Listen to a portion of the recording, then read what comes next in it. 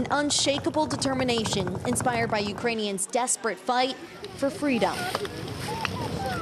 Emily Ikeda, NBC News, New York. How admirable for those people to volunteer that and risk so much. We thank you for starting your week with Early Today. I'm Frances Rivera. And I'm Stephen Romo. Go out there and have a great Monday.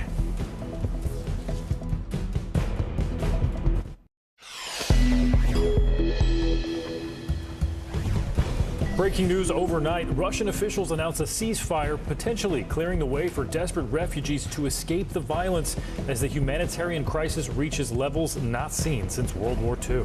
Financing the firepower, Congress fast-tracks billions in aid for Ukraine's military, including new air support. Plus, the push to stop buying Russian oil as gas prices soar here at home. Caught in the diplomatic crossfire, the growing concerns for the WNBA superstar now detained in Moscow. Wicked weather this weekend. Deadly tornadoes leave a trail of destruction across Iowa as wildfires rip through the Florida panhandle. A milestone in the fight against COVID. Once the epicenter of the pandemic, New York prepares to drop vaccine and mask mandates. Early Today starts right now. Good morning. I'm Stephen Romo. Glad you're with us. I'm Frances Rivera. We begin with breaking news in Ukraine, where Russian officials announced another attempt at a ceasefire. Ukraine has not responded, but the badly needed pause would allow civilians to get to safety. Over the weekend, 2 previous attempts broke down quickly. Residents in a village north of Kyiv were caught in shelling by Russian forces. 8 people were killed in attacks there, according to that town's mayor. The UN now says that over 1.5 million people have fled the country. It is the fastest growing humanitarian crisis on the continent since World War II.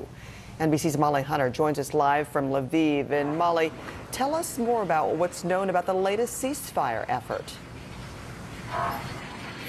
Hey, Francis, good morning. That's right. So we should be very clear. This is only from the Russian side. We have not heard from the Ukrainians, from the ICRC, the neutral party which brokers ceasefires like this, or from the city councils of the cities listed.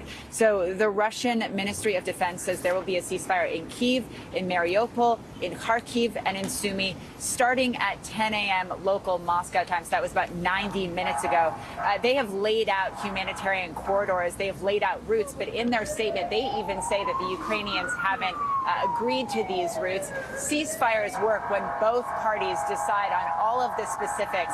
And as you mentioned, Francis, the 2 ceasefires that were announced by both sides over the weekend, broke down very quickly because of Russian shelling. But we will be chasing the Ukrainians and the ICRC for any confirmation that this might actually go into effect this morning. Yeah. Meantime, Molly, the Russian forces have been slowly making their way to the capital, Kyiv. We know of that convoy that has been stalled. What do we know about their progress now?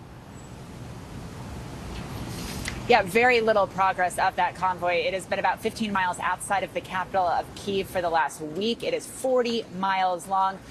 Apparently dogged by kind of supply issues, fuel, logistical issues. But that's why we're seeing them make so much progress in parts of the south, Francis. Overnight, we have reports of heavy shelling kind of in the outskirts of the capital, which is still in the north, in Charniv, which is in the north, but then in Mykolaiv in the south, and Kharkiv in the south. But really, we're looking at that Black Sea kind of belt of cities, which includes Mariupol. And President Zelensky has warned really that Odessa, another big city on the Black Sea, is next. Francis? All right, Molly, thank you. Well, Congress is responding to Ukrainian President Volodymyr Zelensky's call for action this morning. Late last night, House Speaker Nancy Pelosi detailed the chamber's plan in a letter, saying lawmakers are exploring strong legislation that will further isolate Russia from the global economy. NBC's Bree Jackson is in D.C. with the latest. And Bree, all this comes after that desperate plea from Ukraine's leader. That's right. Good morning, Stephen. Well, President Zelensky had a private Zoom call with House and Senate members on Saturday, asking for a no-fly zone over Ukrainian airspace, more economic aid, and a ban on Russian oil. That ban could come in a matter of days. Speaker Pelosi said in her letter that Congress is working on a bill that would bar the import of Russian oil and energy products and take steps towards denying Russia access to the World Trade Organization. We are now in very active discussions with our European partners about banning the import of Russian oil to our countries. I think there's very strong bipartisan support to cut off Russian oil and gas sales to the United States. We should not allow Vladimir Putin to have the power at any moment to raise gas prices on Americans by cutting us off at some point now or in the future. So we should cut them off now and replace it with American oil. The new legislation would also focus on mitigating rising gas prices by releasing more oil from America's strategic reserves. The national average has climbed to over $4 a gallon, the highest in 14 years. In addition to a ban on Russian oil, Congress is also working on a $10 billion aid package in Ukraine to go toward humanitarian efforts for the flood of refugees. That emergency aid would also help Ukraine defend its skies. Poland would provide Russian-made fighter jets that Ukrainian pilots were trained to fly, while the U.S. pledged to replace them so Poland would not be left vulnerable. Back to you. All right, Bree, reporting from Washington. Thanks for that. 1.5 million people have already fled Ukraine, and the United Nations has called it the fastest growing refugee crisis. But here's a bright spot during a difficult situation. Yesterday, reporter Ellison Barber had the most adorable photo bomb during her report. The Polish government has asked people, they say, if you want to help, don't just send food or water or supplies, because they have a lot of these. This is one of our friends we've been playing soccer with all morning. They say don't just rush and send things in, to try to find organized groups, volunteer aids, and send money that way, because they are trying at this point to not just have an immediate influx of things, but kind of have a more organized, structured approach to where things go from here. A lot of families here, a lot of mothers, a lot of children, all of them, Chris, desperately hoping they can go home and go home soon. So good to see those children smile. Barber later tweeted this, adding, "And play more soccer, we did." So great to see that bright spot there. Well, an American WNBA superstar is detained in Russia this morning, arrested at a Moscow airport after Russian authorities said they found vape cartridges in her luggage. But her arrest could have larger implications. Here's Kathy Park. Growing concerns over WNBA star and two-time Olympic gold medalist Brittany Griner, arrested by Russian federal customs officials on drug charges. This weekend, they released a video showing a traveler believed to be Griner going through airport security, followed by a closer inspection of her suitcase. The Customs Service saying they found vape cartridges containing hash oil, an offense which could carry a 10-year prison sentence. So how worried should we be about Brittany's well-being right now? Unfortunately, Kathy, I think we should be really worried. Once they figured out who she was, given the timing and everything that's happening right now, it's undeniable that she's now being held as part of the pawn in this geopolitical standoff and in the war in Ukraine. Her arrest comes amid heightened tensions between the U.S. and Russia as a war in Ukraine enters another week. Secretary of State Antony Blinken, when asked about Griner, said, "Whenever an American is detained anywhere in the world, we, of course, stand ready to provide every possible assistance, and that includes in Russia." The 31-year-old center with the Phoenix Mercury has played in Russia during the last 7 years during the NBA offseason. Her team tweeting, "Our main concern is her safety, physical and mental health." With reports Griner has been detained for weeks, Griner's wife posted, "This message comes during one of the weakest moments of my life. We continue to work on getting my wife home safely." And according to the New York Times, a WNBA spokesperson says that aside from Griner, all players in the league are now out of Russia and Ukraine. Back to you. Kathy Park reporting from London. Thank you. Yeah, as the United States and its allies discussed banning Russian oil imports, the national average for a gallon of gas topped $4 for the first time in 14 years. So how high could prices go? NBC's Gotti Schwartz has the details. Shock at gas pumps showing prices most drivers have never seen. It really hurts the people that have to drive 20 and 30 miles every day to and from work. With the Biden administration now considering direct sanctions on the Kremlin's crude oil, prices will likely climb higher than they ever have before. The oil market reacts much like the stock market. It gets very jittery when it comes to volatility, and we're seeing a lot of volatility right now. And unfortunately, drivers are paying for that at the gas pump. Across the country, the national average has rocketed past the $4 mark. And in California, where drivers are shelling out as much as $7 a gallon, some are on board with the sanctions, but say they still want to see Washington try and bring relief. Or send the message, send all the messages. But I think we have oil here. We don't need to be buying their oil. And experts say there are options: more domestic production and further tapping into the national oil reserve, lowering gas taxes, and a nuclear deal with Iran could potentially release enough oil into the market to ease disruption. But tensions with Russia might throw that deal into question. And those who track gas prices say there are even more factors at play than the war in Ukraine, like refineries switching to more expensive summer blends, the country emerging from the pandemic with more people planning on traveling, and all on top of rising inflation. I think I'm going to start walking when it hits 6. I think I'm going to max out there. And experts we talked to say there is a chance that other states will start to see some of these high gas prices. We're talking $5, $6 a gallon in coming months at some gas stations. And they also say that if the price of gas goes up another 11 cents, we will officially be in uncharted territory, which means that even though gas prices seem extremely high right now, today might be the day to fill up. Back to you. We got to brace ourselves. Scotty, thank you.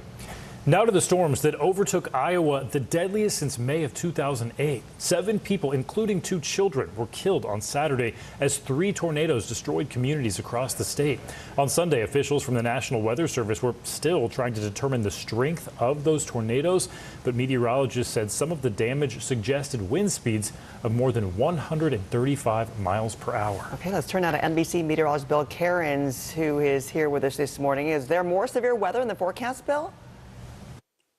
Now, unfortunately, there is. We're not thinking we're going to see a tornado outbreak. I mean, we had 35 reports of tornadoes in Iowa on Saturday. Yesterday, in Arkansas, we had about 4 or 5 reports, and there's still been tornado warnings throughout the overnight. So there are still potential for isolated areas that could see, extreme weather even through the overnight hour. So let's go. New tornado watch is issued until 7 a.m. And this area is just to the east of the Mississippi River, all along areas from Paducah, Kentucky, down through Memphis and Greenville. It looks like Little Rock, the worst is over for you, and now it's heading and sliding towards Memphis. Eventually, this line of storms will work its way towards Nashville, Lexington, Louisville, into West Virginia, southern Pennsylvania could even get a strong line of storms. I think the wind damage is the biggest threat as we head from Asheville, North Carolina, northwards. But the southern portion of this in areas of Alabama and North Georgia, there is the potential for at least isolated tornadoes as we go throughout the day. And if that's not bad enough, we're still getting a lot of heavy rain in areas that had snow melt, and the rivers were already high before this storm. We have flash flood warnings around areas like Indianapolis this morning, down around Louisville and Paducah. Still a chance for some isolated flooding too. So highest rainfall totals are expected areas Louisiana up through Mississippi, Alabama, and then a little narrow area of heavy rain this morning in the Ohio Valley. That's a look at your national forecast. Now here's a look at the weather outside your window. Well, we're going to continue to see these extreme temperature swings. I mean, look at D.C. today, 81, Richmond 83, and at the same time, it's snowing in Chicago and areas of northern Michigan. Dallas, colder air moving in for you, but look at the high temperatures in the southeast. Yeah, so a lot of contrast, and usually that means a lot of stormy weather, and that's the recipe this morning. Yeah, we're getting to that time of year. All right, Bill, thank you.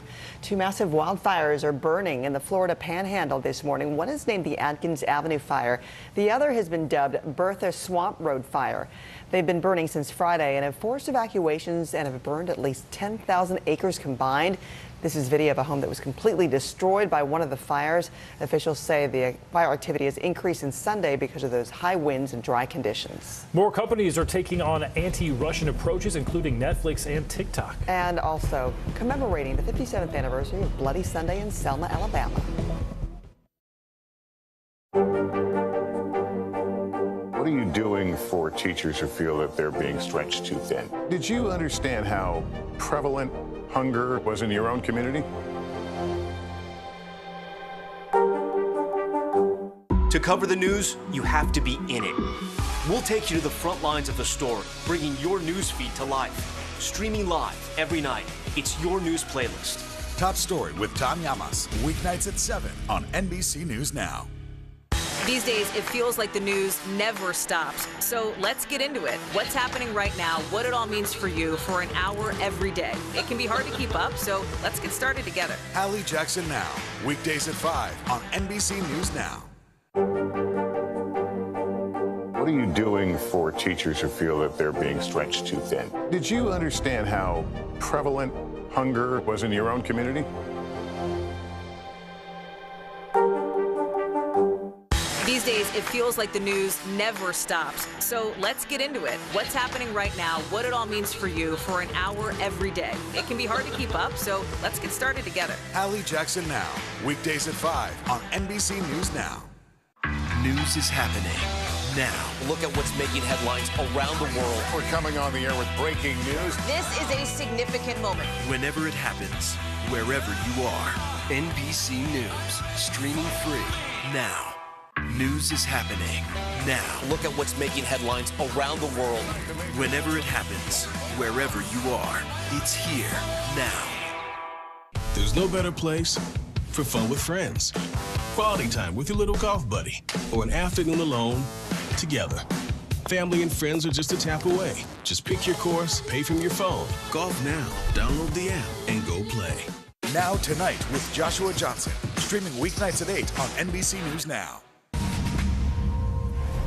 More and more companies have severed ties with Russia following the country's invasion of Ukraine. Netflix ramped up its own sanctions on Russia, announcing it has suspended its service in that country. The move comes after Netflix also stopped production on upcoming Russian projects. And TikTok followed suit in hitting pause on most of its service in Russia, adding it will continue to monitor the situation in Ukraine with safety as a priority. American Express says their globally issued cards will not work in Russia after suspending operations in Russia and Belarus. Amex joins Visa and MasterCard, who both said over the weekend they would suspend operations in Russia. Visa's chairman said in a statement the move comes as a result of, quote, Russia's unprovoked invasion of Ukraine and the unacceptable events that we have witnessed. Toyota says that they are putting a halt to its factory in production in Russia. This comes as the vehicle imports into the country have been suspended indefinitely. Accounting firms KPMG and PricewaterhouseCoopers both announced they are exiting Russia due to the invasion. KPMG also said its firm in Belarus would also leave its network. Stolovich is fully rebranding its vodka brand as Stoli. The company condemned the military action in Ukraine and is organizing donations to support the Ukrainian people on its website. Supermodel Gigi Hadid revealed on Instagram that she will donate her earnings from upcoming fashion shows toward aid for Ukrainians. Still to come on early today, no vaccine card, no problem. The latest when it comes to the pandemic rollbacks in New York City. Plus, a papal plea for peace. Pope Francis calls for an end to fighting in Ukraine. Good morning, I'm Joe Fryer. And I'm Savannah Sellers. 2022 is off to a busy start. Winter's wrath causing headaches from coast to coast. It's been really incredible to see how quickly volunteers started to help with the cleanup efforts. Morning News Now, streaming weekdays at 7. There were residents who hung on for dear life. I've heard people say the town is gone. Do you see it that way? Absolutely not. We've lost some houses, but our community's still here. To cover the news, you have to be in it. We'll take you to the front lines of the story, bringing your news feed to life. Streaming live every night. It's your news playlist. Top Story with Tom Llamas, weeknights at 7 on NBC News Now. Let's go. This is a critical choke point for this fire.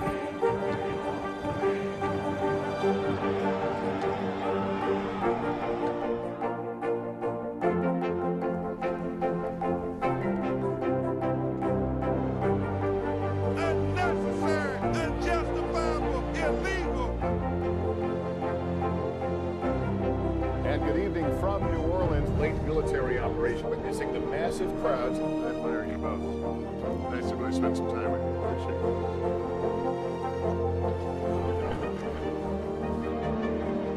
At any moment now.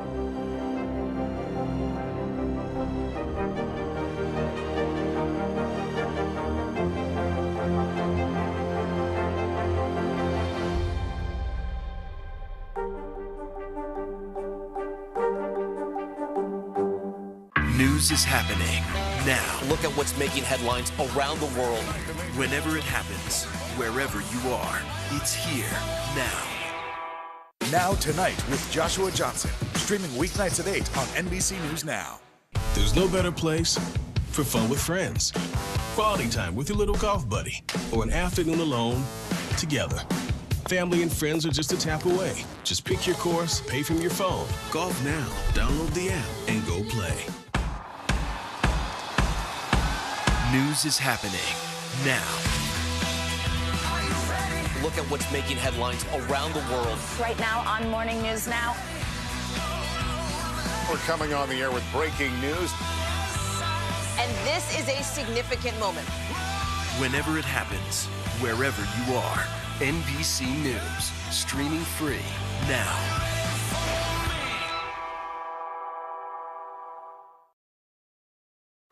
We will keep fighting.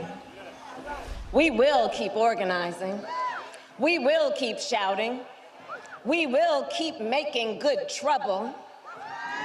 And we will march on until victory is won. We all. On Sunday, Vice President Kamala Harris helped commemorate the 57th anniversary of Bloody Sunday in Selma, Alabama, the day when more than 500 black demonstrators were met and attacked by dozens of state troopers as they crossed Selma's Edmund Pettus Bridge to fight for voting rights. During her visit, she also joined the symbolic march across the Edmund Pettus Bridge.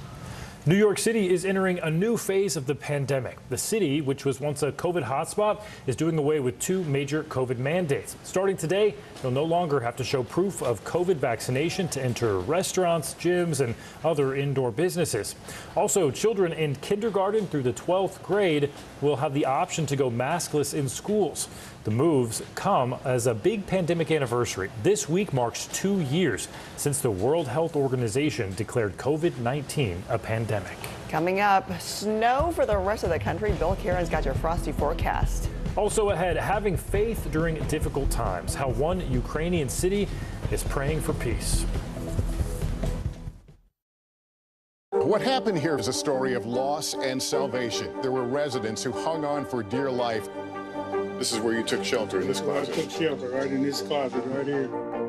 Rioters banged down one of the doors. Have you found a way to reconcile it a year later? It really hurt to see this place that I love so much treated with such disrespect. Was it an act of cleaning or an act of healing?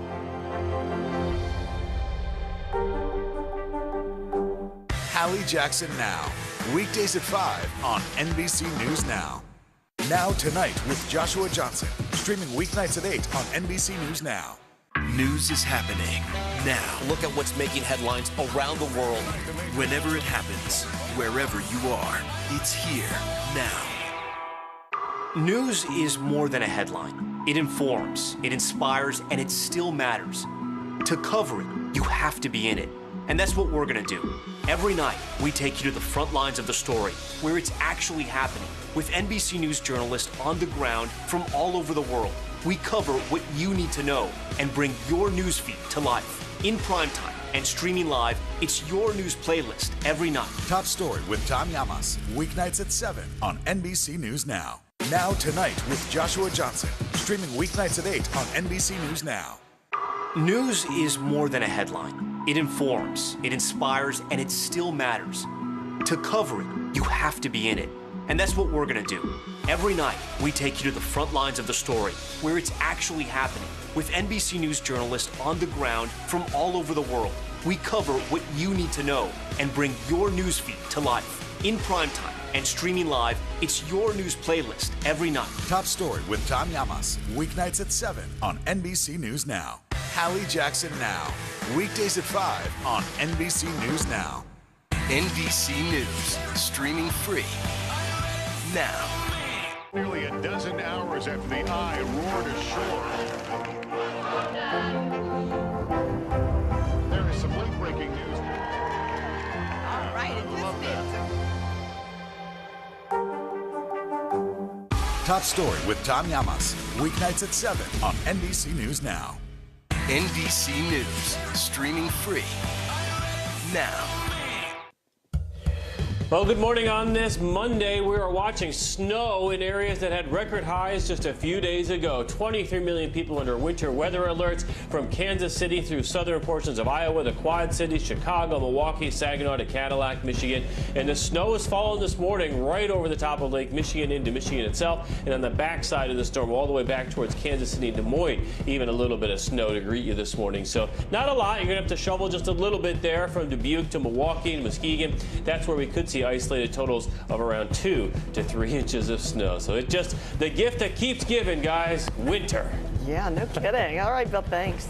Pope Francis references rivers of blood in his Sunday sermon as the world prays for peace in Ukraine.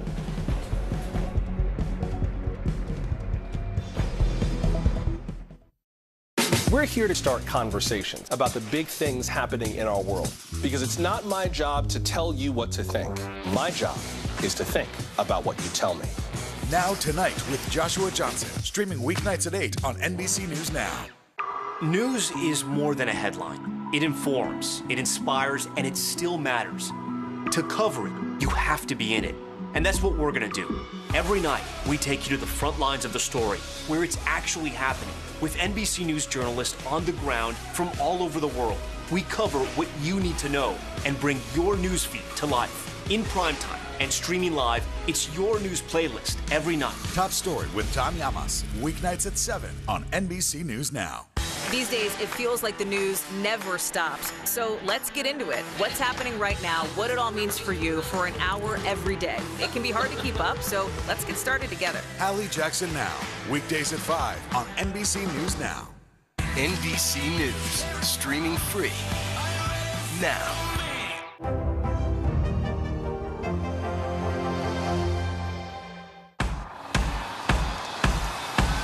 News is happening now. Look at what's making headlines around the world. Right now on Morning News Now. We're coming on the air with breaking news. And this is a significant moment. Whenever it happens, wherever you are, NBC News, streaming free now. Nearly a dozen hours after the eye roared ashore. There is some late breaking news. All right, NBC News, streaming free now. Scorrono fiumi di sangue e di lacrime. Non si tratta solo di uno. During his weekly address on Sunday, Pope Francis called for peace, negotiation, and common sense to prevail in Ukraine. He officially rejected Russia's claim that the invasion of Ukraine is a military action and called for humanitarian corridors to be safely opened and for humanitarian aid to be allowed to flow freely. Well, even as the blasts continue to shake the streets of Ukraine, communities are still holding strong to their faith. NBC's Matt Bradley attended a church service in the deeply religious town of Rivne. The small city of Rivne is praying for peace, but preparing for war. Just 2 hours from Belarus, a Russian ally. The people here are returning to church this Sunday. What did you come to pray for today? I come to pray for our soldiers, our army, my brother who is fighting in the east, and of course for Ukraine. Olga's son Slava is only a few years shy of conscription age. Of course I'm afraid of joining the army, because I know I might not return. But I know as a man I need to fight for my country. The Ukrainian military has impressed the world with its stalwart defense against overwhelming force. Many here in Ukraine's Bible Belt see this as a blessing from God. I always say for my people, we have two guns. We have a real gun and we have a prayer as a gun. For many in Ukraine, war is hard to forgive. Sometime we will forgive them. We will fight and we will protect our country, and everybody who break our borders will be killed. The whole town involved in the war effort. Rivne's Grand Old Opera House is staging a very different kind of production. The actors have new roles as volunteers. The cloakroom now hosts donated clothing for displaced families, And the theater's manager now directs a sprawling donation effort. Ukraine is a strong country. Ukraine cannot lose, he said. Ukraine is always a peaceful place, and of course, we will win with the world's support. Like much of Ukraine, Rivne runs on faith and community. Matt Bradley, NBC News, Rivne, Ukraine. Incredible to find a way to come together in times like Turning to that higher power like so many in the world are during these days. so much faith. Well, thanks for starting your Monday morning with Early Today. I'm Stephen Romo. And I'm Frances Rivera. Coming up on the Today Show, former Attorney General Bill Barr will speak to Havana. That's his first live interview since resigning from the Trump administration over the former president's false claims of voter fraud. For now, have a great day, be safe out there, and hope you join us back here tomorrow.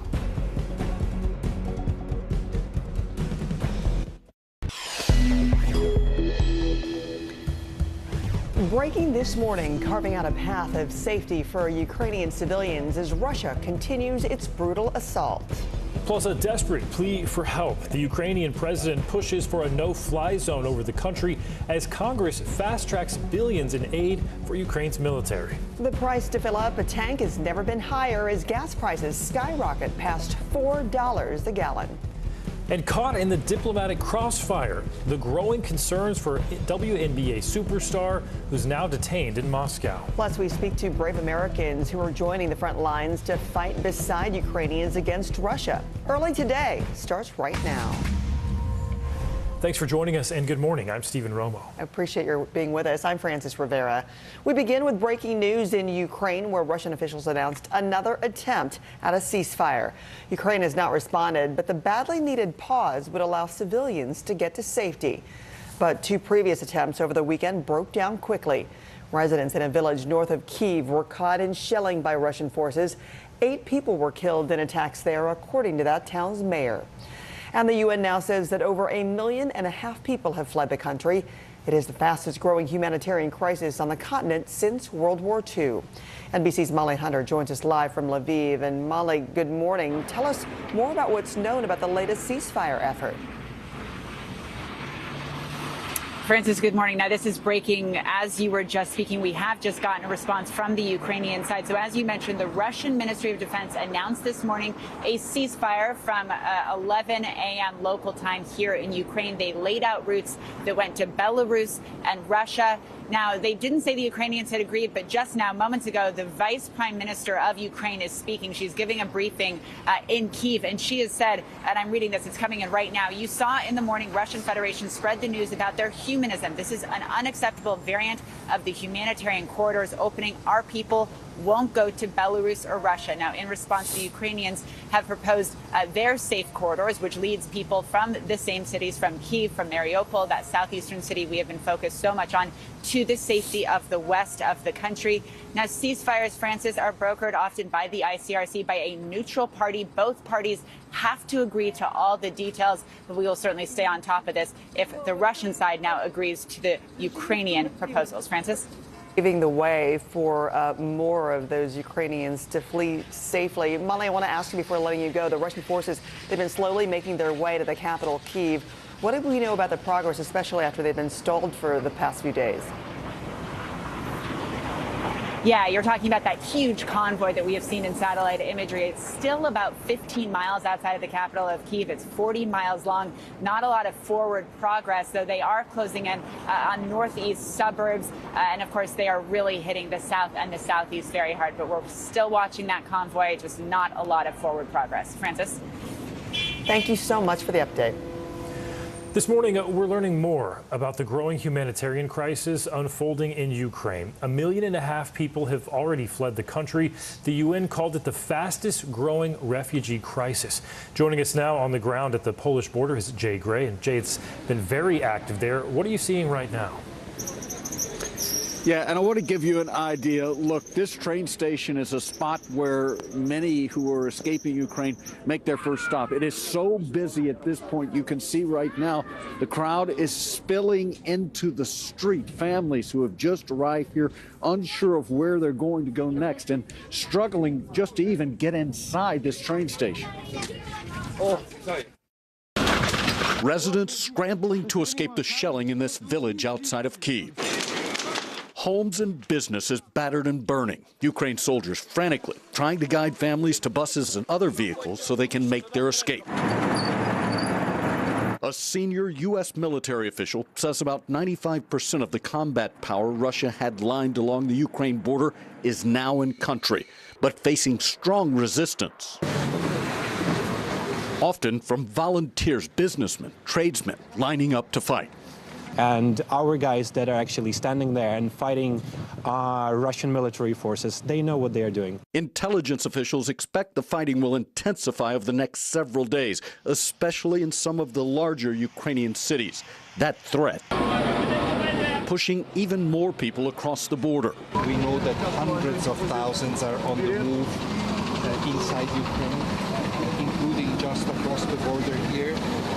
It is very likely that we will see a large influx continue in the next few days. Joining more than 1.5 million who've already made the journey to safety, now packed into train stations, bus terminals, makeshift hospitals and shelters, uncertain of what may come next. And I want to give you a look inside just to show you the mass of humanity that is piled into this train station. Getting a ticket, almost impossible right now. And most who are watching things unfold here believe that the worst of this humanitarian crisis is still to come. There are people waiting to get in and go where they might be able to, just to escape this mess after escaping the destruction of violence in their country. Guys? A heartbreaking situation. Jay Gray reporting from the border there of Poland. Thank you. Congress is responding to Ukrainian President Zelensky's call for action this morning. Late last night, House Speaker Nancy Pelosi detailed the chamber's plan in a letter, saying lawmakers are exploring strong legislation that will further isolate Russia from the global economy. NBC's Bree Jackson is in D.C. with the latest. And Bree, this all comes after that desperate plea from Ukraine's leader. Good morning, Francis. That's absolutely right. President Zelensky had a private Zoom call with House and Senate members on Saturday, asking for a no-fly zone over Ukrainian airspace, more economic aid, and a ban on Russian oil. That ban could come in a matter of days. Speaker Pelosi said in a letter that Congress is working on a bill that would bar the import of Russian oil and energy products and takes steps toward denying Russia access to the World Trade Organization. We are now in very active discussions with our European partners about banning the import of Russian oil to our countries. I think there's very strong bipartisan support to cut off Russian oil and gas sales to the United States. We should not allow Vladimir Putin to have the power at any moment to raise gas prices on Americans by cutting us off at some point now or in the future. So we should cut them off now and replace it with American oil. The new legislation would also focus on mitigating rising gas prices by releasing more oil from America's strategic reserves.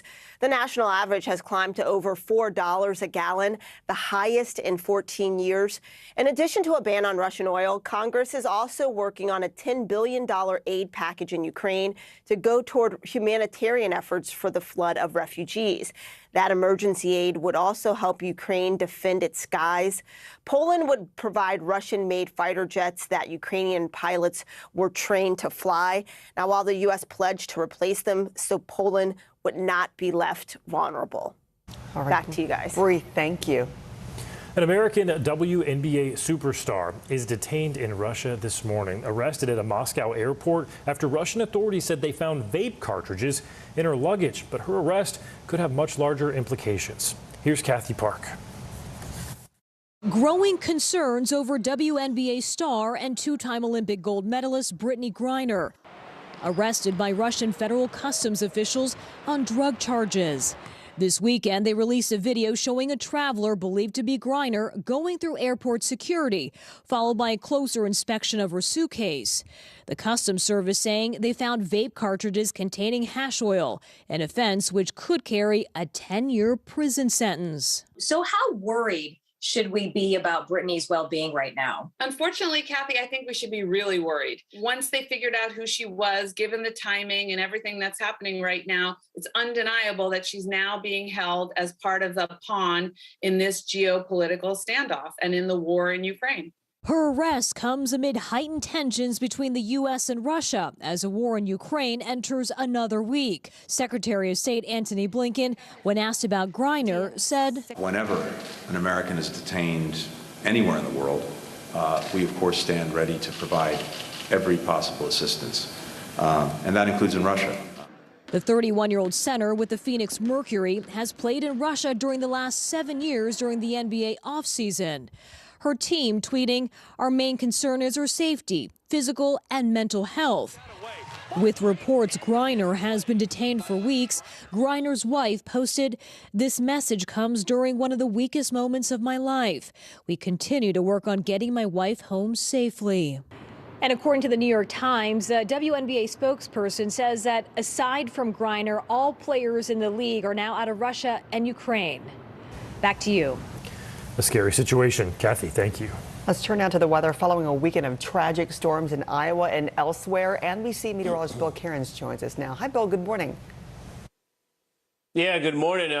Very devastating for Iowa, and now we're watching reports in Arkansas of possible tornadoes from last night right through this morning. And that line of storms is now crossing the Mississippi River, and that threat's going to continue right during the day today. I do not expect to have a tornado outbreak like we had in Iowa on Saturday, but this line of storms will produce some wind damage along with it and isolated tornadoes. That tornado watch currently is up until 7 a.m. for areas from Paducah down through Memphis into Greenville, Mississippi. And then later on during this afternoon, this line of storms will stay pretty strong, and it'll roll right through the Tennessee Valley, the Ohio Valley, right into the Appalachians. We have 48 million people at risk of severe storms anywhere in the yellows under a slight risk. Mostly wind damage is the biggest threat, but isolated tornadoes, especially in Tennessee, northern Alabama, and portions of Mississippi, especially maybe even north of Atlanta, too, in North Georgia. And then the flooding, we have an aerial flood watch warning for areas around Indianapolis, and that flood watch goes all the way from areas of southern Missouri to Ohio, and then a little section there of Vermont and northern New York. So today,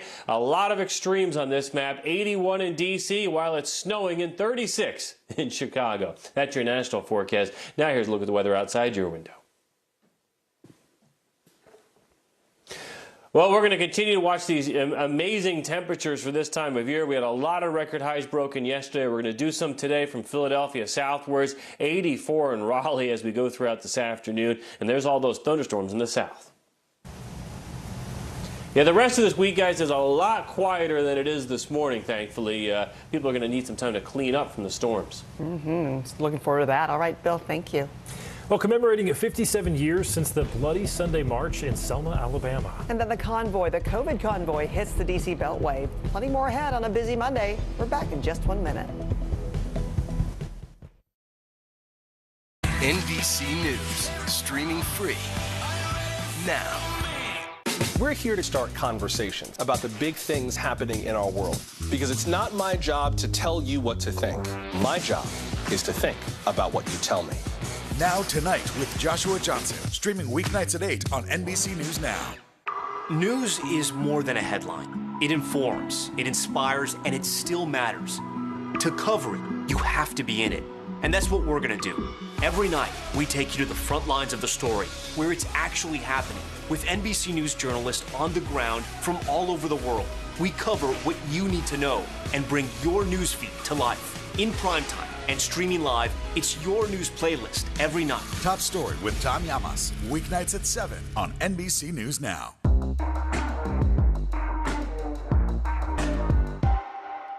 News is happening now. Look at what's making headlines around the world. Whenever it happens, wherever you are, it's here now.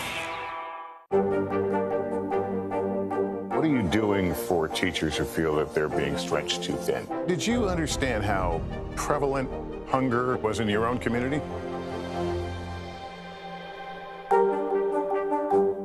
These days, it feels like the news never stops. So let's get into it. What's happening right now, what it all means for you for an hour every day. It can be hard to keep up, so let's get started together. Hallie Jackson Now, weekdays at 5 on NBC News Now.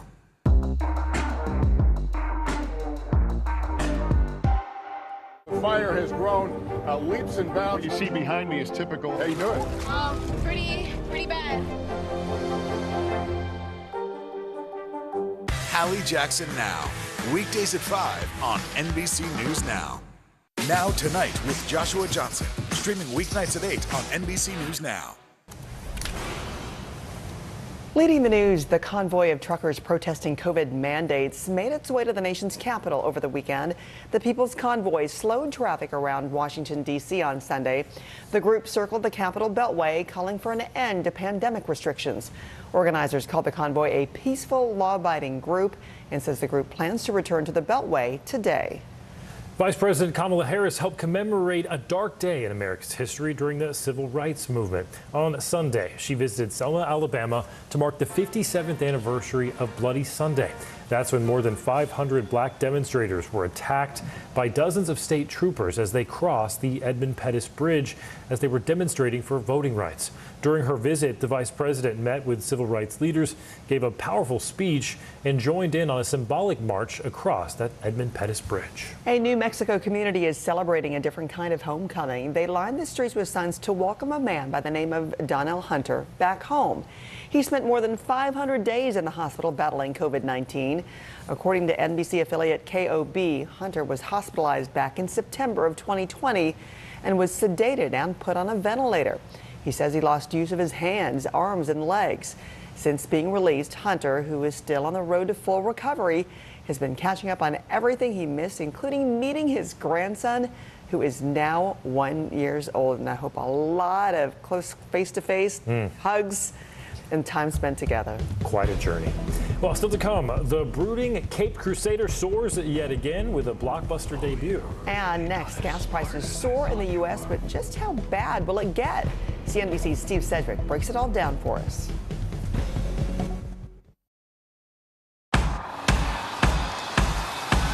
News is happening now. Look at what's making headlines around the world. Right now on Morning News Now. We're coming on the air with breaking news. And this is a significant moment. Whenever it happens, wherever you are, NBC News, streaming free now. Now Tonight with Joshua Johnson. Streaming weeknights at 8 on NBC News Now. There's no better place for fun with friends. Quality time with your little golf buddy. Or an afternoon alone together. With the Golf Now app, family and friends are just a tap away. Just pick your course, pay from your phone, get out and enjoy. Golf Now. Download the app and go play. Hallie Jackson Now. Weekdays at 5 on NBC News Now. News is more than a headline. It informs, it inspires, and it still matters. To cover it, you have to be in it. And that's what we're gonna do. Every night, we take you to the front lines of the story, where it's actually happening, with NBC News journalists on the ground from all over the world. We cover what you need to know and bring your newsfeed to life. In primetime and streaming live, it's your news playlist every night. Top Story with Tom Llamas. Weeknights at 7 on NBC News Now. Good morning, I'm Joe Fryer. And I'm Savannah Sellers. 2022 is off to a busy start. Winter's wrath causing headaches from coast to coast. It's been really incredible to see how quickly volunteers started to help with the cleanup efforts. Morning News Now. Streaming weekdays at 7. There were residents who hung on for dear life. I've heard people say the town is gone. Do you see it that way? Absolutely not. We've lost some houses, but our community's still here. These days, it feels like the news never stops. So let's get into it. What's happening right now, what it all means for you for an hour every day. It can be hard to keep up, so let's get started together. Hallie Jackson Now. Weekdays at 5 on NBC News Now. Nearly a dozen hours after the eye roared ashore. There is some late-breaking news. All right, Hallie Jackson Now. Weekdays at 5 on NBC News Now. Oh, you're really not as smart as I thought you were. Bruce.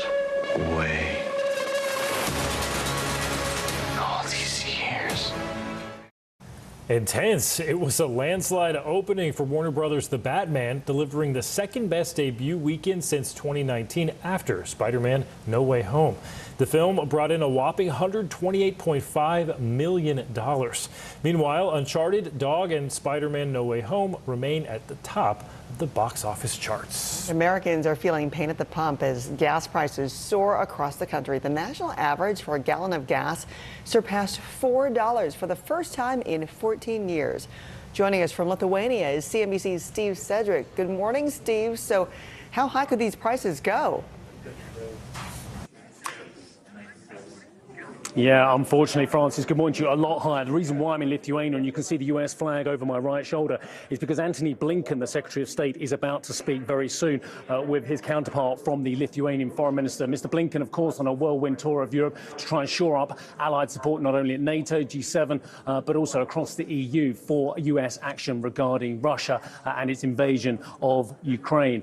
The problem is Antony Blinken's been talking about potentially having an oil import ban on Russian oil, not only in the United States, but also in Europe as well. And that is sending the price of crude up to the highest levels we've seen, around about $130 a barrel at one point for US WTI. That's the highest level we've seen since 2008. That means potentially more bad news. And of course, in California already, we're seeing in some places gasoline over $5 at the pumps as well. As you say, the national average is over $4 now. That is up 45% over the past 12 months. Can allies really find any oil to replace that Russian oil and gas potentially? Well, maybe, maybe not. There are hopes that an Iran nuclear deal will potentially put more Iranian exports back on the table, as many as 1.5 million barrels a day there for the international market. But what about OPEC as well and its response? Well, at the moment, the key OPEC members who have the spare oil, and it will come as no surprise to our viewers to say that's Saudi Arabia, that's Kuwait, that's the UAE. They are loath at the moment to up production because, of course, OPEC has found its relevance again in the last few years because it's turned into OPEC Plus.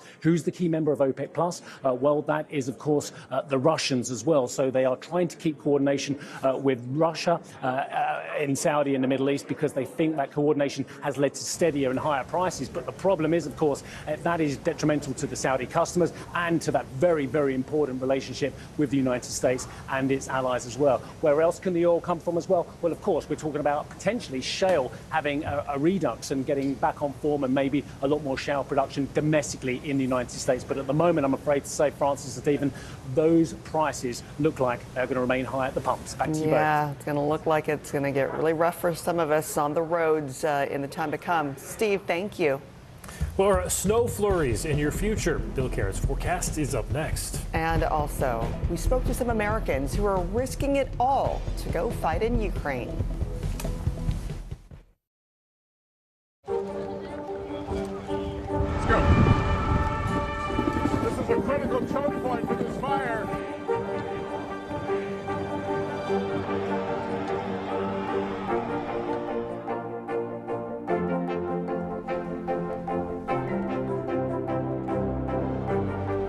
Unnecessary, unjustifiable, illegal. And good evening from New Orleans. Late military operation witnessing the massive crowds. I admire you both. Nice to really spend some time with you. Appreciate it.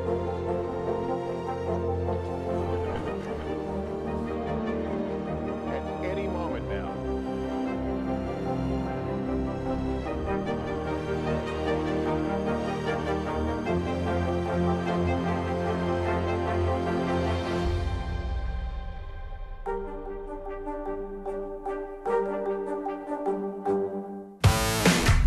There's no better place for fun with friends. Quality time with your little golf buddy. Or an afternoon alone together. With the Golf Now app, family and friends are just a tap away. Just pick your course, pay from your phone, get out and enjoy. Golf Now.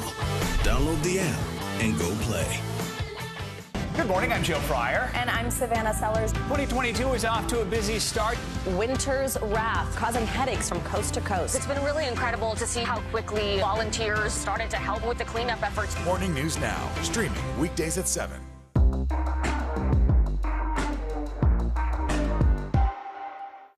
Top Story with Tom Llamas is your news playlist on NBC News Now. And now, you can listen to it as a podcast. Available anytime and anywhere. The answers come when you need them most. Ooh, let it go. The Today Show's newest fan. Little Al Roker. What am I doing here? This is your moment. Your moment.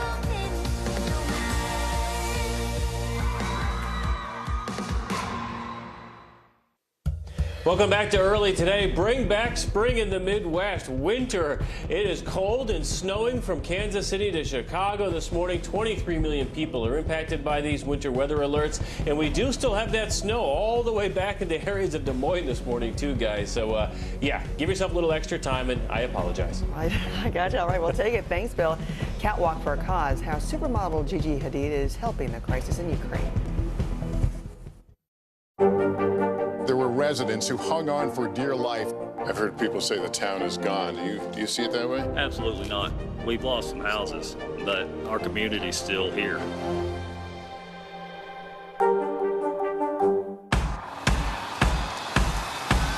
News is happening now. Look at what's making headlines around the world. Right now on Morning News Now. We're coming on the air with breaking news. And this is a significant moment. Whenever it happens, wherever you are, NBC News, streaming free now.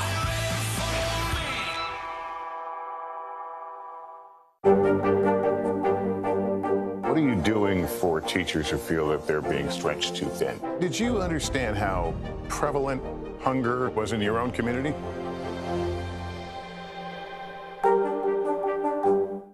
This is a very different kind of program. We're here to start conversation about the big things happening in our world. Professor, I'm not asking you to predict the future, but what do we think that the new normal is going to be? Is part of this that everyone's rethinking their jobs during this pandemic and their relationship to their employers? What is your biggest tip for any parent who's concerned about this? It's not my job to tell you what to think. My job is to think about what you tell me. Now Tonight with Joshua Johnson, streaming weeknights at 8 on NBC News Now. NBC News, streaming free now.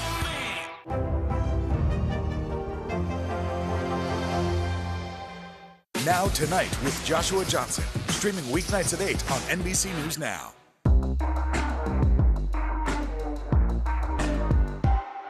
The fire has grown leaps and bounds. What you see behind me is typical. How you doing? Pretty bad.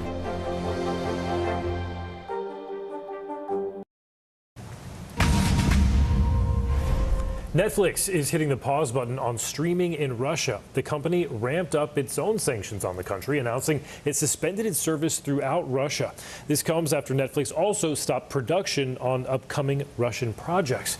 And supermodel Gigi Hadid announced on Instagram that she will donate her earnings from upcoming fashion shows toward aid for Ukrainians. President Joe Biden has said repeatedly that American troops will not be involved in the war in Ukraine. But that hasn't stopped some American civilians from volunteering to fight Russia. Emily Ikeda spoke with a few of them. As war-torn Ukraine is shelled and bombed, the country's desperate call for volunteer fighters grows louder. Among those willing to march in, Americans. Has it sunk in the seriousness? Like New Jersey carpenter Andrew Bennett. Was there a moment that you decided you're going to go and try to fight in Ukraine, help Ukraine? Yeah, the moment I found out you could. Have you thought about what would happen if you were to get injured? I guess I'll figure it out when I get there. With no backup or safety net from the U.S. government, the risks are enormous. Nevertheless, he is ready and willing to be part of the bravest armed forces and join the International Legion of Territorial Defense, which has ballooned to 16,000 volunteers from across the globe, says President Zelensky. They arrived to defend freedom, defend life, he added. We were there as Bennett began his paperwork at the Ukrainian consulate in New York, the form advising people to be fully self-equipped with uniform, personal protection, and an explicit reminder it's on a voluntary basis. The form also asks applicants to specify your job, military combat experience.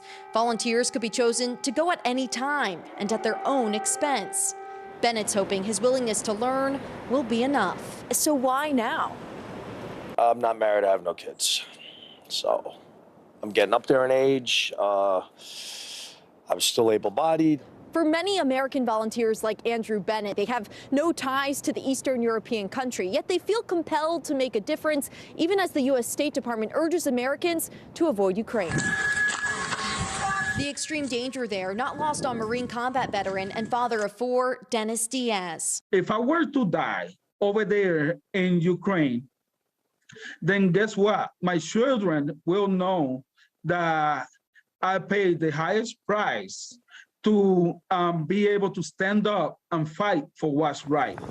An unshakable determination inspired by Ukrainians' desperate fight for freedom. Emily Ikeda, NBC News, New York. How admirable for those people to volunteer that and risk so much. Oh. We thank you for starting your week with Early Today. I'm Frances Rivera. And I'm Stephen Romo. Go out there and have a great Monday.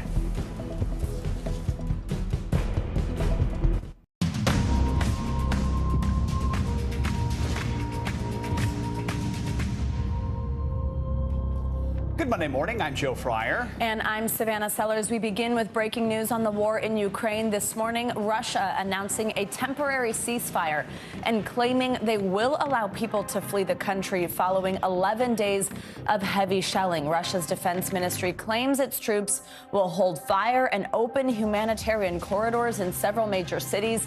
But similar announcements in recent days did not hold. Also, some routes being offered only lead to Russia or its close ally, Belarus. Ukraine's vice prime minister calling the offer unacceptable and immoral and asking Russia to evacuate people through western Ukraine instead. This as the humanitarian crisis worsens in and around Ukraine. The UN says so far 1.5 million people have already fled the country, with many more still looking for a way out. We are simple, ordinary people. We cannot get it. Why this is happening? Today, a third round of talks is set to take place in Belarus. Well, this morning, Ukrainian President Volodymyr Zelensky makes a new plea for stronger sanctions against Russia and for NATO to impose a no-fly zone over Ukraine.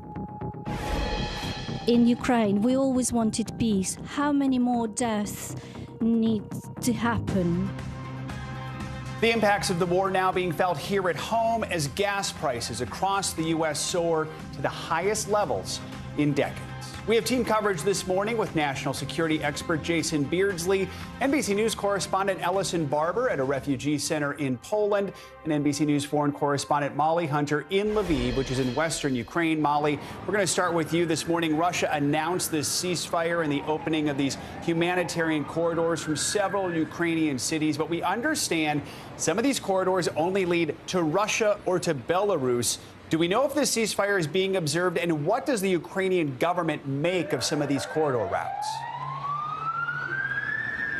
Yeah, Joe, that's right. Ceasefires, by definition, are not unilateral. So the Russian Ministry of Defense this morning announced that they were offering these humanitarian corridors only going to Belarus and Russia. Now, in the next couple of hours, we didn't hear much from the Ukrainians or the ICRC, the neutral body on the ground, which is facilitating and brokering those ceasefires. And then the Vice Prime Minister of Ukraine said, absolutely no way. This is unacceptable. We are not sending our civilians who have been under Russian bombardment into Russia and Ukraine. Now, our understanding at this hour, Joe, is that the Ukrainians have countered. They have sent proposals back to the Russian side with humanitarian corridors heading to the west of the country where I am. Worth noting, though, of course, over the weekend, there were two apparently agreed ceasefires in the southeastern city of Mariupol. Both broke down within hours because of Russian shelling. Joe, I'll send it back to you. Let's talk more about Mariupol. We saw multiple attempted ceasefire attempts there over the weekend. Ukraine has accused Russia of targeting civilians. Russia denies that. Tell us more about what happened there and what is the situation like there on the ground right now. Right. So we've been talking to the ICRC over the weekend because their teams are on the ground in Mariupol. They started both Saturday morning and Sunday morning by starting to open up those humanitarian corridors. Their understanding was that locations had been agreed for civilians to depart out of the city, but they say that completely broke down, that the two sides hadn't actually decided on the exact route, hadn't actually decided on the exact departure points, and they say their team was out there when the shelling resumed. In order for a ceasefire to be effective, both sides have to be on the same side. They have to agree exactly the route, Joe. They have to agree exactly who gets to be evacuated. They also have to agree if humanitarian aid gets to come in. And in addition to Mariupol, we also saw evacuations in a northeastern suburb of Kyiv. It's called Irpin. We saw some very distressing video over the weekend. On Saturday, the Red Cross says 3,000 people got out of that suburb. Well, they tried to do the same on Sunday, but Russian forces shelled the exact location that they knew civilians were going to be evacuated from, Joe. So many stunning images we're seeing right now on the screen, Molly, of people just trying to flee their towns as quickly as they can with whatever they can grab. Begs the question, what's happening with peace talks? Ukrainian leaders say another round of peace talks with Russia could come as early as today. These humanitarian corridors we've discussed did come out of the last round of negotiations. We know expectations are low with these talks, but what should we expect for this latest round, Molly? Yeah, so our understanding right now, Joe, is that there are going to be peace talks starting at 4 o'clock local, so in about 2 hours. Same delegation, apparently, but I got to say, coming out of a weekend which did not result in the ceasefires that had been advertised, I'm not sure how much optimism we are going into today's peace talks with, but we will absolutely keep you posted, Joe. All right, Molly Hunter in Lviv. Molly, thank you so much. We're also covering the humanitarian crisis unfolding in Europe this morning. The UN estimates more than 1.5 million Ukrainians have already left the country since the Russian invasion began. With a temporary ceasefire in place and those humanitarian corridors opening up for civilians, that number is expected to climb. Nearly 900,000 refugees have fled to Poland alone so far. Over the weekend, Secretary of State Antony Blinken visited a welcome center on the Polish-Ukraine border. He met with the Ukrainian foreign minister and heard stories from displaced families. NBC News correspondent Ellison Barber joins us now from that welcome center. Hey, Ellison, good morning. So Secretary Blinken is the highest-ranking American diplomat to visit the region since this war began. Tell us a little bit about what he saw on his visit to that welcome center that I know you've been spending time at as well. Yeah, well, one of the things he probably would have immediately heard is stories like we have heard, stories of families surviving, of making it here, but then trying to figure out where they go next. I want you to listen to what we heard from one woman. She is in her 60s. She fled from eastern Ukraine, her home, her community, heavily under attack. She made it here completely alone and was trying to figure out where to go next. Listen to what she told us. I want the world to know that when they say in Russia that they are attacking only military objects, this is a lie. They are bombing residential areas. They're simply bombing the houses. They're bombing huge places, huge residential areas. There are no more houses because they're bombed. Near me, there is the area of students, the dormitories. 4 bombs were thrown on them from airplanes. When I was leaving, I had to take all my life in these bags. This is all my life. This is heartbreaking. It's not because I love things, but it's just this is 68 years of my life in these bags. 1, 2, 3. So Savannah, we've been to 6 different border crossings, 6 different refugee welcome centers. This is by far the largest and one of the most organized. You can see people lining up here. There's a lot of volunteer efforts, food that way. You see all of these buses. What happens here is people come from where they crossed on the border. They're able to go inside, sit, sleep on a cot for a little while, get medical attention if needed, get food. There are some people from different embassies inside trying to help. Then these buses, someone will call out over an intercom where they're going, either other cities in Poland or sometimes as far away as Germany or Czech Republic. People then line up, they board that bus, and they make their way to their next destination. When we first started reporting on this and talking to refugees, a lot of them were coming to stay with family and friends they already had in Poland. Now we're meeting a lot of people like that woman who they don't know anyone in this country. They just knew they had to get somewhere safe, so they came here, and they're really trying to figure out next steps minute by minute. Savannah? And it's been just so incredible to see the people of Poland, the people of all these neighboring countries, help them make those decisions, get them places, open up their homes. I mean, it's just pretty incredible. Ellison, we mentioned that temporary ceasefire that's supposedly in effect. Now, as we also mentioned, a lot of those routes are to Russia, to Belarus. But are you hearing from anyone there in that camp about that providing any relief or peace of mind? Are they getting that news? And does that make them feel any better about family or friends still in the country trying to get out? You know, we talked to someone yesterday who said she'd been talking to friends who lived in some of those areas where there were supposed to be these humanitarian corridors, green zones. And she said what she was hearing from her friend's family, what she'd seen in her journey.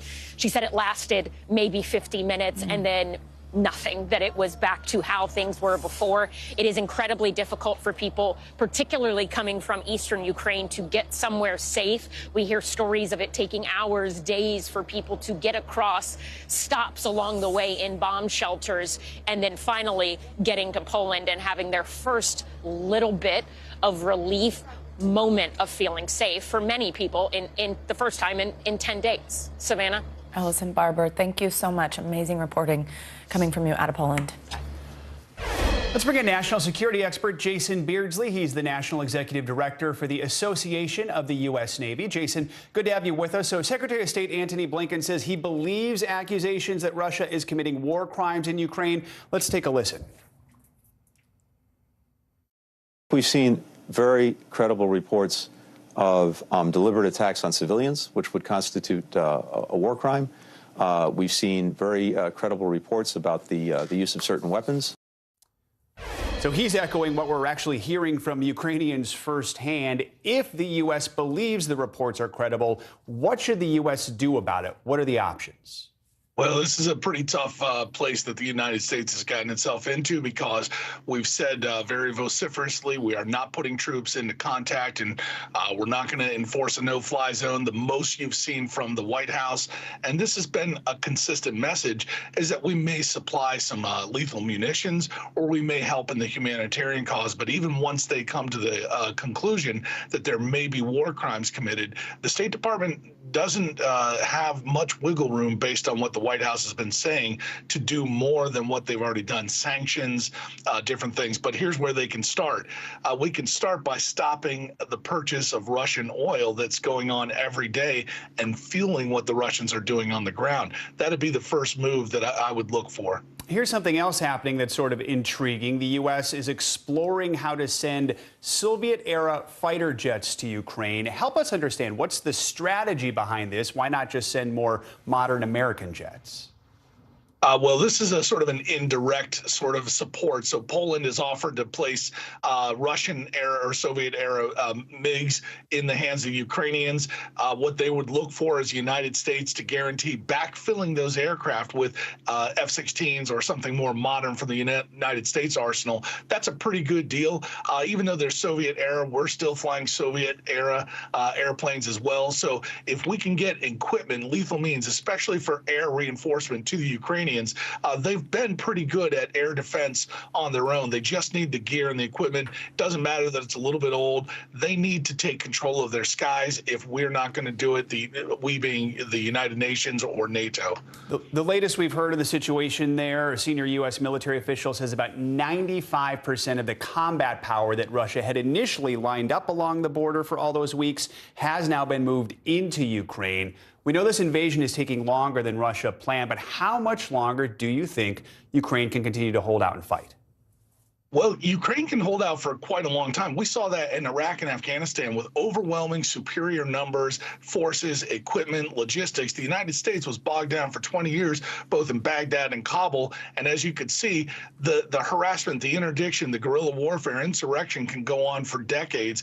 What the Russians did was gambled that this would be a quick strike. They would get in there and cause the government to flee, install a pro-Putin government. That did not happen. Now they're stretched out. They have to supply every one of those tanks with fuel. They have to supply the troops with food, medical aid. That gets difficult, especially in the interior portions. So that's why you're seeing a lot more successes in the east, which was already sort of under nominal Soviet or Russian control, the Donbass region, and in the south where they can supply from Crimea and from the ocean. That's another thing the United States can do, is patrolling the high seas outside the Dardanelles Straits in Turkey and in the Black Sea. We've got American vessels that are steaming from the Med that direction, and that's a good way to put pressure on Putin.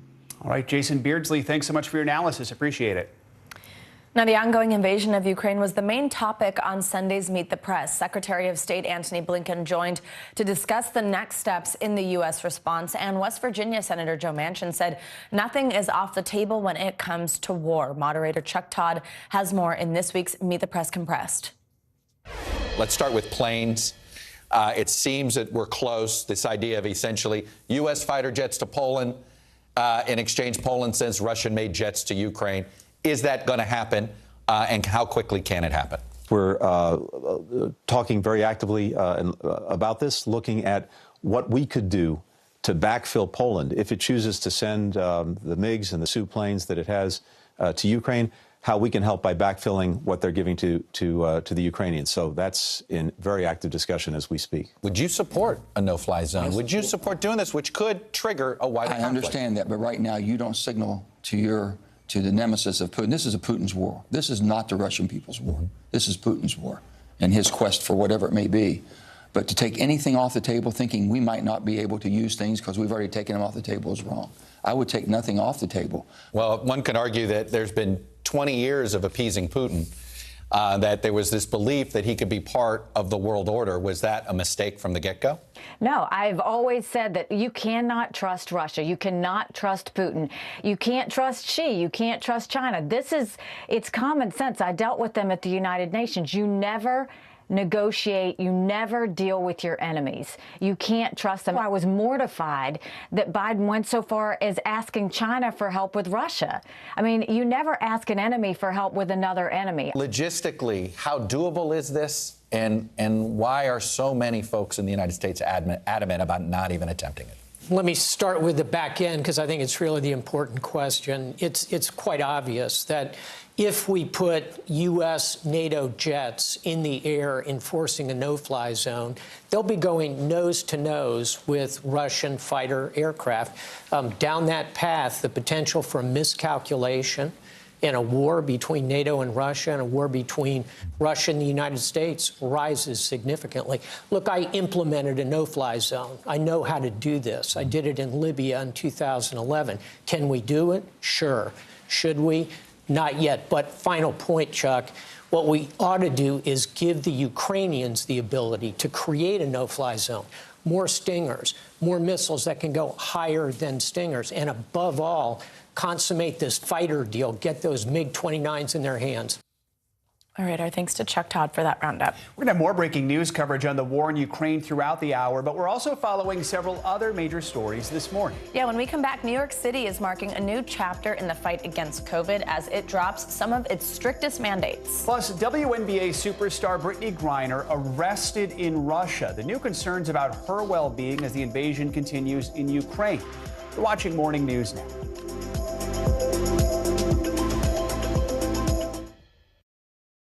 News is happening now. Look at what's making headlines around the world. Whenever it happens, wherever you are, it's here now. These days, it feels like the news never stops. So let's get into it. What's happening right now, what it all means for you for an hour every day. It can be hard to keep up, so let's get started together. Hallie Jackson Now, weekdays at 5 on NBC News Now.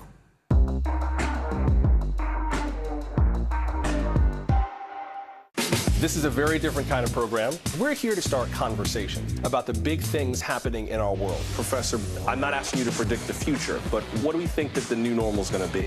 Is part of this that everyone's rethinking their jobs during this pandemic and their relationship to their employers? What is your biggest tip for any parent who's concerned about this? It's not my job to tell you what to think.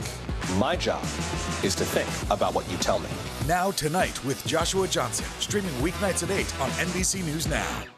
You're watching NBC News Now. Here's what's happening. Right now on NBC News Now. We've got all the angles covered tonight. Look at what's making headlines around the world. President Biden making news tonight on several fronts. We're answering the questions you want answered. There's a lot to talk about this evening. Let's start breaking all this down. We begin with breaking news. Now to an NBC News exclusive interview. We'll get right to that breaking news, the desperate search and rescue.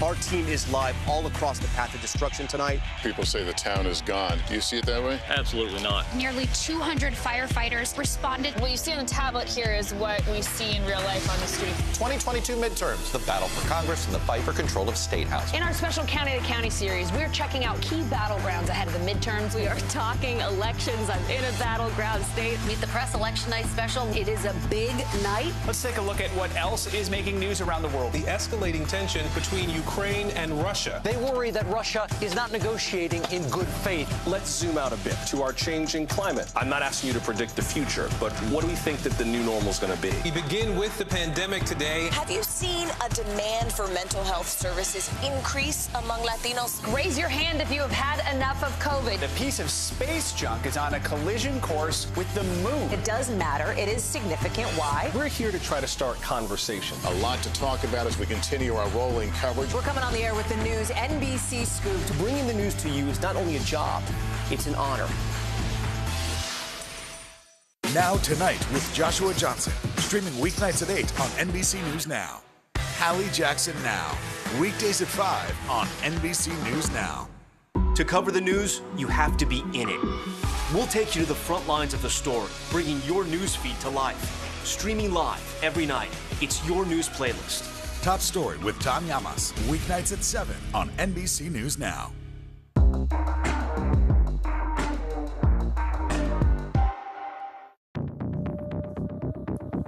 Welcome back. Refugees are streaming out of Ukraine as fighting intensifies around several key cities. More of our coverage out of Ukraine is coming up, but first, some other stories making news today. Yeah, there's big news on the COVID front here in New York City this morning. First, masks are no longer required in the classroom. Starting today, teachers and kids 5 and up won't have to wear them. Also today, vaccination requirements to get into places like gyms and restaurants are being lifted. These big changes come as hospitalizations drop in New York from their January highs during the spread of the Omicron variant. NBC News correspondent Ron Allen joins us now from Robert F. Wagner Middle School on Manhattan's Upper East Side. Ron, good morning. So walk us through exactly what parents, students, and teachers need to know about these changes to the city's mask policies inside schools. What's happening when they turn up where you are today? Well, the big word, Savannah, I think, is optional. They're no longer required to wear masks, but you can if you want to. That applies to teachers and students. And as you said, this is K to 12. It's not 5 and under because the kids under 5 haven't been vaccinated. And that's frustrating some parents that they're not vaccinated and frustrating some parents that they still have to wear masks. But this is a big step. You know, when you think about it, it's been over a year since kids have been wearing masks to school, and of course 2 years going back when schools were shut down entirely. So this is a sign, a huge sign of progress that things are moving forward.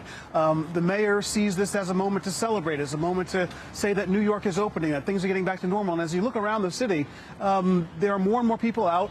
Businesses are open, restaurants are open, theaters are open. Things are, quote unquote, getting back to some level of normalcy. And the numbers, of course, are very low. The infection rates, the number of hospitalizations, the number of COVID cases is way down. And we're seemed to be very much past the whole Omicron surge that happened through the holidays when you got to the point where just about everybody knew somebody who was sick. Here's how Mayor Adams explained his rationale for lifting the mask mandate in schools. Take a listen. The great part of this, I know you missed it and I missed it.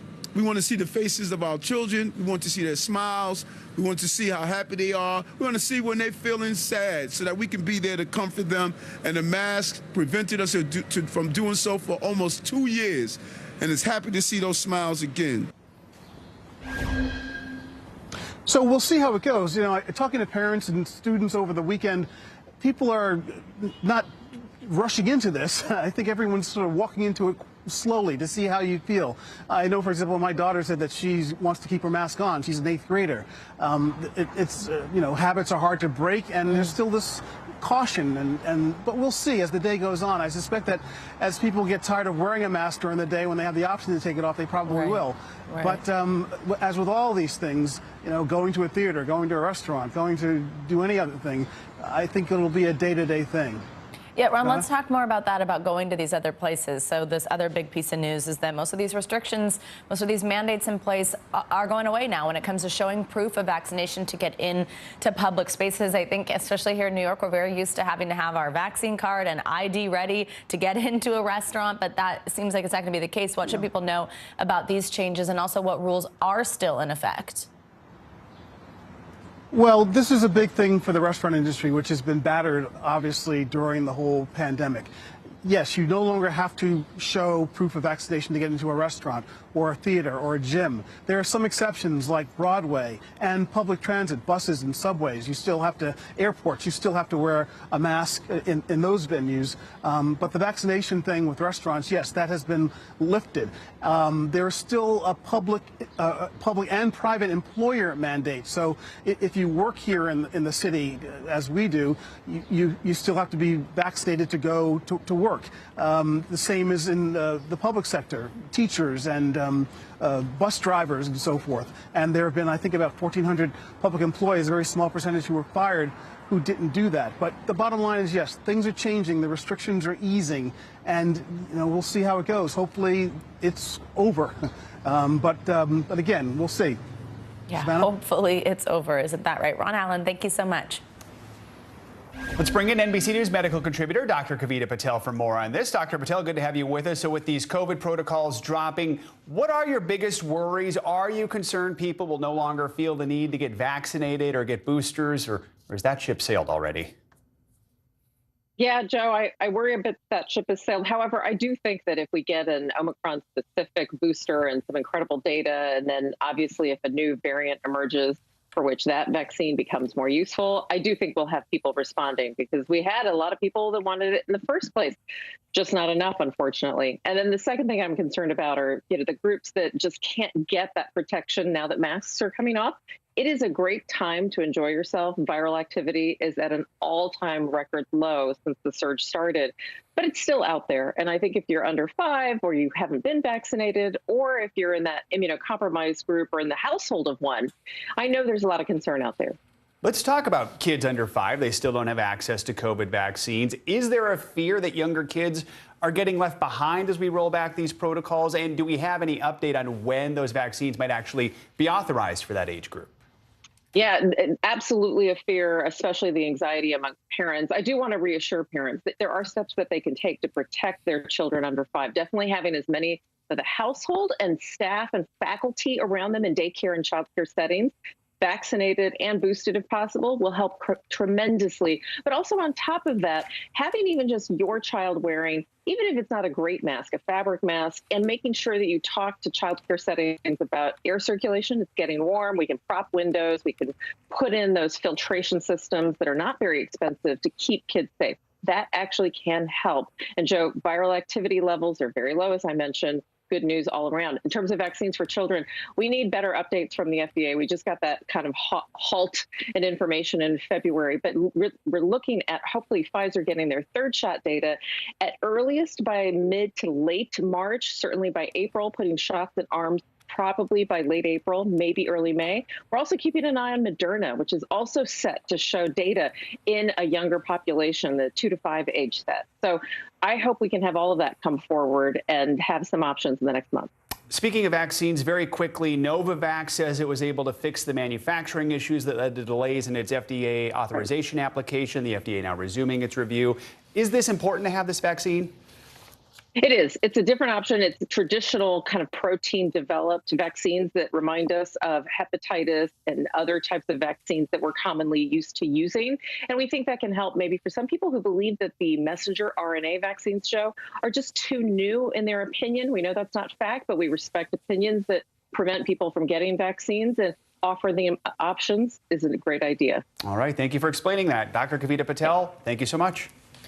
Now, a WNBA superstar is in custody in Russia this morning after being arrested on drug charges and reportedly detained for several weeks now. Her arrest may have larger implications as tensions escalate with the U.S. after Russia's invasion of Ukraine, of course. Here's NBC News correspondent Kathy Park. Brittany Griner is a star basketball player in the U.S., but she is making international headlines after being arrested in Russia on drug charges. And now there are growing calls for her release. Growing concerns over WNBA star and two-time Olympic gold medalist Brittany Griner, arrested by Russian federal customs officials on drug charges. This weekend, they released a video showing a traveler believed to be Griner going through airport security, followed by a closer inspection of her suitcase. The Customs Service saying they found vape cartridges containing hash oil, an offense which could carry a 10-year prison sentence. So how worried should we be about Brittany's well-being right now? Unfortunately, Kathy, I think we should be really worried. Once they figured out who she was, given the timing and everything that's happening right now, it's undeniable that she's now being held as part of the pawn in this geopolitical standoff and in the war in Ukraine. Her arrest comes amid heightened tensions between the U.S. and Russia as a war in Ukraine enters another week. Secretary of State Antony Blinken, when asked about Griner, said, Whenever an American is detained anywhere in the world, we, of course, stand ready to provide every possible assistance, and that includes in Russia. The 31-year-old center with the Phoenix Mercury has played in Russia during the last 7 years during the NBA offseason. Her team tweeting, "Our main concern is her safety, physical and mental health." With reports Griner has been detained for weeks, Griner's wife posted, "This message comes during one of the weakest moments of my life. We continue to work on getting my wife home safely." And according to the New York Times, a WNBA spokesperson says that aside from Griner, all players in the league are now out of Russia and Ukraine. Back to you. All right, Kathy Park, thank you. Let's get a check on your morning news now. Weather. Deadly tornadoes hit Iowa over the weekend, and at least 7 people, including 2 children, were killed. NBC News meteorologist Bill Cairns joins us with the latest. Hey, Bill. Yeah, it was a dangerous weekend, and our thoughts are with all the people in Iowa, and even Arkansas had a couple yesterday that people had to clean up from. But the one in Iowa was a powerful tornado. I mean, that's a wedge tornado. Estimated to be like an EF3, so winds are excess of 150 miles per hour. That's the kind that just tears apart buildings and trees, just anything in its path. We know we had 7 fatalities, and unfortunately, 2 or 3 of those were children under the age of 5. So, yeah, sad scene in Iowa over the weekend. So as we went throughout the last 24 hours since then, we did have additional tornadoes yesterday in areas of Arkansas. Now we're watching that tornado threat pushing into Tennessee, Kentucky, and northern Alabama. And on this map, we are showing blue and white is snow. The yellow is the really heavy rainfall. And you can see few lightning strikes just left over near Tupelo. But the thunderstorms have been weakening and no reported tornadoes in the last couple hours. For the rest of today, these storms will actually get stronger this afternoon. It is very warm on the eastern seaboard today, and that's all, you can almost feel it in the air. It's just unusual for this time of year. And that line of storms, when it hits that warm air, is going to form more storms. So 48 million people at risk of severe weather today. Damaging wind is the biggest concern, all the way from Pennsylvania down through the mountains of Virginia, North Carolina, and into northern Alabama and Georgia. We also have a lot of flooding going on near Indianapolis. Southern portions of Illinois has a lot of flooding everywhere in maroon, and we'll continue to watch that flood threat as we go throughout the morning. And on top of all of that, The same areas that had record highs 4 days ago are under winter weather alerts. We've had snow overnight in Kansas City, Des Moines, Chicago, Milwaukee, and we'll see a little bit additional snow, especially in areas of Michigan. We're looking at Chicago. The snow has returned for the peak of your morning rush hour. Not a lot, but about 1 to 3 inches total in the area. So especially the bridges and overpasses, be careful on those. And I mentioned the warmth, guys. 81 degrees today in our nation's capital in New York City has a chance of 70. So a very active, typical, changeable spring weather map. Yeah, spring, winter, a little bit of everything. My goodness. Yeah, wow. So crazy. 81 in D.C. Oh, my gosh. All right, Bill, thank you so much. See you in a little bit. Good. And coming up, Ukrainians forced to flee or fight as Russia ramps up its attacks on the country. Up next, we'll get a first-hand account of what it's like there right now. And as the humanitarian crisis from the war unfolds, new questions about if the U.S. is doing enough to help all refugees. This is Morning News Now.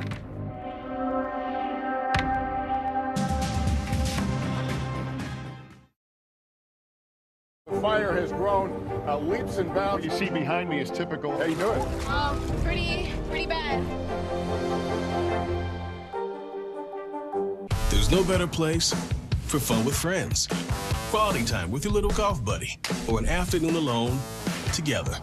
Family and friends are just a tap away. Just pick your course, pay from your phone. Golf now. Download the app and go play.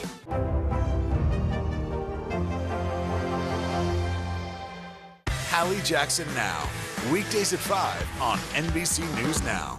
Ooh,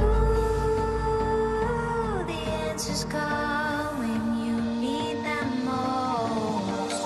Ooh, let it go. The Today Show's newest fan.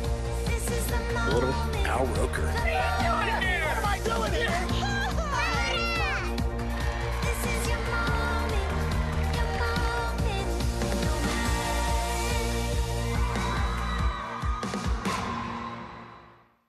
This is a very different kind of program. We're here to start conversation about the big things happening in our world. Professor, I'm not asking you to predict the future, but what do we think that the new normal is going to be? Is part of this that everyone's rethinking their jobs during this pandemic and their relationship to their employers? What is your biggest tip for any parent who's concerned about this? It's not my job to tell you what to think. My job is to think about what you tell me. Now Tonight with Joshua Johnson, streaming weeknights at 8 on NBC News Now. News is happening now. Look at what's making headlines around the world. Whenever it happens, wherever you are, it's here now. Top Story with Tom Llamas, weeknights at 7 on NBC News Now.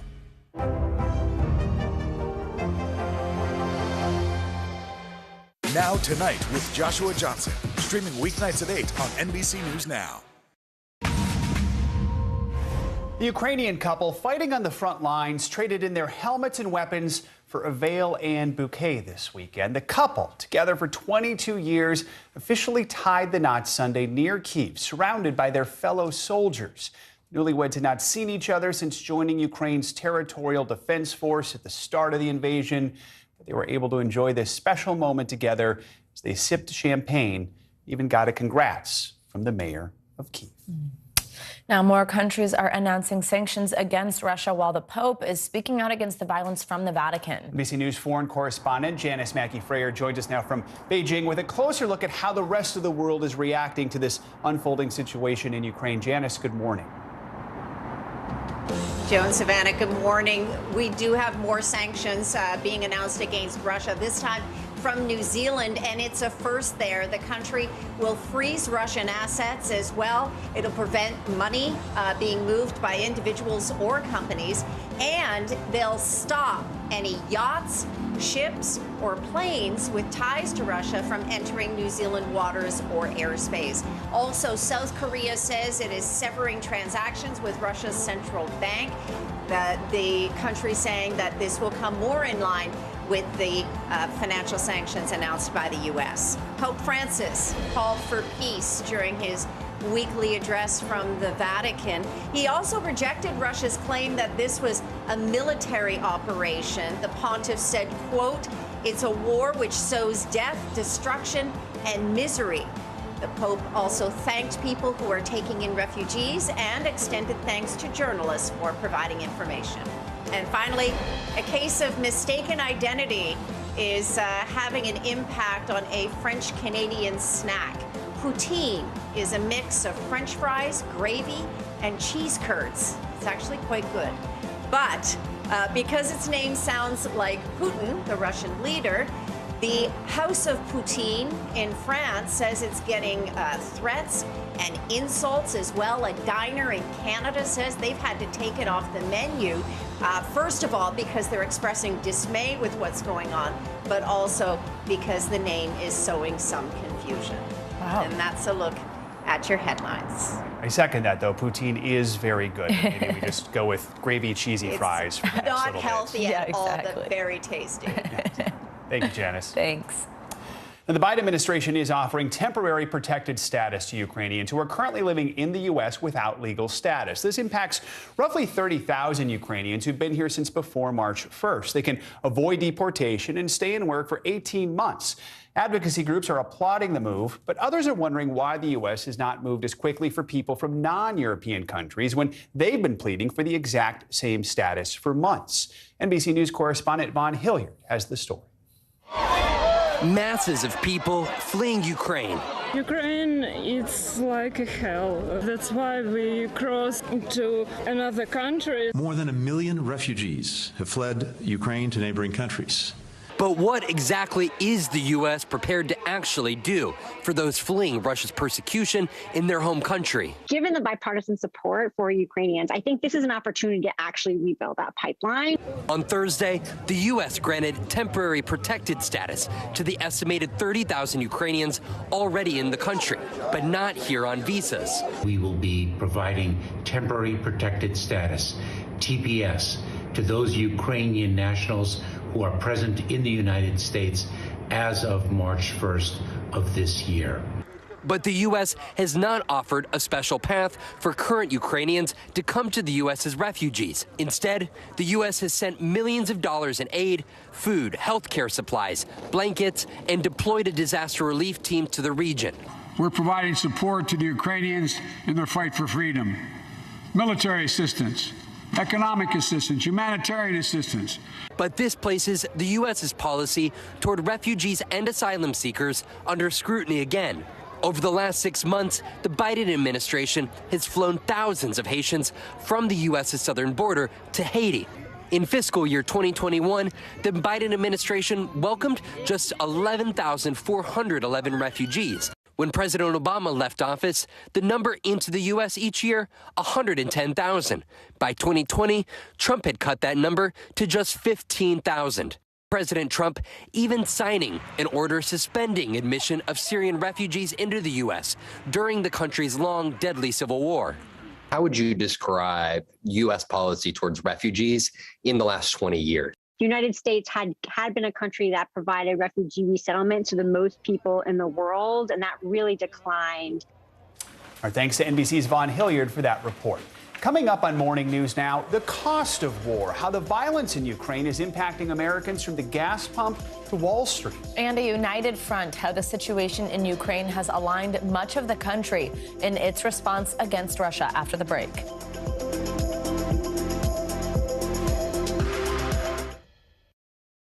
News is happening now. Look at what's making headlines around the world. Whenever it happens, wherever you are, it's here now.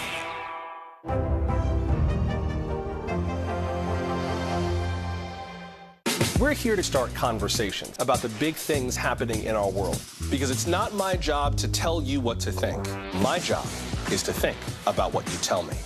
Now Tonight with Joshua Johnson, streaming weeknights at 8 on NBC News Now. Top Story with Tom Llamas, weeknights at 7 on NBC News Now.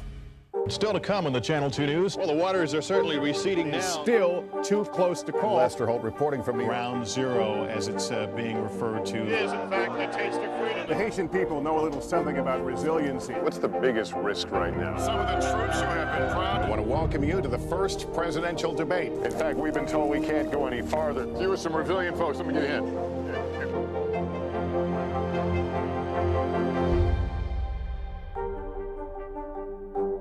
To cover the news, you have to be in it. We'll take you to the front lines of the story, bringing your news feed to life. streaming live every night. It's your news playlist. Top Story with Tom Llamas, weeknights at 7 on NBC News Now.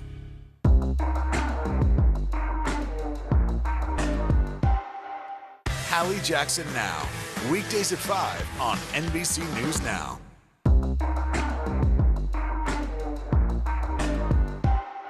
What happened here is a story of loss and salvation. There were residents who hung on for dear life. This is where you took shelter, in this closet. I took shelter right in this closet right here. Rioters banged down one of the doors. Have you found a way to reconcile it a year later? It really hurt to see this place that I love so much treated with such disrespect. Was it an act of cleaning or an act of healing?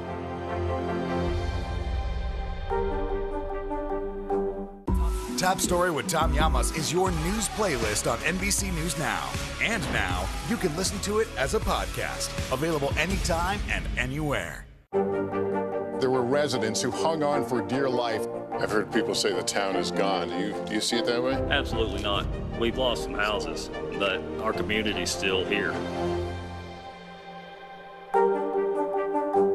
News is happening now. Look at what's making headlines around the world. Whenever it happens, wherever you are, it's here now. The fire has grown leaps and bounds. What you see behind me is typical. How you doing? Pretty bad. Now Tonight with Joshua Johnson, streaming weeknights at 8 on NBC News Now. Top Story with Tom Llamas, weeknights at 7 on NBC News Now. What happened here is a story of loss and salvation. There were residents who hung on for dear life. This is where you took shelter, in this closet. I took shelter right in this closet right here. Rioters banged down one of the doors. Have you found a way to reconcile it a year later? It really hurt to see this place that I love so much treated with such disrespect. Was it an act of cleaning or an act of healing?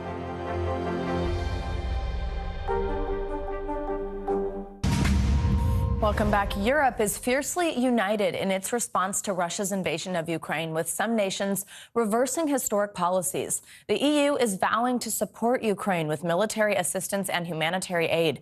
U.S. Secretary of State Antony Blinken met with NATO and G7 allies in Brussels on Friday. NBC News correspondent Josh Letterman joins us now from the Latvian capital, Riga. Josh, good morning. Good morning, Savannah. You know, it was not that long ago that the U.S. and Europe seemed like, try as they might, they just could not get on the same page. There were even questions about the future of the NATO alliance, but so much has changed in such a short period of time. These guys that you see behind me are paratroopers from the 173rd Airborne Brigade. They're based out of Italy, but some of them have been deployed here to Latvia as NATO shores up its defenses and shows that it is united. All of this coming as the West is really stepping up with an unprecedented diplomatic front, putting pressure on Russia and showing that U.S. and Europe are standing together. Take a look.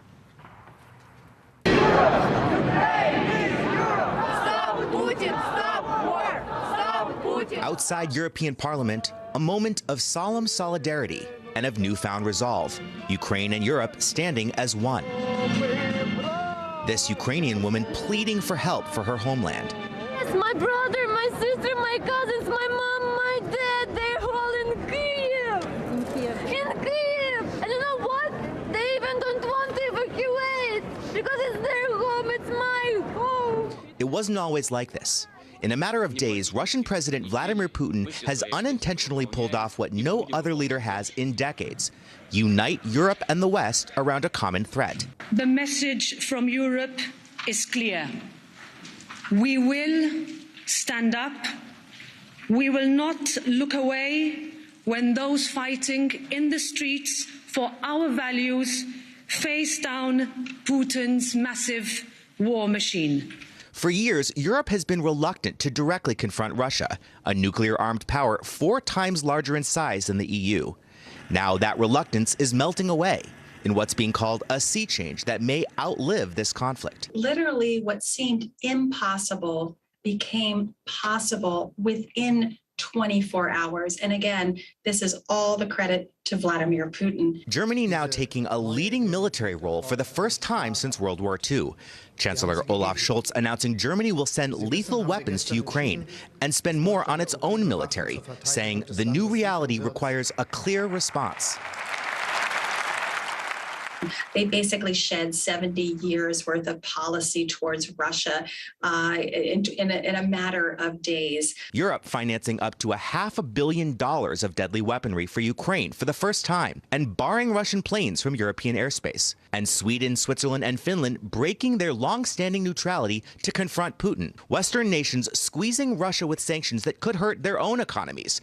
And just a few weeks ago seemed too heavy a lift. Freezing Russia's $11 billion Nord Stream 2 pipeline, a critical gas supply for Europe, and kicking major Russian banks out of the SWIFT global financial system. All told, it's the most sweeping set of economic, travel, and diplomatic penalties ever imposed on Russia, as communities across the West rise up to defend common values that have suddenly come into focus. This moment of unity in Europe is also felt here at NATO. Just a few years ago, the NATO alliance seemed more frayed than ever. Former President Trump was even threatening to pull out. But Putin's war has given NATO fresh purpose. I'd like to commend President Biden and the U.S. for stepping up with more troops, with more presence in the eastern part of the alliance. It's an early payoff for President Biden's strategy of letting Europe take the lead, denying Putin the chance to make this about the U.S. against Russia. I spent countless hours unifying our European allies. We shared with the world in advance what we knew Putin was planning. And now that he's acted, the free world is holding him accountable. President Zelensky imploring Europeans not to abandon his nation, calling this war the price of freedom. Ми довели свою силу, довели, що ми, як мінімум, такі самі, як ви. Доведіть, що ви разом з нами. And Savannah, they say half the battle is just showing up. And to that end, U.S. officials are fanning out across this region to show that they are standing one with their European allies. Secretary of State Antony Blinken just arrived this morning here in Latvia on a trip that's bringing him to all three Baltic nations, as well as to Moldova, where he was in the last few days, talking about the influx of refugees there. The chairman of the Joint Chiefs of Staff, Mark Milley, also in Lithuania in the last couple of days, and Vice President Kamala Harris expected to visit two NATO allies, Poland and Romania, to try to show her support. Savannah? All right, Josh Letterman, thank you so much. And we now want to go to someone on the ground in Ukraine. As 1.5 million Ukrainians have fled their country in search of safety, many remain in their home cities. That includes Veronika Melzerkova. She's the executive editor of The New Voice of Ukraine, and she joins us now from Kyiv. Veronika, thanks so much for joining us this morning. So, this has been going on for almost 2 weeks now. Tell us how things are on the ground in Kyiv, where you are, how they've changed, and really just about your decision to remain there in Kyiv as this unfolds. Hello, thank you for having me. I decided to stay in Kyiv because I need to take care of my elderly grandma and my husband's parents. So they won't make it if we travel, for example, for Western Ukraine. Therefore, I have to stay. A lot of elderly people are left in Kyiv, so we have to help them too. During the recent 2 weeks, Kyiv has changed drastically. I can see that the capital is preparing for the Russian invasion. Many checkpoints are all across the city. We can see military vehicles going in different directions. From my window where I am now, I can see the evacuation trains and I can hear them going back and forth. Russians are getting closer to the capital right now. Heavy fights are going on in Irpin, Hostomel, Bucha, and Borodyanka, which are all localities, towns, and villages of Kyiv Oblast. Right there, many people are trapped in the basements because Russians have partly occupied Irpin and Hostomel, and they don't let people out. They even killed a mayor of Hostomel who was giving bread and medicine to people who were in need. Hostomel city. So everything is very intense in Kyiv. People are suffering. Oh, absolutely. Veronica Malkozerova, we're thinking of you and your family that we know that you are sticking around for and with. We appreciate your time. We're thinking about you, and we'll check in with you. Stay safe. Thank you.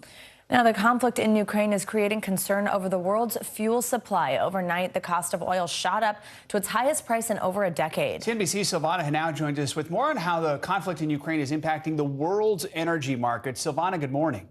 Hey guys, good morning. That's right. And oil prices spiking overnight to 13-year highs on worries about global supply disruptions. The U.S. and European allies are considering a possible ban on imports of Russian oil and natural gas. U.S. and Brent crude both briefly topping $130 a barrel. That's the highest since the summer of 2008.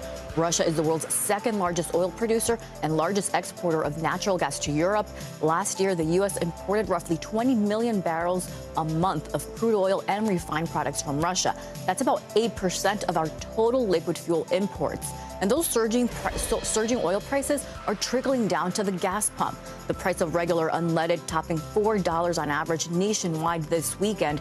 AAA saying the current average is $4.06 a gallon. That's up 45 cents from just a week ago and $1.30 from this time a year ago. Gas Buddy says as the war in Ukraine evolves and we move into spring and summer driving season, Americans should be prepared to pay more to fill up than ever before.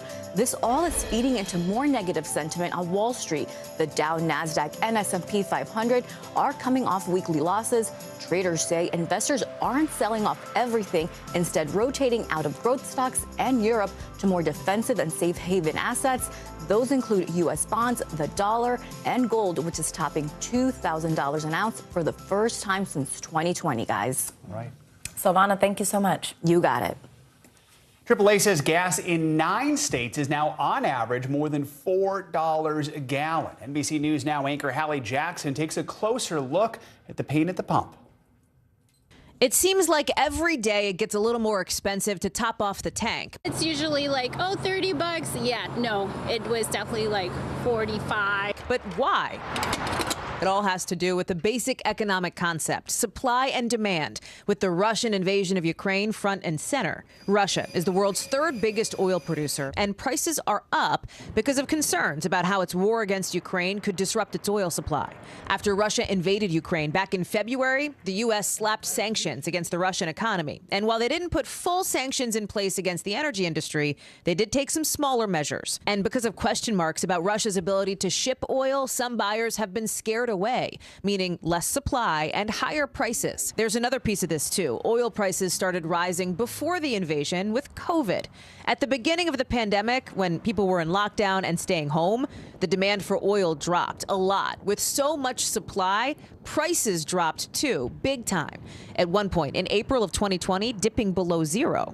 Keep in mind, the crude oil price makes up only a fraction of what you actually pay at the pump. Look at 2 months ago. A barrel of crude in the U.S. cost $83 on average.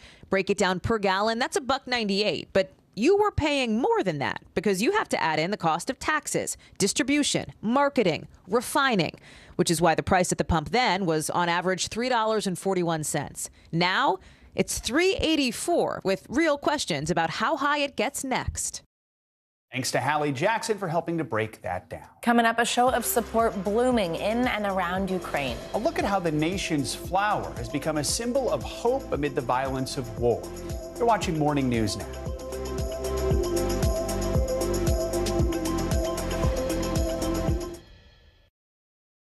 These days, it feels like the news never stops. So let's get into it. What's happening right now, what it all means for you for an hour every day. It can be hard to keep up, so let's get started together. Hallie Jackson Now, weekdays at 5 on NBC News Now.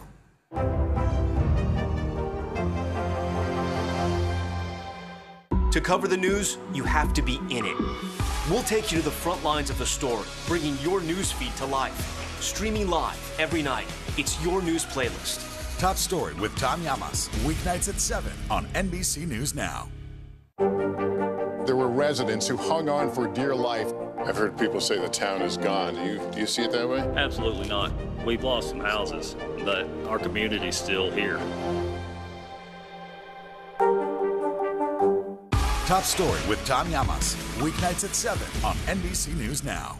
NBC News, streaming free now. These days, it feels like the news never stops. So let's get into it. What's happening right now, what it all means for you for an hour every day. It can be hard to keep up, so let's get started together. Hallie Jackson Now, weekdays at 5 on NBC News Now. We're here to start conversations about the big things happening in our world, because it's not my job to tell you what to think. My job is to think about what you tell me. Now Tonight with Joshua Johnson, streaming weeknights at 8 on NBC News Now. News is happening now. Look at what's making headlines around the world. We're coming on the air with breaking news. This is a significant moment. Whenever it happens, wherever you are, NBC News, streaming free now. The world is coming together to show its support for Ukraine by displaying not just the country's flag, but the nation's official flower. It's a sunflower, and they've become a symbol of unity and a message of love for Ukrainians everywhere. NBC Weekend Nightly News anchor Jose Diaz-Balart has more. Amid the darkness of war, a global symbol of solidarity has emerged. Sunflowers representing unity with Ukraine. The nation's official flower, now taking a special place in the hearts of those desperate to help Ukrainians under attack. Like at Bedner's Farm in Boynton Beach, Florida. This weekend, donating profits from all sunflower sales to the Global Empowerment Mission, helping Ukrainian refugees. We feel how much those people are hurting and what they're struggling with. We want to do our part as farmers to help them. In Reno, prayers and protests by those determined to make a difference. We want to show our love for the people of Ukraine. We come here in peace to show that we care.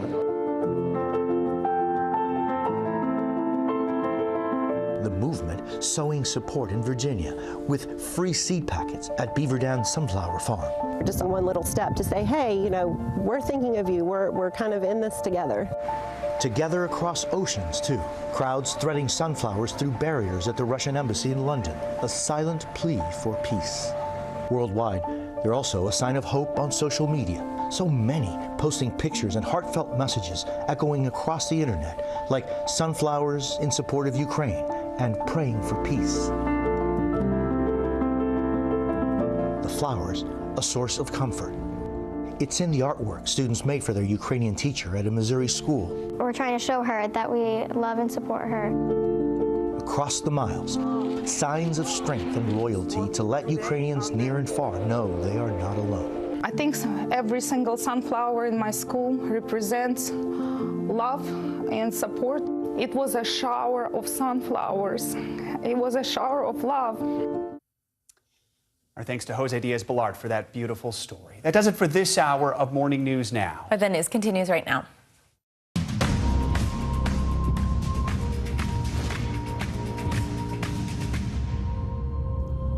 Good Monday morning. I'm Joe Fryer. And I'm Savannah Sellers. We begin this hour with Ukraine dismissing an offer from the Kremlin to let Ukrainians flee the war. Russia claimed this morning that it would institute a ceasefire near some large cities, but would only allow people a path to Russia or Belarus.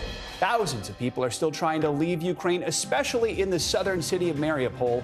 Nearly 200,000 people are trapped in the city without running water or power. Proposed Russian ceasefire to allow people to flee there never materialized over the weekend. This morning, Ukrainian President Volodymyr Zelensky is warning of a new wave of Russian attacks like this one in the southern part of the country. The Ukrainian parliament says Russian missiles destroyed an airport there. More civilians are now getting caught in the gunfire as Russian forces move even closer to Kyiv. No purpose for this. So why do they do this? I want to fight also because this is my country, this is my home, my thoughts, my family, all of my, pressures, everything is here.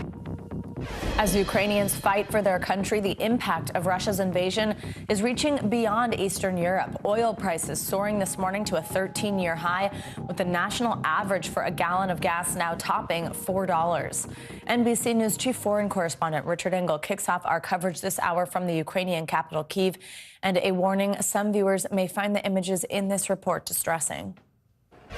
Russian forces are now trying to drive into the center of Kyiv. Just down this road, about 3 miles, is the suburb of Irpin. This is in the northwest corner of Kyiv. And Russian troops are fighting in the suburb. They are fighting against Ukrainian forces who are still holding on. And about 15,000 people, civilians, have been evacuating from Irpin and coming deeper into the center of the city. They're not going into the countryside. They're moving to the heart of Kyiv, hoping that among the buildings, among the large population, they can find some safety. But even as they are evacuating, they're still being fired on. Russian troops this morning are on the doorstep of Kyiv. So Ukrainians are escaping from the bombardment of the suburbs to go deeper into the heart of the city. And even though they're fleeing, Russian troops are firing on them. Ukrainians say at least 4 escaping civilians, including a family, were killed in this attack. Ukrainian troops and volunteers are helping civilians cross under a downed bridge, walking across the only slippery planks to safety. Russians have taken over this suburb, which is on the northern edge of Kyiv. They are bombarding it heavily. The Ukrainians blew up this bridge in order to slow down the Russian advance, but it has also made it extremely difficult for people to evacuate these areas that are hotly contested as Russian forces try and consolidate their positions and the Ukrainians try to keep them on that side of the river. Those who make it across the river are in shock. I was bombed, this woman says. We were trying to escape and we were bombed while walking. But in areas Russia does now control, Ukrainians aren't submitting to their will, pouring into the streets, shouting down Russian occupiers, laying down in front of their vehicles. And in one case of extreme bravery and balance, riding on top of one, waving Ukrainian flag. The fighting spirit is proudly on display. We visited a soup kitchen, volunteers cooking donated food for 500 people a day. Not far away, closer to the front, 2 new Army recruits got married. A drone fitted to drop explosives dropped rose petals instead. And how are you feeling right now? I'm happy, but my heart is crying because of While down in the shelters where Ukrainians are spending long and lonely nights, a young girl put on a show, singing the theme from Frozen, and lifted worried souls.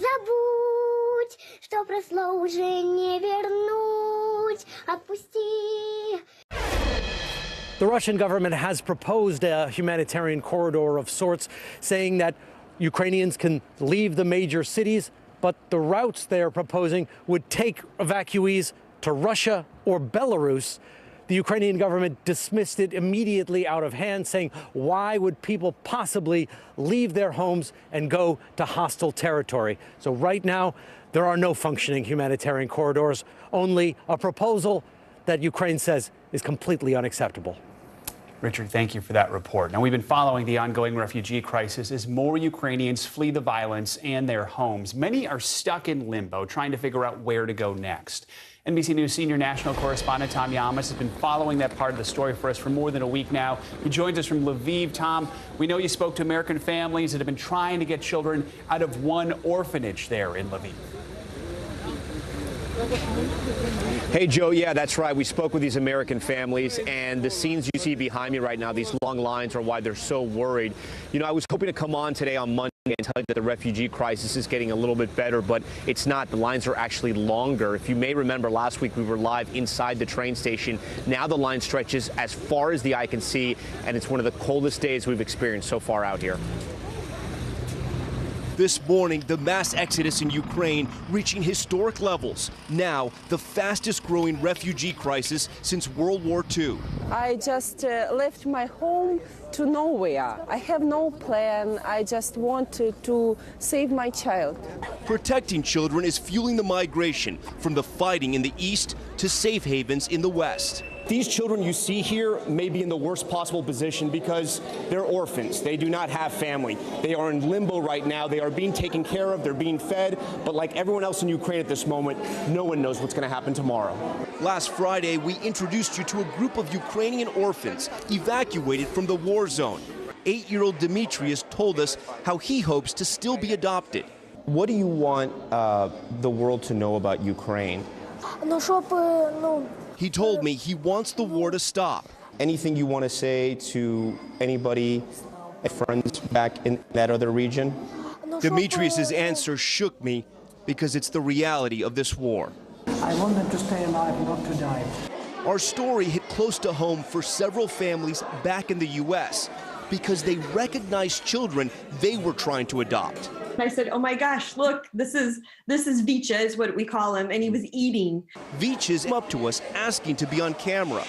He spent summers and winters in Iowa, getting to know the Heineck family, who wants to adopt him and his 2 siblings. He's just like so special, and he wants to be with us so bad, and we have to say, you know, we can't come today, and we're waiting. The Heinecks tell us there are at least 300 American families in the same boat. Because it's kind of like they're at that reach, but you can't get to them. The Romeros also recognized a child they're trying to adopt.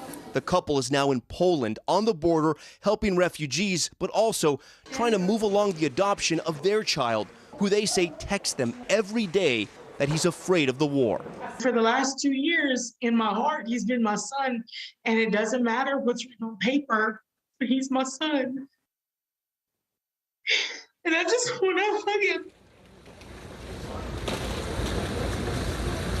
We feel for all those American families trying to get the kids they hope to adopt out of Ukraine. We spoke with the people taking care of those orphans you saw in our story, and we should mention they look to be taking care of them as best as they can be. They're being fed, they're being housed, they're also being taught. We should mention that. For right now, the decision has been made to leave them here in western Ukraine. They didn't want to evacuate them to Poland just yet, and that's one of the reasons why those families, those American families, are so crushed, because the adoption process has been put on hold for now, and they don't know when or how this war ends. The other thing we should mention is that in Russia, the rules are very different. U.S. citizens cannot adopt Russian children. So if there's an occupation here, that could be devastating to those families back home. Joe and Savannah? Oh, my goodness. We are thinking of those families. Thank you so much for bringing us that report. We appreciate it. We want to bring in a couple. They're witnessing the human cost of war in Ukraine.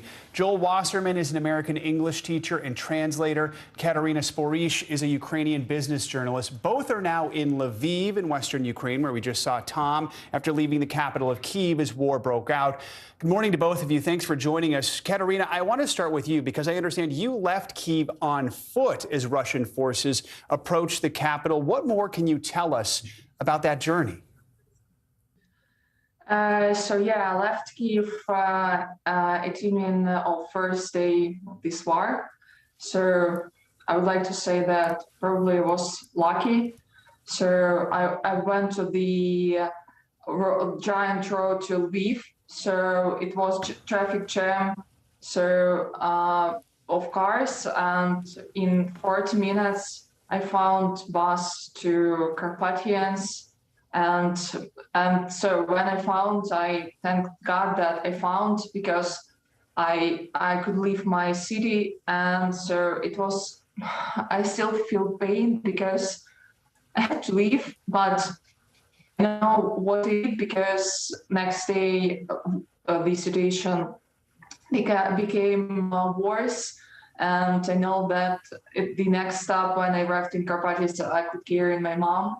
I could care about my mom and take care of her from Kyiv. She arrived by Ukrzaliznytsia, Ukrainian National Railway Station, and I really appreciated that. They are heroes. They are heroes. Yeah, I really appreciate that. Right now we are here together. So we arrived in Carpathians, myself and my family, and then we moved to Lviv. Mm-hmm. Joel? Yeah, I just wanna echo what Katya was saying here. The work that Ukrzaliznytsia, which is the National Rail Service, has been doing has simply been incredible. They've been putting their lives on the line. They've been away from their families and away from the ability to take care of their families to make sure that Ukrainians can get to safety. And I'm just in awe, and we are both so grateful for the work that they've done. So many heroes out there. Joel, I know you've been in Lviv since January before the invasion broke out. Can you tell us what the mood is like there now from your perspective? Things are settling into something of a new normal. A lot of businesses and restaurants remain closed, but a lot have been reopening. The mood is controlled, defiant, resilient. I'm sure that a lot of people have a lot of worries in the back of their heads. And the situation here is likely to get a lot more stressful as more and more evacuees come here to safety away from the danger of the cities in the east. But right now, things are okay. We are very lucky to have a warm apartment, to have a soft bed to sleep in, and to have enough food to take care of ourselves and to take care of Katya's family. And Joel, I mean, how long are you planning on staying in the country? Is there a point where you're just going to say this is just too dangerous?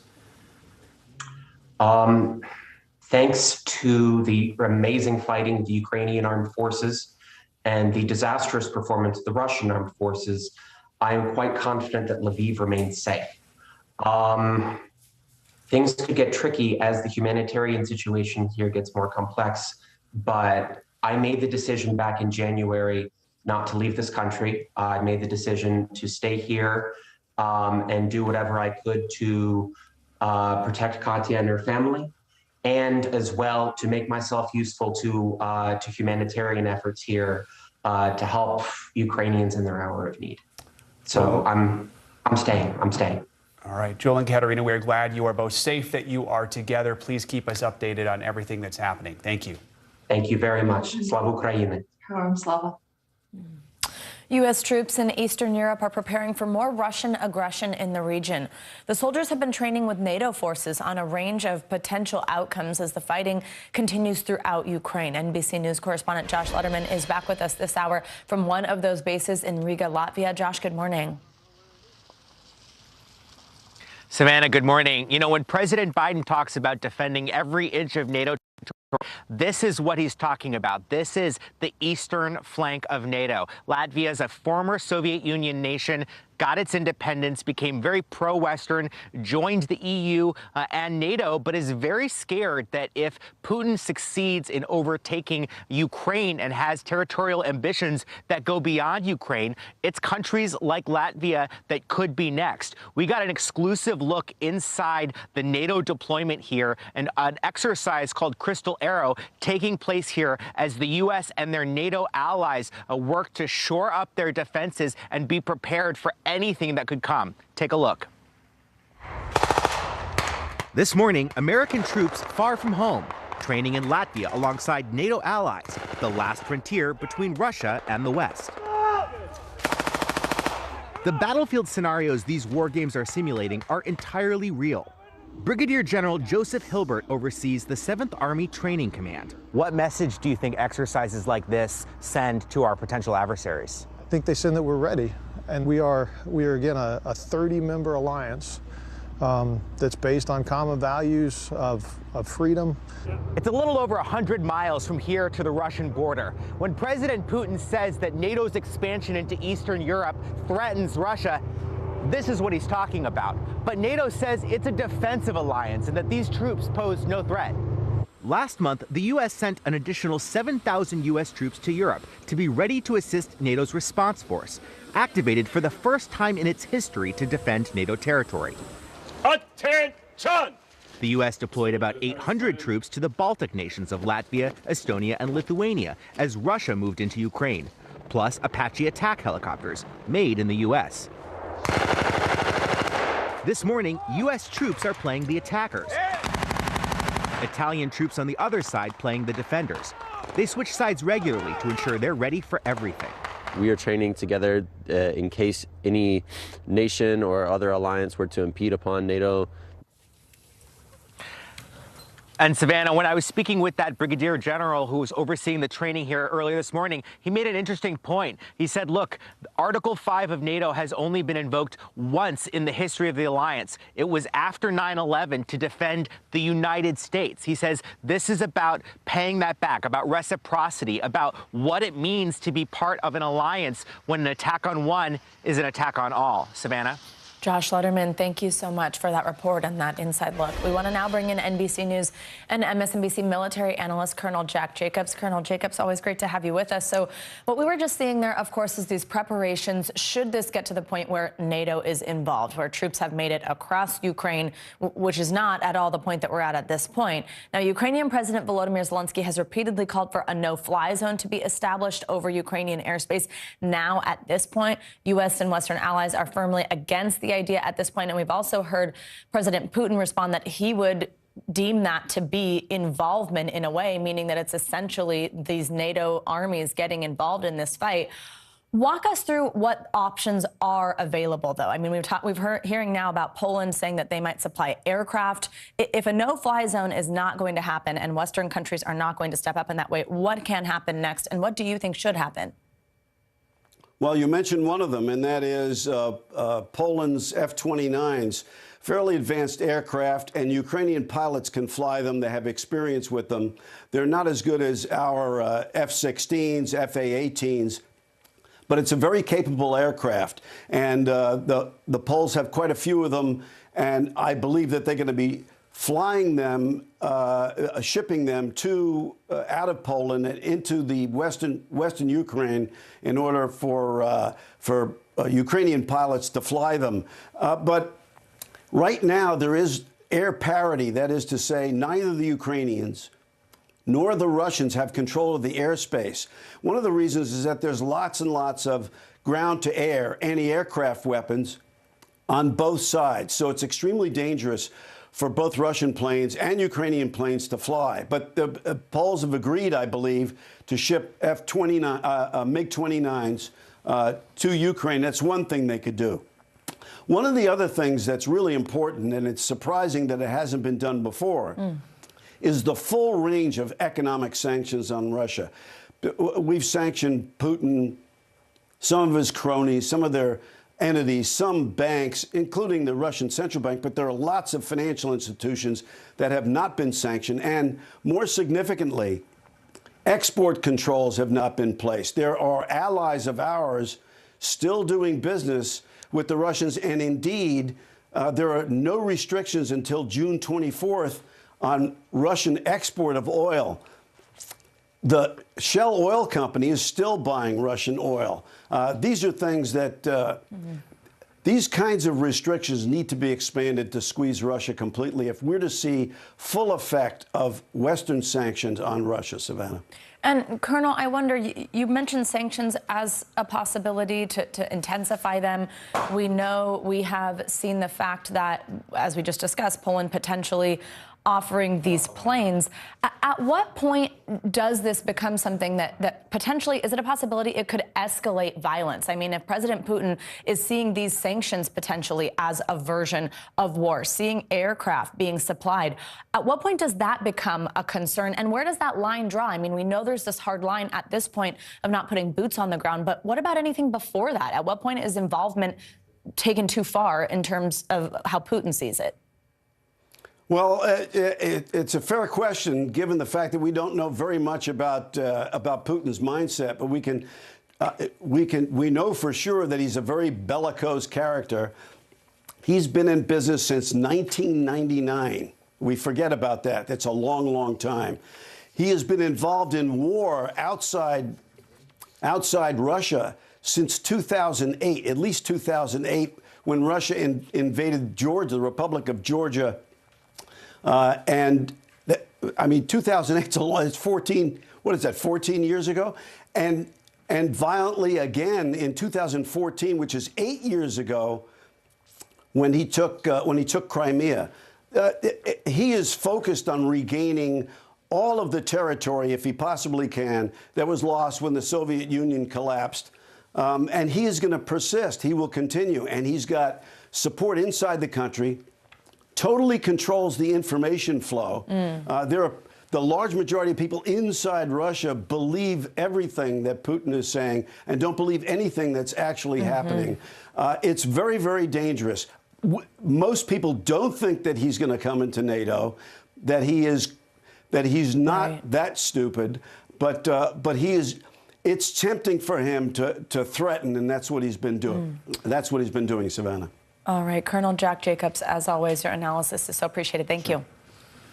The fighting in Ukraine and the sanctions on Russia are sending oil prices soaring this morning, and Americans are already feeling it at the gas pumps. Prices shot up over the weekend, now at the highest price in more than a decade. NBC News business and technology correspondent Jolene Kent joins us now from Los Angeles with more. Joe, good morning.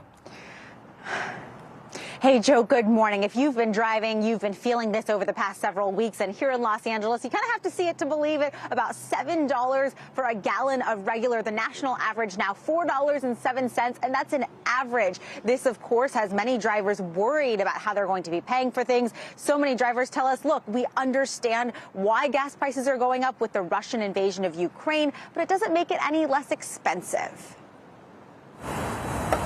Pain at the pump is off the charts. If it's going to be 7 now, it's going to be 9 pretty soon. $7 a gallon, a reality at some gas stations in Los Angeles.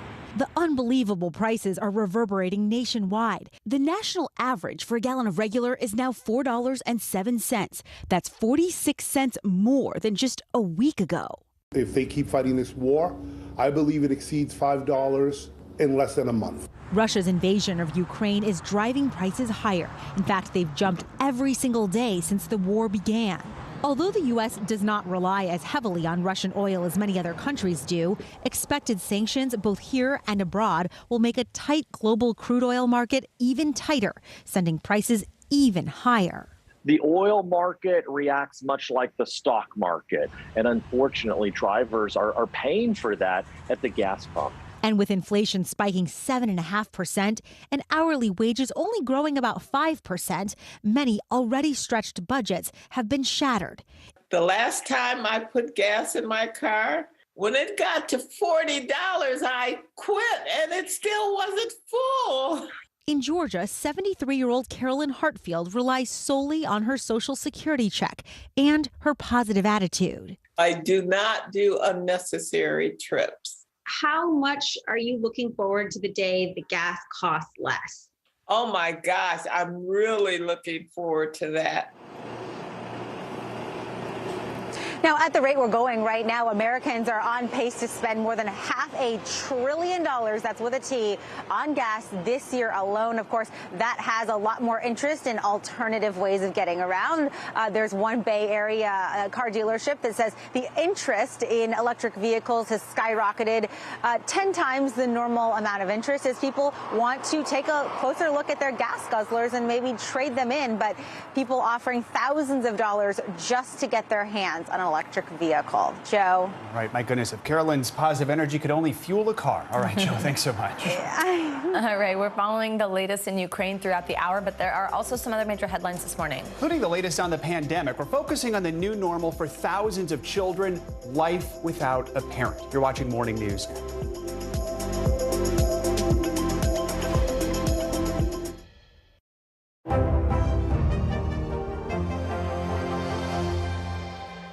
Hallie Jackson Now, weekdays at 5 on NBC News Now. You're watching NBC News Now. Here's what's happening. Right now on NBC News Now. We've got all the angles covered tonight. Look at what's making headlines around the world. President Biden making news tonight on several fronts. We're answering the questions you want answered. There's a lot to talk about this evening. Let's start breaking all this down. We begin with breaking news. Now to an NBC News exclusive interview. We'll get right to that breaking news, the desperate search and rescue. Our team is live all across the path of destruction tonight. People say the town is gone. Do you see it that way? Absolutely not. Nearly 200 firefighters responded. What you see on the tablet here is what we see in real life on the street. 2022 midterms, the battle for Congress and the fight for control of State House. In our special County to County series, we're checking out key battlegrounds ahead of the midterms. We are talking elections. I'm in a battleground state. Meet the Press election night special. It is a big night. Let's take a look at what else is making news around the world. The escalating tension between Ukraine and Russia. They worry that Russia is not negotiating in good faith. Let's zoom out a bit to our changing climate. I'm not asking you to predict the future, but what do we think that the new normal is going to be? We begin with the pandemic today. Have you seen a demand for mental health services increase among Latinos? Raise your hand if you have had enough of COVID. A piece of space junk is on a collision course with the moon. It does matter. It is significant. Why? We're here to try to start conversation. A lot to talk about as we continue our rolling coverage. We're coming on the air with the news NBC Scoop. Bringing the news to you is not only a job, it's an honor. Now Tonight with Joshua Johnson, streaming weeknights at 8 on NBC News Now. Welcome back. Ukrainian President Zelensky is calling on the world to boycott Russian exports, including oil, calling Russia a terrorist. We'll have more coverage in just a few minutes, but first, some other news this morning. It includes the latest on the pandemic. New York City is the latest school district to roll back mask mandates in the classroom. Infection rates in the city were at 1.8%. That's the lowest number since August of last year. Well, some parents across the country are celebrating the relaxed protocols. Others are bracing for a rocky transition ahead.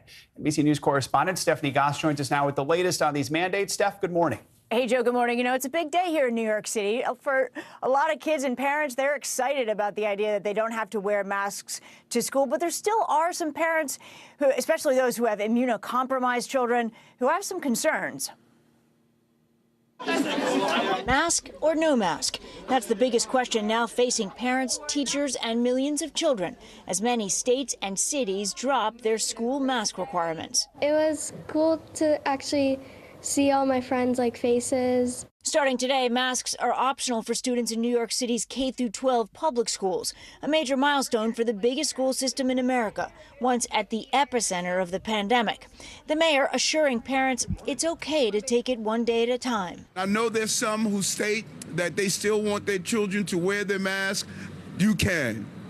We are not going to get in the way of your discretion. Nearly 60% of the nation's largest school districts have now made masks optional, with more on the way when California, Oregon, and Washington lift their school mandates at the end of this week. The great rollback following news from the CDC that more than 90% of Americans live in an area where face masks are no longer needed. But for parents whose children are at risk of severe disease or even death, the relaxed requirements are concerning. I think it's too soon. Elizabeth Greist is the mother of 2 immunocompromised kids in Connecticut. Masks became optional for students and faculty at their school just last week. She's still choosing to keep her kids masked. They keep them on at all times. They wear the N95 masks. Along with health concerns, experts warn fear could extend to children and teenagers with greater social anxiety, too, who've become used to wearing masks. It's okay for parents to reach out to the school board and talk about your choices. It's okay to go to your pediatrician and say, what should I be saying to my kid? The more parents who follow the child's lead, the better it'll go. Pediatric psychologists say, look out for a child who seems withdrawn from friends and activities. Also, Joe, it's worth pointing out that here in New York, children under the age of 5 still have to wear masks. That's because we're waiting on that approval of the vaccine for that age group. Yes, so many parents and families waiting for that. Stephanie, thanks so much. You're welcome.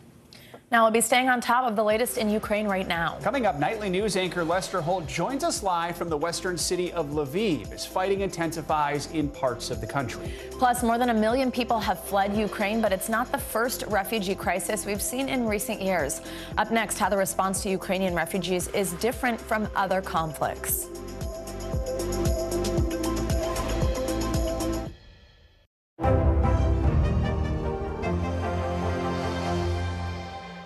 Good morning, I'm Joe Fryer. And I'm Savannah Sellers. 2022 is off to a busy start. Winter's wrath causing headaches from coast to coast. It's been really incredible to see how quickly volunteers started to help with the cleanup efforts. Morning News Now, streaming weekdays at 7. We're here to start conversations about the big things happening in our world, because it's not my job to tell you what to think. My job is to think about what you tell me. Now Tonight with Joshua Johnson, streaming weeknights at 8 on NBC News Now.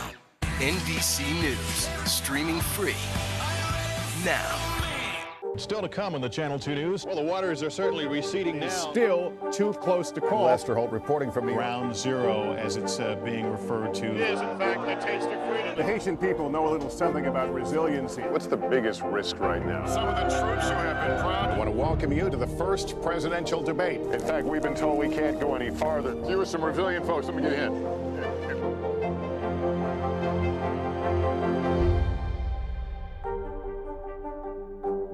Hallie Jackson Now, weekdays at 5 on NBC News Now. News is happening now. Look at what's making headlines around the world. Right now on Morning News Now. We're coming on the air with breaking news. And this is a significant moment. Whenever it happens, wherever you are, NBC News, streaming free now.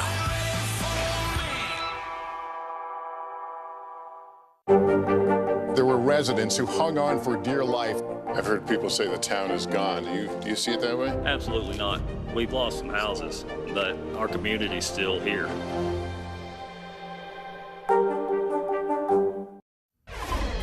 Across the world, people are taking to the streets to show their support for Ukraine as more foreign nationals are fleeing the country and returning to their homelands. For a look at how the world is reacting to the situation in Ukraine, let's turn to NBC News foreign correspondent Janice Mackey-Freyer, who joins us from Beijing with more. Hey, good morning, Janice.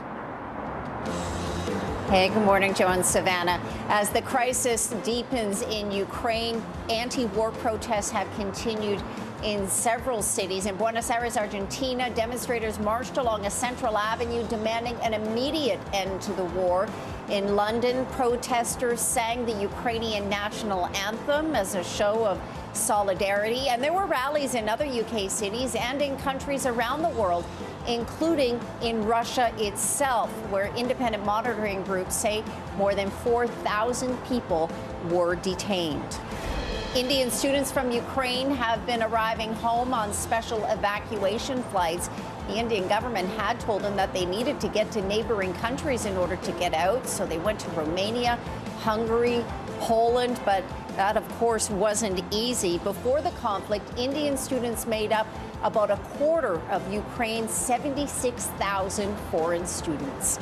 And over the Lithuanian capital of Vilnius, hot air balloons were flying Ukrainian flags, huge ones, about 65 feet long.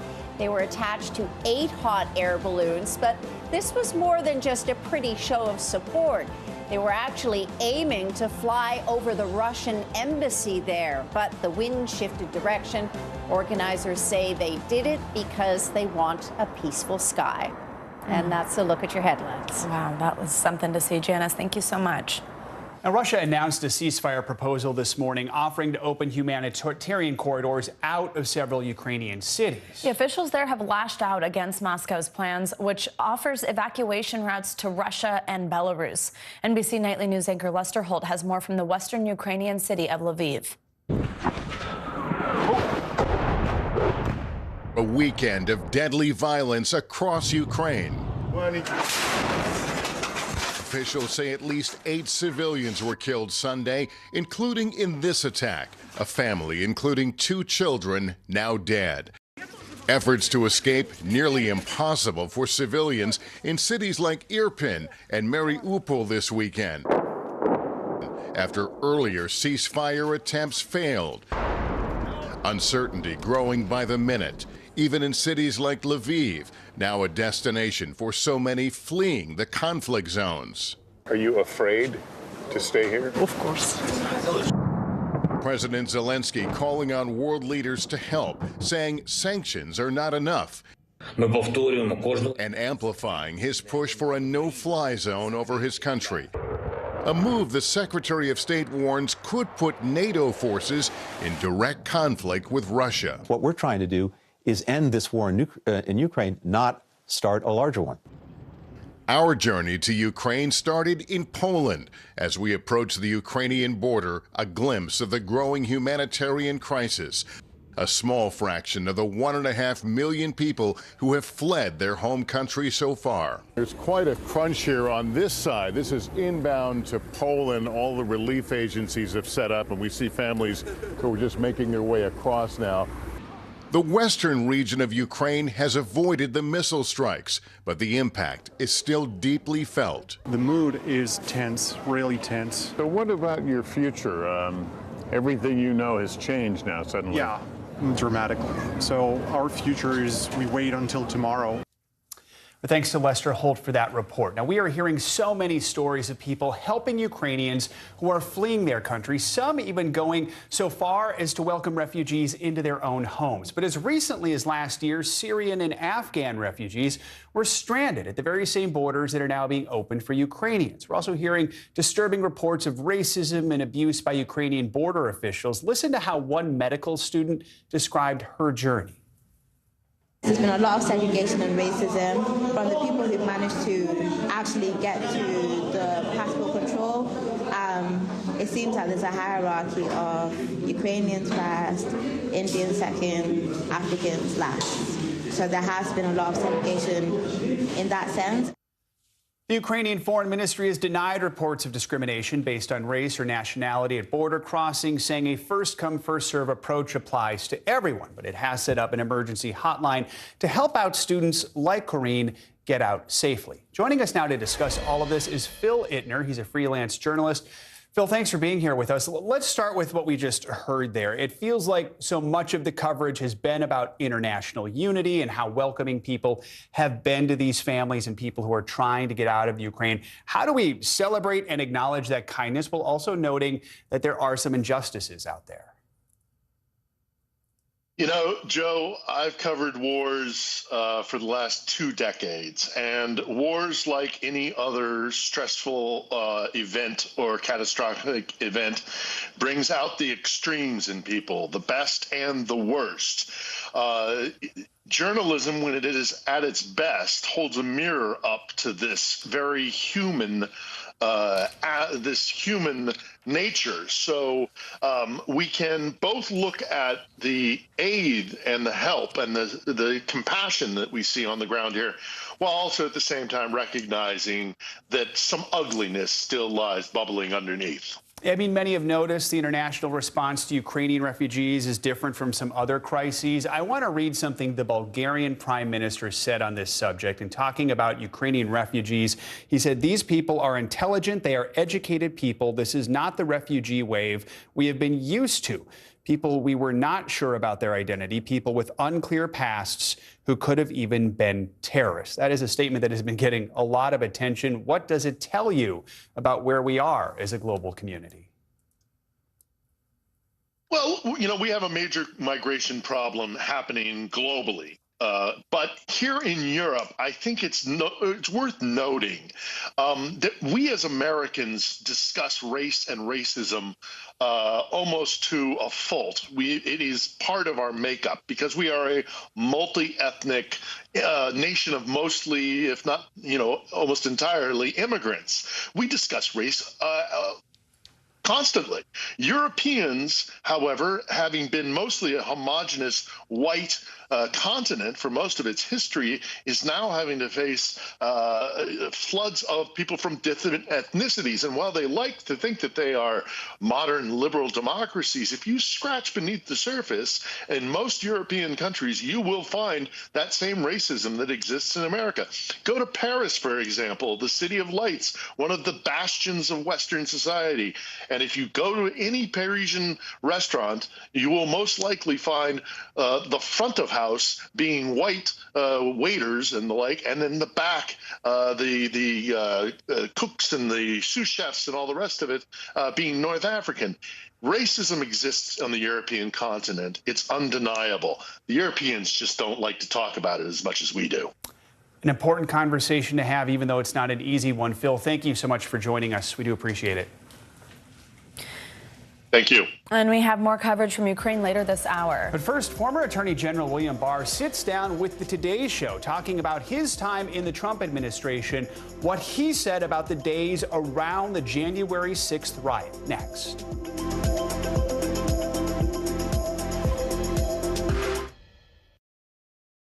News is more than a headline. It informs, it inspires, and it still matters. To cover it, you have to be in it. And that's what we're going to do. Every night, we take you to the front lines of the story, where it's actually happening, with NBC News journalists on the ground from all over the world. We cover what you need to know and bring your newsfeed to life. In primetime and streaming live, it's your news playlist every night. Top Story with Tom Llamas, weeknights at 7 on NBC News Now. What are you doing for teachers who feel that they're being stretched too thin? Did you understand how prevalent hunger was in your own community?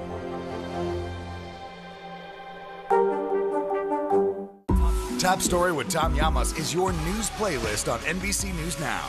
And now, you can listen to it as a podcast. Available anytime and anywhere. The fire has grown leaps and bounds. You see behind me is typical. How you doing? Pretty bad. Top Story with Tom Llamas, weeknights at 7 on NBC News Now. Now Tonight with Joshua Johnson, streaming weeknights at 8 on NBC News Now.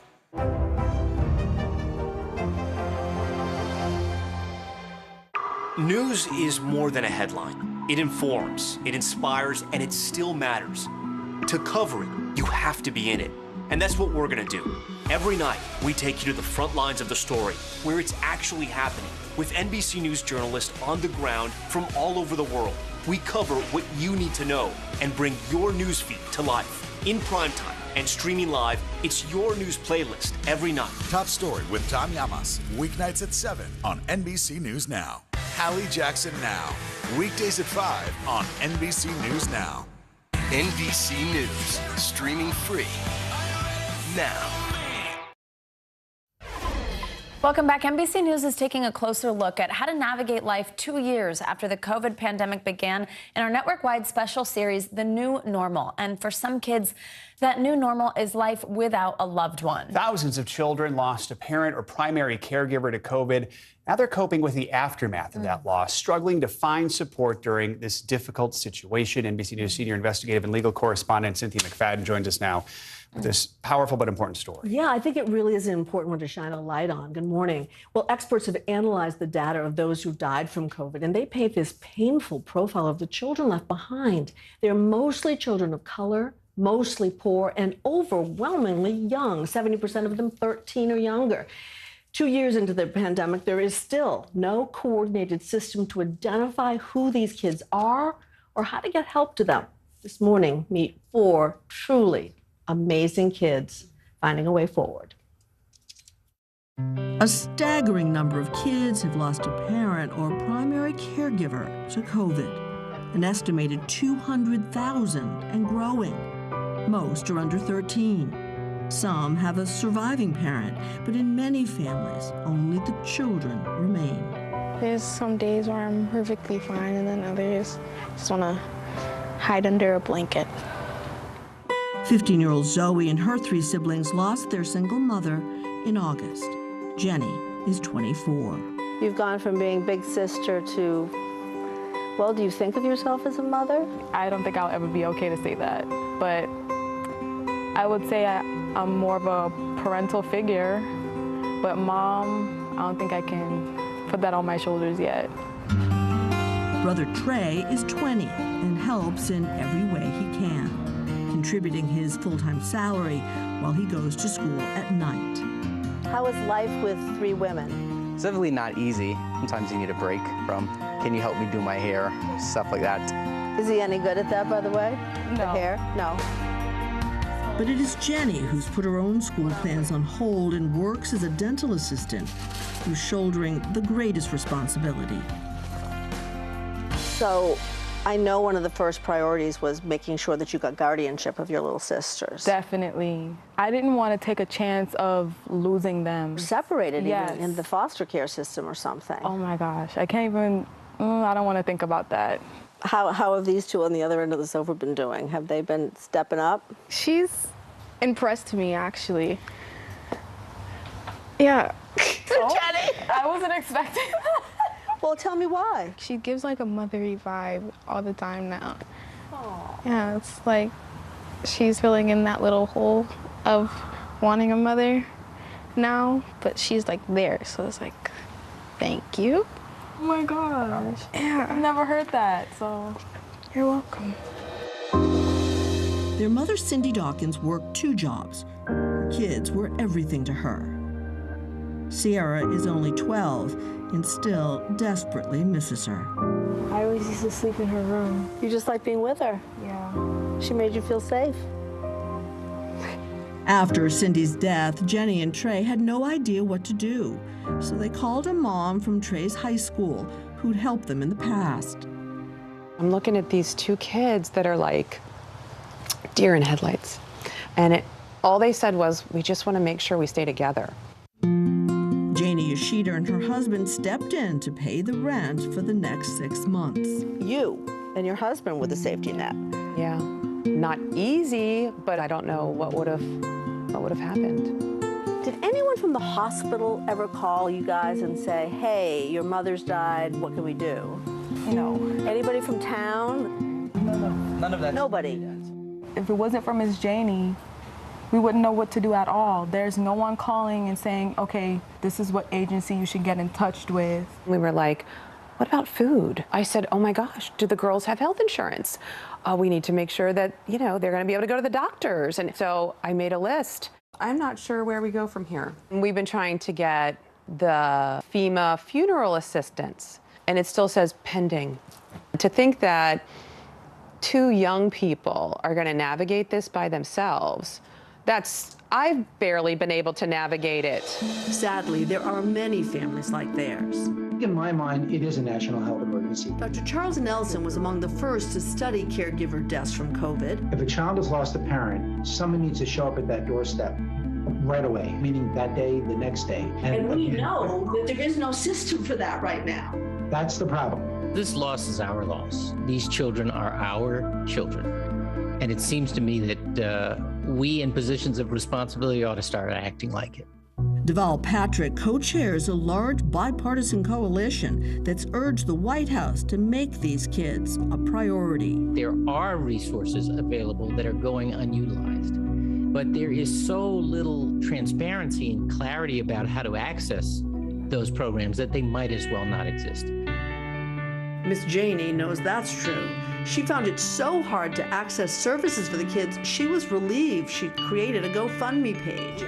Most of the money going to a down payment on a home of their own. The kids moved in last week. They've never given up. They never say, why me? Ever. Not, why us? Why did this happen to our mom? And these 4 kids get up every day with whatever challenge is ahead of them and still do it. Truly remarkable family. And as Jenny said to me, every family needs a Miss Janie. Now, there is an update. We contacted FEMA. They said it was a mistake. They are going to give the family money. It'll be somewhere around $8,000, and that means a lot to them. And also that collaborative, the COVID collaborative that we mentioned, that Deval Patrick is involved with, today they are publishing a new guide of how to access services, what services is available, state by state. If you go to our website, today.com, folks at home can find out all about it, in addition to how to volunteer if they want to make a difference themselves. Yeah, I think the thing that you just pointed out is they had NBC News' Cynthia McFadden to check in with FEMA to say it was a mistake. But otherwise, that's a lot of that probably is happening on the back end. Well, not hearing back. I have to say FEMA was incredibly responsive, but what they kept getting back was they had sent the death certificate, and it said she died from COVID, and they kept getting back a notice saying, send a doctor letter saying why she died. So yeah, I mean, it's just the red tape, right? All of us hate it, but absolutely, we got to help these kids. And you did say that the place where they can find out more, we have that online. We do. Okay, all right, great. Cynthia McFadden. Those kids, besides being incredibly strong, are going to open a lot of eyes, I think. Yeah, I hope so. Right. Absolutely. Thank you. And the house is such good news for them. All right. First home they've ever had. Oh, Cynthia McFadden, thank you so much. Now, former Attorney General William Barr continues to speak out about his time in the Trump administration ahead of the release of his new memoir tomorrow. Earlier this morning on Today, Barr discussed his time in the cabinet as well as the integrity of the 2020 election. Here's a portion of that conversation. The president is a man who, when he's told something he doesn't want to hear, he immediately throws a tantrum and attacks the person personally. So I thought the letter was childish. You don't pull any punches in this book either. Your book really details the good, the bad, and the ugly of working for this president. And you conclude with a pretty damning indictment, so to speak. I'll read some of it. In the final months of his administration, Trump cared only about one thing, himself. Country and principle took second place. And you go on to say he has no concern with ideology or political principle. His motive is revenge, and it is entirely personal. Why was it important for you to tell that truth? Well, I was pretty content with the administration up until the election. I supported his policies.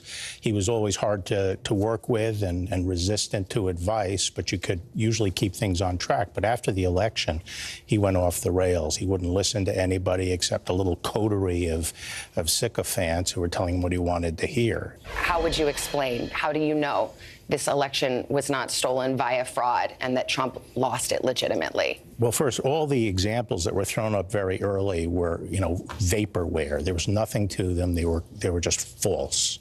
For example, one that the president repeated recently, saying that more people voted in Philadelphia than there were voters. Nonsense. It was nonsense. Second, no evidence has come out since then. But third, you look at the vote, the actual vote, and there's no mystery as to why he lost. He lost for the reason he was told for a whole year he was going to lose, which is he alienated independent and Republican voters in the suburbs. That's why he lost. Let me talk to you about something you write in your book. That you say that you actually confronted the president on December 1st with this and told him point blank in no uncertain terms that you had looked at the fraud allegations and there was nothing to them. Can you tell me about that conversation? Yes, I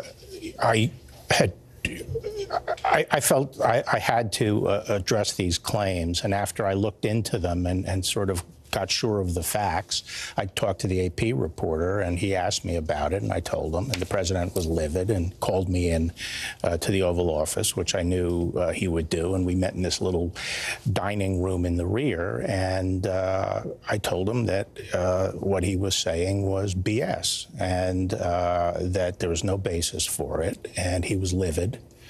And long story short, I said, look, you're disappointed with me. I'm perfectly content to resign. And he said, accept it. So. All right. That was a portion of Savannah Guthrie's conversation with the former Attorney General earlier this morning. Our thanks to the Today Show for that.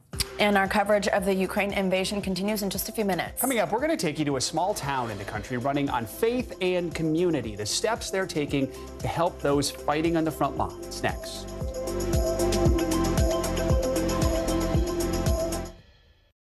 Hallie Jackson Now, weekdays at 5 on NBC News Now. Let's go. This is a critical choke point for this fire.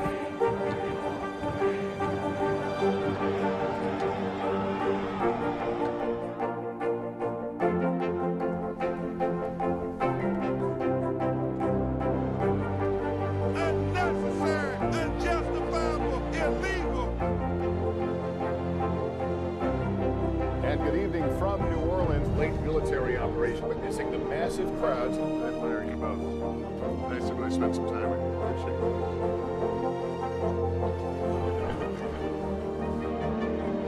At any moment now.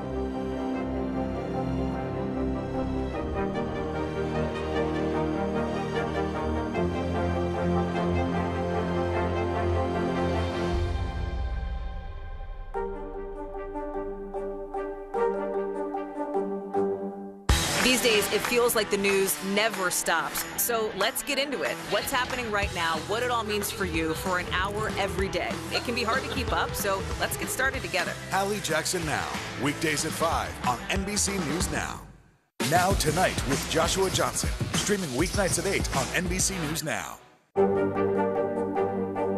What are you doing for teachers who feel that they're being stretched too thin? Did you understand how prevalent hunger was in your own community?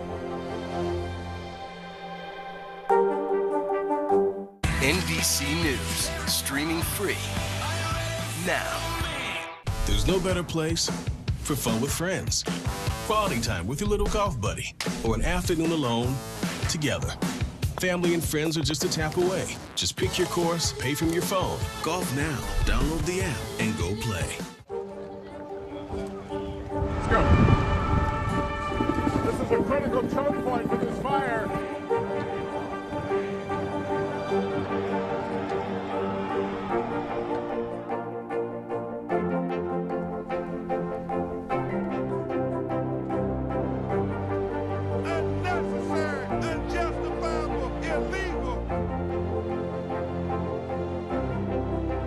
evening from New Orleans, late military operation, witnessing the massive crowds. I admire you both.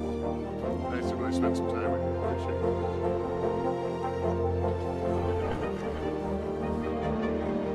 At any moment now.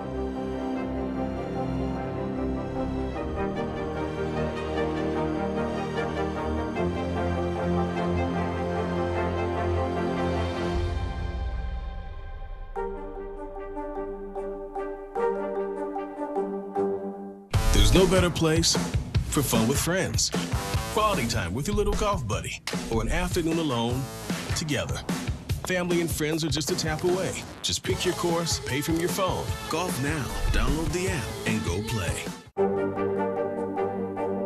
What are you doing for teachers who feel that they're being stretched too thin? Did you understand how prevalent hunger was in your own community?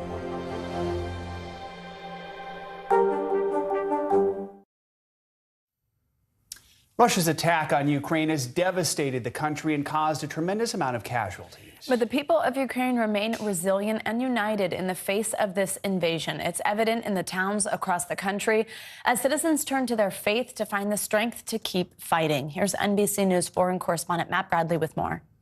The small city of Rivne is praying for peace, but preparing for war. Just 2 hours from Belarus, a Russian ally. The people here are returning to church. What did you come to pray for today? I come to pray for our soldiers, our army, my brother who is fighting in the east, and of course for Ukraine. Olga's son Slava is only a few years shy of conscription age. Of course I'm afraid of joining the army, because I know I might not return. But I know as a man I need to fight for my country. The Ukrainian military has impressed the world with its stalwart defense against overwhelming force. Many here in Ukraine's Bible Belt see this as a blessing from God. I always say for my people, we have two guns. We have a real gun and we have a prayer as a gun. For many in Ukraine, war is hard to forgive. Sometime we will forgive them. We will fight and we will protect our country, and everybody who break our borders will be killed. The whole town involved in the war effort. Rivne's Grand Old Opera House is staging a very different kind of production. The actors have new roles as volunteers. The cloakroom now hosts donated clothing for displaced families, and the theater's manager now directs a sprawling donation effort. Ukraine is a strong country. Ukraine cannot lose, he said. Ukraine is always a peaceful place, and of course, we will win with the world's support. Like much of Ukraine, Rivne runs on faith and community. Matt Bradley, NBC News, Rivne, Ukraine. It's amazing as amid all of this, the stories we keep hearing and the people who keep going to church, even though they're in the middle of all of this shelling and all of these attacks. That is so important to people in Ukraine. Absolutely. As we said at the top, we're seeing it across the country, too. I mean, so many of our colleagues have reported similar things from all across the country, and just keeping the faith and the prayers for their friends turned soldiers, essentially. Absolutely. And yeah. Prayers are coming from all around the world back toward them. That does it for this hour of Morning News Now. But the news continues right now.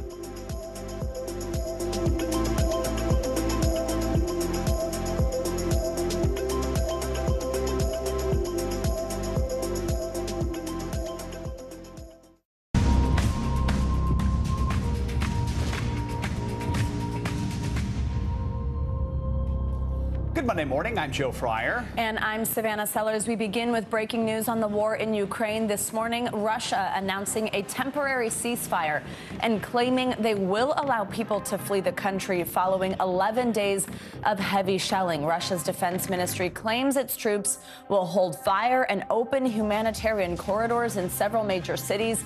But similar announcements in recent days did not hold. Also, some routes being offered only lead to Russia or its close ally, Belarus. Ukraine's vice prime minister calling the offer unacceptable and immoral and asking Russia to evacuate people through western Ukraine instead. This as the humanitarian crisis worsens in and around Ukraine. The UN says so far 1.5 million people have already fled the country, with many more still looking for a way out. We are simple, ordinary people. We cannot get it. Why this is happening? Today, a third round of talks is set to take place in Belarus. Well, this morning, Ukrainian President Volodymyr Zelensky makes a new plea for stronger sanctions against Russia and for NATO to impose a no-fly zone over Ukraine. In Ukraine, we always wanted peace. How many more deaths need to happen? The impacts of the war now being felt here at home as gas prices across the U.S. soar to the highest levels in decades. We have team coverage this morning with national security expert Jason Beardsley, NBC News correspondent Ellison Barber at a refugee center in Poland, and NBC News foreign correspondent Molly Hunter in Lviv, which is in western Ukraine. Molly, we're going to start with you this morning. Russia announced this ceasefire and the opening of these humanitarian corridors from several Ukrainian cities, but we understand some of these corridors only lead to Russia or to Belarus. Do we know if this ceasefire is being observed, and what does the Ukrainian government make of some of these corridor routes? Yeah, Joe, that's right. Ceasefires, by definition, are not unilateral. So the Russian Ministry of Defense this morning announced that they were offering these humanitarian corridors only going to Belarus and Russia. Now, in the next couple of hours, we didn't hear much from the Ukrainians or the ICRC, the neutral body on the ground, which is facilitating and brokering those ceasefires. And then the Vice Prime Minister of Ukraine said, absolutely no way. This is unacceptable. We are not sending our civilians who have been under Russian bombardment into Russia and Ukraine. Now, our understanding at this hour, Joe, is that the Ukrainians have countered. They have sent proposals back to the Russian side with humanitarian corridors heading to the west of the country where I am. Worth noting, though, of course, over the weekend, there were two apparently agreed ceasefires in the southeastern city of Mariupol. Both broke down within hours because of Russian shelling. Joe, I'll send it back to you. Let's talk more about Mariupol. We saw multiple attempted ceasefire attempts there over the weekend. Ukraine has accused Russia of targeting civilians. Russia denies that. Tell us more about what happened there and what is the situation like there on the ground right now. Right. So we've been talking to the ICRC over the weekend because their teams are on the ground in Mariupol. They started both Saturday morning and Sunday morning by starting to open up those humanitarian corridors. Their understanding was that locations had been agreed for civilians to depart out of the city. But they say that completely broke down, that the two sides hadn't actually decided on the exact route, hadn't actually decided on the exact departure points. And they say their team was out there when the fighting, when the shelling resumed. In order for a ceasefire to be effective, both sides have to be on the same side. They have to agree exactly the route, Joe. They have to agree exactly who gets to be evacuated. They also have to agree if humanitarian aid gets to come in. And in addition to Mariupol, we also saw evacuations in a northeastern suburb of Kyiv. It's called Irpin. We saw some very distressing video over the weekend. On Saturday, the Red Cross says 3,000 people got out of that suburb. Well, they tried to do the same on Sunday, but Russian forces shelled the exact location that they knew civilians were going to be evacuated from, Joe. So many stunning images we're seeing right now on the screen, Molly, of people just trying to flee their towns as quickly as they can with whatever they can grab. Begs the question, what's happening with peace talks? Ukrainian leaders say another round of peace talks with Russia could come as early as today. These humanitarian corridors we've discussed did come out of the last round of negotiations.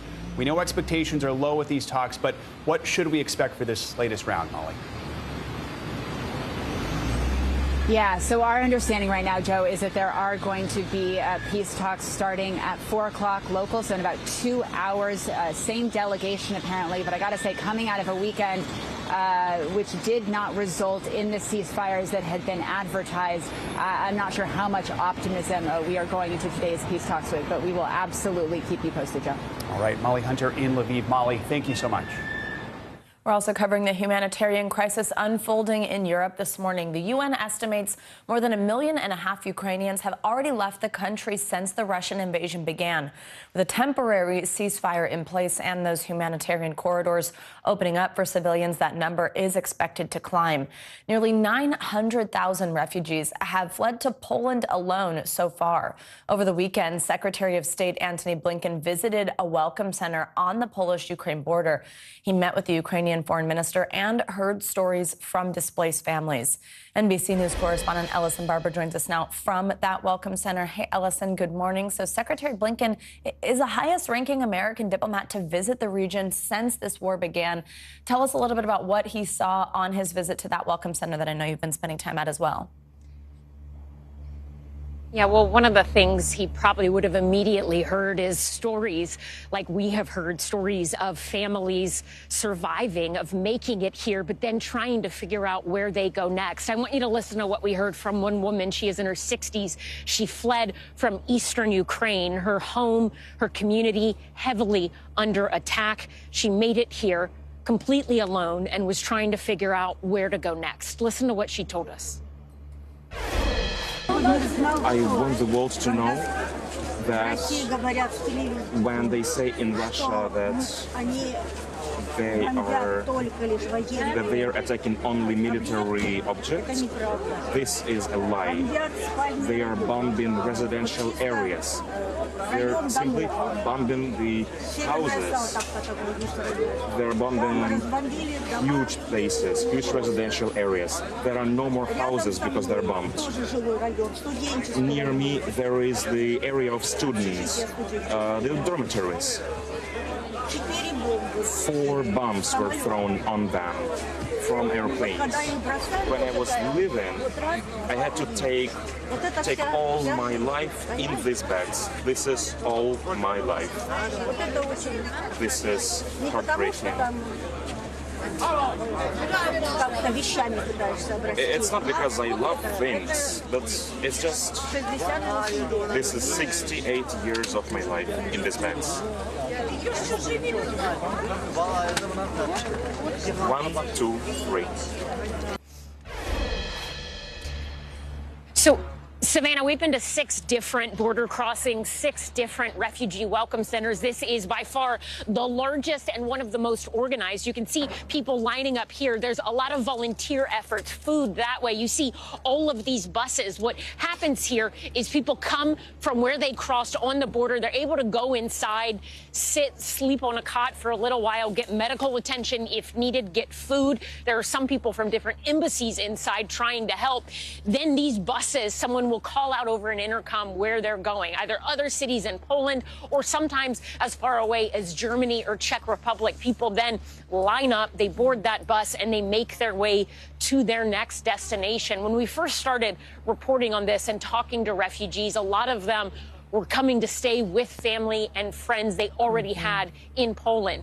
Now we're meeting a lot of people like that woman who they don't know anyone in this country. They just knew they had to get somewhere safe, so they came here, and they're really trying to figure out next steps minute by minute. Savannah? And it's been just so incredible to see the people of Poland, the people of all these neighboring countries, help them make those decisions, get them places, open up their homes. I mean, it's just pretty incredible. Ellison, we mentioned that temporary ceasefire that's supposedly in effect. Now, as we also mentioned, a lot of those routes are to Russia, to Belarus. But are you hearing from anyone there in that camp about that providing any relief or peace of mind? Are they getting that news? And does that make them feel any better about family or friends still in the country trying to get out? You know, we talked to someone yesterday who said she'd been talking to friends who lived in some of those areas where there were supposed to be these humanitarian corridors, green zones. And she said what she was hearing from her friend's family, what she'd seen in her journey. She said it lasted maybe 50 minutes and then nothing, that it was back to how things were before. It is incredibly difficult for people, particularly coming from eastern Ukraine, to get somewhere safe. We hear stories of it taking hours, days for people to get across, stops along the way in bomb shelters, and then finally getting to Poland and having their first little bit of relief, moment of feeling safe for many people in the first time in 10 days. Savannah? Ellison Barber, thank you so much. Amazing reporting coming from you out of Poland. Let's bring in national security expert Jason Beardsley. He's the National Executive Director for the Association of the U.S. Navy. Jason, good to have you with us. So Secretary of State Antony Blinken says he believes accusations that Russia is committing war crimes in Ukraine. Let's take a listen. We've seen very credible reports of deliberate attacks on civilians, which would constitute a war crime. We've seen very credible reports about the use of certain weapons. So he's echoing what we're actually hearing from Ukrainians firsthand. If the U.S. believes the reports are credible, what should the U.S. do about it? What are the options? Well, this is a pretty tough place that the United States has gotten itself into, because we've said very vociferously we are not putting troops into contact, and we're not going to enforce a no-fly zone. The most you've seen from the White House, and this has been a consistent message, is that we may supply some lethal munitions, or we may help in the humanitarian cause. But even once they come to the conclusion that there may be war crimes committed, the State Department doesn't have much wiggle room based on what the White House has been saying to do more than what they've already done. Sanctions, different things. But here's where they can start. We can start by stopping the purchase of Russian oil that's going on every day and fueling what the Russians are doing on the ground. That'd be the first move that I would look for. Here's something else happening that's sort of intriguing. The U.S. is exploring how to send Soviet-era fighter jets to Ukraine. Help us understand, what's the strategy behind this? Why not just send more modern American jets? Well, this is a sort of an indirect sort of support. So Poland has offered to place Russian-era or Soviet-era MiGs in the hands of Ukrainians. What they would look for is the United States to guarantee backfilling those aircraft with F-16s or something more modern from the United States arsenal. That's a pretty good deal. Even though they're Soviet-era, we're still flying Soviet-era airplanes as well. So if we can get equipment, lethal means, especially for air reinforcement to the Ukrainians, they've been pretty good at air defense on their own. They just need the gear and the equipment. Doesn't matter that it's a little bit old. They need to take control of their skies. If we're not going to do it, we being the United Nations or NATO. The latest we've heard of the situation there, a senior U.S. military official says about 95% of the combat power that Russia had initially lined up along the border for all those weeks has now been moved into Ukraine. We know this invasion is taking longer than Russia planned, but how much longer do you think Ukraine can continue to hold out and fight? Well, Ukraine can hold out for quite a long time. We saw that in Iraq and Afghanistan with overwhelming superior numbers, forces, equipment, logistics. The United States was bogged down for 20 years, both in Baghdad and Kabul. And as you could see, the harassment, the interdiction, the guerrilla warfare, insurrection can go on for decades. What the Russians did was gambled that this would be a quick strike. They would get in there and cause the government to flee, install a pro-Putin government. That did not happen. Now they're stretched out. They have to supply every one of those tanks with fuel. They have to supply the troops with food, medical aid. That gets difficult, especially in the interior portions. So that's why you're seeing a lot more successes in the east, which was already sort of under nominal Soviet or Russian control, the Donbass region, and in the south where they can supply from Crimea and from the ocean. That's another thing the United States can do, is patrolling the high seas outside the Dardanelles Straits in Turkey and in the Black Sea. We've got American vessels that are steaming from the Med that direction, and that's a good way to put pressure on Putin. All right, Jason Beardsley, thanks so much for your analysis. Appreciate it. Now, the ongoing invasion of Ukraine was the main topic on Sunday's Meet the Press. Secretary of State Antony Blinken joined to discuss the next steps in the U.S. response. And West Virginia Senator Joe Manchin said nothing is off the table when it comes to war. Moderator Chuck Todd has more in this week's Meet the Press Compressed. Let's start with planes. It seems that we're close. This idea of essentially U.S. fighter jets to Poland. In exchange, Poland sends Russian-made jets to Ukraine. Is that going to happen? And how quickly can it happen? We're talking very actively about this, looking at what we could do to backfill Poland if it chooses to send the MiGs and the Su planes that it has to Ukraine, how we can help by backfilling what they're giving to the Ukrainians. So that's in very active discussion as we speak. Would you support a no-fly zone? Would you support doing this, which could trigger a wider conflict? I understand that, but right now you don't signal to the nemesis of Putin. This is a Putin's war. This is not the Russian people's war. This is Putin's war and his quest for whatever it may be. But to take anything off the table thinking we might not be able to use things because we've already taken them off the table is wrong. I would take nothing off the table. Well, one can argue that there's been 20 years of appeasing Putin, that there was this belief that he could be part of the world order. Was that a mistake from the get-go? No, I've always said that you cannot trust Russia. You cannot trust Putin. You can't trust Xi. You can't trust China. It's common sense. I dealt with them at the United Nations. You never negotiate. You never deal with your enemies. You can't trust them. I was mortified that Biden went so far as asking China for help with Russia. I mean, you never ask an enemy for help with another enemy. Logistically, how doable is this? And why are so many folks in the United States adamant about not even attempting it? Let me start with the back end, because I think it's really the important question. It's quite obvious that if we put U.S. NATO jets in the air enforcing a no-fly zone, they'll be going nose to nose with Russian fighter aircraft. Down that path, the potential for miscalculation in a war between NATO and Russia and a war between Russia and the United States rises significantly. Look, I implemented a no-fly zone. I know how to do this. I did it in Libya in 2011. Can we do it? Sure. Should we? Not yet. But final point, Chuck, what we ought to do is give the Ukrainians the ability to create a no-fly zone. More Stingers, more missiles that can go higher than Stingers, and above all, consummate this fighter deal, get those MiG-29s in their hands. All right, our thanks to Chuck Todd for that roundup. We're going to have more breaking news coverage on the war in Ukraine throughout the hour, but we're also following several other major stories this morning. Yeah, when we come back, New York City is marking a new chapter in the fight against COVID as it drops some of its strictest mandates. Plus, WNBA superstar Brittany Griner arrested in Russia. The new concerns about her well-being as the invasion continues in Ukraine. You're watching Morning News Now. There were residents who hung on for dear life.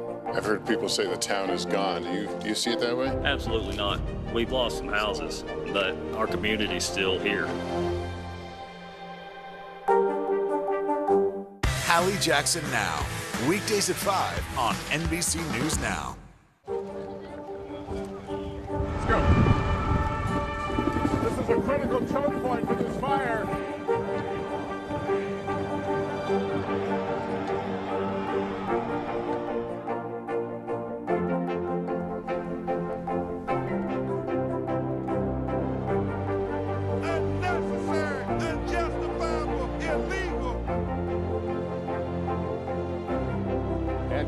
From New Orleans, late military operation, witnessing the massive crowds. I admire you both. Nice to really spend some time with you. Appreciate it.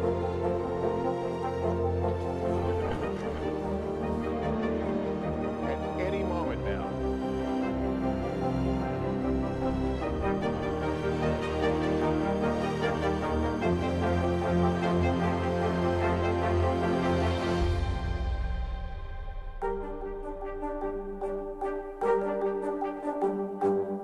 News is happening now. Look at what's making headlines around the world. Whenever it happens, wherever you are, it's here now. Ooh, the answers come when you need them most. Ooh, let it go. The Today Show's newest fan, Little Al Roker. What am I doing here?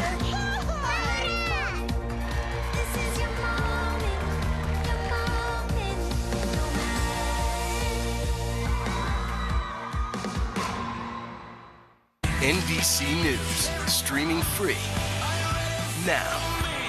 News is happening now. Look at what's making headlines around the world. Whenever it happens, wherever you are, it's here now. To cover the news, you have to be in it. We'll take you to the front lines of the story, bringing your news feed to life. Streaming live every night. It's your news playlist. Top Story with Tom Llamas, weeknights at 7 on NBC News Now. There's no better place for fun with friends. Quality time with your little golf buddy, or an afternoon alone together. Family and friends are just a tap away. Just pick your course, pay from your phone. Golf now. Download the app and go play. We're here to start conversations about the big things happening in our world, because it's not my job to tell you what to think. My job is to think about what you tell me. Now Tonight with Joshua Johnson, streaming weeknights at 8 on NBC News Now. Welcome back. Refugees are streaming out of Ukraine as fighting intensifies around several key cities. More of our coverage out of Ukraine is coming up, but first, some other stories making news today. Yeah, there's big news on the COVID front here in New York City this morning. First, masks are no longer required in the classroom. Starting today, teachers and kids 5 and up won't have to wear them.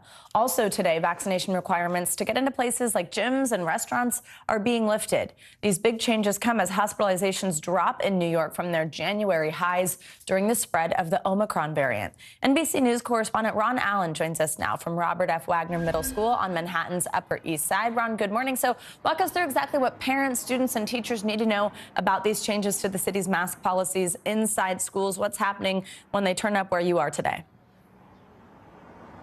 Well, the big word, Savannah, I think is optional.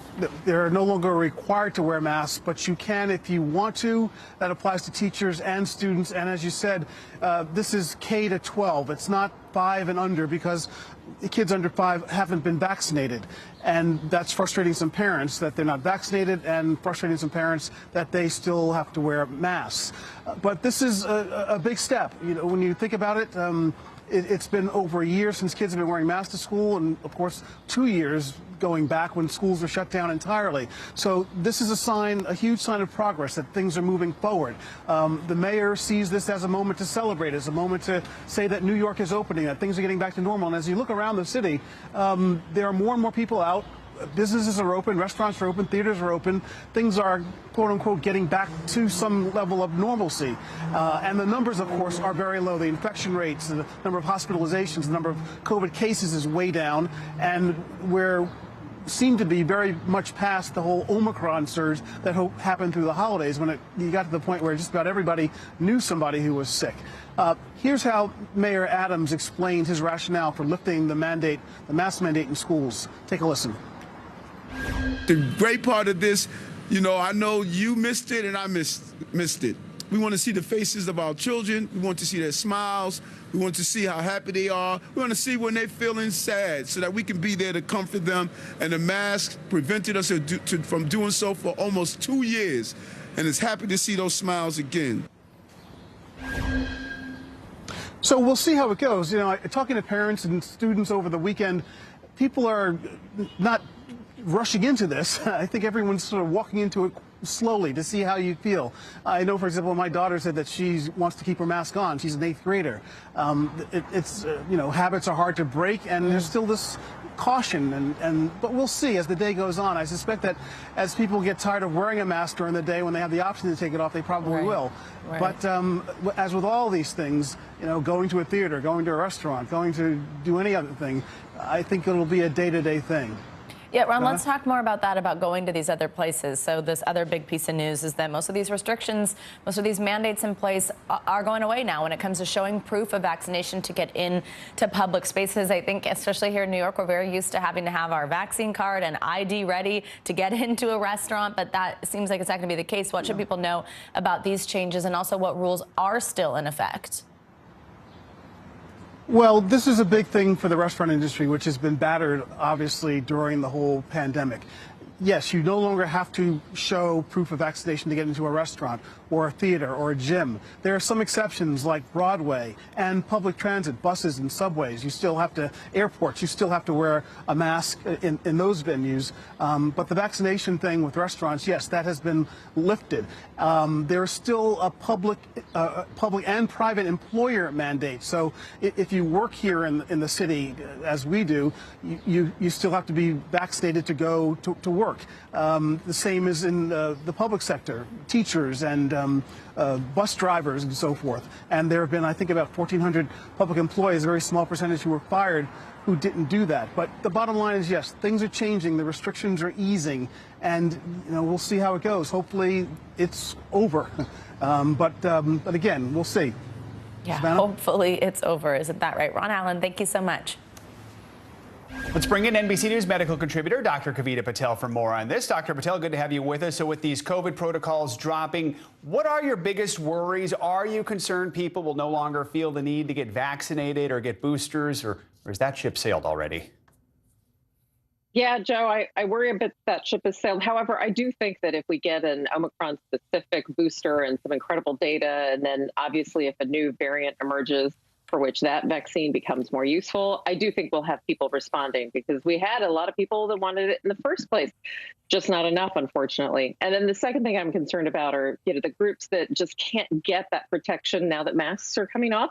It is a great time to enjoy yourself. Viral activity is at an all-time record low since the surge started, but it's still out there. And I think if you're under 5 or you haven't been vaccinated, or if you're in that immunocompromised group or in the household of one, I know there's a lot of concern out there.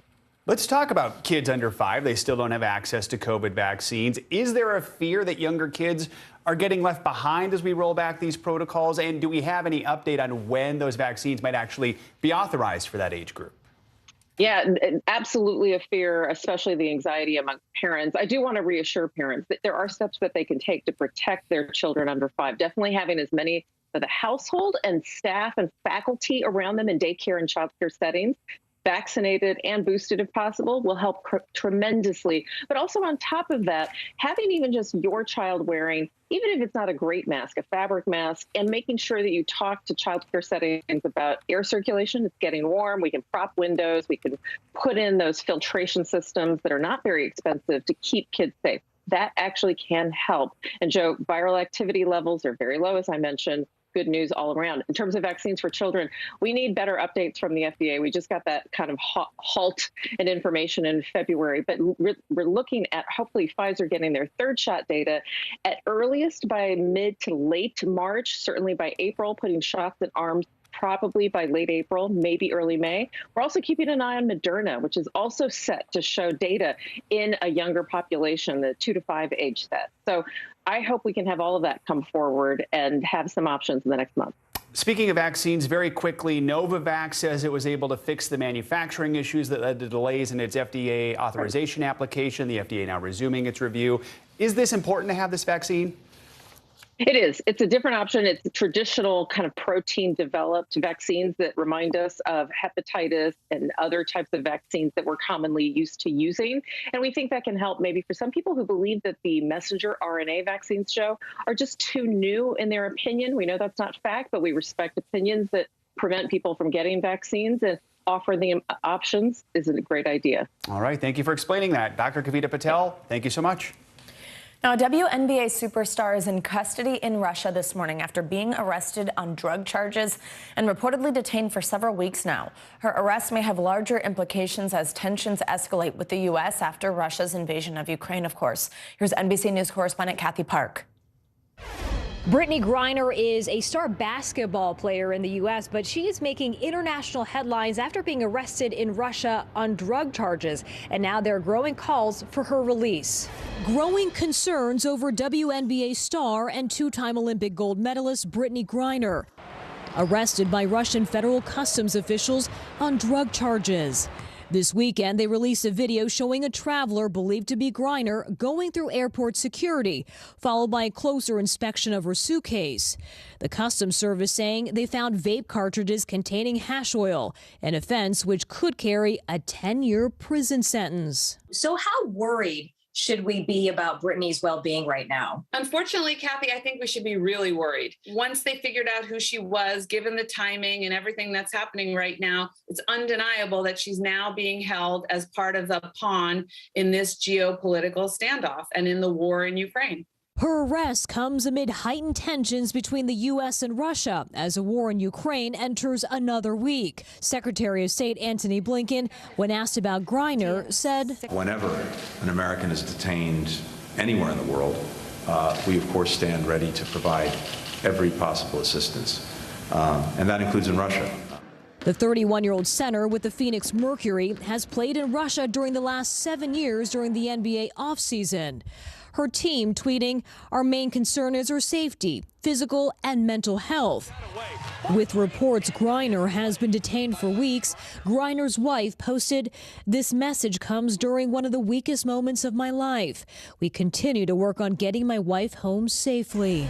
And according to the New York Times, a WNBA spokesperson says that aside from Griner, all players in the league are now out of Russia and Ukraine. Back to you. All right, Kathy Park, thank you. Let's get a check on your morning news now weather. Deadly tornadoes hit Iowa over the weekend, and at least 7 people, including 2 children, were killed. NBC News meteorologist Bill Cairns joins us with the latest. Hey, Bill. Yeah, it was a dangerous weekend, and our thoughts are with all the people in Iowa, and even Arkansas had a couple yesterday that people had to clean up from. But the one in Iowa was a powerful tornado. I mean, that's a wedge tornado. Estimated to be like an EF3, so winds are in excess of 150 miles per hour. That's the kind that just tears apart buildings and trees and just anything in its path. We know we had 7 fatalities, and unfortunately, 2 or 3 of those were children under the age of 5. So, yeah, sad scene in Iowa over the weekend. So as we went throughout the last 24 hours since then, we did have additional tornadoes yesterday in areas of Arkansas. Now we're watching that tornado threat pushing into Tennessee, Kentucky, and northern Alabama. And on this map, we are showing blue and white is snow, the yellow is the really heavy rainfall, and you can see few lightning strikes just left over near Tupelo, but the thunderstorms have been weakening and no reported tornadoes in the last couple hours. For the rest of today, these storms will actually get stronger this afternoon. It is very warm on the eastern seaboard today, and that's all, you can almost feel it in the air. It's just unusual for this time of year, and that line of storms, when it hits that warm air, is going to form more storms. So 48 million people at risk of severe weather today. Damaging wind is the biggest concern, all the way from Pennsylvania down through the mountains of Virginia, North Carolina, and into northern Alabama and Georgia. We also have a lot of flooding going on near Indianapolis. Southern portions of Illinois has a lot of flooding everywhere in maroon, and we'll continue to watch that flood threat as we go throughout the morning. And on top of all of that, the same areas that had record highs 4 days ago are under winter weather alerts. We've had snow overnight in Kansas City, Des Moines, Chicago, Milwaukee, and we'll see a little bit additional snow, especially in areas of Michigan. We're looking at Chicago. The snow has returned for the peak of your morning rush hour. Not a lot, but about 1 to 3 inches total in the area. So especially the bridges and overpasses, be careful on those. And I mentioned the warmth, guys. 81 degrees today in our nation's capital, in New York City has a chance of 70. So a very active, typical, changeable spring weather map. Yeah, spring, winter, a little bit of everything. My goodness. Yeah, wow. So crazy. 81 in D.C. Oh, my gosh. All right, Bill, thank you so much. See you in a little bit. Good. And coming up, Ukrainians forced to flee or fight as Russia ramps up its attacks on the country. Up next, we'll get a first-hand account of what it's like there right now. And as the humanitarian crisis from the war unfolds, new questions about if the U.S. is doing enough to help all refugees. This is Morning News Now.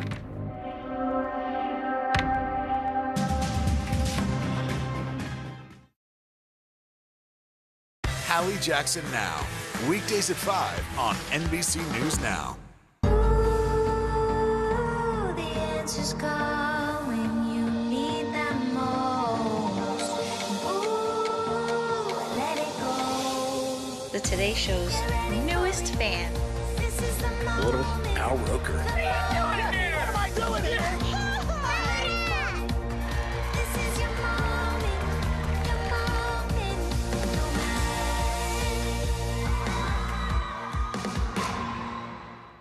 NBC News, streaming free now. We're here to start conversations about the big things happening in our world, because it's not my job to tell you what to think. My job is to think about what you tell me. Now Tonight with Joshua Johnson, streaming weeknights at 8 on NBC News Now. The fire has grown leaps and bounds. You see behind me is typical. How you doing? Pretty bad. There's no better place for fun with friends, quality time with your little golf buddy, or an afternoon alone together. Family and friends are just a tap away. Just pick your course, pay from your phone. Golf now. Download the app and go play. Hallie Jackson Now, weekdays at 5 on NBC News Now. Nearly a dozen hours after the eye roared ashore. There is some late-breaking news. All right, Good morning, I'm Joe Fryer. And I'm Savannah Sellers. 2022 is off to a busy start. Winter's wrath causing headaches from coast to coast. It's been really incredible to see how quickly volunteers started to help with the cleanup efforts. Morning News Now, streaming weekdays at 7. Hallie Jackson Now, weekdays at 5 on NBC News Now. The Ukrainian couple fighting on the front lines traded in their helmets and weapons for a veil and bouquet this weekend. The couple, together for 22 years, officially tied the knot Sunday near Kyiv, surrounded by their fellow soldiers. Newlyweds had not seen each other since joining Ukraine's territorial defense force at the start of the invasion, but they were able to enjoy this special moment together as they sipped champagne, even got a congrats from the mayor of Kyiv. Now, more countries are announcing sanctions against Russia while the Pope is speaking out against the violence from the Vatican. NBC News foreign correspondent Janice Mackey-Frayer joins us now from Beijing with a closer look at how the rest of the world is reacting to this unfolding situation in Ukraine. Janice, good morning. Joe and Savannah, good morning. We do have more sanctions being announced against Russia, this time from New Zealand, and it's a first there. The country will freeze Russian assets as well. It'll prevent money being moved by individuals or companies, and they'll stop any yachts, ships, or planes with ties to Russia from entering New Zealand waters or airspace. Also, South Korea says it is severing transactions with Russia's central bank. The country saying that this will come more in line with the financial sanctions announced by the U.S. Pope Francis called for peace during his weekly address from the Vatican. He also rejected Russia's claim that this was a military operation. The pontiff said, quote, "It's a war which sows death, destruction, and misery." The Pope also thanked people who are taking in refugees and extended thanks to journalists for providing information. And finally, a case of mistaken identity is having an impact on a French-Canadian snack. Poutine is a mix of French fries, gravy, and cheese curds. It's actually quite good. But because its name sounds like Putin, the Russian leader, the House of Poutine in France says it's getting threats and insults as well. A diner in Canada says they've had to take it off the menu. First of all, because they're expressing dismay with what's going on, but also because the name is sowing some confusion. Wow. And that's a look at your headlines. I second that, though. Poutine is very good. Maybe we just go with gravy, cheesy fries. For the not healthy bit. at all, but very tasty. Thank you, Janice. Thanks. Now, the Biden administration is offering temporary protected status to Ukrainians who are currently living in the U.S. without legal status. This impacts roughly 30,000 Ukrainians who've been here since before March 1st. They can avoid deportation and stay in work for 18 months. Advocacy groups are applauding the move, but others are wondering why the U.S. has not moved as quickly for people from non-European countries when they've been pleading for the exact same status for months. NBC News correspondent Vaughn Hilliard has the story. Masses of people fleeing Ukraine. Ukraine, it's like a hell. That's why we crossed to another country. More than 1 million refugees have fled Ukraine to neighboring countries. But what exactly is the U.S. prepared to actually do for those fleeing Russia's persecution in their home country? Given the bipartisan support for Ukrainians, I think this is an opportunity to actually rebuild that pipeline. On Thursday, the U.S. granted temporary protected status to the estimated 30,000 Ukrainians already in the country, but not here on visas. We will be providing temporary protected status, TPS, to those Ukrainian nationals who are present in the United States as of March 1st of this year. But the U.S. has not offered a special path for current Ukrainians to come to the U.S. as refugees. Instead, the U.S. has sent millions of dollars in aid, food, health care supplies, blankets, and deployed a disaster relief team to the region. We're providing support to the Ukrainians in their fight for freedom, military assistance, economic assistance, humanitarian assistance. But this places the U.S.'s policy toward refugees and asylum seekers under scrutiny again. Over the last 6 months, the Biden administration has flown thousands of Haitians from the U.S.'s southern border to Haiti. In fiscal year 2021, the Biden administration welcomed just 11,411 refugees. When President Obama left office, the number into the U.S. each year, 110,000. By 2020, Trump had cut that number to just 15,000. President Trump even signing an order suspending admission of Syrian refugees into the U.S. during the country's long, deadly civil war. How would you describe U.S. policy towards refugees in the last 20 years? The United States had been a country that provided refugee resettlement to the most people in the world, and that really declined. Our thanks to NBC's Vaughn Hilliard for that report. Coming up on Morning News Now, the cost of war, how the violence in Ukraine is impacting Americans from the gas pump to Wall Street. And a united front, how the situation in Ukraine has aligned much of the country in its response against Russia after the break.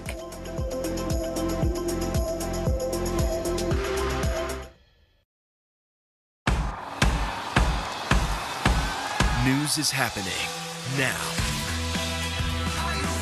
Look at what's making headlines around the world. Right now on Morning News Now. We're coming on the air with breaking news. And this is a significant moment. Whenever it happens, wherever you are, NBC News, streaming free now. Top Story with Tom Llamas, weeknights at 7 on NBC News Now. News is happening now. Look at what's making headlines around the world. We're coming on the air with breaking news. This is a significant moment. Whenever it happens, wherever you are, NBC News, streaming free now.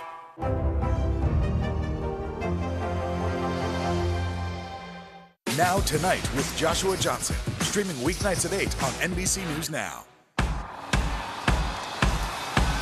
News is happening now. Look at what's making headlines around the world. Right now on Morning News Now. We're coming on the air with breaking news. And this is a significant moment. Whenever it happens, wherever you are, NBC News, streaming free now.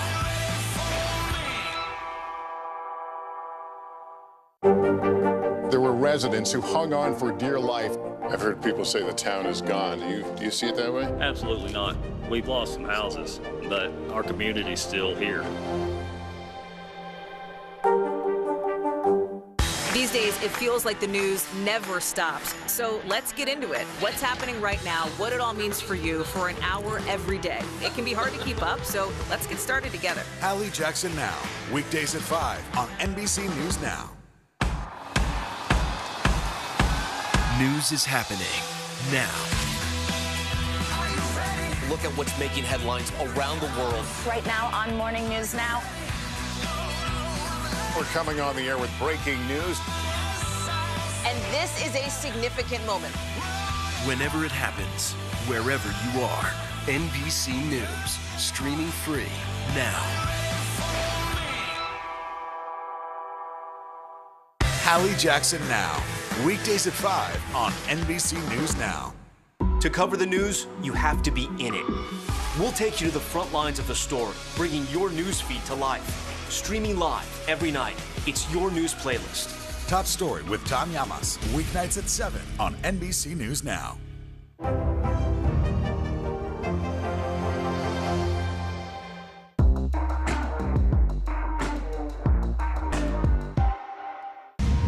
Welcome back. Europe is fiercely united in its response to Russia's invasion of Ukraine, with some nations reversing historic policies. The EU is vowing to support Ukraine with military assistance and humanitarian aid.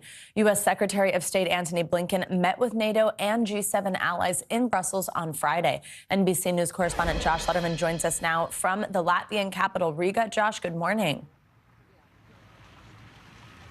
Good morning, Savannah. You know, it was not that long ago that the U.S. and Europe seemed like, try as they might, they just could not get on the same page. There were even questions about the future of the NATO alliance, but so much has changed in such a short period of time. These guys that you see behind me are paratroopers from the 173rd Airborne Brigade. They're based out of Italy, but some of them have been deployed here to Latvia as NATO shores up its defenses and shows that it is united. All of this coming as the West is really stepping up with an unprecedented diplomatic front, putting pressure on Russia and showing that U.S. and Europe are standing together. Take a look.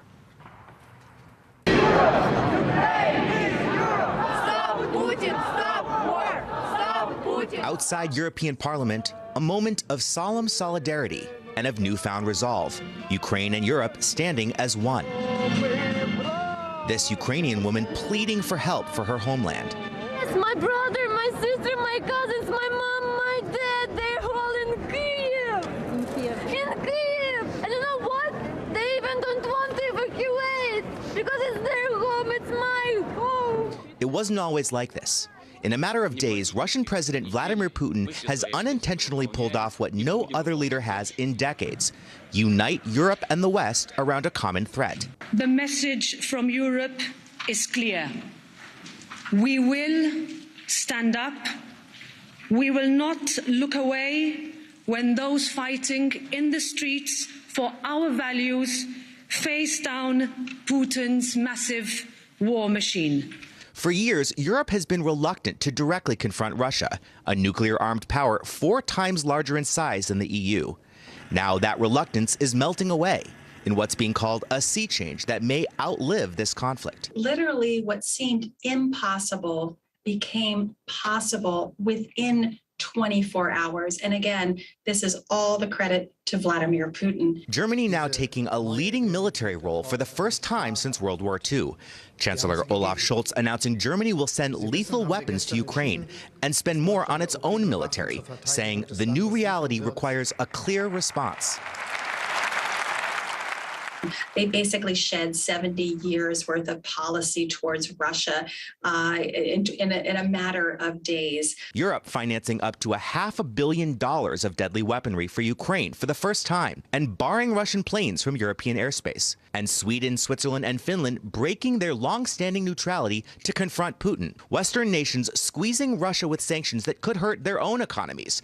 And just a few weeks ago seemed too heavy a lift. Freezing Russia's $11 billion Nord Stream 2 pipeline, a critical gas supply for Europe, and kicking major Russian banks out of the SWIFT global financial system. All told, it's the most sweeping set of economic, travel, and diplomatic penalties ever imposed on Russia, as communities across the West rise up to defend common values that have suddenly come into focus.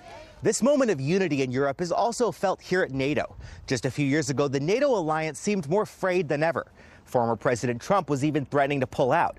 But Putin's war has given NATO fresh purpose. I'd like to commend President Biden and the U.S. for stepping up with more troops, with more presence in the eastern part of the alliance. It's an early payoff for President Biden's strategy of letting Europe take the lead, denying Putin the chance to make this about the U.S. against Russia. I spent countless hours unifying our European allies. We shared with the world in advance what we knew Putin was planning.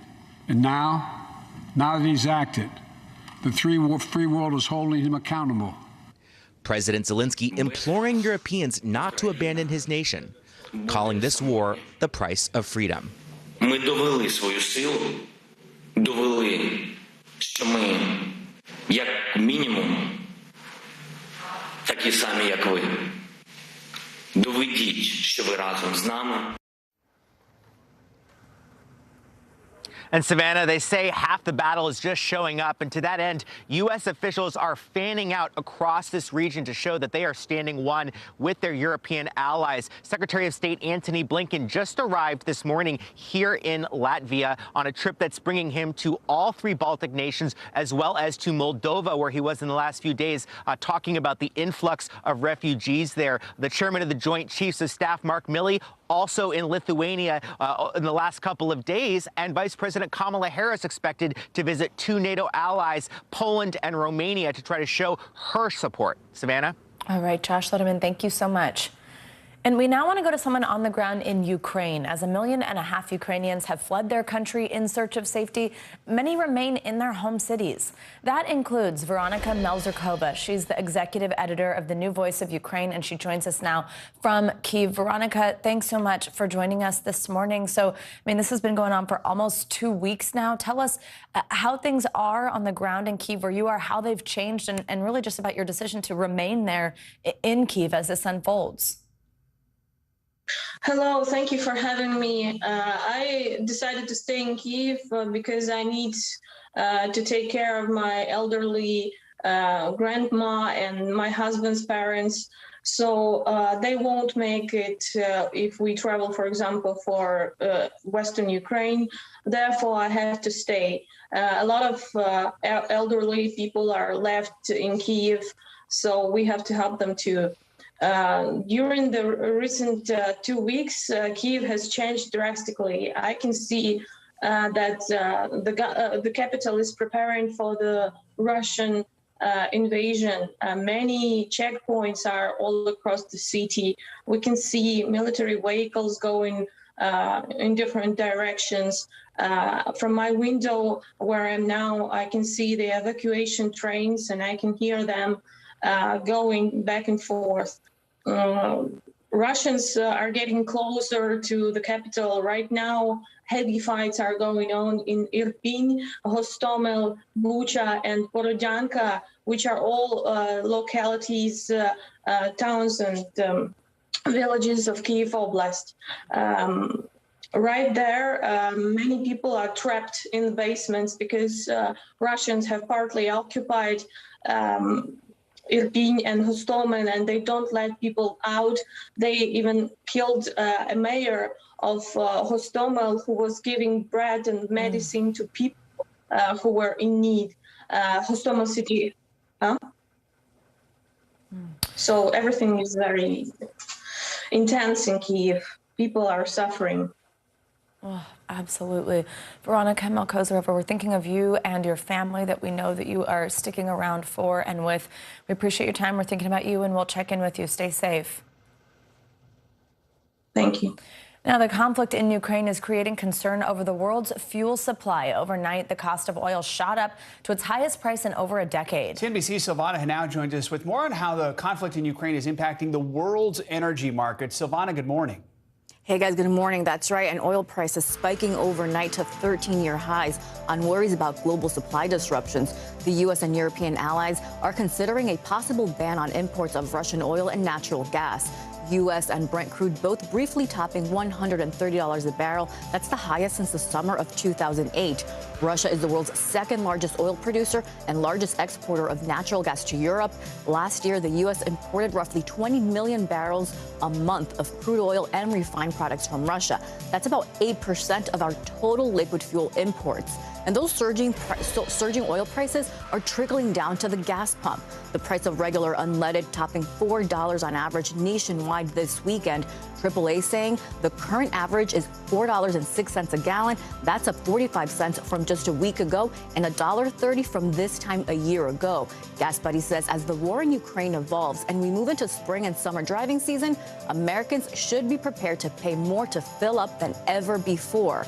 This all is feeding into more negative sentiment on Wall Street. The Dow, NASDAQ, and S&P 500 are coming off weekly losses. Traders say investors aren't selling off everything, instead rotating out of growth stocks and Europe to more defensive and safe haven assets. Those include U.S. bonds, the dollar, and gold, which is topping $2,000 an ounce for the first time since 2020, guys. Right. Silvana, thank you so much. You got it.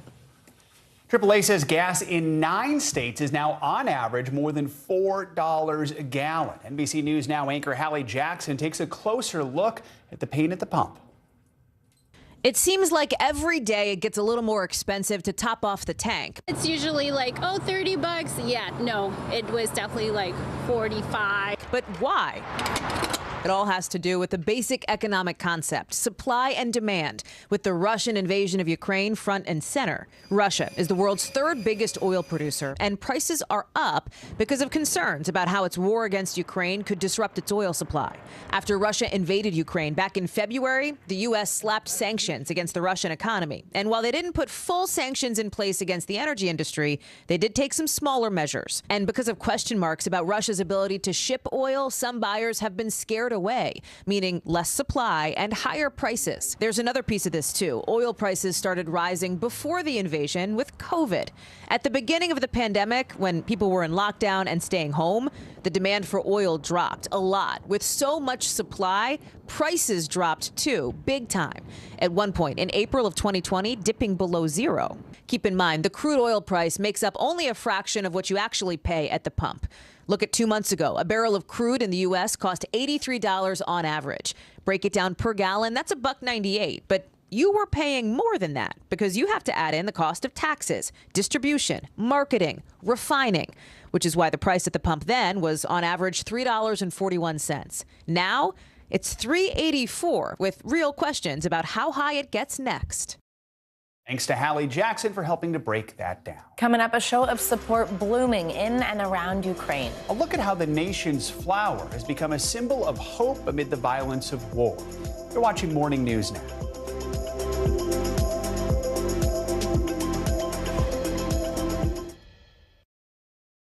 The fire has grown leaps and bounds. You see behind me is typical. How you doing?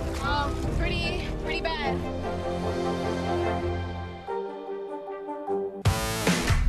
There's no better place for fun with friends. Quality time with your little golf buddy. Or an afternoon alone together. With the Golf Now app, family and friends are just a tap away. Just pick your course, pay from your phone, get out and enjoy. Golf Now. Download the app and go play. Top Story with Tom Llamas. Weeknights at 7 on NBC News Now.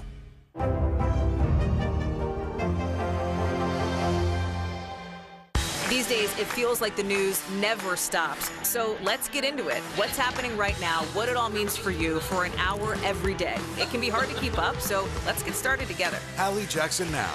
Weekdays at 5 on NBC News Now.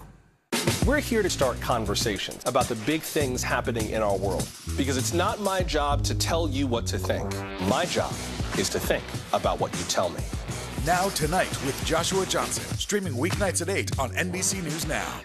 There's no better place for fun with friends. Quality time with your little golf buddy. Or an afternoon alone together. Family and friends are just a tap away. Just pick your course, pay from your phone. Golf Now. Download the app and go play. News is happening now. Look at what's making headlines around the world. Whenever it happens, wherever you are, it's here now. There's no better place for fun with friends. Quality time with your little golf buddy. Or an afternoon alone together. With the Golf Now app, family and friends are just a tap away. Just pick your course, pay from your phone, get out and enjoy. Golf Now. Download the app and go play. The world is coming together to show its support for Ukraine by displaying not just the country's flag, but the nation's official flower. It's a sunflower, and they've become a symbol of unity and a message of love for Ukrainians everywhere. NBC Weekend Nightly News anchor Jose Diaz-Balart has more. Amid the darkness of war, a global symbol of solidarity has emerged.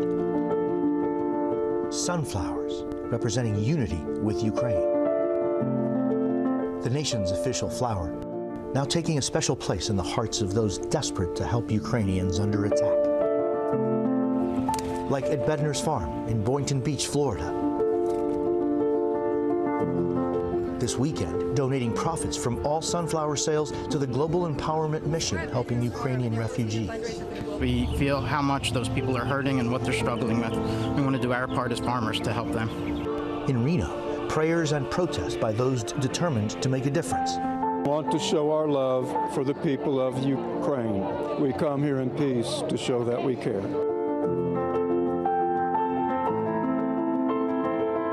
The movement sowing support in Virginia with free seed packets at Beaver Dam Sunflower Farm. Just one little step to say, hey, you know, we're thinking of you. We're kind of in this together. Together across oceans, too. Crowds threading sunflowers through barriers at the Russian embassy in London. A silent plea for peace. Worldwide, they're also a sign of hope on social media. So many posting pictures and heartfelt messages echoing across the internet, like sunflowers in support of Ukraine and praying for peace. The flowers, a source of comfort. It's in the artwork students made for their Ukrainian teacher at a Missouri school. We're trying to show her that we love and support her. across the miles, signs of strength and loyalty to let Ukrainians near and far know they are not alone. I think every single sunflower in my school represents love and support. It was a shower of sunflowers. It was a shower of love. Our thanks to Jose Diaz-Balart for that beautiful story. That does it for this hour of Morning News Now. The news continues right now.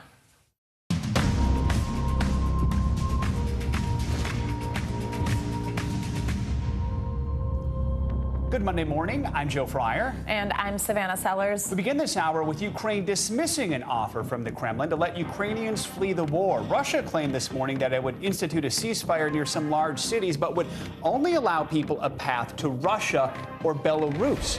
Thousands of people are still trying to leave Ukraine, especially in the southern city of Mariupol. Nearly 200,000 people are trapped in the city without running water or power. The proposed Russian ceasefire to allow people to flee there never materialized over the weekend. This morning, Ukrainian President Volodymyr Zelensky is warning of a new wave of Russian attacks like this one in the southern part of the country. The Ukrainian parliament says Russian missiles destroyed an airport there. More civilians are now getting caught in the gunfire as Russian forces move even closer to Kyiv.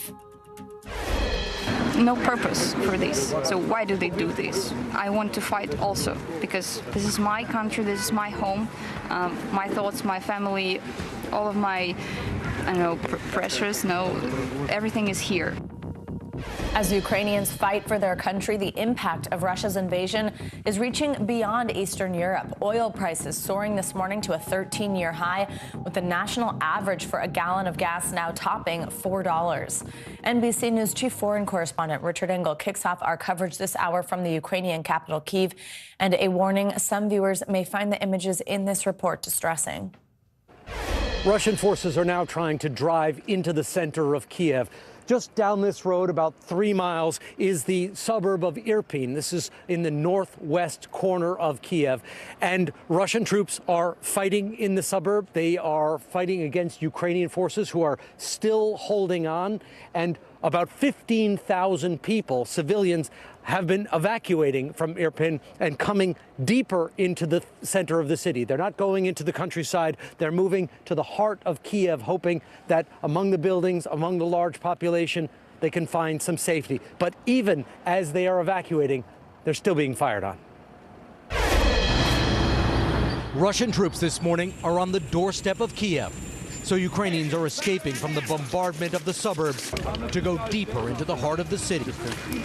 And even though they're fleeing, Russian troops are firing on them. Ukrainians say at least 4 escaping civilians, including a family, were killed in this attack. Ukrainian troops and volunteers are helping civilians cross under a downed bridge, walking across the only slippery planks to safety. Russians have taken over this suburb, which is on the northern edge of Kyiv. They are bombarding it heavily. The Ukrainians blew up this bridge in order to slow down the Russian advance, but it has also made it extremely difficult for people to evacuate these areas that are hotly contested as Russian forces try and consolidate their positions and the Ukrainians try to keep them on that side of the river. Those who make it across the river are in shock. I was bombed, this woman says. We were trying to escape and we were bombed while walking. But in areas Russia does now control, Ukrainians aren't submitting to their will, pouring into the streets, shouting down Russian occupiers, laying down in front of their vehicles. And in one case of extreme bravery and balance, riding on top of one, waving Ukrainian flag. The fighting spirit is proudly on display. We visited a soup kitchen, volunteers cooking donated food for 500 people a day. Not far away, closer to the front, 2 new Army recruits got married. A drone fitted to drop explosives dropped rose petals instead. And how are you feeling right now? I'm happy, but my heart is crying because of While down in the shelters where Ukrainians are spending long and lonely nights, a young girl put on a show, singing the theme from Frozen, and lifted worried souls. что прошло уже не вернуть, отпусти. The Russian government has proposed a humanitarian corridor of sorts, saying that Ukrainians can leave the major cities, but the routes they are proposing would take evacuees to Russia or Belarus.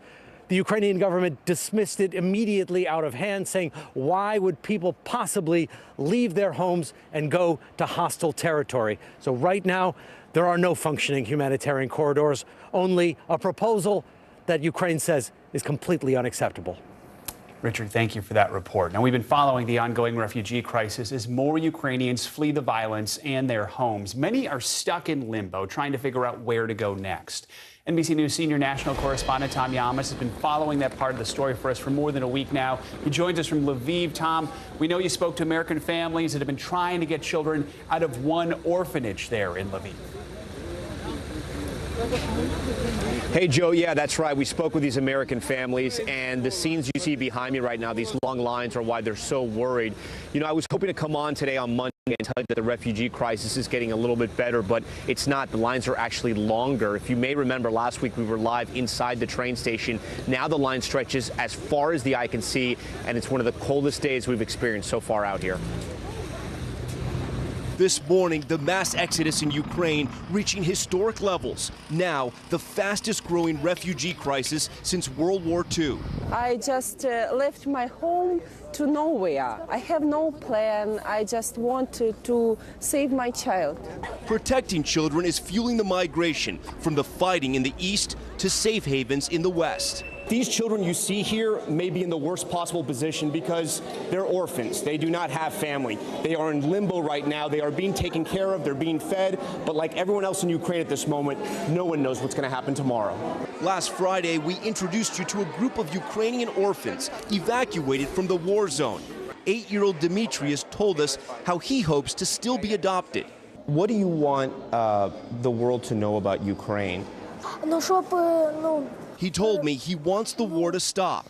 Anything you want to say to anybody, friends back in that other region? Demetrius's answer shook me because it's the reality of this war. I want them to stay alive, not to die. Our story hit close to home for several families back in the U.S. because they recognized children they were trying to adopt. I said, oh my gosh, look, this is Vicha is what we call him, and he was eating. Vicha's up to us asking to be on camera. He spent summers and winters in Iowa, getting to know the Heineck family, who wants to adopt him and his 2 siblings. He's just like so special, and he wants to be with us so bad, and we have to say, you know, we can't come today, and we're waiting. The Heinecks tell us there are at least 300 American families in the same boat. Because it's kind of like they're at that reach, but you can't get to them. The Romeros also recognized a child they're trying to adopt. The couple is now in Poland on the border helping refugees, but also trying to move along the adoption of their child, who they say texts them every day that he's afraid of the war. For the last 2 years, in my heart, he's been my son, and it doesn't matter what's written on paper, but he's my son. And I just want to hug him. We feel for all those American families trying to get the kids they hope to adopt out of Ukraine. We spoke with the people taking care of those orphans you saw in our story, and we should mention they look to be taking care of them as best as they can be. They're being fed, they're being housed, they're also being taught. We should mention that. For right now, the decision has been made to leave them here in western Ukraine. They didn't want to evacuate them to Poland just yet, and that's one of the reasons why those families, those American families, are so crushed, because the adoption process has been put on hold for now, and they don't know when or how this war ends. The other thing we should mention is that in Russia, the rules are very different. U.S. citizens cannot adopt Russian children. So if there's an occupation here, that could be devastating to those families back home. Joe and Savannah? Oh, my goodness. We are thinking of those families. Thank you so much for bringing us that report. We appreciate it. We want to bring in a couple. They're witnessing the human cost of war in Ukraine. Joel Wasserman is an American English teacher and translator. Katerina Sporish is a Ukrainian business journalist. Both are now in Lviv. Lviv in western Ukraine, where we just saw Tom after leaving the capital of Kyiv as war broke out. Good morning to both of you. Thanks for joining us. Katerina, I want to start with you because I understand you left Kyiv on foot as Russian forces approached the capital. What more can you tell us about that journey? I left Kyiv at evening of first day of this war. So I would like to say that probably was lucky.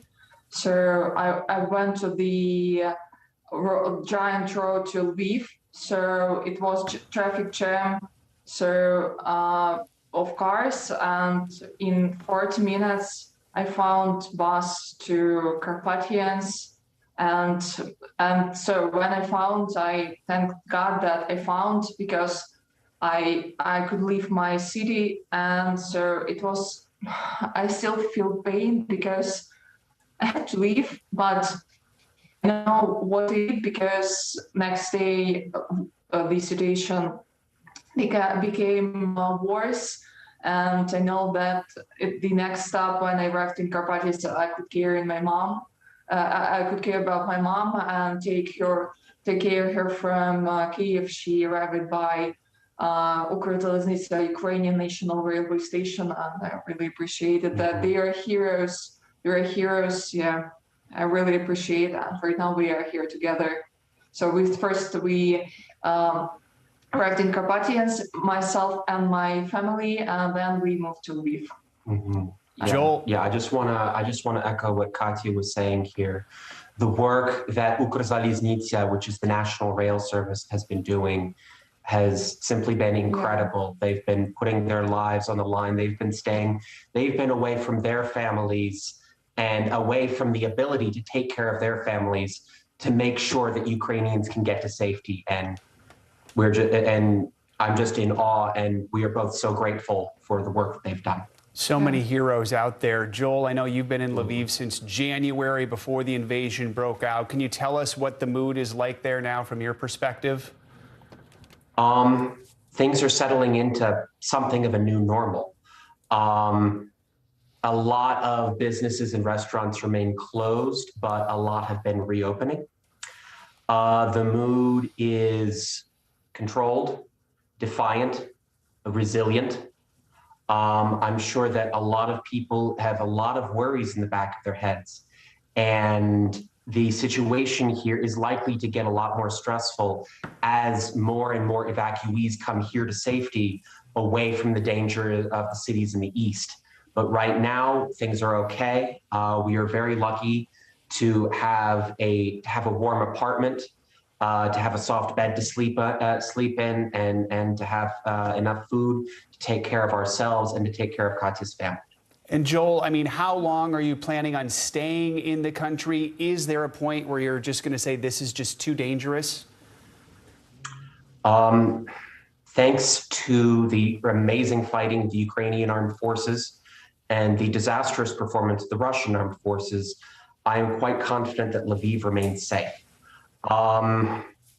Things could get tricky as the humanitarian situation here gets more complex, but I made the decision back in January not to leave this country. I made the decision to stay here and do whatever I could to protect Katya and her family, and as well to make myself useful to humanitarian efforts here to help Ukrainians in their hour of need. So I'm staying. All right, Joel and Katerina, we're glad you are both safe, that you are together. Please keep us updated on everything that's happening. Thank you. Thank you very much. Slava Ukraini. Slava. U.S. troops in Eastern Europe are preparing for more Russian aggression in the region. The soldiers have been training with NATO forces on a range of potential outcomes as the fighting continues throughout Ukraine. NBC News correspondent Josh Letterman is back with us this hour from one of those bases in Riga, Latvia. Josh, good morning.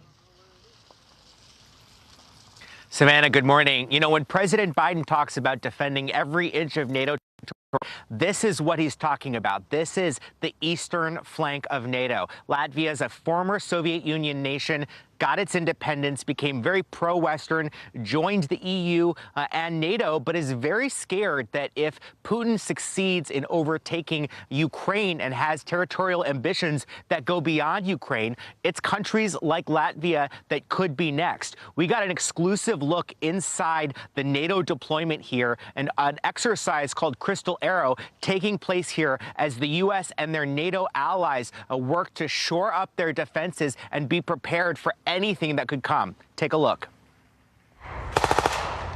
This morning, American troops far from home, training in Latvia alongside NATO allies, the last frontier between Russia and the West. The battlefield scenarios these war games are simulating are entirely real. Brigadier General Joseph Hilbert oversees the 7th Army Training Command. What message do you think exercises like this send to our potential adversaries? I think they send that we're ready, and we are again a 30-member alliance that's based on common values of freedom. It's a little over 100 miles from here to the Russian border. When President Putin says that NATO's expansion into Eastern Europe threatens Russia, this is what he's talking about. But NATO says it's a defensive alliance and that these troops pose no threat. Last month, the U.S. sent an additional 7,000 U.S. troops to Europe to be ready to assist NATO's response force, activated for the first time in its history to defend NATO territory. Attention! The U.S. deployed about 800 troops to the Baltic nations of Latvia, Estonia, and Lithuania as Russia moved into Ukraine, plus Apache attack helicopters made in the U.S. This morning, U.S. troops are playing the attackers. Italian troops on the other side playing the defenders. They switch sides regularly to ensure they're ready for everything. We are training together in case any nation or other alliance were to impede upon NATO.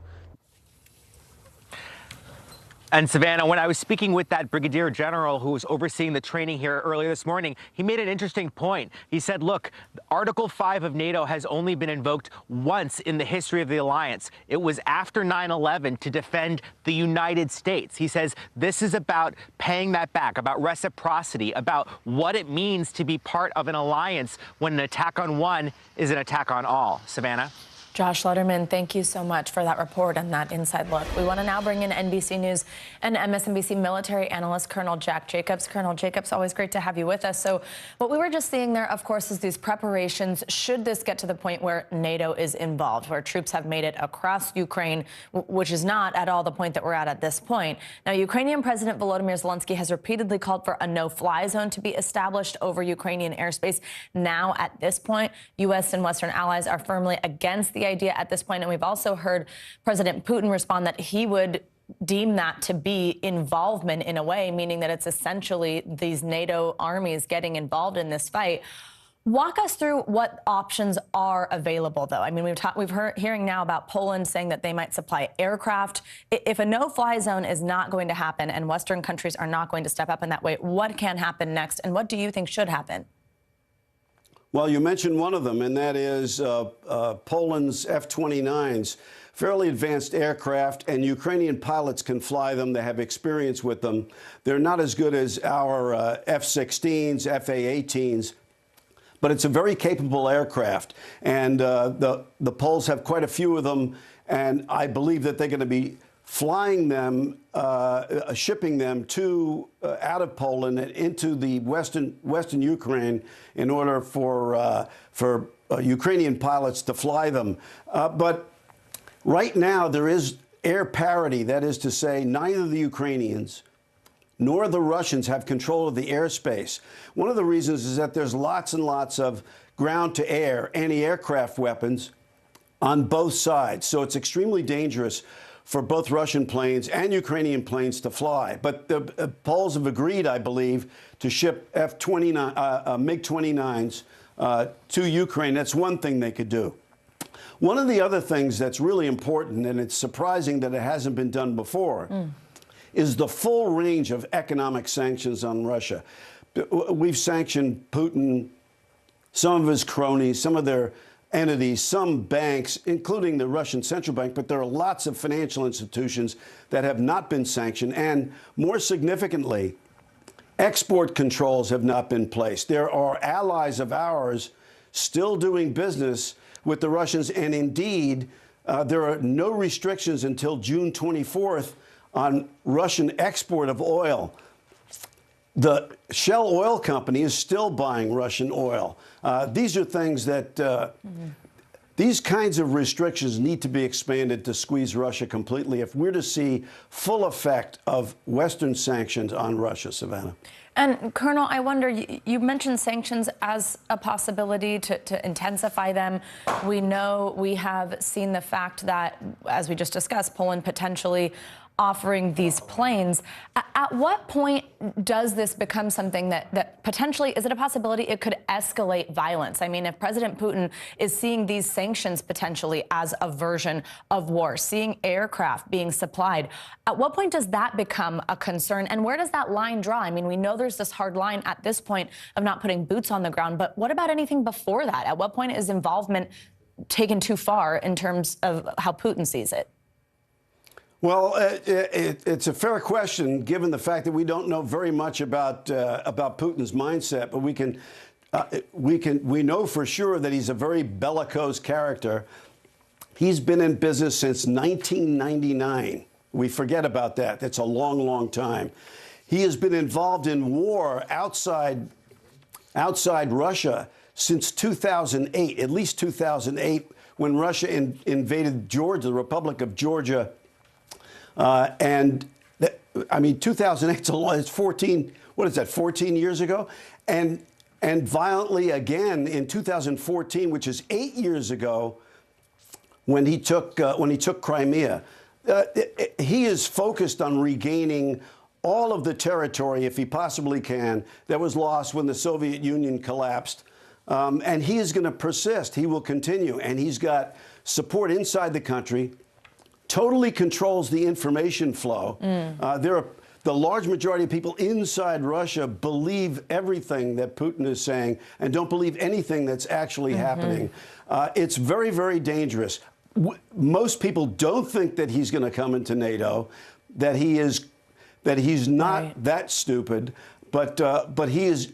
It's tempting for him to threaten, and that's what he's been doing. That's what he's been doing, Savannah.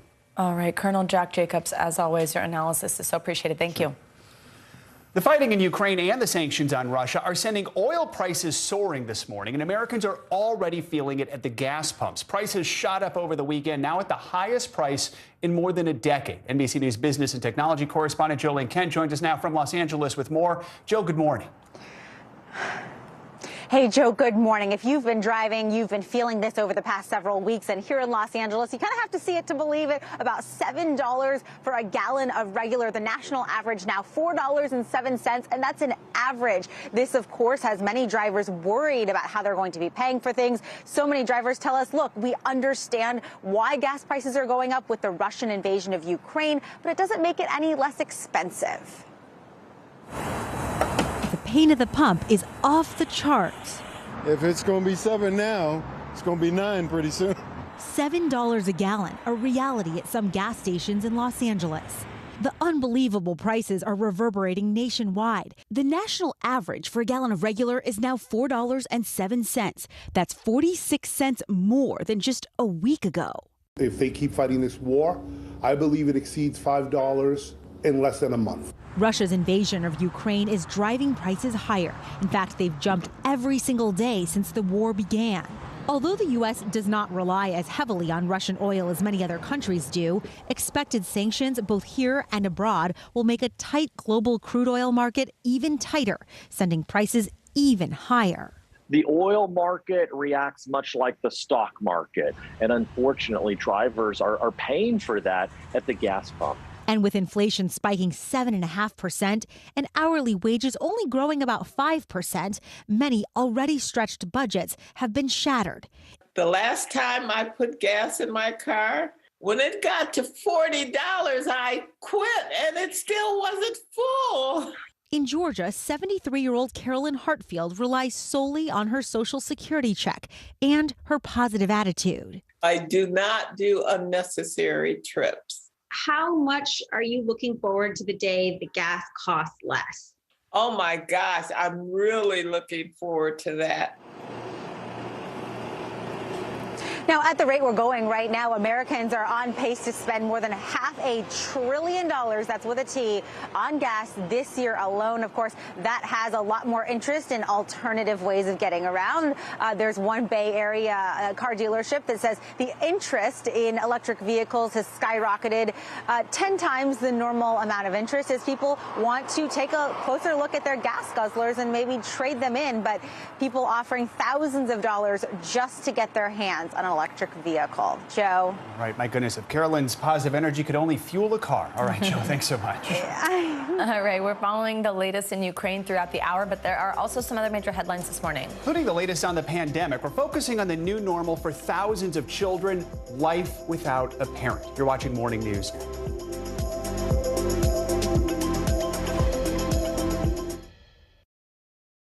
We're here to start conversations about the big things happening in our world, because it's not my job to tell you what to think.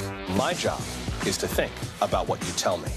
Now Tonight with Joshua Johnson, streaming weeknights at 8 on NBC News Now. News is happening now. Look at what's making headlines around the world. Whenever it happens, wherever you are, it's here now.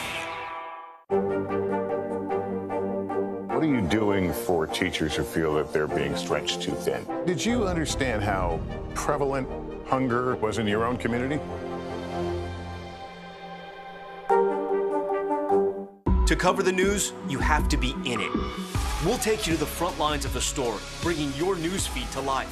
Streaming live every night. It's your news playlist. Top Story with Tom Llamas, weeknights at 7 on NBC News Now. What are you doing for teachers who feel that they're being stretched too thin? Did you understand how prevalent hunger was in your own community?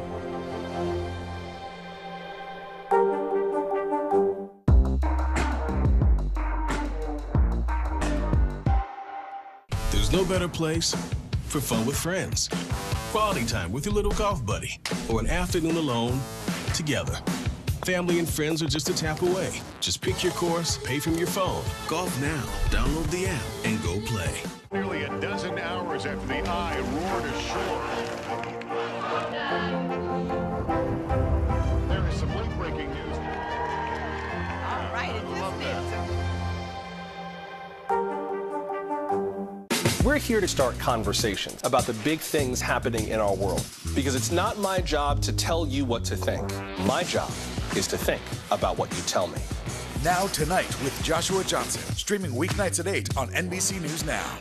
There's no better place for fun with friends. Quality time with your little golf buddy, or an afternoon alone together. Family and friends are just a tap away. Just pick your course, pay from your phone. Golf Now. Download the app and go play.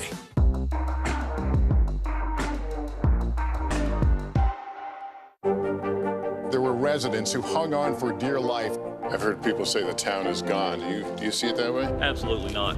We've lost some houses, but our community's still here.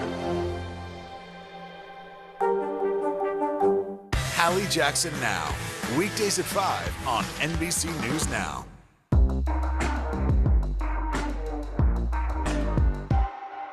To cover the news, you have to be in it. We'll take you to the front lines of the story, bringing your news feed to life. Streaming live every night. It's your news playlist. Top Story with Tom Llamas, weeknights at 7 on NBC News Now. Welcome back. Ukrainian President Zelensky is calling on the world to boycott Russian exports, including oil, calling Russia a terrorist. We'll have more coverage in just a few minutes, but first, some other news this morning. It includes the latest on the pandemic. New York City is the latest school district to roll back mask mandates in the classroom. Infection rates in the city were at 1.8%. That's the lowest number since August of last year. Well, some parents across the country are celebrating the relaxed protocols. Others are bracing for a rocky transition ahead. NBC News correspondent Stephanie Goss joins us now with the latest on these mandates. Steph, good morning. Hey, Joe, good morning. You know, it's a big day here in New York City. For a lot of kids and parents, they're excited about the idea that they don't have to wear masks to school. But there still are some parents, who, especially those who have immunocompromised children, who have some concerns. Mask or no mask? That's the biggest question now facing parents, teachers, and millions of children as many states and cities drop their school mask requirements. It was cool to actually see all my friends' faces. Starting today, masks are optional for students in New York City's K-12 public schools, a major milestone for the biggest school system in America, once at the epicenter of the pandemic. The mayor assuring parents it's okay to take it one day at a time. I know there's some who state that they still want their children to wear their mask. You can. We are not going to get in the way of your discretion. Nearly 60% of the nation's largest school districts have now made masks optional, with more on the way when California, Oregon, and Washington lift their school mandates at the end of this week. The great rollback following news from the CDC that more than 90% of Americans live in an area where face masks are no longer needed. But for parents whose children are at risk of severe disease or even death, the relaxed requirements are concerning. I think it's too soon.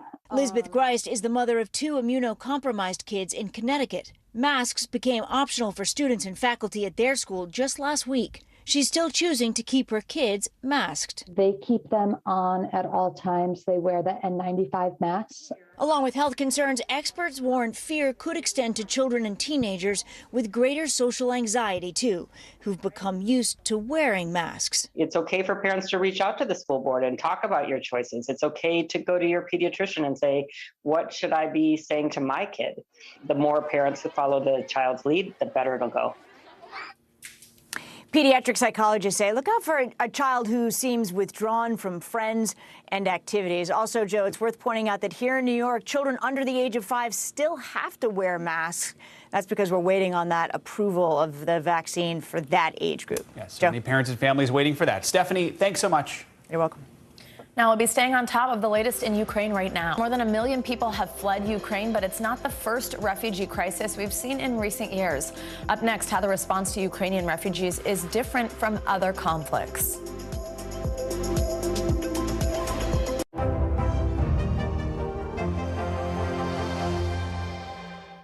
News is happening now. Look at what's making headlines around the world. We're coming on the air with breaking news. This is a significant moment. Whenever it happens, wherever you are. NBC News, streaming free now. This is a very different kind of program. We're here to start conversation about the big things happening in our world. Professor, I'm not asking you to predict the future, but what do we think that the new normal is going to be? Is part of this that everyone's rethinking their jobs during this pandemic and their relationship to their employers? What is your biggest tip for any parent who's concerned about this? It's not my job to tell you what to think. My job is to think about what you tell me. Now Tonight with Joshua Johnson, streaming weeknights at 8 on NBC News Now. Answers come when you need them most. Ooh, let it go. The Today Show's newest fan. Little Al Roker. What am I doing here? This is your moment.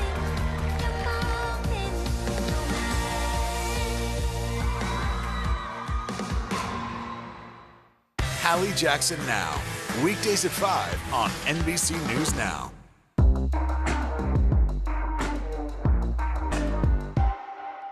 Good morning, I'm Joe Fryer. And I'm Savannah Sellers. 2022 is off to a busy start. Winter's wrath causing headaches from coast to coast. It's been really incredible to see how quickly volunteers started to help with the cleanup efforts. Morning News Now, streaming weekdays at 7. There's no better place for fun with friends.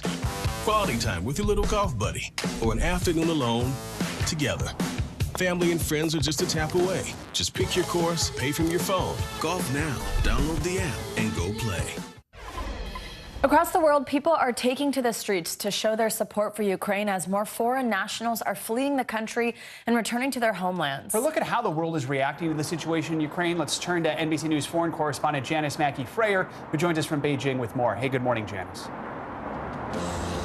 Hey, good morning, Joe and Savannah. As the crisis deepens in Ukraine, anti-war protests have continued in several cities. In Buenos Aires, Argentina, demonstrators marched along a central avenue demanding an immediate end to the war. In London, protesters sang the Ukrainian national anthem as a show of solidarity. And there were rallies in other UK cities and in countries around the world including in Russia itself, where independent monitoring groups say more than 4,000 people were detained. Indian students from Ukraine have been arriving home on special evacuation flights. The Indian government had told them that they needed to get to neighboring countries in order to get out, so they went to Romania, Hungary, Poland, but that, of course, wasn't easy. Before the conflict, Indian students made up about a quarter of Ukraine's 76,000 foreign students. And over the Lithuanian capital of Vilnius, hot air balloons were flying Ukrainian flags, huge ones, about 65 feet long. They were attached to 8 hot air balloons, but this was more than just a pretty show of support. They were actually aiming to fly over the Russian embassy there, but the wind shifted direction. Organizers say they did it because they want a peaceful sky. And that's a look at your headlines. Wow, that was something to see. Janice, thank you so much. Now, Russia announced a ceasefire proposal this morning, offering to open humanitarian corridors out of several Ukrainian cities. The officials there have lashed out against Moscow's plans, which offers evacuation routes to Russia and Belarus. NBC Nightly News anchor Lester Holt has more from the western Ukrainian city of Lviv. A weekend of deadly violence across Ukraine. Officials say at least 8 civilians were killed Sunday, including in this attack. A family, including 2 children, now dead. Efforts to escape nearly impossible for civilians in cities like Irpin and Mariupol this weekend, after earlier ceasefire attempts failed. Uncertainty growing by the minute, even in cities like Lviv, now a destination for so many fleeing the conflict zones. Are you afraid to stay here? Of course. President Zelensky calling on world leaders to help, saying sanctions are not enough, and amplifying his push for a no-fly zone over his country. A move the Secretary of State warns could put NATO forces in direct conflict with Russia. What we're trying to do is end this war in Ukraine, not start a larger one. Our journey to Ukraine started in Poland. As we approach the Ukrainian border, a glimpse of the growing humanitarian crisis. A small fraction of the 1.5 million people who have fled their home country so far. There's quite a crunch here on this side. This is inbound to Poland. All the relief agencies have set up, and we see families who are just making their way across now.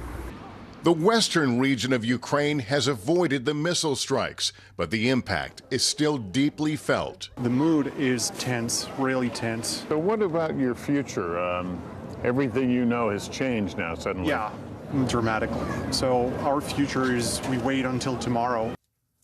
Thanks to Lester Holt for that report. Now, we are hearing so many stories of people helping Ukrainians who are fleeing their country, some even going so far as to welcome refugees into their own homes. But as recently as last year, Syrian and Afghan refugees were stranded at the very same borders that are now being opened for Ukrainians. We're also hearing disturbing reports of racism and abuse by Ukrainian border officials. Listen to how one medical student described her journey.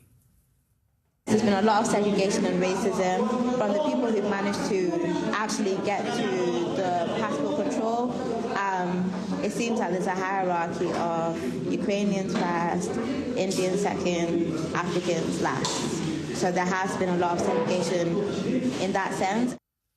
The Ukrainian Foreign Ministry has denied reports of discrimination based on race or nationality at border crossings, saying a first-come, first-serve approach applies to everyone. But it has set up an emergency hotline to help out students like Corrine get out safely. Joining us now to discuss all of this is Phil Ittner. He's a freelance journalist. Phil, thanks for being here with us. Let's start with what we just heard there. It feels like so much of the coverage has been about international unity and how welcoming people have been to these families and people who are trying to get out of Ukraine. How do we celebrate and acknowledge that kindness while also noting that there are some injustices out there? You know, Joe, I've covered wars for the last 2 decades, and wars, like any other stressful event or catastrophic event, brings out the extremes in people, the best and the worst. Journalism, when it is at its best, holds a mirror up to this very human, this human nature. So we can both look at the aid and the help and the compassion that we see on the ground here, while also at the same time recognizing that some ugliness still lies bubbling underneath. I mean, many have noticed the international response to Ukrainian refugees is different from some other crises. I want to read something the Bulgarian prime minister said on this subject in talking about Ukrainian refugees. He said, "These people are intelligent. They are educated people. This is not the refugee wave we have been used to. People we were not sure about their identity, people with unclear pasts who could have even been terrorists." That is a statement that has been getting a lot of attention. What does it tell you about where we are as a global community? Well, you know, we have a major migration problem happening globally. But here in Europe, I think it's worth noting that we as Americans discuss race and racism almost to a fault. It is part of our makeup because we are a multi-ethnic nation of mostly, if not, almost entirely immigrants. We discuss race constantly. Europeans, however, having been mostly a homogenous white continent for most of its history, is now having to face floods of people from different ethnicities. And while they like to think that they are modern liberal democracies, if you scratch beneath the surface, in most European countries, you will find that same racism that exists in America. Go to Paris, for example, the City of Lights, one of the bastions of Western society. And if you go to any Parisian restaurant, you will most likely find the front of house being white waiters and the like, and then the back, the cooks and the sous chefs and all the rest of it being North African. Racism exists on the European continent. It's undeniable. The Europeans just don't like to talk about it as much as we do. An important conversation to have, even though it's not an easy one. Phil, thank you so much for joining us. We do appreciate it. Thank you. And we have more coverage from Ukraine later this hour. But first, former Attorney General William Barr sits down with the Today Show, talking about his time in the Trump administration, what he said about the days around the January 6th riot. Next.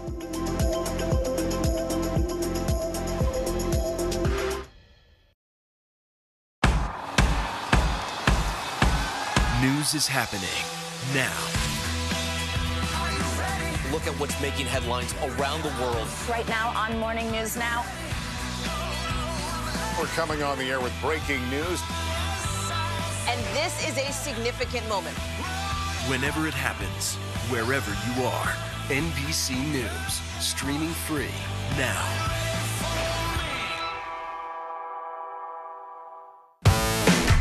There's no better place for fun with friends. Quality time with your little golf buddy.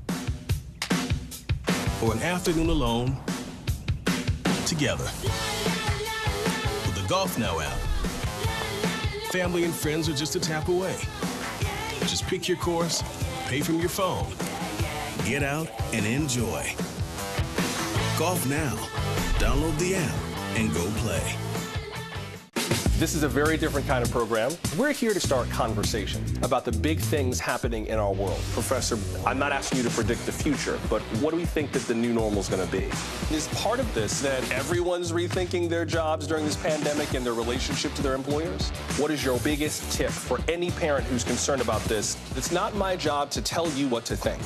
My job is to think about what you tell me. Now Tonight with Joshua Johnson, streaming weeknights at 8 on NBC News Now. Hallie Jackson Now, weekdays at 5 on NBC News Now. There were residents who hung on for dear life. I've heard people say the town is gone. Do you see it that way? Absolutely not. We've lost some houses, but our community's still here. Still to come on the Channel 2 News. Well, the waters are certainly receding now. Still too close to call. Lester Holt reporting from the Ground Zero, as it's being referred to. It is, in fact, a taste of freedom. The Haitian people know a little something about resiliency. What's the biggest risk right now? Some of the troops who have been proud. I want to welcome you to the first presidential debate. In fact, we've been told we can't go any farther. You were some resilient folks. Let me get a hint.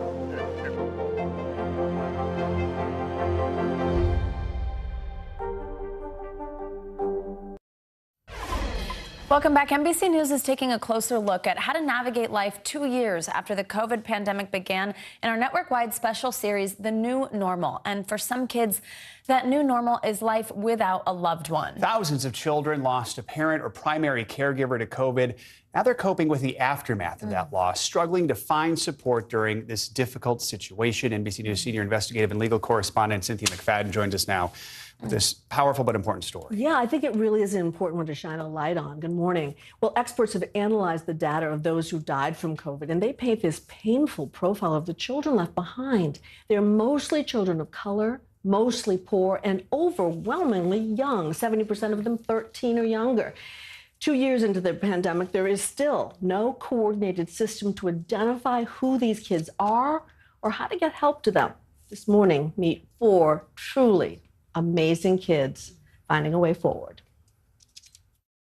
A staggering number of kids have lost a parent or primary caregiver to COVID. An estimated 200,000 and growing. Most are under 13. Some have a surviving parent, but in many families, only the children remain. There's some days where I'm perfectly fine, and then others just want to hide under a blanket. 15-year-old Zoe and her 3 siblings lost their single mother in August. Jenny is 24.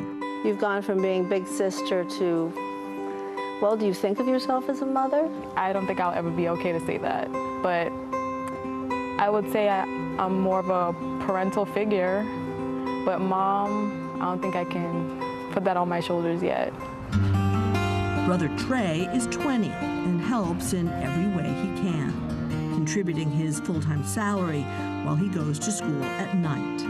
How is life with 3 women? It's definitely not easy. Sometimes you need a break from, can you help me do my hair, stuff like that.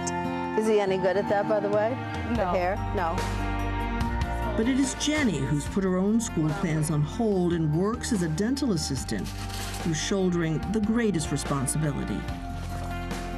So I know one of the first priorities was making sure that you got guardianship of your little sisters. Definitely. I didn't want to take a chance of losing them. Separated Yes. even in the foster care system or something. Oh my gosh, I can't even, I don't want to think about that. How have these 2 on the other end of the sofa been doing? Have they been stepping up? She's impressed me, actually. Yeah. Jenny! I wasn't expecting that. Well, tell me why. She gives like a mothery vibe all the time now. Aww. Yeah, it's like she's filling in that little hole of wanting a mother now, but she's like there, so it's like, thank you. Oh my gosh. Yeah, I've never heard that, so you're welcome. Their mother, Cindy Dawkins, worked 2 jobs. Her kids were everything to her. Sierra is only 12 and still desperately misses her. I always used to sleep in her room. You just like being with her? Yeah. She made you feel safe? After Cindy's death, Jenny and Trey had no idea what to do, so they called a mom from Trey's high school who'd helped them in the past. I'm looking at these 2 kids that are like deer in headlights, and all they said was, we just want to make sure we stay together. Janie Yoshida and her husband stepped in to pay the rent for the next 6 months. You and your husband with a safety net. Yeah, not easy, but I don't know what would have happened. Did anyone from the hospital ever call you guys and say, hey, your mother's died, what can we do? No. Anybody from town? None of that. Nobody. If it wasn't for Miss Janie, we wouldn't know what to do at all. There's no one calling and saying, okay, this is what agency you should get in touch with. We were like, what about food? I said, oh my gosh, do the girls have health insurance? We need to make sure that, they're going to be able to go to the doctors. And so I made a list. I'm not sure where we go from here. We've been trying to get the FEMA funeral assistance, and it still says pending. To think that 2 young people are going to navigate this by themselves, I've barely been able to navigate it. Sadly, there are many families like theirs. In my mind, it is a national health emergency. Dr. Charles Nelson was among the first to study caregiver deaths from COVID. If a child has lost a parent, someone needs to show up at that doorstep right away, meaning that day, the next day. And we know that there is no system for that right now. That's the problem. This loss is our loss. These children are our children. And it seems to me that we in positions of responsibility ought to start acting like it.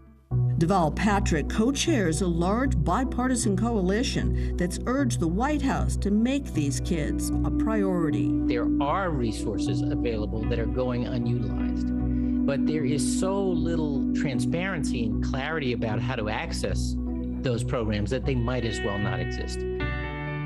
Miss Janey knows that's true. She found it so hard to access services for the kids, she was relieved she created a GoFundMe page. Most of the money going to a down payment on a home of their own. The kids moved in last week. They've never given up. They never say, why me? Ever. Not, why us? Why did this happen to our mom? And these 4 kids get up every day with whatever challenge is ahead of them and still do it. Truly remarkable family. You know, and as Jenny said to me, every family needs a Miss Janey. Now, there is an update. We contacted FEMA. They said it was a mistake. They are going to give the family money. It'll be somewhere around $8,000, and that means a lot to them. And also that collaborative, the COVID collaborative that we mentioned, that Deval Patrick is involved with, today they are publishing a new guide of how to access services, what services is available, state by state.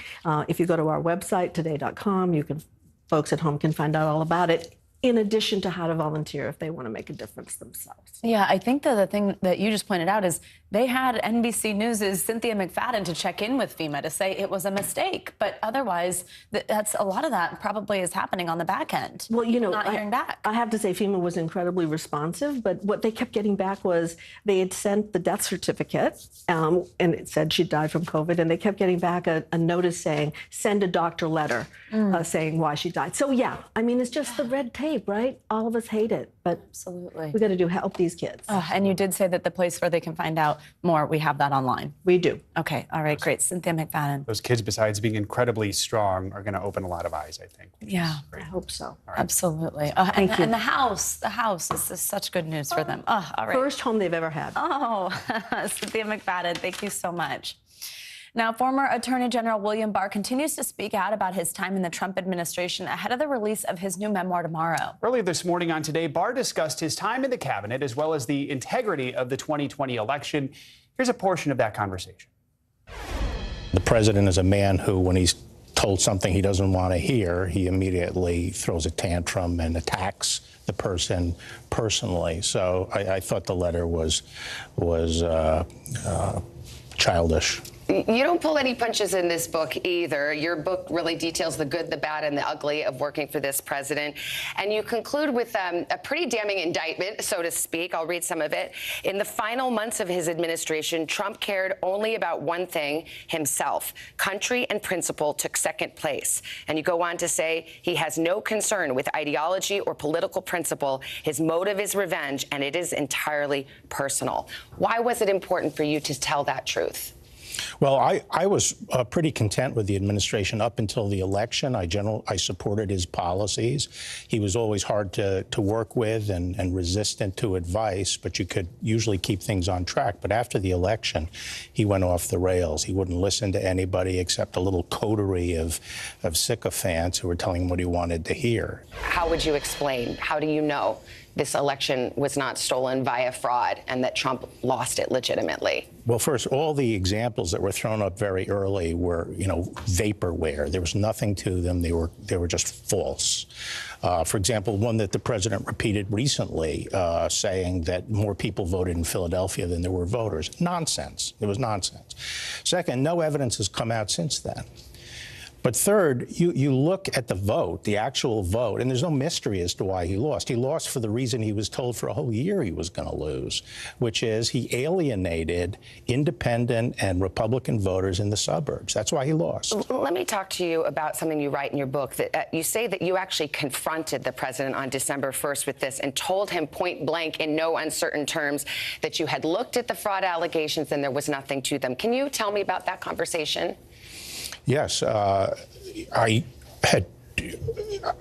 felt I had to address these claims, and after I looked into them and sort of got sure of the facts, I talked to the AP reporter, and he asked me about it, and I told him, and the president was livid and called me in to the Oval Office, which I knew he would do, and we met in this little dining room in the rear, and I told him that what he was saying was BS, and that there was no basis for it, and he was livid.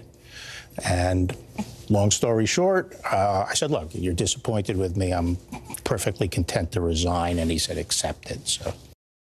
All right. That was a portion of Savannah Guthrie's conversation with the former Attorney General earlier this morning. Our thanks to the Today Show for that. And our coverage of the Ukraine invasion continues in just a few minutes. Coming up, we're going to take you to a small town in the country running on faith and community. The steps they're taking to help those fighting on the front lines. Next.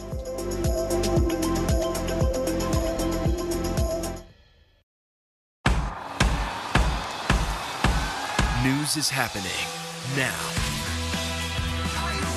Look at what's making headlines around the world. Right now on Morning News Now.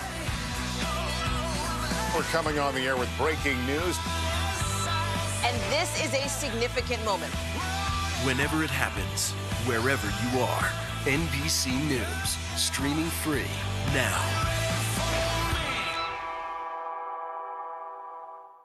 News is more than a headline. It informs, it inspires, and it still matters. To cover it, you have to be in it. And that's what we're gonna do. Every night, we take you to the front lines of the story, where it's actually happening, with NBC News journalists on the ground from all over the world. We cover what you need to know and bring your newsfeed to life. In primetime and streaming live, it's your news playlist every night. Top Story with Tom Llamas, weeknights at 7 on NBC News Now. There's no better place for fun with friends, quality time with your little golf buddy, or an afternoon alone together. Family and friends are just a tap away. Just pick your course, pay from your phone. Golf now. Download the app and go play. This is a very different kind of program. We're here to start conversation about the big things happening in our world. Professor, I'm not asking you to predict the future, but what do we think that the new normal is going to be? Is part of this that everyone's rethinking their jobs during this pandemic and their relationship to their employers? What is your biggest tip for any parent who's concerned about this? It's not my job to tell you what to think. My job is to think about what you tell me. Now Tonight with Joshua Johnson, streaming weeknights at 8 on NBC News Now. News is happening now. Look at what's making headlines around the world. We're coming on the air with breaking news. This is a significant moment. Whenever it happens, wherever you are, NBC News, streaming free now. Russia's attack on Ukraine has devastated the country and caused a tremendous amount of casualties. But the people of Ukraine remain resilient and united in the face of this invasion. It's evident in the towns across the country as citizens turn to their faith to find the strength to keep fighting. Here's NBC News foreign correspondent Matt Bradley with more. The small city of Rivne is praying for peace, but preparing for war. Just 2 hours from Belarus, a Russian ally. The people here are returning to church. What did you come to pray for today? I come to pray for our soldiers, our army, my brother who is fighting in the east, and of course for Ukraine. Olga's son Slava is only a few years shy of conscription age. Of course I'm afraid of joining the army, because I know I might not return. But I know as a man I need to fight for my country. The Ukrainian military has impressed the world with its stalwart defense against overwhelming force. Many here in Ukraine's Bible Belt see this as a blessing from God. I always say for my people, we have two guns. We have a real gun and we have a prayer as a gun. For many in Ukraine, war is hard to forgive. Sometime we will forgive them. We will fight and we will protect our country and everybody who break our borders will be killed. The whole town involved in the war effort. Rivne's Grand Old Opera House is staging a very different kind of production. The actors have new roles as volunteers. The cloakroom now hosts donated clothing for displaced families, and the theater's manager now directs a sprawling donation effort. Ukraine is a strong country. Ukraine cannot lose, he said. Ukraine is always a peaceful place, and of course, we will win with the world's support. Like much of Ukraine, Rivne runs on faith and community. Matt Bradley, NBC News, Rivne, Ukraine. It's amazing as amid all of this, the stories we keep hearing and the people who keep going to church, even though they're in the middle of all of this shelling and all of these attacks. That is so important to people in Ukraine. Absolutely. As we said at the top, we're seeing it across the country, too. I mean, so many of our colleagues have reported similar things from all across the country, and just keeping the faith and the prayers for their friends turned soldiers, essentially. Absolutely. And yeah. Prayers are coming from all around the world back toward them. That does it for this hour of Morning News Now. But the news continues right now.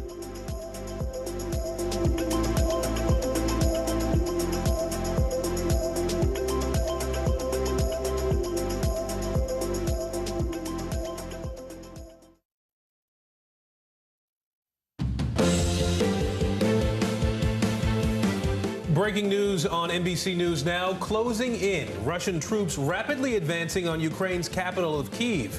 The growing desperation as families flee their homes with time running out. And pain at the pump. The crisis in Ukraine sending gas prices to the highest levels in more than a decade, with some places paying $7 for a gallon of premium. Facing the future, more schools now rolling back mask mandates, why some parents and students say they're not ready. And imprisoned in Russia, a WNBA star arrested at the Moscow airport with THC in her bag. The potential punishment she could face and how the U.S. government is now trying to ensure her release.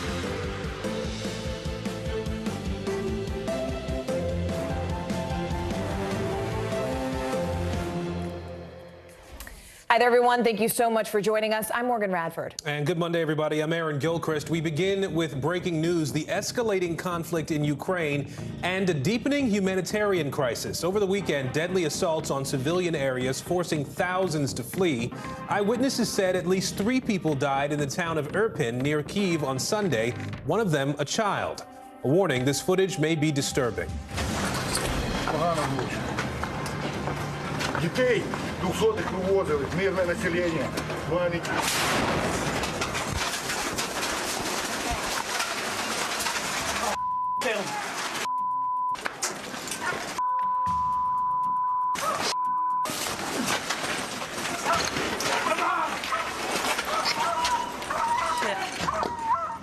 And as that situation unfolds on the ground, Russia now proposing a ceasefire to let civilians escape major cities. The routes being offered, however, lead to Russia or its ally, Belarus. Ukrainian officials slamming that proposal, one saying, quote, Russia is organizing propaganda corridors, not humanitarian ones. Meanwhile, Russian and Ukrainian officials are meeting today for a third round of talks. These discussions come as more than 1 million people have fled Ukraine, the UN calling it the fastest growing refugee crisis since World War II. There are also growing calls for the West to do more. Ukrainian President Zelensky now pleading with the U.S. and Europe to provide more military aid, including fighter jets, and to stop buying Russian oil. We have a team covering every angle of this breaking story. Let's begin with NBC News correspondent Aaron McLaughlin in Lviv, Ukraine, for us again today. Aaron, you've been speaking to civilians who are trapped in different cities all around that country. What are you hearing now? That's right, Aaron. I've been speaking to civilians who are trapped in cities either besieged or occupied by Russian forces for days now. And the one constant throughout these conversations is despair and anxiety. Earlier today, I was talking to a woman named Irina. She, just before the war broke out, went to her hometown of Sumy to visit her mother and her grandmother. And now she's trapped, surrounded. The city is surrounded by Russian forces. She doesn't know what's going to happen next, and she doesn't know what to do. Take a listen. The reality changed. It changed so fast that you cannot still accept it. We were thinking a lot of times about going out from the city, but it's too dangerous, and it's getting more dangerous every day. But I cannot force my mom to leave the house. I cannot force my granny. She wants to stay here. So I have only one choice: if I will take a risk of leaving the city, to leave them here. But how can I leave them here? Like, it's hard. It's hard to make this kind of decision. So now we don't know what to do. We just hope for the best, but getting ready for the worst. I was also speaking to another woman who managed to escape the southern city of Volnovaha. She said that the shelling was constant, happening day and night. She sheltered in a basement with 5 other people. It was so crammed that they slept sitting up. She said they had no food, no water, and in the end, no choice but to make a run for it, despite not knowing if they would be fired on by Russian soldiers. These are thousands of stories. There are 1.25 million Ukrainians fleeing right now. So many people not knowing what to do, not knowing where to go. It's really tragic, guys. It is, and a desperate situation for sure unfolding there. I want to bring in NBC News White House correspondent Carol Lee now. Carol, this crisis has oil prices skyrocketing. Obviously, we're dealing with that here at home. There's also a growing number of U.S. officials who are calling for a ban on Russian oil and gas imports. How's the White House hearing that, responding to that? Well, what's been interesting, Aaron, is that the White House initially was pretty cool to this idea. They were reluctant to come out and say that this was something they would back just last week. And now what we're hearing from the Secretary of State, Antony Blinken, is that this is something that he described as very actively under discussion within the administration. He said that the president had spoke to cabinet officials about this issue, and also that the U.S. is currently having conversations with American allies about what this might look like and whether this is a step that perhaps the U.S. and some of its European allies could take at the same time. And the reason for the shift from the White House is because there's just a mounting pressure from both parties in Congress who are supportive of a ban on Russian oil. And also President Zelensky has said this is something that he wants. And he had that conference call over the weekend with a number of lawmakers who are, again, putting pressure on the White House to do this. So now what you're seeing is the White House who's saying that they are open to this. They're actively discussing it. I think the question, Aaron, going forward is whether the administration is willing to take this step absent support of U.S. allies. So would they go it alone if the allies aren't ready to do that? That's one of the things that we're watching for. But I think you should expect some movement on this week. All right, Carol Lee for us in Washington. Carol, thank you. Ukrainian refugees are desperately trying to get out of the country, but many are stuck in limbo, trying to just figure out where to go next. NBC News senior national correspondent Tom Yamas talks to American families trying to rescue children from one orphanage in Lviv. We're at the Lviv train station right now. We were hoping to come on the air on this Monday and tell you that things are getting better with the refugee crisis, but it appears they're actually getting worse. The lines are so long, they stretch as far as the eye can see, and today is one of the coldest days so far. This morning, the mass exodus in Ukraine reaching historic levels. Now, the fastest growing refugee crisis since World War II. I just left my home to nowhere. I have no plan. I just wanted to save my child. Protecting children is fueling the migration from the fighting in the east to safe havens in the west. These children you see here may be in the worst possible position because they're orphans. They do not have family. They are in limbo right now. They are being taken care of. They're being fed. But like everyone else in Ukraine at this moment, no one knows what's going to happen tomorrow. Last Friday, we introduced you to a group of Ukrainian orphans evacuated from the war zone. 8-year-old Demetrius told us how he hopes to still be adopted. What do you want the world to know about Ukraine? He told me he wants the war to stop. Anything you want to say to anybody, friends back in that other region? Demetrius's answer shook me because it's the reality of this war. I want them to stay alive, not to die. Our story hit close to home for several families back in the U.S. because they recognized children they were trying to adopt. I said, oh my gosh, look, this is Vicha is what we call him, and he was eating. Veach is up to us asking to be on camera. He spent summers and winters in Iowa, getting to know the Hynek family, who wants to adopt him and his 2 siblings. He's just like so special, and he wants to be with us so bad, and we have to say, you know, we can't come today, and we're waiting. The Hyneks tell us there are at least 300 American families in the same boat. Because it's kind of like they're at that reach, but you can't get to them. The Romeros also recognized a child they're trying to adopt.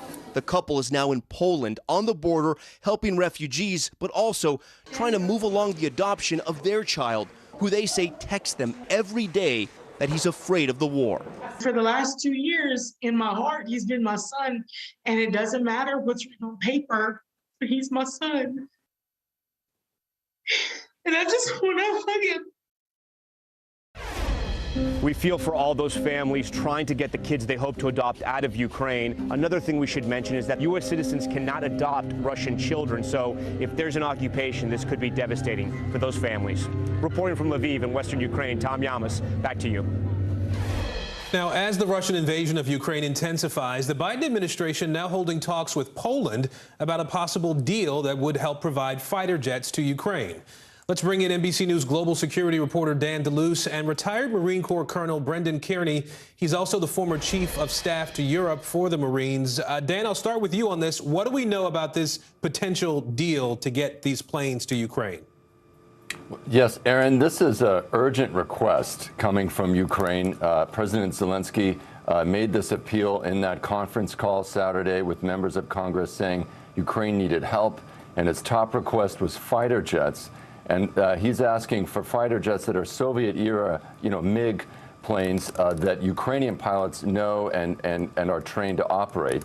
And Poland and other Eastern European members of NATO have planes that they could, in theory, deliver to Ukraine. The catch is Poland wants to replace those planes with U.S.-made F-16 fighter jets. And so that's what the U.S. is discussing with Poland. Poland wants to replace them quickly, but it's often a pretty complex process to provide U.S. aircraft. So that's what's under discussion. Well, Colonel Kearney, I want to bring you in here. What do you make of this idea of a possible plan to help provide these fighter jets to Ukraine? And would that actually help in this situation, do you think, or does it escalate things even more? Well, I think it's an extraordinarily smart idea to solve a problem that the Ukrainians are running into with really being, fighting against an adversary in the Russians that have got just many, many more aircraft than they have. So it's a smart move, and I would hope that the people that run foreign military sales in the Pentagon, and I used to be part of that many, many years ago, would move quickly in affecting this plan. It's something that's doable. You say move quickly. What does that mean? I know what government contracting and moving things around with the government doesn't necessarily mean the same thing as it does to the rest of us. How quickly would you expect something like this to actually happen, and could it then be useful to the Ukrainians?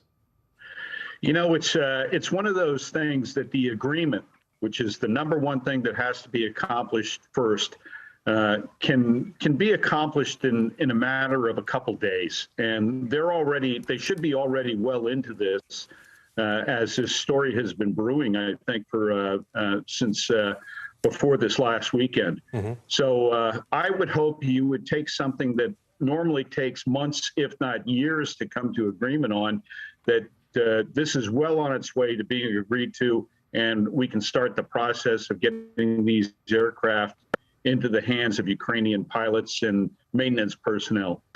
All right, Colonel Brendan Kearney and Dan DeLuce, we appreciate you both. Thank you. Also happening today, a major step forward for the nation's largest city, once the epicenter of the pandemic. New York City is lifting its vaccine requirement for indoor businesses and its mask mandate for schools. Mayor Eric Adams saying with COVID cases on the decline, now is the time to reopen the city.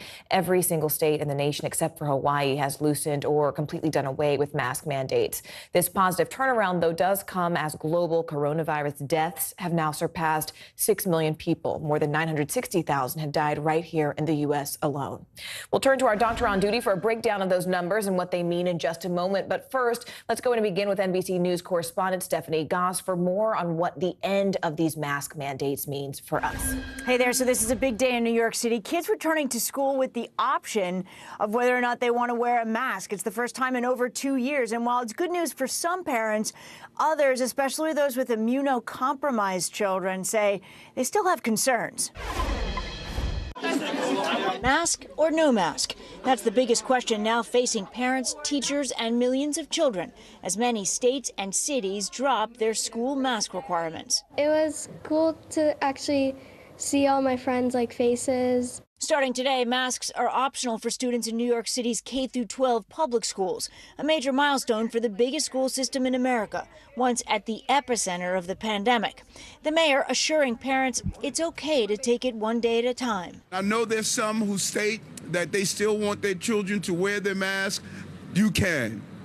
We are not going to get in the way of your discretion. Nearly 60% of the nation's largest school districts have now made masks optional, with more on the way when California, Oregon, and Washington lift their school mandates at the end of this week. The great rollback following news from the CDC that more than 90% of Americans live in an area where face masks are no longer needed. But for parents whose children are at risk of severe disease or even death, the relaxed requirements are concerning. I think it's too soon. Elizabeth Greist is the mother of 2 immunocompromised kids in Connecticut. Masks became optional for students and faculty at their school just last week. She's still choosing to keep her kids masked. They keep them on at all times. They wear the N95 masks. Along with health concerns, experts warn fear could extend to children and teenagers with greater social anxiety, too, who've become used to wearing masks. It's okay for parents to reach out to the school board and talk about your choices. It's okay to go to your pediatrician and say, what should I be saying to my kid? The more parents who follow the child's lead, the better it'll go. Pediatric psychologists say to be on the lookout for children who are withdrawn from their friends and their activities. It's also worth pointing out that here in New York City, for children under 5, masks are still mandatory. That's because the vaccine for kids that age still hasn't been approved. Back to you. I want to go ahead and bring in Dr. Mario Ramirez right now, an emergency physician and former pandemic and emerging threats coordinator under President Obama. Doctor, thanks for joining us. And look, we were talking here just now during the break about how many schools are starting to ease COVID mandates for students, but only about half of all kids 5 to 17 have been fully vaccinated. So based on your professional opinion, do you think that we are in a place with the pandemic that schools can ease these mask mandates? Well, I think we can certainly give it a try, Morgan. I think to be totally honest, we are entering a period of uncertainty and no one knows exactly what's going to happen. But we know that there have been a large number of children that have already been infected and recovered and have some level of underlying immunity. And as much as we had hoped that there would be a vaccine requirement for all kids to come back to school, it just doesn't look like the courts are going to support that. And so we're at a place where case counts have come down to pretty low levels across a lot of the country. And so we have to give this a try and see if we can keep pushing forward. And when we talk about pushing forward, it seems like the attitude has sort of shifted in recent months from preventing people from getting the virus to treating and then testing the virus. So what do you think our focus should be going forward? Well, I think this virus has kept many of us humble, right? I think when we started the pandemic several years ago, a lot of us hoped that we could create a vaccine that would keep people from being infected. And now we know that that's just not true. And that's not unlike a lot of other viruses out there. When I think about HIV, for instance, even though it's from a different family of viruses, we have a similar treatment methodology. We're really aggressive about prevention. We try to test and we try to treat. And I suspect that we're probably headed in a similar place with this particular virus. But we've found a way to live with HIV. I think we'll find another way to live with this virus as well. All right. Dr. Mario Ramirez, thank you so much for joining us. We really appreciate your expertise. The first trial involving a Capitol riot defendant is entering its second week. Guy Reffitt is charged with bringing a gun to the Capitol on January 6th, interfering with police officers who were guarding the building. Prosecutors also say Reffitt threatened his own children if they reported him to the FBI. NBC News national security correspondent Ken Delanian is joining us now. So, Ken, what's happening in court today? Aaron, the prosecution is calling its final witnesses and expects to rest its case today. We anticipate hearing from 2 Capitol police officers and an FBI agent. On Friday, one of Guy Reffitt's close friends testified that he and Reffitt attended the so-called Stop the Steal rally on January 6, 2021, armed with pistols, and that they had left assault rifles in their cars. They got separated, but the witness said they met up later at their hotel, and he said Guy Reffitt bragged about walking through a barrage of pepper balls and urging the mob around him to push forward into the Capitol. The case against Guy Reffitt is the first of 700 cases related to the Capitol attack to reach a courtroom, and on Thursday, Reffitt's teenage son testified against him, saying he had turned his father into the FBI. Reffitt has been charged with 5 counts related to the riot, including obstructing the work of Congress. Prosecutors say he was a member of the Texas 3 Percenters, a gun rights and anti-government group. Reffitt's lawyers said Friday he probably will not call any witnesses in defense of his client, and the judge said the case would go to the jury early this week, Aaron. So, Ken, you said this is the first of 700 cases here. Can you sort of give us the 30,000-foot view? I mean, what makes this particular trial so consequential for the Justice Department, for the FBI? It's hugely important because it's the first one, and the country is watching it very closely, so it will set the tone for the cases that come next. It's also an important test for whether a jury will go along with prosecutors' use of this obstruction of Congress charge, even against someone who didn't actually enter the Capitol. If convicted, Reffitt faces years in prison, Aaron. All right, Ken Delaney for us in Washington today. Ken, thank you. Congress will be hard at work this week facing a Friday deadline. Lawmakers are trying to negotiate a spending package for the remainder of the fiscal year to avoid a government shutdown. NBC News senior national political reporter Sahil Kapoor joins us now. Sahil, what do we know about where these negotiations stand right now? Can you just sort of break down what's at stake here for everyone? Yeah, absolutely, Morgan. They're looking at a Friday midnight deadline to pass a bill or see a government shutdown happen, and we're seeing a number of issues cobbled together. There's the base government funding bill. There's about $10 billion in Ukraine aid and security and humanitarian assistance that is being added to this, as well as $22.5 billion in funds that the administration has requested for COVID response, specifically to fight the next variant after Delta, after Omicron caught the U.S. flat-footed in many respects. So that's where they are. Congress needs to move very quickly. They need to finalize a deal as early as today in order to vote on it in the House tomorrow or Wednesday. That's the hope. And then leave Thursday or Friday to vote on it in the Senate. That's far from a done deal that they'll even get an agreement. But Senator Chuck Schumer, the Democratic Majority Leader, told colleagues in a letter this morning that Democrats have made a full offer on all of these issues that he believes is reasonable. They're hoping to resolve it very soon. All right, NBC Sahil Kapoor for Sahil. Thank you.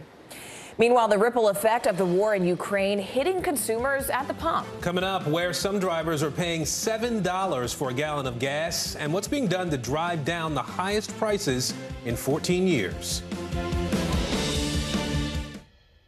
These days, it feels like the news never stops. So let's get into it. What's happening right now, what it all means for you for an hour every day. It can be hard to keep up, so let's get started together. Hallie Jackson Now, weekdays at 5 on NBC News Now. There's no better place for fun with friends, quality time with your little golf buddy, or an afternoon alone together. Family and friends are just a tap away. Just pick your course, pay from your phone. Golf Now. Download the app and go play. There were residents who hung on for dear life. I've heard people say the town is gone. Do you see it that way? Absolutely not. We've lost some houses, but our community's still here. There's no better place for fun with friends, quality time with your little golf buddy, or an afternoon alone together. Family and friends are just a tap away. Just pick your course, pay from your phone. Golf Now. Download the app and go play. News is more than a headline. It informs, it inspires, and it still matters. To cover it, you have to be in it. And that's what we're gonna do. Every night, we take you to the front lines of the story, where it's actually happening, with NBC News journalists on the ground from all over the world. We cover what you need to know and bring your newsfeed to life in prime time. And streaming live, it's your news playlist every night. Top Story with Tom Llamas, weeknights at 7 on NBC News Now. There's no better place for fun with friends, quality time with your little golf buddy, or an afternoon alone together. With the Golf Now app, family and friends are just a tap away. Just pick your course, pay from your phone, get out and enjoy. Golf Now. Download the app and go play. Still to come in the Channel 2 News. Well, the waters are certainly receding now. Still too close to call. Lester Holt reporting from Ground Zero, as it's being referred to. It is, in fact, the taste of freedom. The Haitian people know a little something about resiliency. What's the biggest risk right now? Some of the troops who have been proud. I want to welcome you to the first presidential debate. In fact, we've been told we can't go any farther. You with some resilient folks, let me get in.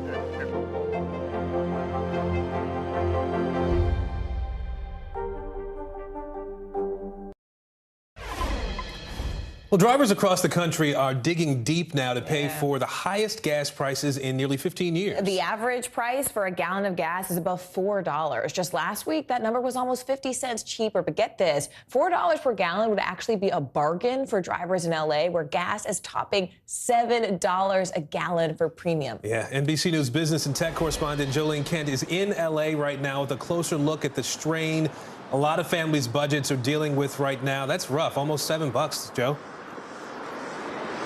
Yeah, it's rough, and it's also surreal. At this gas station, $6.99 for a gallon of regular, $7.29 for premium. I just talked to someone filling up his tank, and he said, you know, this is going to cut into his food budget filling up at this station. But, of course, everyone knows why prices are going up given the Russian invasion of Ukraine, and they understand, but it doesn't make any of this stuff more affordable.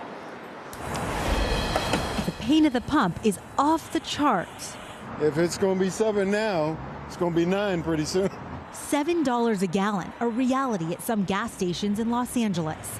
The unbelievable prices are reverberating nationwide. The national average for a gallon of regular is now $4.07. That's 46 cents more than just a week ago. If they keep fighting this war, I believe it exceeds $5 in less than a month. Russia's invasion of Ukraine is driving prices higher. In fact, they've jumped every single day since the war began. Although the U.S. does not rely as heavily on Russian oil as many other countries do, expected sanctions both here and abroad will make a tight global crude oil market even tighter, sending prices even higher. The oil market reacts much like the stock market, and unfortunately, drivers are paying for that at the gas pump. And with inflation spiking 7.5% and hourly wages only growing about 5%, many already stretched budgets have been shattered. The last time I put gas in my car, when it got to $40, I quit, and it still wasn't full. In Georgia, 73-year-old Carolyn Hartfield relies solely on her Social Security check and her positive attitude. I do not do unnecessary trips. How much are you looking forward to the day the gas costs less? Oh my gosh, I'm really looking forward to that.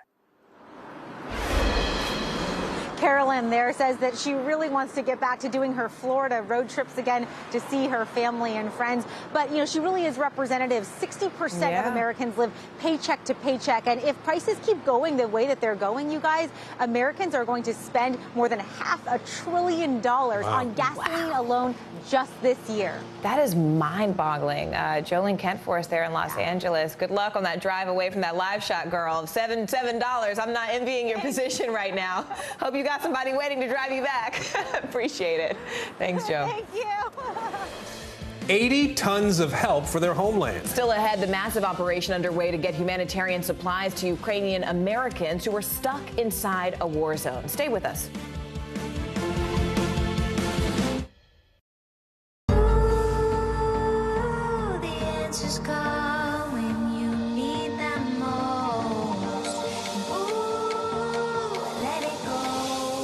The Today Show's newest fan. Little Al Roker. What am I doing here?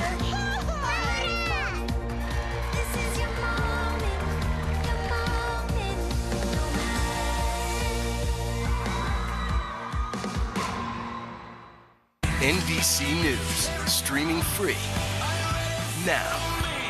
There's no better place for fun with friends. Quality time with your little golf buddy, or an afternoon alone together. Family and friends are just a tap away. Just pick your course, pay from your phone. Golf Now. Download the app and go play.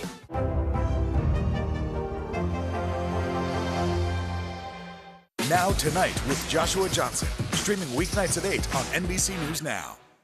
This is a very different kind of program. We're here to start conversation about the big things happening in our world. Professor, I'm not asking you to predict the future, but what do we think that the new normal is going to be? Is part of this that everyone's rethinking their jobs during this pandemic and their relationship to their employers? What is your biggest tip for any parent who's concerned about this? It's not my job to tell you what to think. My job is to think about what you tell me. Now Tonight with Joshua Johnson, streaming weeknights at 8 on NBC News Now. News is happening now. Look at what's making headlines around the world. Right now on Morning News Now. We're coming on the air with breaking news. And this is a significant moment. Whenever it happens, wherever you are, NBC News, streaming free now. What happened here is a story of loss and salvation. There were residents who hung on for dear life. This is where you took shelter, in this closet. I took shelter right in this closet right here. Rioters banged down one of the doors. Have you found a way to reconcile it a year later? It really hurt to see this place that I love so much treated with such disrespect. Was it an act of cleaning or an act of healing?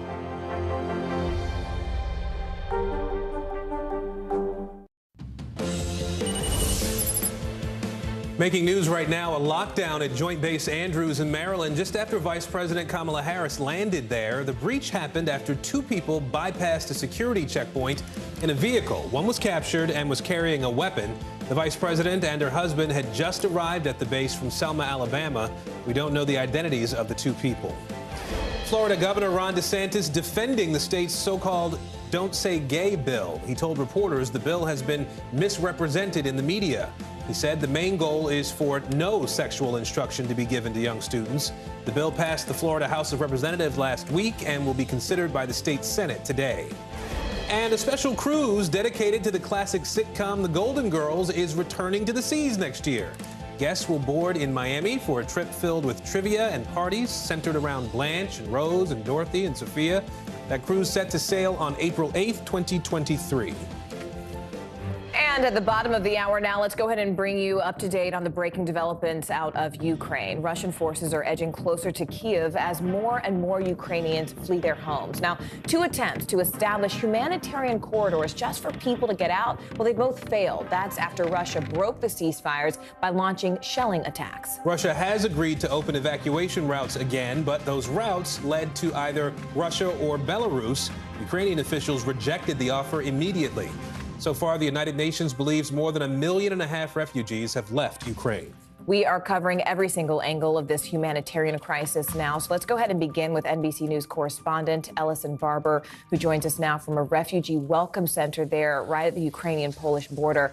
Ellison, first, thanks for being there. Thanks for your reporting. And just how are people being taken care of once they enter Poland? I mean, once they cross that border, sort of what happens next? So it really varies from location to location. This is the 6th border crossing we've been to, and it is by far the most organized one. It is organized by the Polish government. You look up there and you see a sign. Rotates through in a number of different languages, telling people, welcome to Poland. Poland will help you. Inside there is food. Outside there is food. There is medical help inside. There is all sorts of aid that people might need. And a very big thing is that there is transportation. You see, if we come this way, you can see people loading into these buses. This is really the first place a lot of people come to after they've crossed into the border. Buses will come through here. You'll hear over the speakerphone people calling out the names of cities that the buses are going to, cities in Poland, and then also sometimes cities in other countries like Germany, Czech Republic. We've seen buses that are going to Berlin, buses going to Prague. Some also just go to nearby train stations so people can get to other areas. I was about right here when I met a woman named Oksana. She is the mother of two, a 6-year-old and a 2-year-old. And as I was talking to her, she said a few days ago before this started, she was busy making a costume for her son because he was supposed to be in a school play on March 8th. Instead, they are here. It is the first time they have ever left Ukraine. She said she'd always wanted to come to Poland. She'd wanted to leave Ukraine and visit other countries, but never like this. Listen to some more of what she told us. We just put everything we had in our bag, but the rest of the clothes we left in Ukraine. Our city is destroyed. We don't have it anymore. Our Kharkiv is destroyed. Some residential areas are still standing, but there aren't many of them. My children are sitting down on the ground. Just look at it. We came from another country. Is this your first time here? Це ваш перший раз тут, у Польщі? Yes, it's my first time abroad, actually. Do you have any family, friends, places to stay? У вас є хтось тут, з ким ви зупинитеся? No. Some strangers are helping us, some volunteers are helping us. We are hosted by strangers who don't even know us, but they did help. After we crossed the border, we really had high chances to sleep outside, but some kind people, for free, gave us shelter. So we're so thankful to Poland. Inside here, officials say they have 2,000 cots available for people, a place to sleep, to pause before they figure out where they go next. Walking inside, Morgan, you look at the cots and there are often 3-4 people sitting on them. There are a lot more people here than just 2,000 people, and it's constant. People coming, people going. When we tried to get a sense of how many people have been helped here, officials said they don't know, but we do know the UN says at least 1 million people have fled from Ukraine to Poland since this war began. Morgan. Unbelievable, and we so appreciate you putting faces to those numbers we're reading about this side. Ellison Barber there on the Ukrainian-Polish border. We appreciate it, Ellison. Now, Ukrainians living in America are joining the fight in a different way. Chicago is home to one of the largest Ukrainian-American populations in this country. That's where an army of volunteers is collecting humanitarian supplies to send overseas. NBC News correspondent Shaquille Brewster is joining us now from a suburb of Chicago. So, Shaq, tell us what's going on behind you there. Yeah, I'll tell you, just in the past couple of minutes, you had people come in and bring some donations, and now you see some of the volunteers here at this shipping service. We're in the suburbs of Chicago. You see them unpacking some of the bandages. They're going through and sorting them. They said they've been getting a flood of donations and also a flood of interest in people trying to help. So much interest that they're not even accepting more volunteers. The people who come, they know how to do it. They know how to sort everything, and these are items that are going out the door fairly quickly. This service has already shipped about 80 tons overseas to Europe. It goes on a truck to New Jersey and then goes off to Warsaw. So that is the process that you're seeing here, and they're just trying to get as many supplies as they can out the door. Shaq, I know people are looking for ways to help any way that they can, but for these folks, I would imagine it's a little more personal. What have they told you about why they're joining this effort?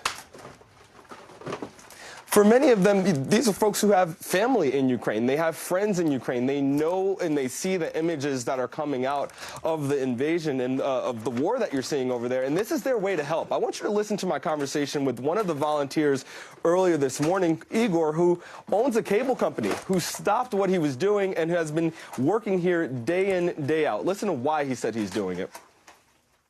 Everybody has to do their part. So somebody has to find and hold the gun at the front line, and somebody has to bring the medicine to help people that were injured. You're part of that fight? Oh, absolutely. And everybody who's helping, no matter what are you doing, sorting the items here, you delivering those items to the plane, you flying that plane voluntarily to Ukraine to bring those items, or even every single person that's donating $5 to our country to help. They're getting medical supplies. They're getting military supplies. They're getting people who are buying things on Amazon and just having them shipped directly here so that it can get on that truck and the shipment can go out. I spoke to the owner, and they said they've already sent about 80 tons of material. They said donations are slowing down a little bit, but they feel like with the help that they have here, they're going to make sure that this continues to get to the front lines and gets to the people who need it in Ukraine. All right, Shaquille Brewster for us in Rolling Meadows, Illinois. Shaq, thanks. Families fleeing the town of Irpin just outside the capital Kyiv are under heavy sustained shelling from Russian forces. At least 4 civilians, a mother, her 2 children, and a family friend were found dead as they tried to escape the Russian bombardment. A warning, some of what you're about to see, it may be disturbing. Here's Sky News correspondent Alex Crawford. They were running for their lives, frantically trying to keep their families together amid the mayhem and gunfire, desperately handing over their toddlers to soldiers and strangers, scrambling to get away from the firing and shelling even as they fled. Many have spent days under fire, trapped in their homes until they realized it was run or die, with the Russians getting closer. And the soldiers in my city, Russian soldiers. And we're killing people. Irpin, on the outskirts of the capital, is being relentlessly shelled. And there's no escape, not even for the civilians you can see at the top of your picture, running with their cases to get away.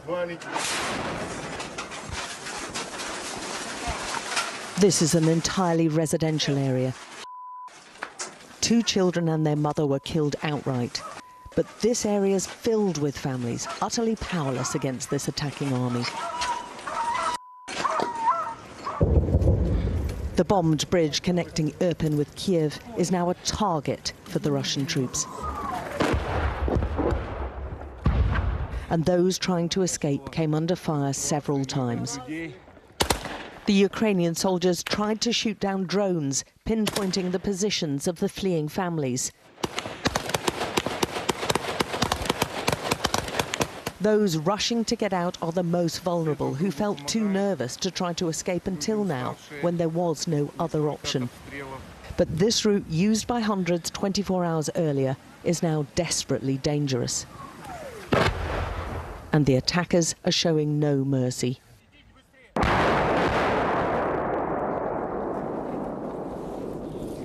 Well, that was the loudest we've heard. Yeah, we better go out now.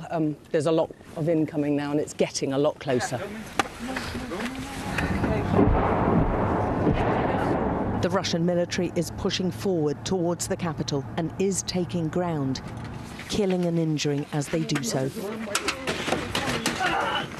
And a lot of the casualties are civilians, hurt by shrapnel and mortars fired in heavily populated, built-up areas. Attacking civilians and non-combatants is an international war crime, and multiple families gave us first-hand accounts, many who only just survived themselves. I was helping people evacuate near the bridge, and I wanted to give some chocolate to a child, and there was a family of 4 there, but only the mother survived. A child about 13 or 15 was hit by 2 bits of shrapnel in the head and died immediately. All 3 of them died. President Putin says he's not attacking civilians. What would you say to that? They're shelling civilians directly, she tells us, not any military place or object. They're shooting at schools, on hospitals. They're shooting everywhere, all the time, for the last 3 days. What's happened? That's what they've come from. They show us the damage done to their home and the residential buildings around them and in their street. When we got out of our home, I saw 5, 6 shells maybe. Every building was destroyed and had been hit. The stream of people fleeing are traumatized, but many are also angry and full of despair. Putin's a war criminal, she says, the Antichrist. You've been waiting for him, now you've got him. Families have been torn apart in the chaos. They ran into Irpin from a village outside before escaping Irpin too, and they've left elderly relatives behind.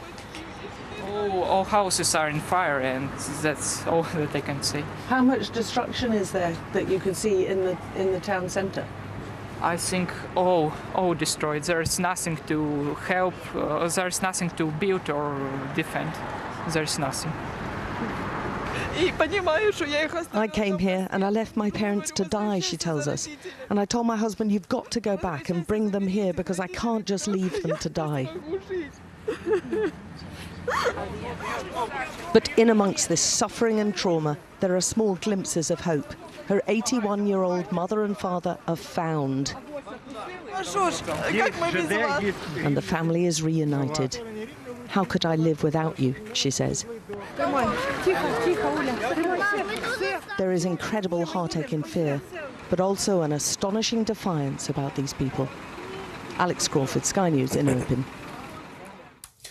Hundreds of orphans are in danger as Russian forces advance into southern Ukraine. 2 orphanages in that area could be cut off from government funding soon, and some fear that lack of resources could lead to a dire shortage of food. Let's bring in Mark Davis now. He is the founder of Abundance International, which runs those 2 orphanages in southern Ukraine. Mark, what's your biggest concern right now as we see these Russian forces advancing across the south? What are you most worried about? We have a dire concern for those who can't leave. And the orphanages that I've particularly dealt with for the last decade have been for the newborn to 4-year-olds. And because of many reasons, a third of these kids are special needs, other things, these are the most difficult to move. So where some of the older kids are trying to relocate, these aren't. So we're trying to make sure at least that they're kept with food and supplies, which when we first went in after the war started, we found some of them just had 5 days left. And so we have been rallying, and God bless Adam Lyons with his program to build this up, a campaign. We've raised now about $400,000, and we're reaching the entire country. We have a database of 21,000 orphanages. Wow. Today alone, we reach orphanages behind enemy lines. We reached them in Lviv. We reached them in Dnipro. And we're just saying, what do you need? And we're finding people rising up to help us make those deliveries, because these kids are going to run out of food if we don't help them. And these are the innocent ones. They don't deserve this. I would encourage you, everyone, the one thing your heart bleeds for Ukraine, you want to do something, at least this is something you can do. If you're at abundanceinternational.org, the gifting we can use right here. We can use our debit cards. We can wire it to people around the country. We can take care of getting these kids fed. And I'm grateful to all of you who've responded so well.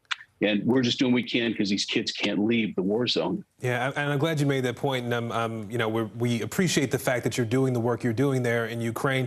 How is the situation impacting children who've already been adopted by families abroad?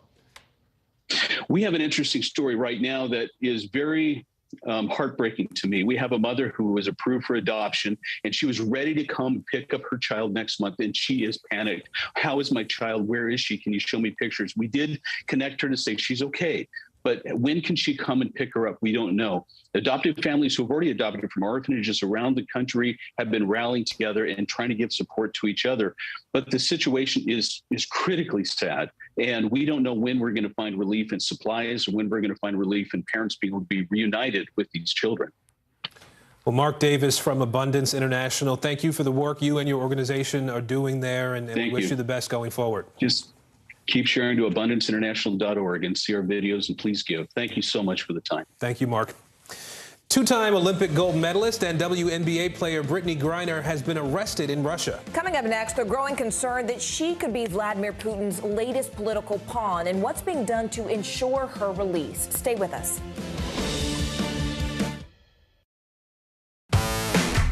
There's no better place for fun with friends. Quality time with your little golf buddy. Or an afternoon alone together. With the Golf Now app, family and friends are just a tap away. Just pick your course, pay from your phone, get out and enjoy. Golf Now. Download the app and go play.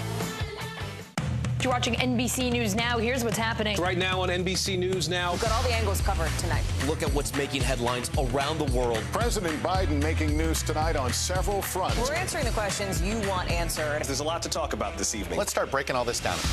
We begin with breaking news. Now to an NBC News exclusive interview. We'll get right to that breaking news, the desperate search and rescue. Our team is live all across the path of destruction tonight. People say the town is gone. Do you see it that way? Absolutely not. Nearly 200 firefighters responded. What you see on the tablet here is what we see in real life on the street. 2022 midterms, the battle for Congress and the fight for control of State House. In our special County to County series, we're checking out key battlegrounds ahead of the midterms. We are talking elections. I'm in a battleground state. Meet the Press Election Night special. It is a big night. Let's take a look at what else is making news around the world. The escalating tension between Ukraine and Russia. They worry that Russia is not negotiating in good faith. Let's zoom out a bit to our changing climate. I'm not asking you to predict the future, but what do we think that the new normal is going to be? We begin with the pandemic today. Have you seen a demand for mental health services increase among Latinos? Raise your hand if you have had enough of COVID. A piece of space junk is on a collision course with the moon. It does matter. It is significant. Why? We're here to try to start conversation. A lot to talk about as we continue our rolling coverage. We're coming on the air with the news NBC Scoop. Bringing the news to you is not only a job, it's an honor. More mystery surrounding the drug arrest of gold medal winning women's basketball star Brittany Griner in Russia. There are reports that Griner has been in custody for weeks now. This video from an airport near Moscow was released on Saturday, although the date it was recorded is not clear at this point. The video appears to show Griner going through security there. Agents allegedly found marijuana vape cartridges in her luggage. The charge carries a 10-year prison sentence. NBC News correspondent Kathy Park has more. Brittany Griner is a star basketball player in the U.S., but she is making international headlines after being arrested in Russia on drug charges. And now there are growing calls for her release. Growing concerns over WNBA star and two-time Olympic gold medalist Brittany Griner, arrested by Russian federal customs officials on drug charges. This weekend, they released a video showing a traveler believed to be Griner going through airport security, followed by a closer inspection of her suitcase. The Customs Service saying they found vape cartridges containing hash oil, an offense which could carry a 10-year prison sentence. So how worried should we be about Brittany's well-being right now? Unfortunately, Kathy, I think we should be really worried. Once they figured out who she was, given the timing and everything that's happening right now, it's undeniable that she's now being held as part of the pawn in this geopolitical standoff and in the war in Ukraine. Her arrest comes amid heightened tensions between the U.S. and Russia as a war in Ukraine enters another week. Secretary of State Antony Blinken, when asked about Griner, said, "Whenever an American is detained anywhere in the world, we of course stand ready to provide every possible assistance, and that includes in Russia." The 31-year-old center with the Phoenix Mercury has played in Russia during the last 7 years during the NBA offseason. Her team tweeting, "Our main concern is her safety, physical and mental health." With reports Griner has been detained for weeks, Griner's wife posted, "This message comes during one of the weakest moments of my life. We continue to work on getting my wife home safely." And according to the New York Times, a WNBA spokesperson says that aside from Griner, all players in the league are now out of Russia and Ukraine. Back to you. I'm going to go ahead and bring in our NBC News legal analyst, Danny Savalos. Danny, this is something that caught us all sort of off guard, and I think we're all just worried about her. I mean, and how long she could be there. I mean, how will the ongoing tensions and really even sanctions against Russia complicate Griner's release? In a sense, they will complicate things, but in a sense, they don't, because for the most part, when citizens or if citizens get into drug trouble in other countries, they're on their own for the most part. I'm not entirely sure what Antony Blinken was just talking about there, but it sort of contradicts the government's own statements about what embassies do if you're arrested abroad. And it's basically just make sure you have a toothbrush, check in with you, offer to contact your family and a lawyer. But beyond that, the government, the U.S. government, will not generally send in the Marines to extract someone who has been arrested for drugs abroad. Danny, how long are we talking here? I mean, there are so many questions surrounding this. How long do you suspect that Griner will stay in custody? I mean, what does this mean in terms of getting her released? In the spectrum of countries that are strict and liberal on drugs, Russia is very strict. They recently decriminalized their marijuana possession penalties. And if you're going on the average capacity of a vape cartridge, I think it's 0.5 to a gram, and in Russia, they punish up to 2 grams of hashish oil. So it's really hard to say without knowing the quantity that was allegedly recovered and what the prosecutors want to do with this case. Gosh, a lot to unpack there. Danny Savalos, thank you so much. Meanwhile, nearly 200,000 children left orphaned by COVID. After the break, their struggle to find financial and emotional support when they need it the most.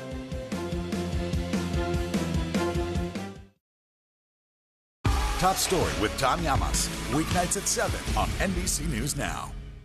These days, it feels like the news never stops. So let's get into it. What's happening right now, what it all means for you for an hour every day. It can be hard to keep up, so let's get started together. Hallie Jackson Now, weekdays at 5 on NBC News Now.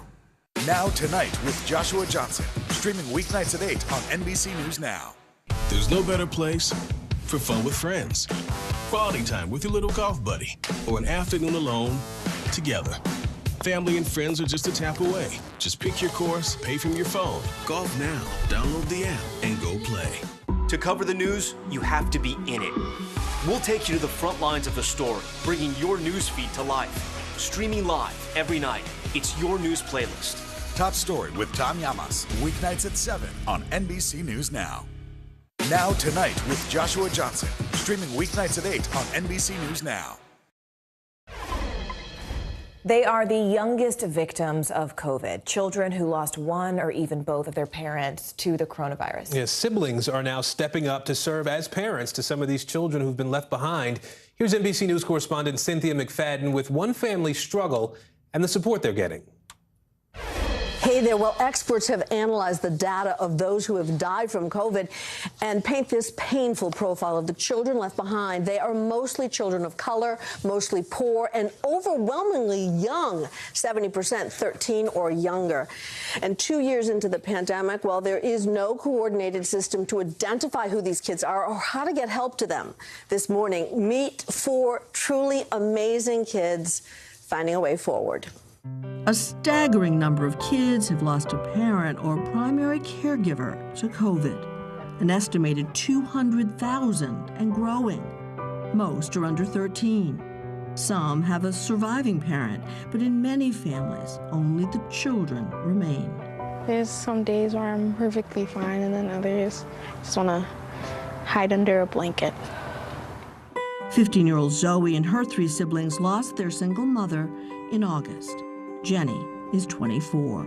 You've gone from being big sister to, well, do you think of yourself as a mother? I don't think I'll ever be okay to say that, but I would say I'm more of a parental figure, but mom, I don't think I can put that on my shoulders yet. Brother Trey is 20 and helps in every way he can, contributing his full-time salary while he goes to school at night.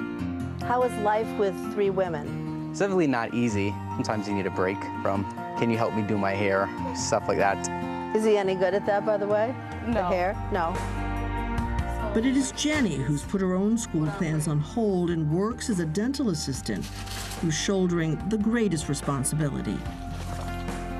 So, I know one of the first priorities was making sure that you got guardianship of your little sisters. Definitely. I didn't want to take a chance of losing them. Separated Yes. even in the foster care system or something. Oh my gosh, I can't even, I don't want to think about that.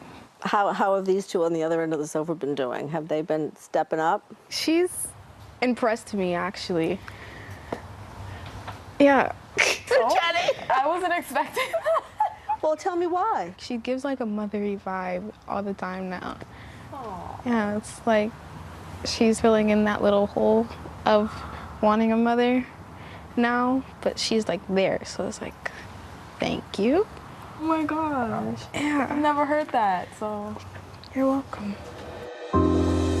Their mother, Cindy Dawkins, worked 2 jobs. Her kids were everything to her. Sierra is only 12 and still desperately misses her. I always used to sleep in her room. You just like being with her? Yeah. She made you feel safe? After Cindy's death, Jenny and Trey had no idea what to do, so they called a mom from Trey's high school who'd helped them in the past. I'm looking at these 2 kids that are like deer in headlights, and all they said was, we just want to make sure we stay together.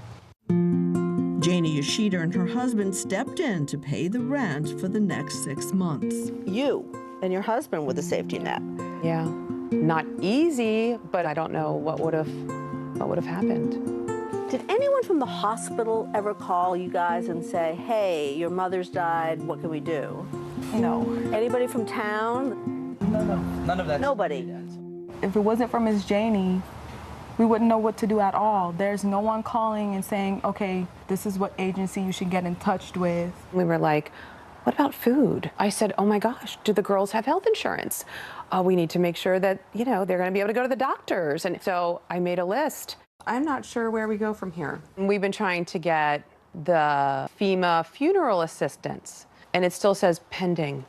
To think that 2 young people are going to navigate this by themselves, I've barely been able to navigate it. Sadly, there are many families like theirs. In my mind, it is a national health emergency. Dr. Charles Nelson was among the first to study caregiver deaths from COVID. If a child has lost a parent, someone needs to show up at that doorstep right away, meaning that day, the next day. And we know that there is no system for that right now. That's the problem. This loss is our loss. These children are our children. And it seems to me that we in positions of responsibility ought to start acting like it. Deval Patrick co-chairs a large bipartisan coalition that's urged the White House to make these kids a priority. There are resources available that are going unutilized, but there is so little transparency and clarity about how to access those programs that they might as well not exist. Miss Janey knows that's true. She found it so hard to access services for the kids, she was relieved she'd created a GoFundMe page. Most of the money going to a down payment on a home of their own. The kids moved in last week. They've never given up. They never say, why me? Ever. Not why us? Why did this happen to our mom? And these 4 kids get up every day with whatever challenge is ahead of them and still do it. A truly remarkable family. And as Jenny said to me, every family needs a Miss Janey.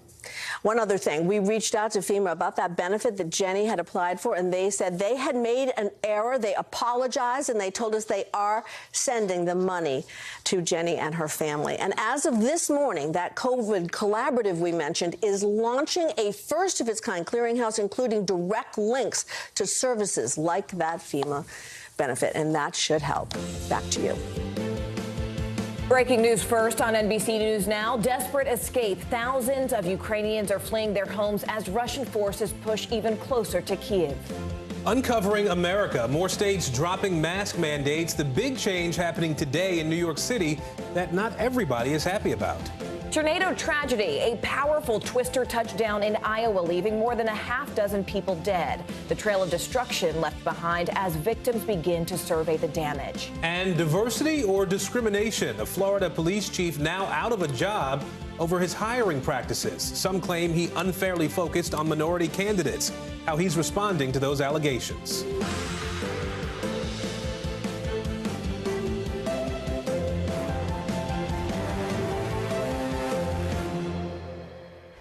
Good Monday, everybody. I'm Aaron Gilchrist. And I'm Morgan Radford. Thank you so much for joining us. We begin this hour with breaking news. Russian forces are closing in on Ukraine's capital city of Kyiv. Right now, they are believed to be just miles away from the city line. Meanwhile, the humanitarian crisis is growing by the hour, with the United Nations saying more than 400 Ukrainian civilians have died in the conflict so far. More than 800 have been hurt. Many of those still in Ukraine are desperately trying to get out. Russia agreed to open so-called safe corridors to allow civilians to get out. But those corridors only lead to Russia and its ally, Belarus. Ukraine's leadership has rejected that plan outright. All the while, America and its NATO allies have been ratcheting up the pressure on Russia. U.S. troops taking part in military exercises in Latvia, which borders Russia. We begin our coverage this hour with NBC News foreign correspondent Matt Bradley, who's in Ukraine. Matt, you have been there for weeks. I know that you're currently in a small town just east of Lviv, closer actually to Kyiv. So what more are we learning about these proposed humanitarian corridors to really get people out?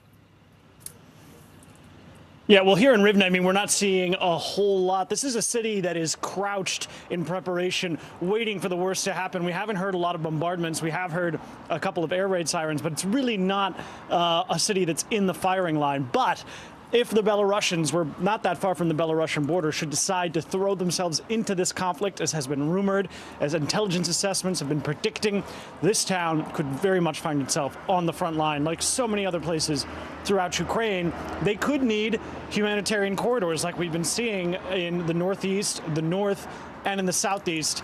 those corridors, which were proposed and pushed for by French President Emmanuel Macron, as you mentioned, they were rejected outright. Now, why would they do that? Why would the Ukrainians reject that if they're in such dire need of getting their people to safety? Well, 3 of the 6 proposed corridors went right into either Belarus or into Russia.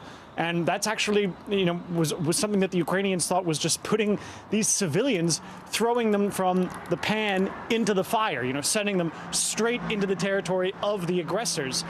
So this is something that the Ukrainians rejected. French President Emmanuel Macron even said that this was a case of cynicism. So we're still waiting for relief for these hundreds of thousands of civilians from all over the country. Guys? I want to go ahead and bring in NBC News White House correspondent Carol Lee, who's there with us. Carol, we know that President Biden held a call with leaders from France, Germany, and the UK this morning, as Matt mentioned. But do we have a sense of what actually came out of that conversation? Well, we know, Morgan, that the call began around 10:45 this morning, and the president was holding the call in a secure call in the Situation Room, and that the conversation with the allies comes as one, the humanitarian issue that Matt was just referencing is front of mind for all of these leaders. And as the U.S. and its allies try to figure out how to get more aid to Ukraine, including military aid, which has been something that President Zelensky has repeatedly said that he needs more of. And it also comes as we know the administration is discussing whether or not to ban Russian oil imports to the U.S. And that's something that Secretary Blinken said over the weekend that the U.S. is in active discussions with its allies about.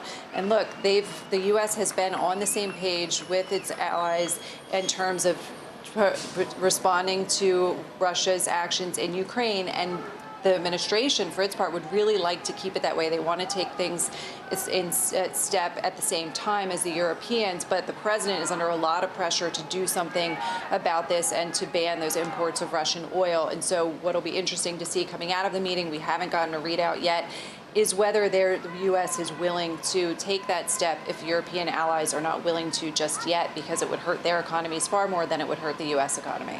All right, NBC's Matt Bradley and Carol Lee for us there. Thank you both so much. Let's bring in NBC News correspondent Josh Letterman now. He is in Latvia with an exclusive look at U.S. military exercises that are happening there. Josh, we knew that troops had been sent overseas, and now we're seeing them in action. That's right, Aaron. You know, when President Biden and other leaders talk about defending every inch of NATO territory, it sounds kind of hypothetical. I can tell you it is not hypothetical here. Not for the Latvians who are worried their country could be next if President Putin goes beyond Ukraine and starts to look at other countries in the region. It's also not hypothetical for the U.S. troops who are here training alongside their NATO allies for whatever could be coming. We got an inside look at the training going on here in Latvia. Take a look. American troops far from home, training in Latvia alongside NATO allies, the last frontier between Russia and the West. The battlefield scenarios these war games are simulating are entirely real. Brigadier General Joseph Hilbert oversees the 7th Army Training Command. What message do you think exercises like this send to our potential adversaries? I think they send that we're ready, and we are again a 30-member alliance that's based on common values of freedom. It's a little over 100 miles from here to the Russian border. When President Putin says that NATO's expansion into Eastern Europe threatens Russia, this is what he's talking about. But NATO says it's a defensive alliance and that these troops pose no threat. Last month, the U.S. sent an additional 7,000 U.S. troops to Europe to be ready to assist NATO's response force, activated for the first time in its history to defend NATO territory. Attention! The U.S. deployed about 800 troops to the Baltic nations of Latvia, Estonia, and Lithuania as Russia moved into Ukraine, plus Apache attack helicopters made in the U.S. U.S. troops are playing the attackers. Italian troops on the other side playing the defenders. They switch sides regularly to ensure they're ready for everything. We are training together in case any nation or other alliance were to impede upon NATO. And Josh, I know Secretary of State Tony Blinken is also in Latvia today. What have we heard from him at this point? That's right, Aaron. Secretary Blinken visiting all 3 NATO allies in the Baltics on this trip. And today he did something very interesting. He went after President Putin very personally, bringing up the fact that during the siege of Leningrad during World War II, Putin's 1-year-old brother was actually killed during that siege by the Nazis. Secretary Blinken saying it's one more reason that we need de-escalation. We need there to be no attacks against civilians, and calling what Russia is doing shameful. Aaron? Josh Letterman in Latvia for us today. Josh, thanks. A major COVID milestone for the largest city in America, New York City, is getting rid of its vaccine requirements for businesses starting today. On top of that, the city is ending mask mandates in schools. This week marks 2 years since the World Health Organization declared COVID-19 a pandemic. Meanwhile, there is still immense frustration among some people over the way that the pandemic was handled. For example, a convoy of truckers there, as you see on your screen, protesting COVID mandates, has now made their way to Washington, D.C. They drove laps around the Capitol Beltway Interstate this weekend, and they plan to circle the Beltway again today. We are covering the pandemic from every angle this hour, so let's go ahead and begin with NBC News correspondent Ron Allen. Ron, I know you're here in New York City. What sort of reaction have you been seeing here about the easing of these mask mandates? Well, it's some easing, some mask mandates, specifically at schools, which is why we're here at a public school in New York City. The key word is optional. Students no longer have to wear masks K to 12. Younger students still do, and that has some parents a bit upset. Those students, of course, are not eligible for vaccines. This is all progress, and the mayor lifted this mandate because of the progress that's been made here, because of the high vaccination rate, because of the very low COVID numbers that have stayed low after the Omicron surge during the holiday season and so forth. So today, students are arriving, and they do not have to wear masks for the first time in well over a year or more. Here's what some parents have been saying about this. It's a decision that parents are letting the students make if they're old enough, deciding whether to wear a mask or not. Take a listen. I was very happy to walk my daughter to school this morning with no mask because I think it's torture for all these kids to be wearing them in school. To carry it is one thing. To wear it's something totally else. Generally positive. We feel like, they're respecting the science, although obviously with little kids there's always a concern about getting COVID. Lucy, our first grader, is vaccinated, but we have a 3-year-old who isn't vaccinated yet, so we're a little bit concerned, but we're hopeful and optimistic. Now, there are still places that you have to wear a mask. For example, Broadway plays, some other entertainment venues, public transportation, buses and subways, for example. And there's still a mandate for vaccinations in private businesses, for example. Employees have to be vaccinated. So all the COVID restrictions haven't been eased. But this one at schools is really significant. It's the largest school system in the country, and it affects hundreds of thousands of kids and families. So we'll see how it goes. Some kids want to take it off. Some feel safer leaving the mask on. And as with all things COVID, this will certainly evolve as the days go by. NBC's Ron Allen for us here in New York City. Ron, thank you. Let's bring in NBC News reporter Julia Jester now. She is following that trucker convoy protest Morgan mentioned a few minutes ago. Julia, bring us up to speed here. Where do things stand right now? Well, right now, the trucker-led People's Convoy plans to do another loop around the D.C. Beltway today. And beyond that, it's a bit unclear. I did hear from the organizers and folks on the ground that they have no intention to officially go into D.C. because they really want to avoid a January 6th style event from occurring. So they're a little hesitant to do that, so just causing a bit of traffic on the Beltway. The convoy folks have come in and out. It's unclear how big it is, but at least hundreds of rigs and cars will be on the Beltway today. So, Julia, I mean, what's the real end game here for these truckers and cars, whatever, given that the COVID mandates are being relaxed in so many places around the country now? Absolutely. Participants and organizers have noted they're aware that the restrictions are being relaxed, but co-organizer Brian Brozzi told me their goals are not just the vaccine and mask mandates ending, it's also having bipartisan congressional hearings into the origins and response to the COVID-19 pandemic, as well as an end to the COVID state of emergency. I met two truckers from Wisconsin, Lee and Lisa Schmidt, and they came and joined the convoy in New Mexico. The convoy started February 23rd in California, and they've been on most of that journey. Here's what they told me about what they'd like to see from the convoy. What do you hope to see when it's all said and done? And emergency powers. I hesitate to use the word protest. I prefer convoy because we're not trying to be negative. We're positive. We want the government to listen to us. You know, there's been people standing along the interstate. Millions, and I am not exaggerating, millions of people have been standing along the interstates saying thank you. They're depending on us to get this done. And Lisa and Lee told me that they hope that they will be part of a group that has been trying to meet with lawmakers this week. Co-organizer Brazi told me that they are working to meet with Senators Ted Cruz and Ron Johnson, but that has not been confirmed by their offices to NBC News.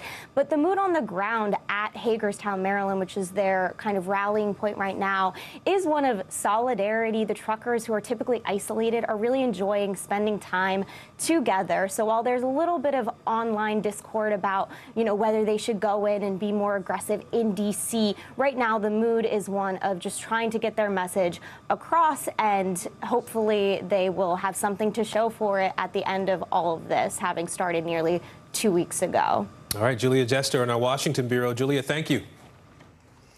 Iowa is reeling from destructive tornadoes that slammed into that state over the weekend. 7 people are now dead, including 2 children. 4 more were injured as the tornadoes tore up 14 miles of land just south of Des Moines.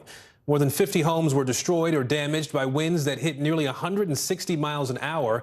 And now more severe weather could be on the way. The same storm system is making its way east, bringing severe weather to millions of people from Mississippi to West Virginia. NBC News meteorologist Michelle Grossman is standing by with the forecast. Let's begin, though, with correspondent Emily Ikeda with that tornado destruction in Iowa. Iowans retracing the steps of a deadly tornado that carved a nearly 14-mile path of utter destruction near Des Moines. Dozens sorting through rubble, hoping to find something familiar amid the now unrecognizable. All that remains of this home is its basement. And we came out here, that's when it kind of sunk in, like, all right, we got hit with something. The governor issuing a disaster proclamation for hard-hit Madison County, where families suffered devastating loss. 6 people died there, including 2 children, 5 and under. Another person was killed in nearby Lucas County, and more injured. It was unimaginable, the destruction that we were able to witness on the brief tour that we just went through. Iowa saw more than 40 reports of tornadoes, according to the National Weather Service Saturday. Flashes of lightning revealing the eerie silhouette of this one. Residents watched in horror as a tower of fury closed in. This is a life-threatening situation. Sending thousands running for cover underground, even at the Des Moines airport. And this is really what most of your property looks like. Yeah. Just sheer destruction. The O'Neill's home thankfully withstanding the EF3 tornado and winds topping 130 miles per hour, but the rest of their property a mangled mess. I couldn't hold it together. I had an emotional moment, and it's hard to see everything that you've worked for over a decade wiped out in 60 seconds. We're just over a half hour outside of Des Moines, so you can imagine had the tornado struck just northeast of here, where it's more densely populated, and the extent of the damage could have been that much worse. Let's go ahead and bring in NBC News meteorologist Michelle Grossman, who's been tracking this for us. Michelle, what are you seeing in terms of where that storm is right now?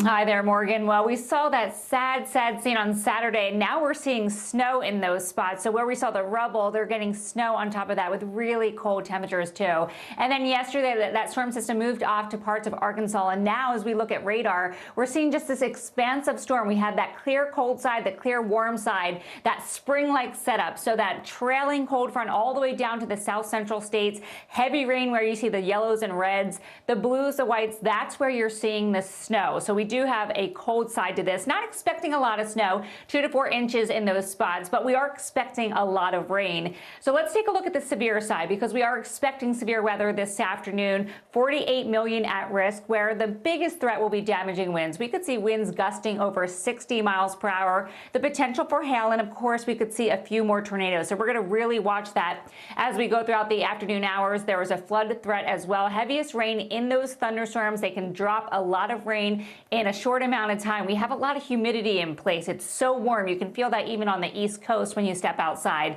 So your rainfall forecast, we're looking anywhere from 1 to 3 inches.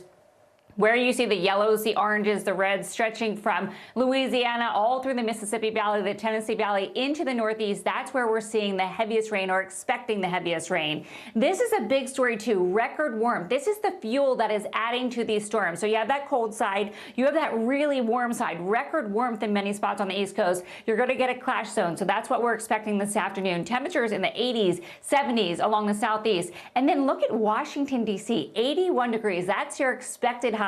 77 is a record, and we are just in the beginning of March, so well above normal this time of year. Typically in D.C., we're seeing 53 as a normal high. 71 in Allentown, Pennsylvania. That's what you could see today, breaking a record of 70 degrees. It doesn't last long. That cold front moves through. We see that colder air filtering in behind it, so closer to normal averages, closer to normal temperatures tomorrow. Also Wednesday, Thursday, with temperatures in the 50s in Raleigh. Here's that cold side. We have winter alerts where you see the white. And again, we're not expecting a lot of snow, but we're expecting 2 to 4 inches in some spots. So guys, we're going to continue to watch this over the next 24 hours. All right, NBC's Michelle Grossman for us there. Michelle, thank you.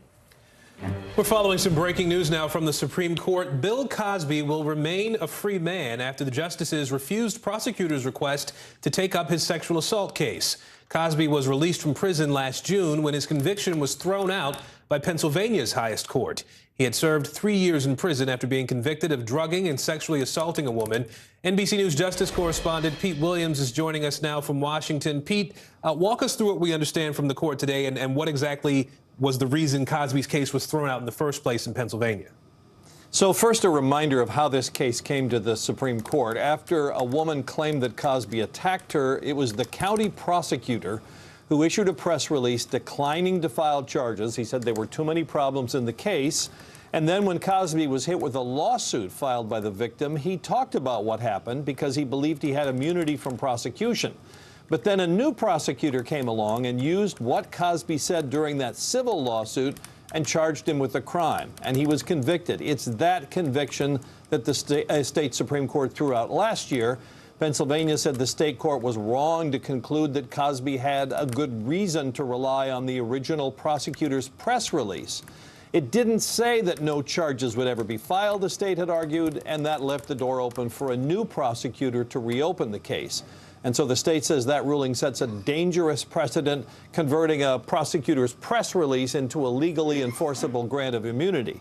Cosby's lawyers had urged the Supreme Court not to take the case. They said it wasn't the press release that Cosby relied on.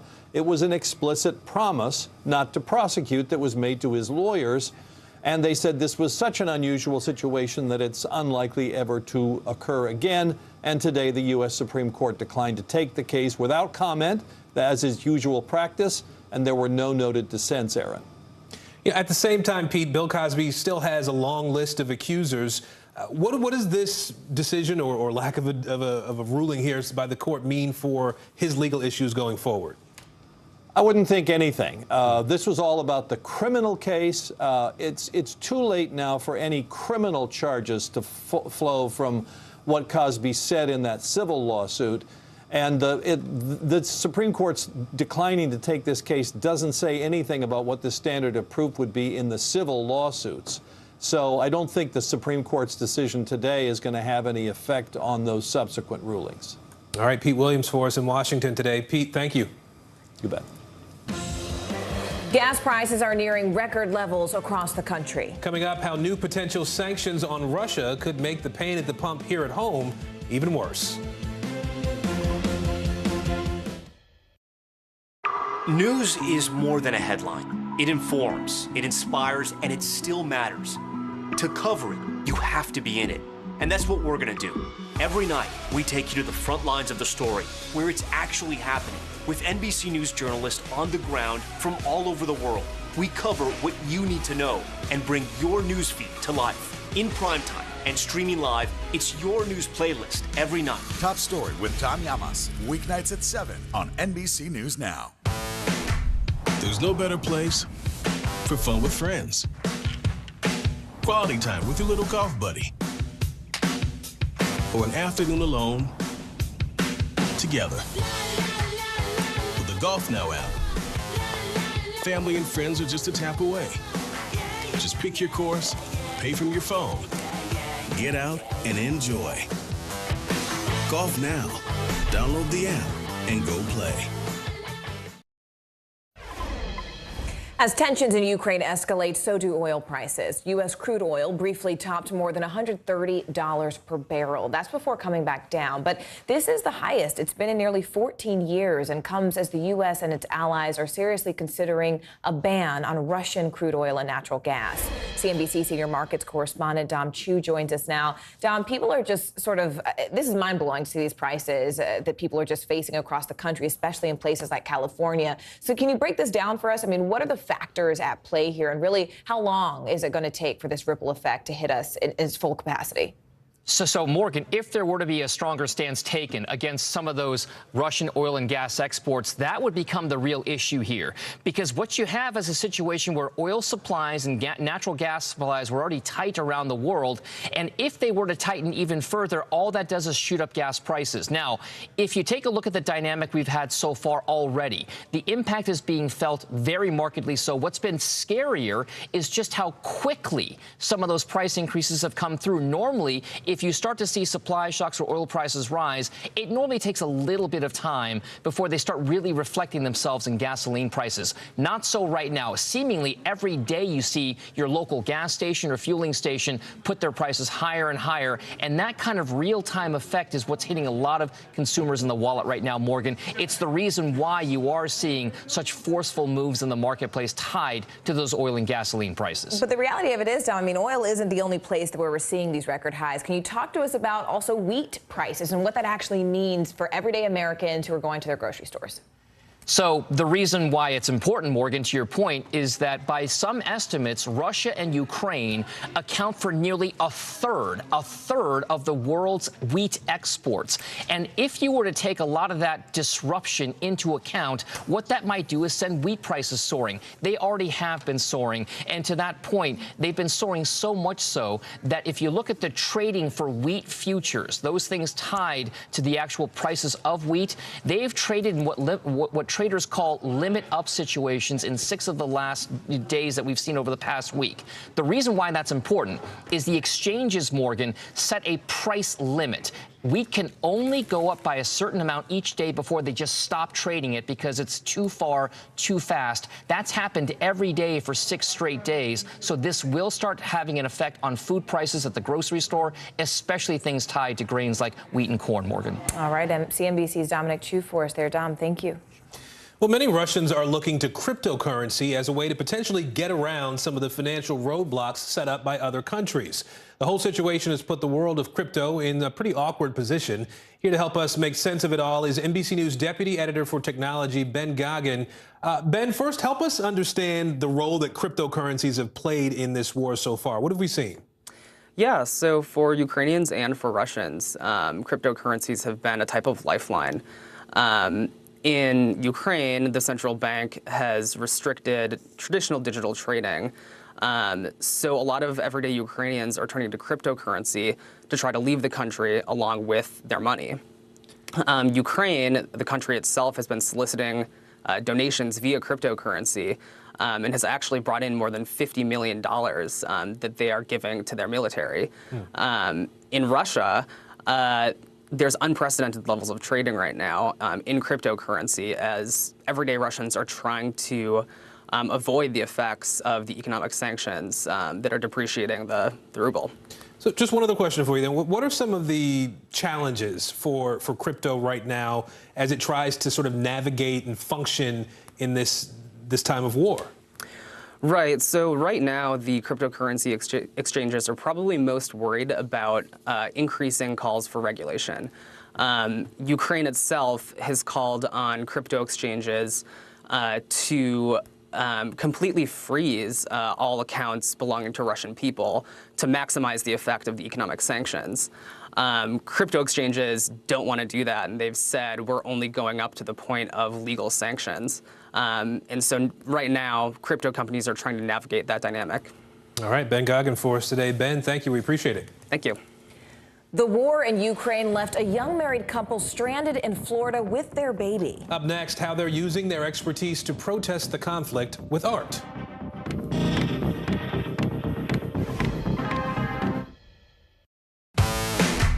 There's no better place for fun with friends. Quality time with your little golf buddy. Or an afternoon alone together. With the Golf Now app, family and friends are just a tap away. Just pick your course, pay from your phone, get out and enjoy. Golf Now. Download the app and go play.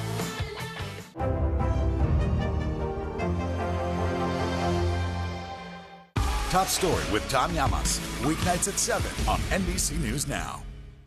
This is a very different kind of program. We're here to start conversation about the big things happening in our world. Professor, I'm not asking you to predict the future, but what do we think that the new normal is going to be? Is part of this that everyone's rethinking their jobs during this pandemic and their relationship to their employers? What is your biggest tip for any parent who's concerned about this? It's not my job to tell you what to think. My job is to think about what you tell me.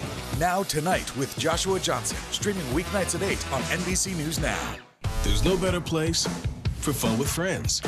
Quality time with your little golf buddy. Or an afternoon alone together. Family and friends are just a tap away. Just pick your course, pay from your phone. Golf Now. Download the app and go play.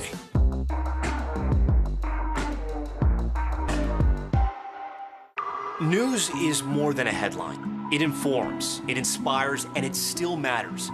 To cover it, you have to be in it. And that's what we're gonna do. Every night, we take you to the front lines of the story, where it's actually happening, with NBC News journalists on the ground from all over the world.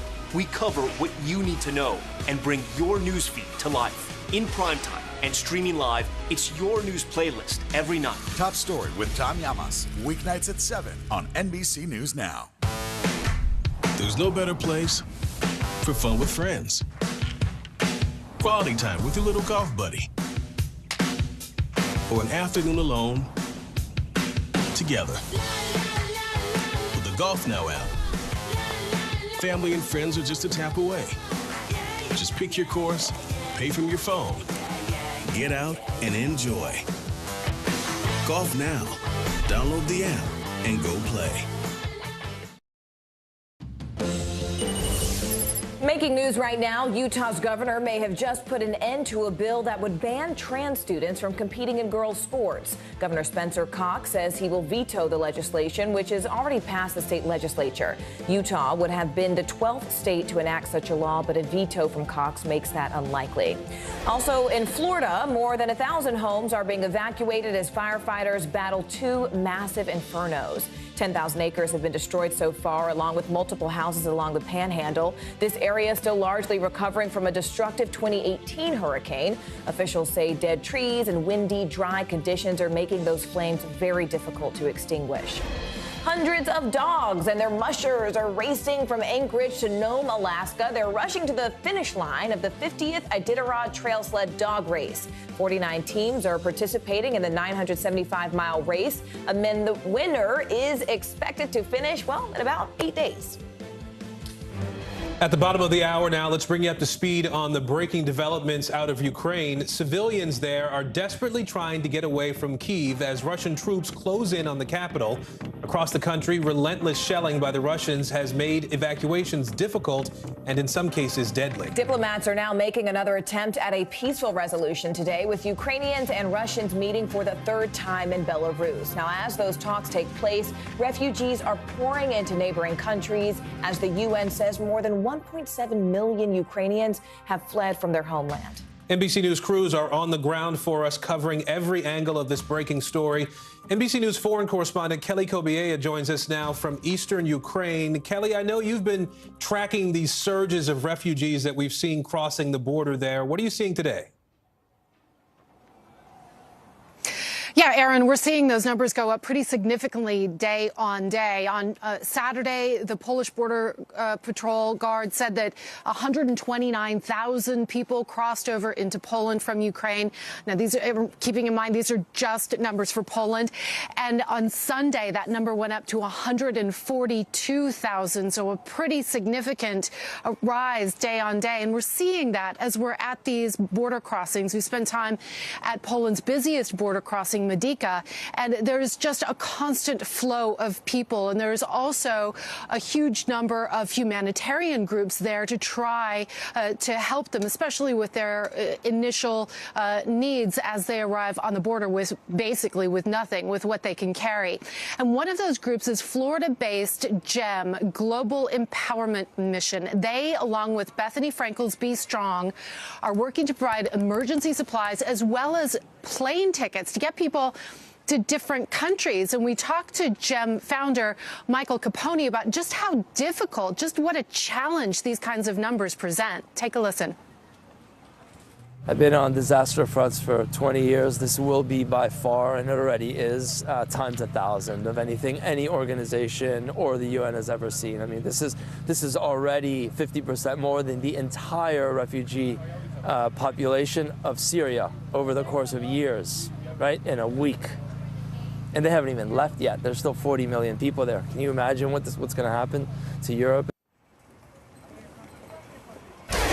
And so this is the real issue. 1 million people already in Poland, 1.7 million Ukrainians fleeing. Other countries will have to accept some of these refugees. It's just not financially realistic for one country like Poland and these smaller border countries to absorb them all. Aaron? So even with that reality, Kelly, knowing that all these countries, all these governments have to try to find a way to accept 1.5 million refugees, what are they doing? How do they plan to make this something that they can absorb? Well, this has happened so quickly that even the UN High Commissioner for Refugees has said it's really a logistical nightmare. And that's sort of the next step going forward, is trying to figure out how some of these women and children can be relocated to different countries. Already there is free train travel throughout Poland for anyone with a Ukrainian passport. Other countries in Europe are accepting people, a huge number. Several thousand have now gone to Germany, but this is the struggle, is just finding a way to be more systematic about it, to be able to get a lot of these women and children into other countries and into a more sustainable, like stable living situation, not in a tent, not in a big gymnasium, but actually in a home where they can start to establish a routine. But Aaron, you know, that costs money. So these governments will have to share that financial burden or work out who pays, how they pay, how much they pay. It's going to be an immense cost. And for a long time to come at that. Kelly Kobiela for us on the ground in Rzeszów, Poland. Kelly, thank you. Protests against the war in Ukraine have taken many forms, but two Ukrainians in Miami are sending their message through art. NBC South Florida reporter Christian Benavides joins us now. Hey there, Christian. Hi there, Morgan. The pop-up art gallery is taking place in Miami's Alapata neighborhood. It's drawing a lot of attention because it's a show about Russian aggression in Ukraine. But as we found out, the timeliness of it is purely coincidental. It's perhaps the most timely art exhibit in the city of Miami, and it almost didn't happen. We decided to open a pop-up before the war. It was very spontaneous decision. The exhibit is titled The Memory on Her Face, and it's run out of a warehouse turned impromptu gallery. It features the work of 5 Ukrainian artists on Russian aggression in their homeland. It became like our protest against war, peaceful protest. This work by artist Nikita Kadam features a silk-screened photo of a building on the Donbas region of Ukraine shortly after it was bombed back in 2014. Russian soldiers, army come to Donbas, and many buildings, many lives was destroyed. The silk screen is attached to a metal shield. It's meant to represent the fragility of life. The exhibition here in Miami is happening by pure chance. The couple who was visiting from Ukraine was here for Art Basel, got stuck in the States because they contracted COVID. They then decided to set up this pop-up exhibition about Russian aggression in Ukraine before the conflict broke out. Husband and wife Max and Julia Voloshin set up the exhibit in late January. They were originally scheduled to go back to Kiev in December, but stayed in Miami after contracting COVID during Art Basel. After recovering in January, on a whim, they set up this exhibition as a pop-up. They had no idea war was about to break out. Omar Lopez Chahud is the curator. We opened right before the war. I never thought that this would escalate the way it did. The couple is now unable to go home due to the war, where they run their own gallery back in Kiev. Second World War, in our space was a bomb shelter. That gallery is now a bomb shelter once again. These are images of artists and gallery employees taking refuge. I think it's very important to bring attention to what is happening now in Ukraine. Heartbroken, but at the same time I appreciate how people are fighting, how brave they are. The show is running through the end of March. Meantime, the couple is also trying to figure out what their next steps will be. They're unable to go home, so they're renting an apartment in Miami with their young child. They say they will focus on doing more pop-up galleries across the country here so they can hopefully raise some money for those artists back in Ukraine that are, again, inside of that gallery turned bunker. Morgan? Yeah, really important work and reporting. Cristian Benavides, thank you so much for joining us. Russian forces are indiscriminately shelling civilians in Ukraine, it would seem. The Russian military has leveled entire apartment buildings and bridges, trapping civilians who are trying to get away. We should warn you that some of the images you're about to see may be disturbing. Here's Sky News correspondent Adam Parsons. In this country, the world can change at horrific speed.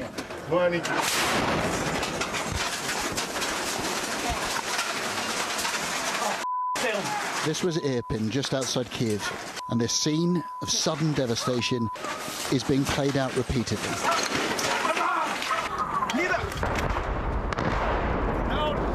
Across the city, people are fleeing.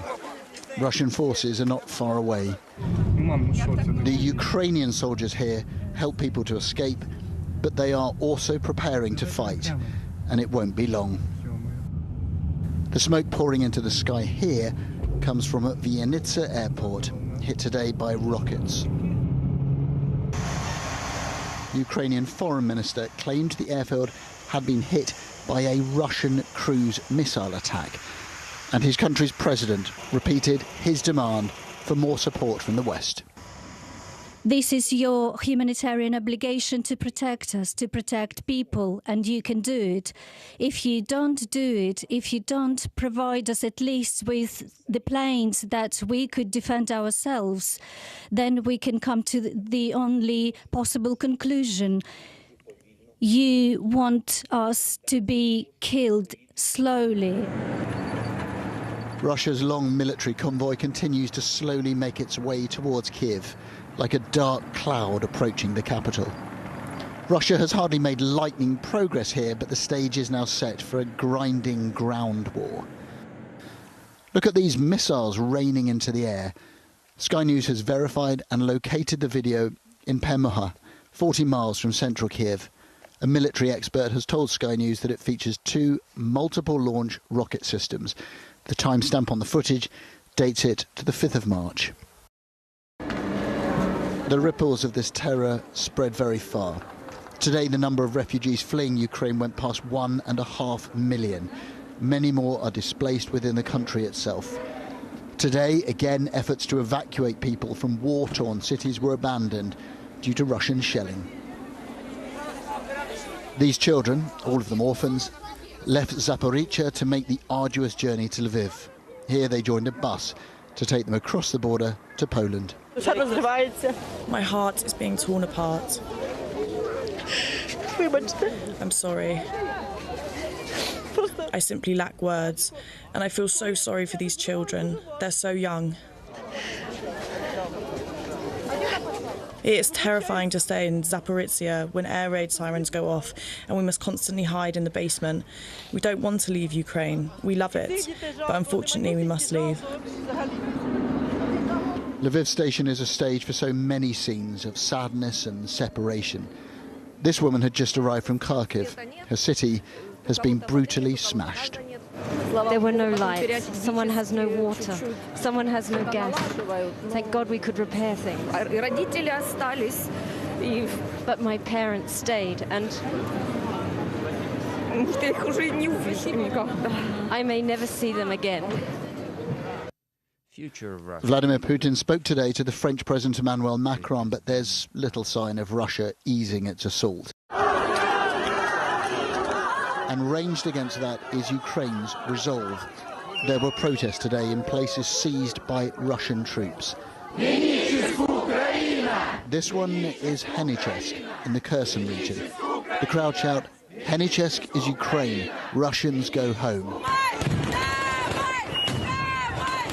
But they won't. They are here and fighting. The Ukrainian news agency Interfax reports that Russian troops opened fire at this separate protest, wounding 5 people. This is a brutal conflict, and it's not going to end soon. Adam Parsons, Sky News, Lviv, Western Ukraine. The images of the devastation in Ukraine are resonating around the world, revealing Russia's invasion on the ground minute by minute. So joining us now is Alan Chin, a photographer for Insider, who has been capturing the human toll of this war. You're currently there in Lviv, Ukraine, Alan, and I want to thank you for making the time. Can you sort of describe what you're seeing there on the ground, and what do you hope that people take away from these photos? Yeah, so basically at the Lviv train station, every day, thousands of people arrive on trains. Most of them want to continue on to Poland, which is only 43 miles away. But it is overwhelming, right? So there are several hundred volunteers which are making food and tea and coffee, hot beverages, building fires to stay warm. And it's what is striking about it, though, is that although at times it's disorganized and chaotic, there is it's all quite orderly nonetheless. Ultimately, you know, sometimes it can look, you know, like it's a real mess, and there are some very upsetting and emotional scenes. But at other times, though, you realize that people stand in line, you know, patiently for their turn. And the railroad, my latest piece actually is about the railroad. I see you're not pulling up those images, but I spent some time with the leaders of the railroad who have kept the trains running. And who have moved over 1 million people from the areas under attack to the safer areas. And so they have continued to do that, right? If a piece of track is damaged, if a train station is hit, if you know, if something happens, they reroute a train. They might have to cancel a train, but they're keeping them running. Alan, that work that you're doing, really humanizing what the human toll of this war is so important, so that people understand, you know, what people are facing every single day as they're making the hardest decisions of their lives. You are capturing those most intimate moments, and we want to thank you for your work and for sharing it with us, Alan Chin. Absolutely, thank you. Well, many Americans were outraged at the Trump administration's policy to separate families at the border. Coming up next, why more than 1,000 children are still being kept from their parents more than a year later. Stay with us.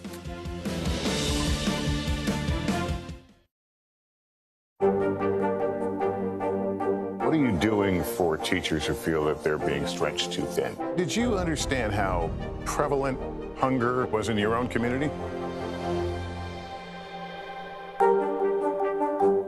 There's no better place for fun with friends, quality time with your little golf buddy, or an afternoon alone together. Family and friends are just a tap away. Just pick your course, pay from your phone. Golf now. Download the app and go play. To cover the news, you have to be in it. We'll take you to the front lines of the story, bringing your news feed to life. Streaming live every night. It's your news playlist. Top Story with Tom Llamas, weeknights at 7 on NBC News Now. Now Tonight with Joshua Johnson, streaming weeknights at 8 on NBC News Now. Now Tonight with Joshua Johnson, streaming weeknights at 8 on NBC News Now. What happened here is a story of loss and salvation. There were residents who hung on for dear life. This is where you took shelter, in this closet. I took shelter right in this closet right here. Rioters banged down one of the doors. Have you found a way to reconcile it a year later? It really hurt to see this place that I love so much treated with such disrespect. Was it an act of cleaning or an act of healing?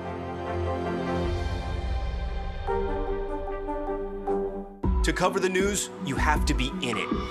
We'll take you to the front lines of the story, bringing your news feed to life. Streaming live every night. It's your news playlist. Top Story with Tom Llamas, weeknights at 7 on NBC News Now. There were residents who hung on for dear life. I've heard people say the town is gone. Do you see it that way? Absolutely not. We've lost some houses, but our community's still here. Now Tonight with Joshua Johnson, streaming weeknights at 8 on NBC News Now. While the world has been rightly focused on the Russian invasion of Ukraine, another threat may be resurfacing in North Korea. New satellite images showing signs of new activity at a North Korean nuclear testing facility, a facility the country claimed to have destroyed in 2018. NBC News national security correspondent Ken Delanian is joining us now with more. Ken, what are these new images showing that this destroyed site? Well, they're showing new work. This is a site in the north of the country, Aaron, where North Korea had built a series of tunnels they were using to test nuclear bombs.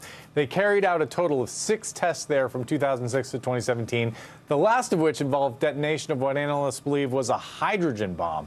All of those tests violated the United Nations resolutions. In 2017, they agreed to dismantle the site as part of the diplomatic talks with the Trump administration. And in May 2018, they brought journalists in and blew up some of the tunnels. It wasn't clear exactly how much damage was done, but they've not tested a nuclear weapon there since, Aaron. So, Ken, if we're seeing these new satellite images that suggest something is going on there, have we gotten a handle yet on what exactly is there and what may be the end game with this new construction? Yeah, the intelligence community watches this site closely, and so do private experts using commercial satellites. And last week, they discovered a new building and some other small improvements that weren't there 2 weeks ago on the satellite photos. So the folks at the Middlebury Institute of International Studies say it's the first sign of activity there since 2018. They say this is very preliminary, but they worry this could mean North Korea is moving towards resuming nuclear testing. Obviously, the diplomatic talks with the Trump administration didn't go anywhere, and things are at a stalemate right now, but North Korea has never stopped improving its nuclear weapons program, Aaron. All right, Ken Delanian for us in our Washington Bureau today. Ken, thank you. You bet.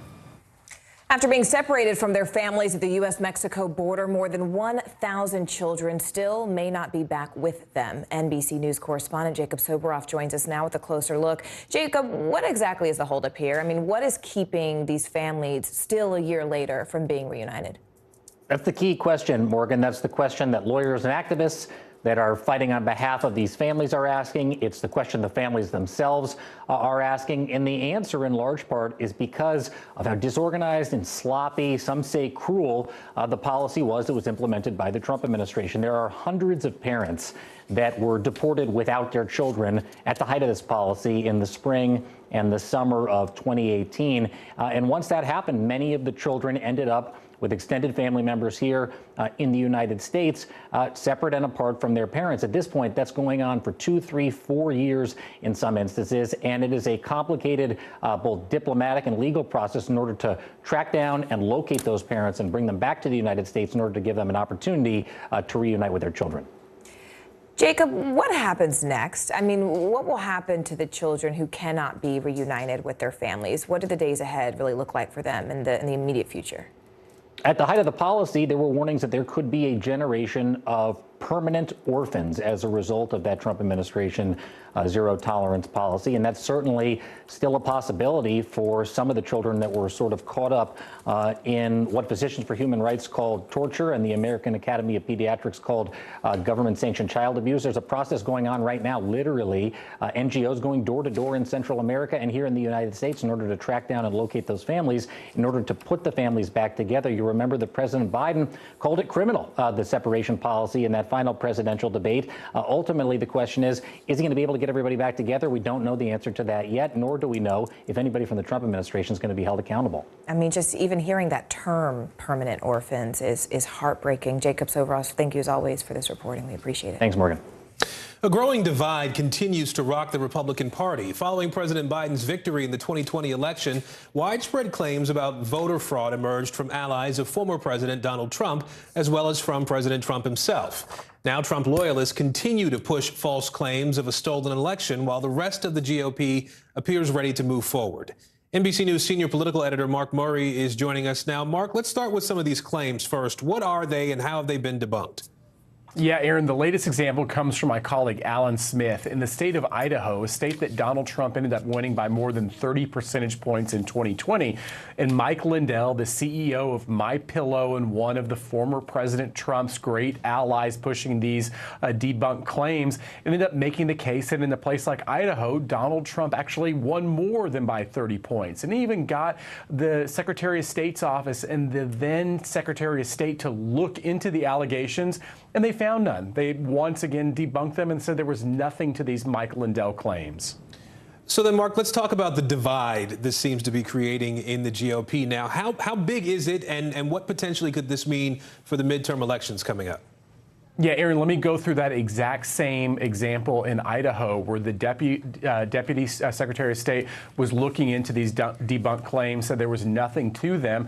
That Deputy Secretary of State faced so much pressure, he had to drop out of Idaho's Secretary of State contest, where there just wasn't support. It was too hard to make a bid for office. And we're seeing that play out not only in this Secretary of State's office in a race in Idaho, but elsewhere in other contests or across the country. Republicans are caught at a crossroads on, do they continue to repeat the former president's debunked claims, or do they try to debunk them with maybe cost to their own political future and fortunes? All right, Mark Murray for us in Washington today. Mark, thank you. Coming up, a city in Florida has fired the head of its police department, claiming discrimination against white people. That former police chief is now defending his hiring decision, and he joins us to explain next. The fire has grown leaps and bounds. You see behind me is typical. How you doing? Pretty bad. These days, it feels like the news never stops. So let's get into it. What's happening right now, what it all means for you for an hour every day. It can be hard to keep up, so let's get started together. Hallie Jackson Now, weekdays at 5 on NBC News Now. There's no better place for fun with friends, quality time with your little golf buddy, or an afternoon alone together. Family and friends are just a tap away. Just pick your course, pay from your phone. Golf Now. Download the app and go play. What are you doing for teachers who feel that they're being stretched too thin? Did you understand how prevalent hunger was in your own community? NBC News, streaming free now.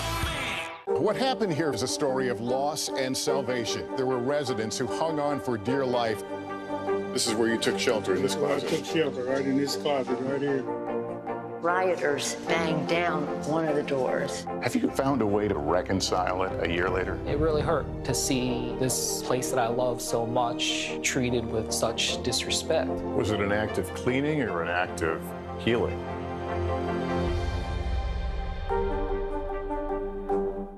News is happening now. Look at what's making headlines around the world. We're coming on the air with breaking news. This is a significant moment. Whenever it happens, wherever you are. NBC News, streaming free now. Top Story with Tom Llamas is your news playlist on NBC News Now. And now, you can listen to it as a podcast. Available anytime and anywhere.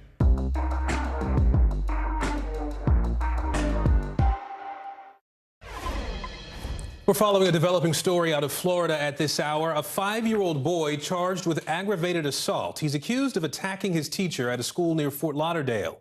This all started after the child was taken to a cool-down room after throwing chairs in a classroom.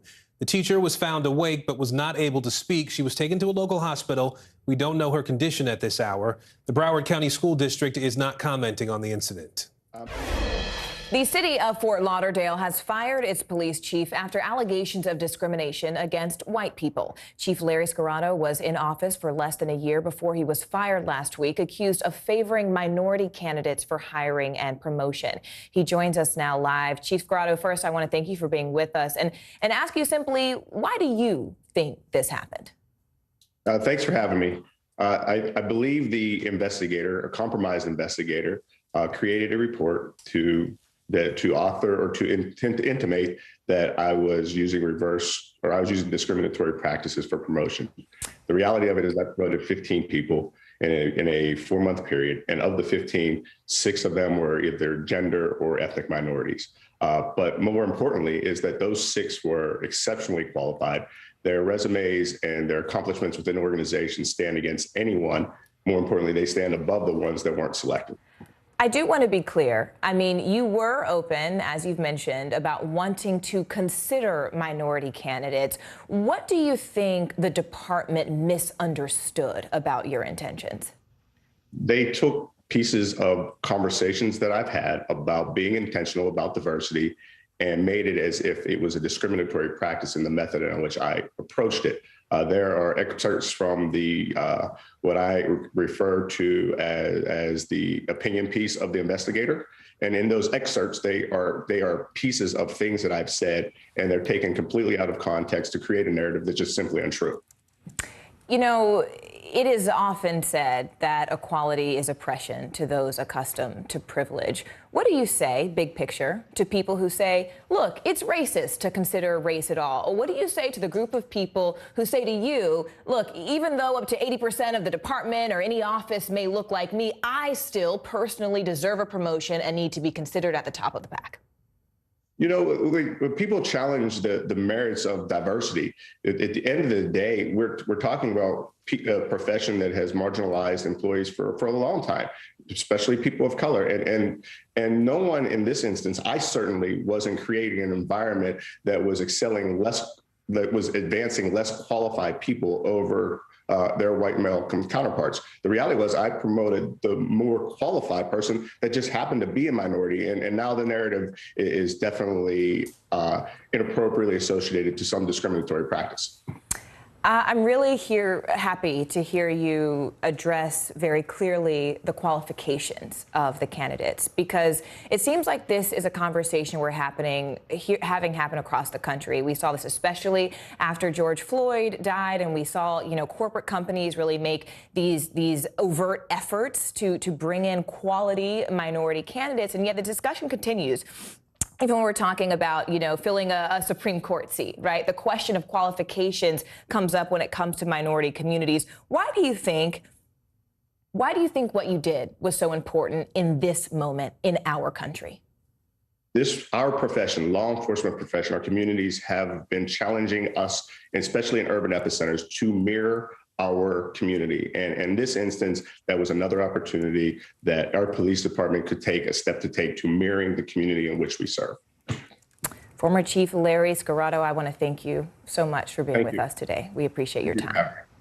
And thank you to our viewers for joining us this hour. I'm Morgan Radford. And I'm Aaron Gilchrist. The news continues right now.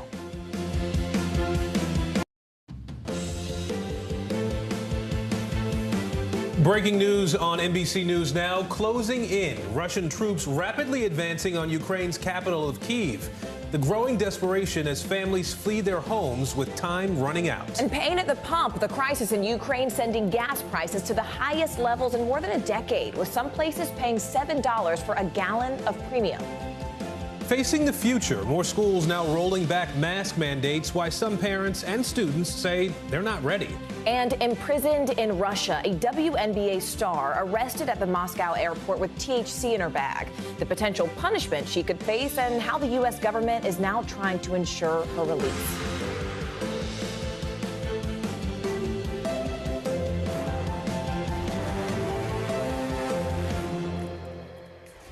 Hi there, everyone. Thank you so much for joining us. I'm Morgan Radford. And good Monday, everybody. I'm Aaron Gilchrist. We begin with breaking news, the escalating conflict in Ukraine and a deepening humanitarian crisis. Over the weekend, deadly assaults on civilian areas, forcing thousands to flee. Eyewitnesses said at least 3 people died in the town of Irpin near Kyiv on Sunday, one of them a child. A warning, this footage may be disturbing. Дітей 200-х вивозили, мирне населення.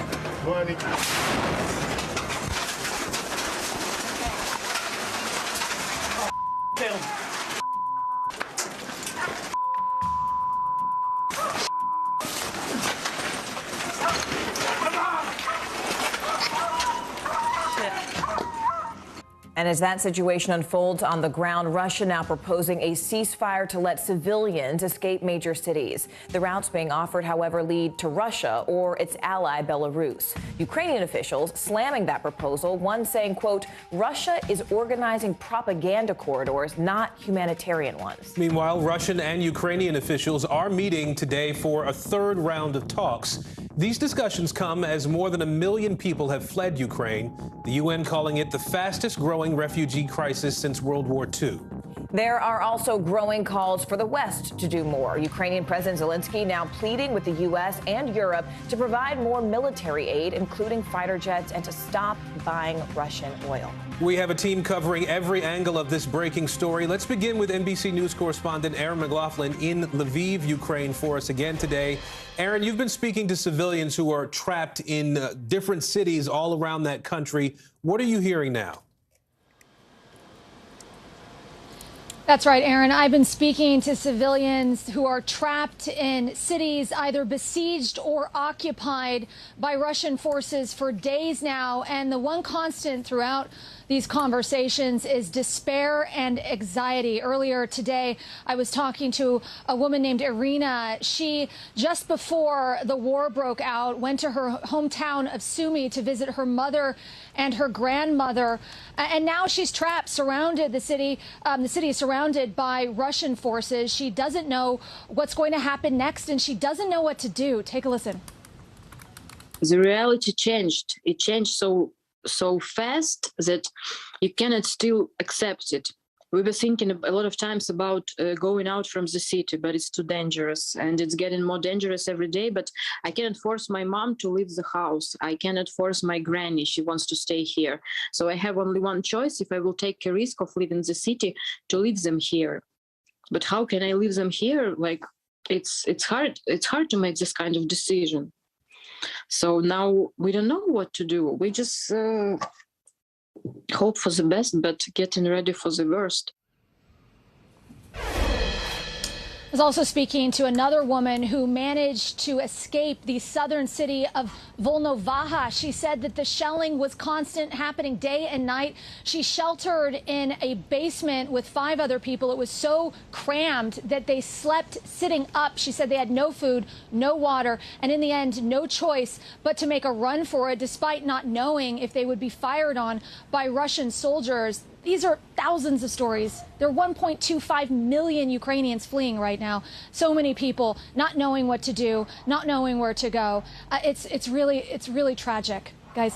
It is, and a desperate situation for sure unfolding there. I want to bring in NBC News White House correspondent Carol Lee now. Carol, this crisis has oil prices skyrocketing. Obviously, we're dealing with that here at home. There's also a growing number of U.S. officials who are calling for a ban on Russian oil and gas imports.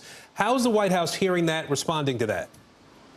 Well, what's been interesting, Aaron, is that the White House initially was pretty cool to this idea. They were reluctant to come out and say that this was something they would back just last week. And now what we're hearing from the Secretary of State, Antony Blinken, is that this is something that he described as very actively under discussion within the administration.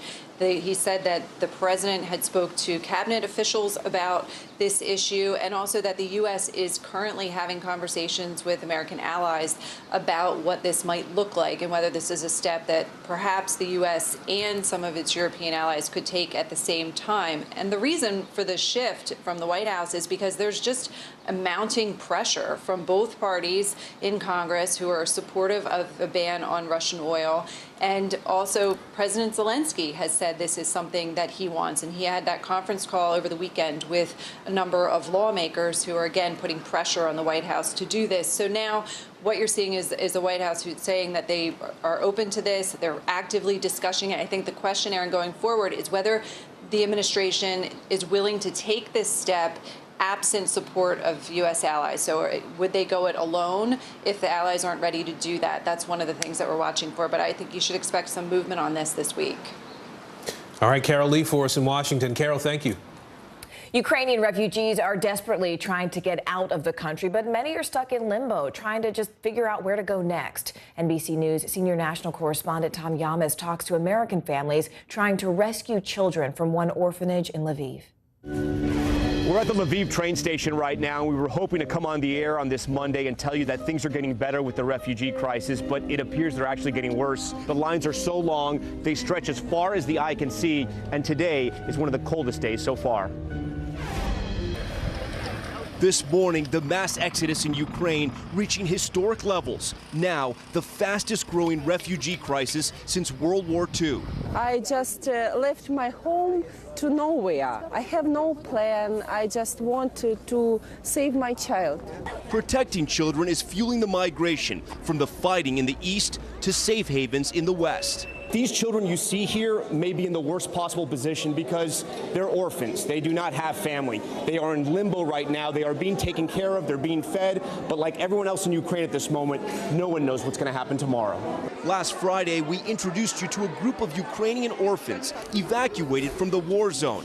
8-year-old Demetrius told us how he hopes to still be adopted.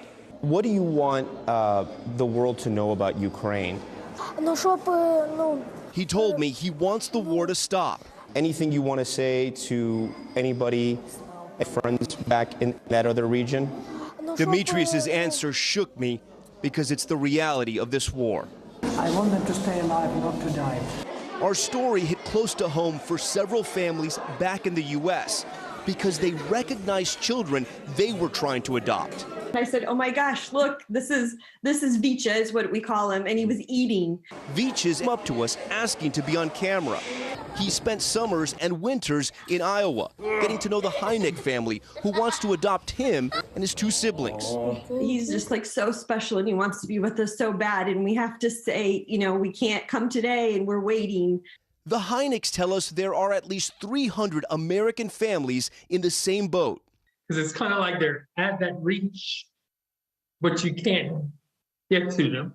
The Romeros also recognized a child they're trying to adopt.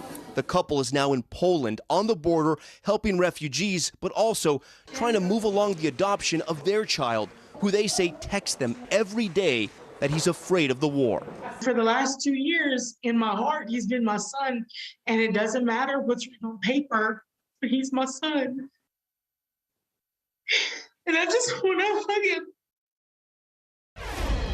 We feel for all those families trying to get the kids they hope to adopt out of Ukraine. Another thing we should mention is that U.S. citizens cannot adopt Russian children, so if there's an occupation, this could be devastating for those families.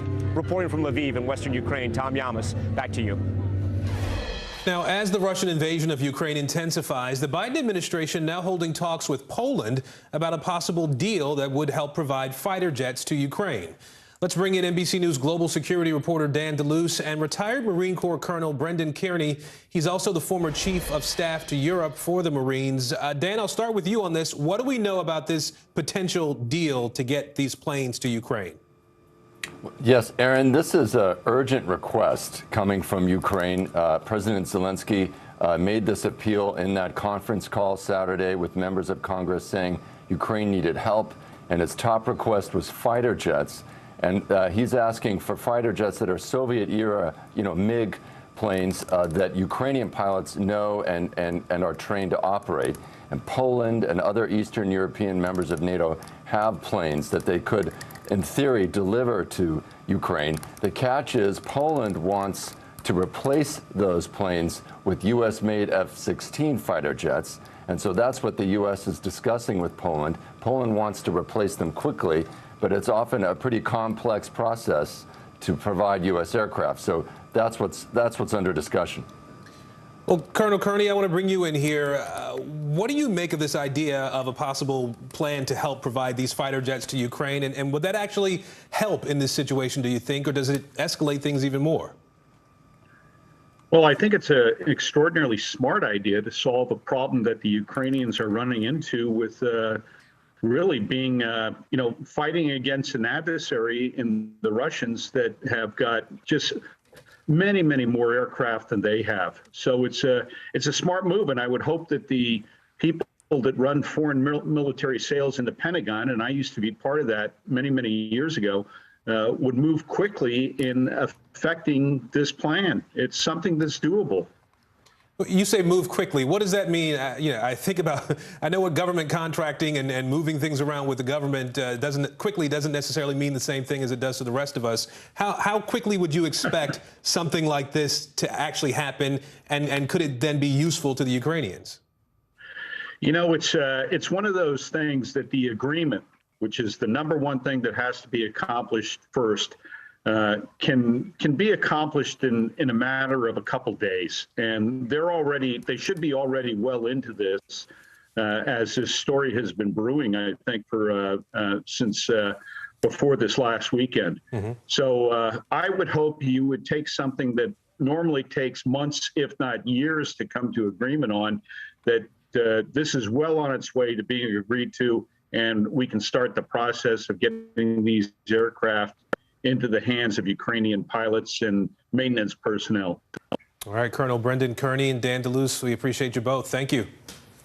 Also happening today, a major step forward for the nation's largest city, once the epicenter of the pandemic. New York City is lifting its vaccine requirement for indoor businesses and its mask mandate for schools. Mayor Eric Adams saying with COVID cases on the decline, now is the time to reopen the city. Every single state in the nation except for Hawaii has loosened or completely done away with mask mandates. This positive turnaround, though, does come as global coronavirus deaths have now surpassed 6 million people. More than 960,000 have died right here in the U.S. alone.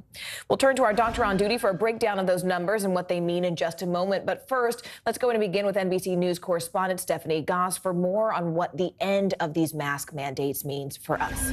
Hey there. So this is a big day in New York City. Kids returning to school with the option of whether or not they want to wear a mask. It's the first time in over 2 years. And while it's good news for some parents, others, especially those with immunocompromised children, say they still have concerns.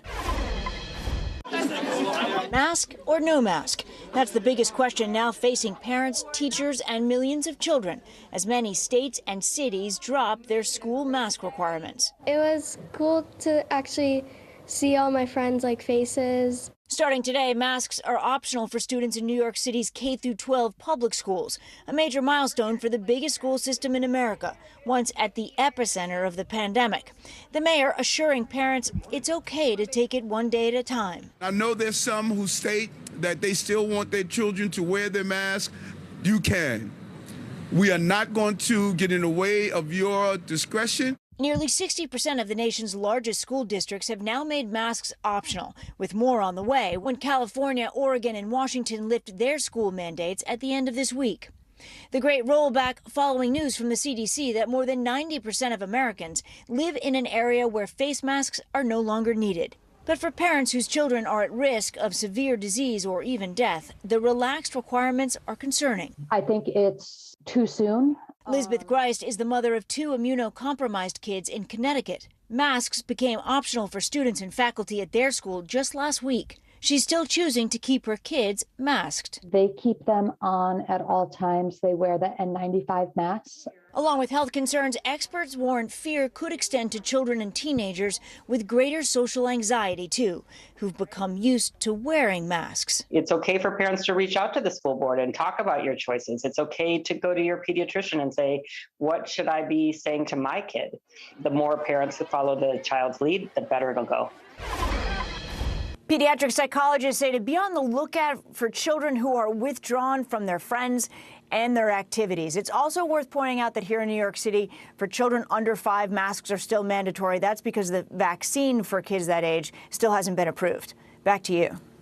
I want to go ahead and bring in Dr. Mario Ramirez right now, an emergency physician and former pandemic and emerging threats coordinator under President Obama. Doctor, thanks for joining us. And look, we were talking here just now during the break about how many schools are starting to ease COVID mandates for students, but only about half of all kids 5 to 17 have been fully vaccinated. So based on your professional opinion, do you think that we are in a place with the pandemic that schools can ease these mask mandates? Well, I think we can certainly give it a try, Morgan. I think, to be totally honest, we are entering a period of uncertainty, and no one knows exactly what's going to happen. But we know that there have been a large number of children that have already been infected and recovered and have some level of underlying immunity. And as much as we had hoped that there would be a vaccine requirement for all kids to come back to school, it just doesn't look like the courts are going to support that. And so we're at a place where case counts have come down to pretty low levels across a lot of the country. And so we have to give this a try and see if we can keep pushing forward. And when we talk about pushing forward, it seems like the attitude has sort of shifted in recent months from preventing people from getting the virus to treating and then testing the virus. So what do you think our focus should be going forward?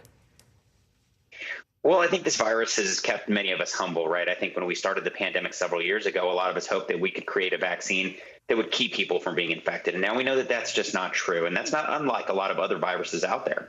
When I think about HIV, for instance, even though it's from a different family of viruses, we have a similar treatment methodology. We're really aggressive about prevention. We try to test and we try to treat. And I suspect that we're probably headed in a similar place with this particular virus. But we've found a way to live with HIV. I think we'll find another way to live with this virus as well. All right. Dr. Mario Ramirez, thank you so much for joining us. We really appreciate your expertise. The first trial involving a Capitol riot defendant is entering its second week. Guy Reffitt is charged with bringing a gun to the Capitol on January 6th, interfering with police officers who were guarding the building. Prosecutors also say Reffitt threatened his own children if they reported him to the FBI.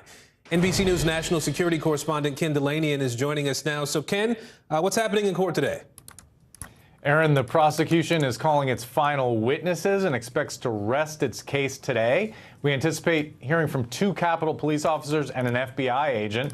On Friday, one of Guy Reffitt's close friends testified that he and Reffitt attended the so-called Stop the Steal rally on January 6, 2021, armed with pistols, and that they had left assault rifles in their cars.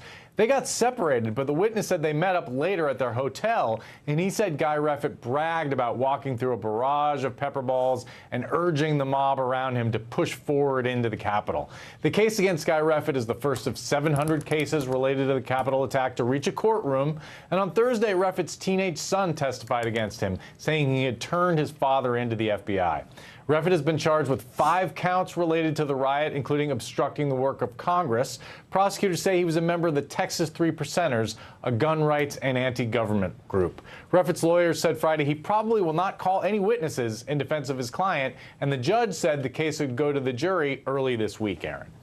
So, Ken, you said this is the first of 700 cases here. Can you sort of give us the 30,000-foot view? What makes this particular trial so consequential for the Justice Department, for the FBI? It's hugely important because it's the first one, and the country is watching it very closely, so it will set the tone for the cases that come next. It's also an important test for whether a jury will go along with prosecutors' use of this obstruction of Congress charge, even against someone who didn't actually enter the Capitol. If convicted, Reffitt faces years in prison, Aaron. All right, Ken Delanian for us in Washington today. Ken, thank you. Congress will be hard at work this week, facing a Friday deadline. Lawmakers are trying to negotiate a spending package for the remainder of the fiscal year to avoid a government shutdown. NBC News senior national political reporter Sahil Kapoor joins us now. Sahil, what do we know about where these negotiations stand right now? Can you just sort of break down what's at stake here for everyone? Yeah, absolutely, Morgan. They're looking at a Friday midnight deadline to pass a bill or see a government shutdown happen. And we're seeing a number of issues cobbled together. There's the base government funding bill. There's about $10 billion in Ukraine aid and security and humanitarian assistance that is being added to this, as well as $22.5 billion in funds that the administration has requested for COVID response, specifically to fight the next variant after Delta, after Omicron caught the U.S. flat-footed in many respects. So that's where they are. Congress needs to move very quickly. They need to finalize a deal as early as today in order to vote on it in the House tomorrow or Wednesday. That's the hope. And then leave Thursday or Friday to vote on it in the Senate. That's far from a done deal that they'll even get an agreement. But Senator Chuck Schumer, the Democratic Majority Leader, told colleagues in a letter this morning that Democrats have made a full offer on all of these issues that he believes is reasonable. They're hoping to resolve it very soon. All right, NBC's Sahil Kapoor for Sahil. Thank you. Meanwhile, the ripple effect of the war in Ukraine hitting consumers at the pump. Coming up, where some drivers are paying $7 for a gallon of gas and what's being done to drive down the highest prices in 14 years. What happened here is a story of loss and salvation. There were residents who hung on for dear life. This is where you took shelter, in this closet. I took shelter right in this closet right here. Rioters banged down one of the doors. Have you found a way to reconcile it a year later? It really hurt to see this place that I love so much treated with such disrespect. Was it an act of cleaning or an act of healing?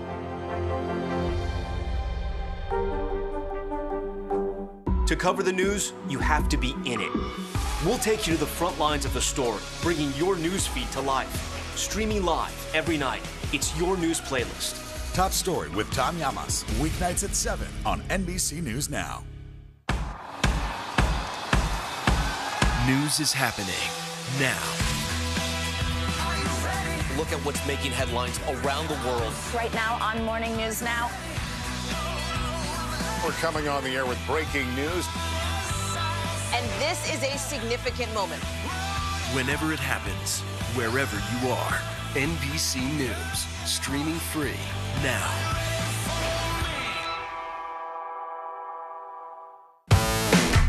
There's no better place for fun with friends.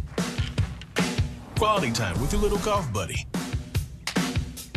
Or an afternoon alone together. With the Golf Now app, family and friends are just a tap away. Just pick your course, pay from your phone, get out and enjoy. Golf Now. Download the app and go play. There's no better place for fun with friends. Quality time with your little golf buddy. Or an afternoon alone together. Family and friends are just a tap away. Just pick your course, pay from your phone. Golf Now. Download the app and go play.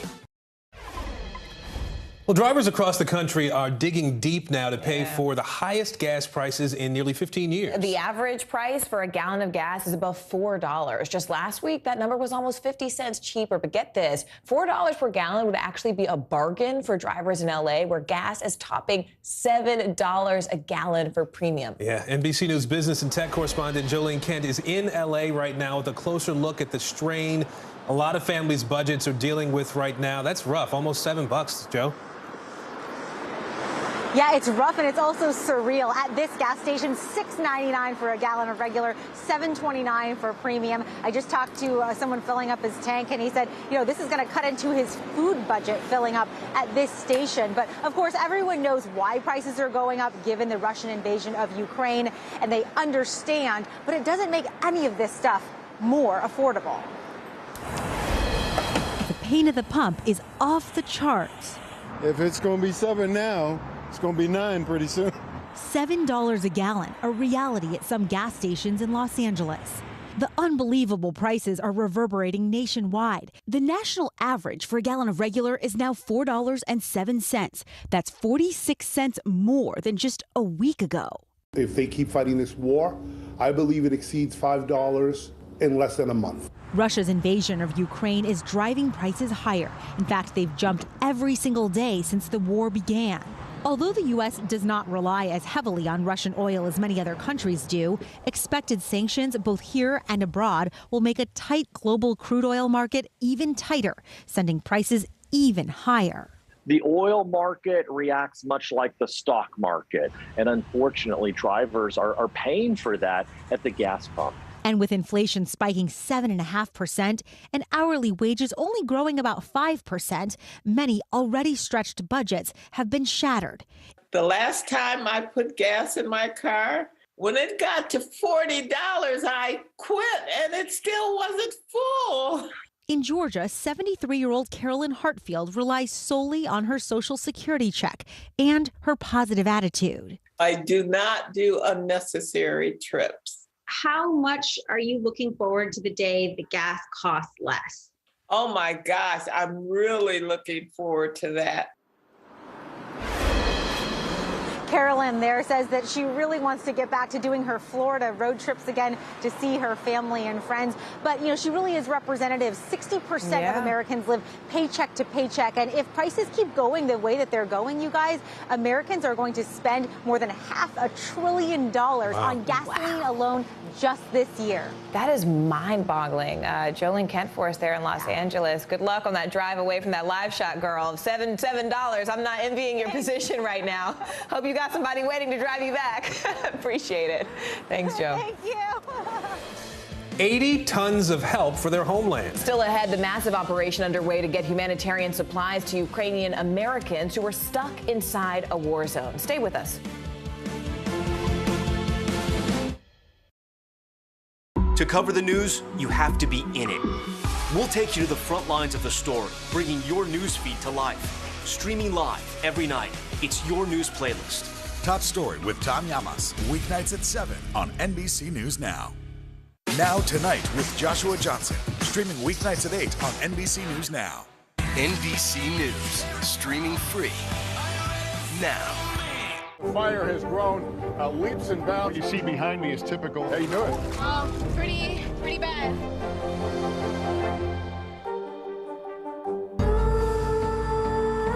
the answers come when you need them most. Ooh, let it go. The Today Show's newest fan. Little Al Roker. What am I doing here?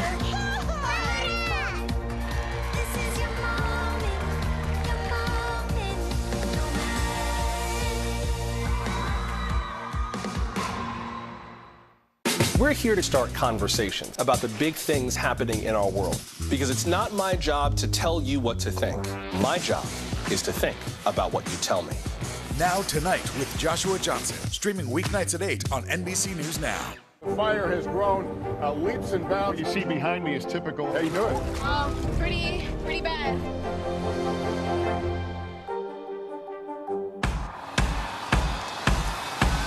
News is happening now. Look at what's making headlines around the world. Right now on Morning News Now. We're coming on the air with breaking news. And this is a significant moment. Whenever it happens, wherever you are, NBC News, streaming free now.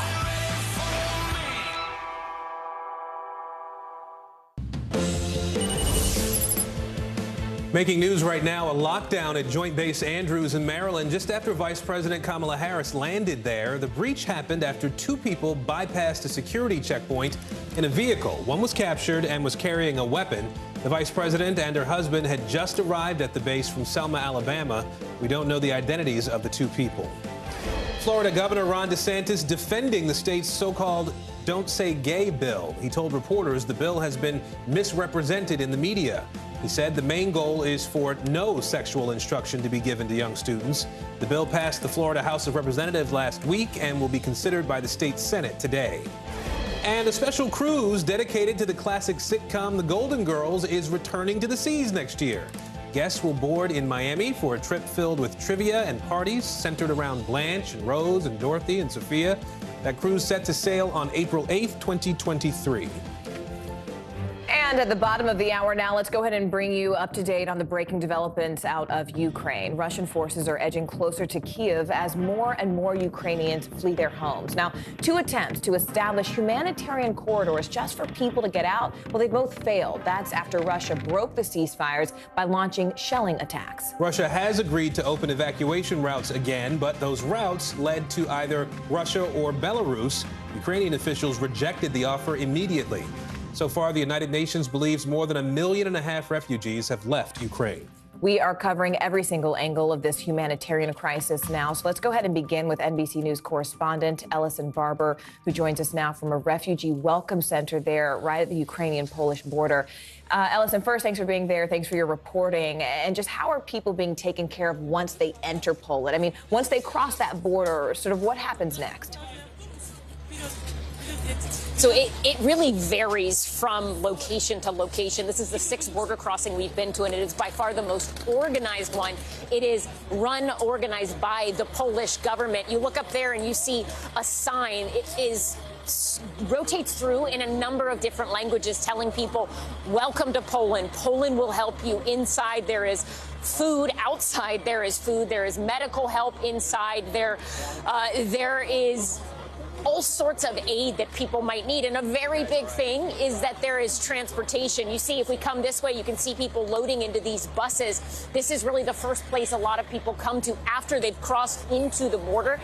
Buses will come through here. You'll hear over the speakerphone people calling out the names of cities that the buses are going to, cities in Poland, and then also sometimes cities in other countries like Germany, Czech Republic. We've seen buses that are going to Berlin, buses going to Prague. Some also just go to nearby train stations so people can get to other areas. I was about right here when I met a woman named Oksana. She is the mother of 2, a 6-year-old and a 2-year-old. And as I was talking to her, she said, a few days ago before this started, she was busy making a costume for her son because he was supposed to be in a school play on March 8th.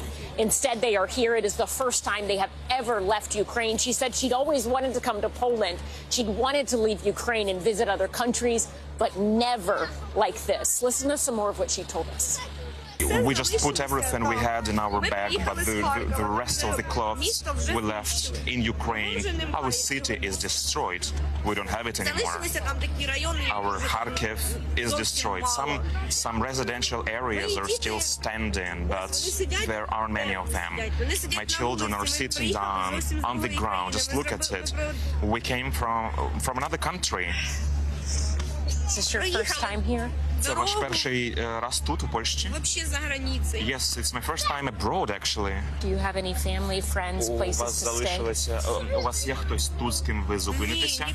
No. Some strangers are helping us, some volunteers are helping us. We are hosted by strangers who don't even know us, but they did help. After we crossed the border, we really had high chances to sleep outside, but some kind people, for free, gave us shelter. So we're so thankful to Poland. Inside here, officials say they have 2,000 cots available for people, a place to sleep, to pause before they figure out where they go next. Walking inside, Morgan, you look at the cots and there are often 3-4 people sitting on them. There are a lot more people here than just 2,000 people, and it's constant. People coming, people going.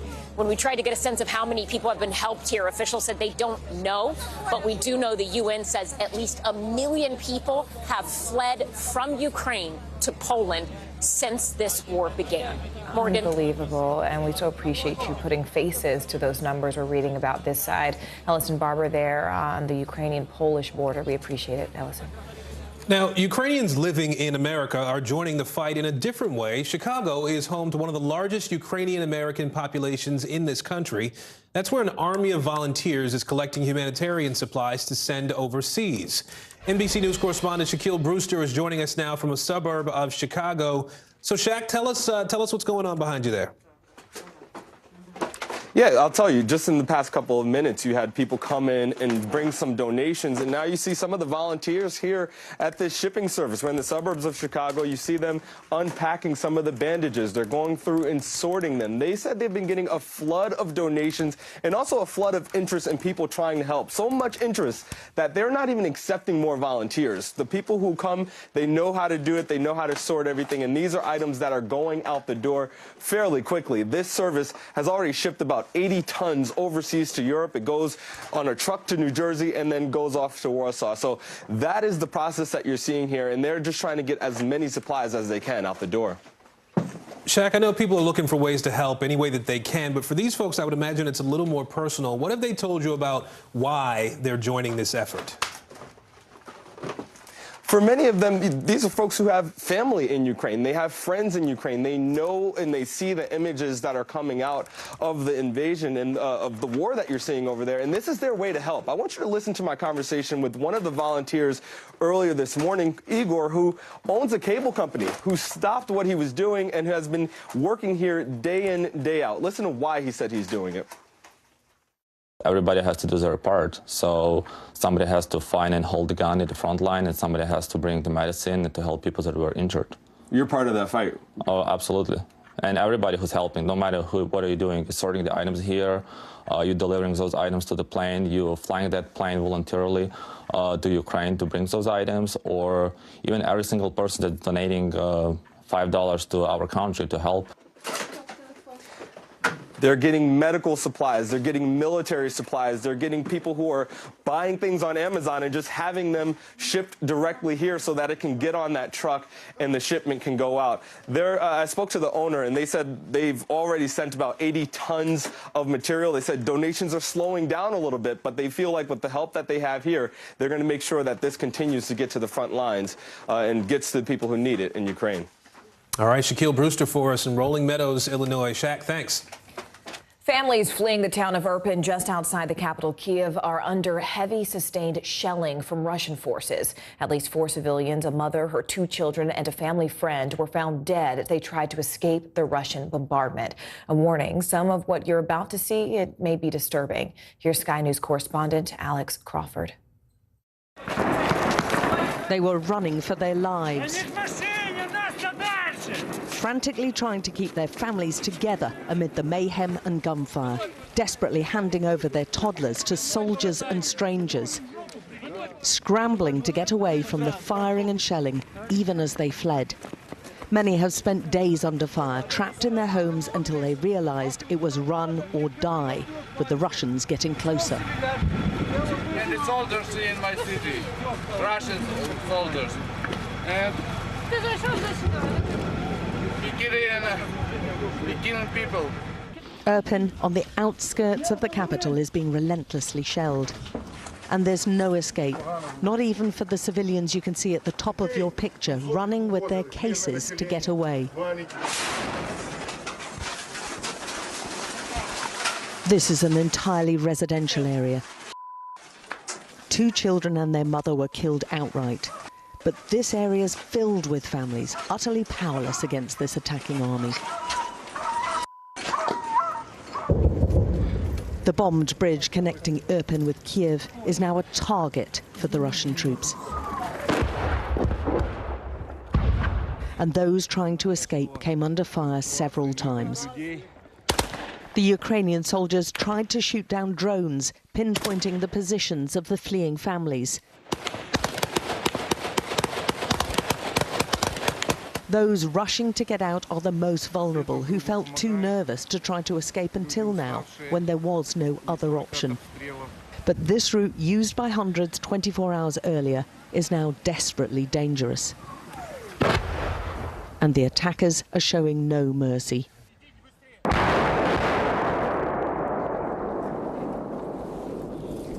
Well, that was the loudest we've heard. Yeah, we better go out now. There's a lot of incoming now, and it's getting a lot closer.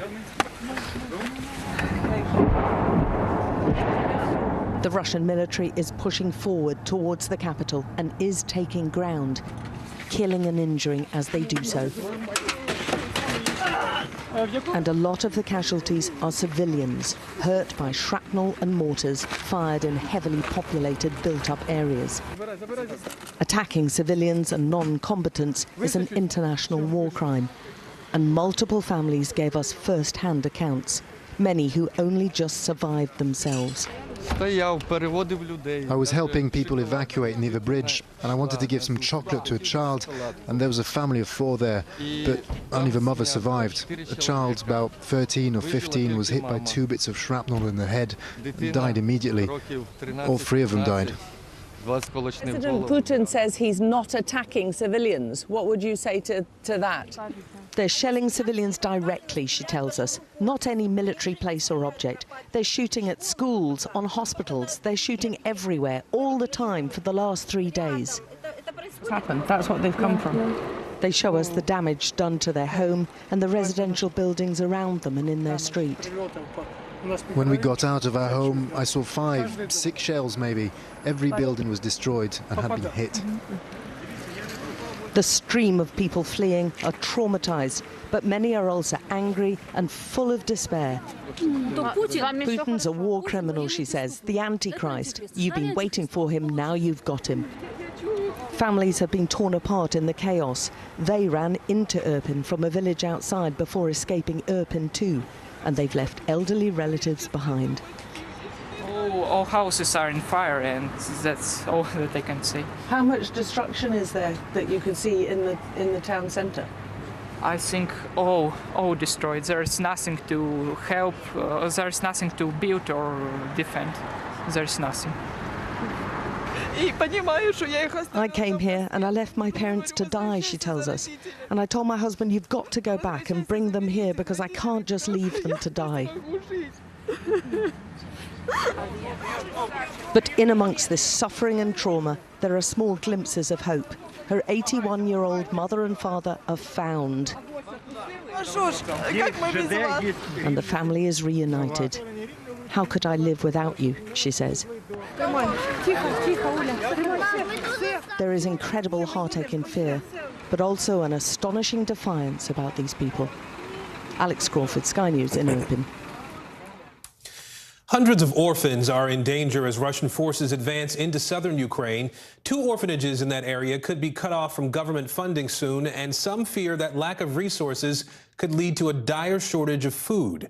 Let's bring in Mark Davis now. He is the founder of Abundance International, which runs those 2 orphanages in southern Ukraine. Mark, what's your biggest concern right now as we see these Russian forces advancing across the south? What are you most worried about? We have a dire concern for those who can't leave. And the orphanages that I've particularly dealt with for the last decade have been for the newborn to 4-year-olds. And because of many reasons, a third of these kids are special needs, other things, these are the most difficult to move. So where some of the older kids are trying to relocate, these aren't. So we're trying to make sure at least that they're kept with food and supplies, which when we first went in after the war started, we found some of them just had 5 days left. And so we have been rallying, and God bless Adam Lyons with his program to build this up, a campaign. We've raised now about $400,000, and we're reaching the entire country. We have a database of 21,000 orphanages. Wow. Today alone, we reach orphanages behind enemy lines. We reached them in Lviv. We reached them in Dnipro. And we're just saying, what do you need? And we're finding people rising up to help us make those deliveries because these kids are going to run out of food if we don't help them. And these are the innocent ones. They don't deserve this. I would encourage everyone, the one thing, your heart bleeds for Ukraine, you want to do something, at least this is something you can do. If you're at abundanceinternational.org, the gifting we can use right here, we can use our debit cards, we can wire it to people around the country, we can take care of getting these kids fed. And I'm grateful to all of you who've responded so well. And we're just doing what we can because these kids can't leave the war zone. Yeah, and I'm glad you made that point. And, you know, we appreciate the fact that you're doing the work you're doing there in Ukraine. How is this situation impacting children who've already been adopted by families abroad? We have an interesting story right now that is very heartbreaking to me. We have a mother who was approved for adoption, and she was ready to come pick up her child next month, and she is panicked. How is my child? Where is she? Can you show me pictures? We did connect her to say she's okay, But when can she come and pick her up? We don't know. Adoptive families who have already adopted from orphanages around the country have been rallying together and trying to give support to each other. But the situation is critically sad. And we don't know when we're going to find relief in supplies, or when we're going to find relief in parents being able to be reunited with these children. Well, Mark Davis from Abundance International, thank you for the work you and your organization are doing there, and we wish you the best going forward. Just keep sharing to abundanceinternational.org and see our videos, and please give. Thank you so much for the time. Thank you, Mark. Two-time Olympic gold medalist and WNBA player Brittany Griner has been arrested in Russia. Coming up next, a growing concern that she could be Vladimir Putin's latest political pawn and what's being done to ensure her release. Stay with us.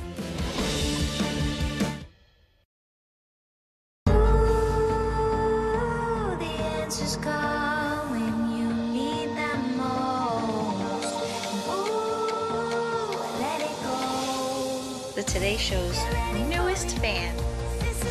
Little Al Roker. What am I doing here?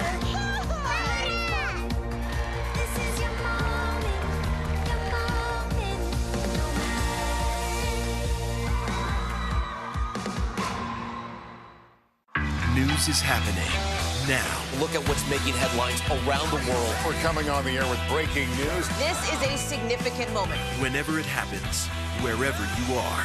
NBC News, streaming free now. Good morning, I'm Joe Fryer. And I'm Savannah Sellers. 2022 is off to a busy start. Winter's wrath causing headaches from coast to coast. It's been really incredible to see how quickly volunteers started to help with the cleanup efforts. Morning News Now, streaming weekdays at 7. News is happening now. Look at what's making headlines around the world. Right now on Morning News Now. We're coming on the air with breaking news. And this is a significant moment. Whenever it happens, wherever you are. NBC News, streaming free now. What happened here is a story of loss and salvation. There were residents who hung on for dear life. This is where you took shelter, in this closet. I took shelter right in this closet right here. Rioters banged down one of the doors. Have you found a way to reconcile it a year later? It really hurt to see this place that I love so much treated with such disrespect. Was it an act of cleaning or an act of healing?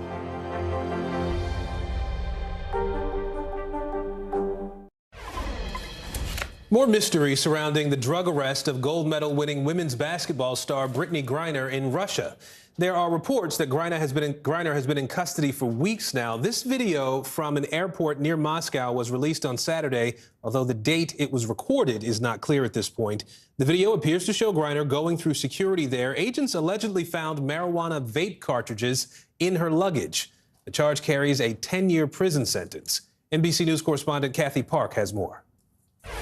Brittany Griner is a star basketball player in the U.S., but she is making international headlines after being arrested in Russia on drug charges. And now there are growing calls for her release. Growing concerns over WNBA star and two-time Olympic gold medalist Brittany Griner, arrested by Russian federal customs officials on drug charges. This weekend, they released a video showing a traveler believed to be Griner going through airport security, followed by a closer inspection of her suitcase.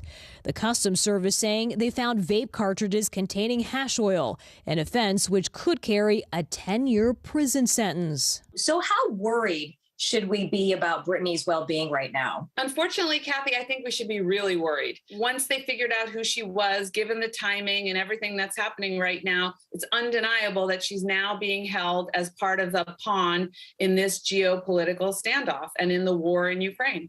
Her arrest comes amid heightened tensions between the U.S. and Russia as a war in Ukraine enters another week. Secretary of State Antony Blinken, when asked about Griner, said, "Whenever an American is detained anywhere in the world, we, of course, stand ready to provide every possible assistance, and that includes in Russia." The 31-year-old center with the Phoenix Mercury has played in Russia during the last 7 years during the NBA offseason. Her team tweeting, "Our main concern is her safety, physical and mental health." With reports Griner has been detained for weeks, Griner's wife posted, "This message comes during one of the weakest moments of my life. We continue to work on getting my wife home safely." And according to the New York Times, a WNBA spokesperson says that aside from Griner, all players in the league are now out of Russia and Ukraine. Back to you. I'm going to go ahead and bring in our NBC News legal analyst, Danny Savalos. Danny, this is something that caught us all sort of off guard, and I think we're all just worried about her. I mean, and how long she could be there. I mean, how will the ongoing tensions and really even sanctions against Russia complicate Griner's release? In a sense, they will complicate things, but in a sense, they don't, because for the most part, when citizens or if citizens get into drug trouble in other countries, they're on their own for the most part. I'm not entirely sure what Anthony Blinken was just talking about there, but it sort of contradicts the government's own statements about what embassies do if you're arrested abroad. And it's basically just make sure you have a toothbrush, check in with you, offer to contact your family and a lawyer. But beyond that, the government, the U.S. government, will not generally send in the Marines to extract someone who has been arrested for drugs abroad. Danny, how long are we talking here? I mean, there are so many questions surrounding this. How long do you suspect that Griner will stay in custody? I mean, what does this mean in terms of getting her released? In the spectrum of countries that are strict and liberal on drugs, Russia is very strict. They recently decriminalized their marijuana possession penalties. And if you're going on the average capacity of a vape cartridge, I think it's 0.5 to a gram. And in Russia, they punish up to 2 grams of hashish oil. So it's really hard to say without knowing the quantity that was allegedly recovered and what the prosecutors want to do with this case. Gosh, a lot to unpack there. Danny Savalos, thank you so much. Meanwhile, nearly 200,000 children left orphaned by COVID.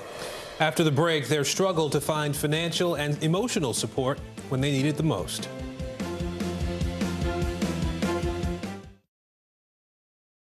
NBC News, streaming free now. To cover the news, you have to be in it.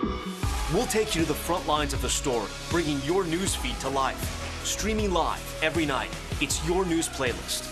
Top Story with Tom Llamas, weeknights at 7 on NBC News Now.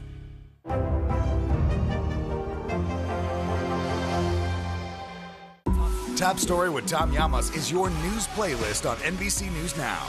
And now, you can listen to it as a podcast, available anytime and anywhere. What are you doing for teachers who feel that they're being stretched too thin? Did you understand how prevalent hunger was in your own community?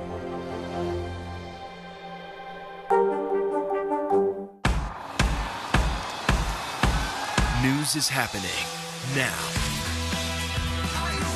Look at what's making headlines around the world. Right now on Morning News Now. We're coming on the air with breaking news.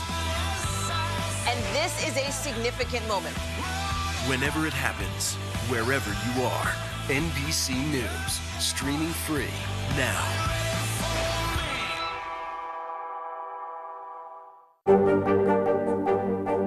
What are you doing for teachers who feel that they're being stretched too thin? Did you understand how prevalent hunger was in your own community?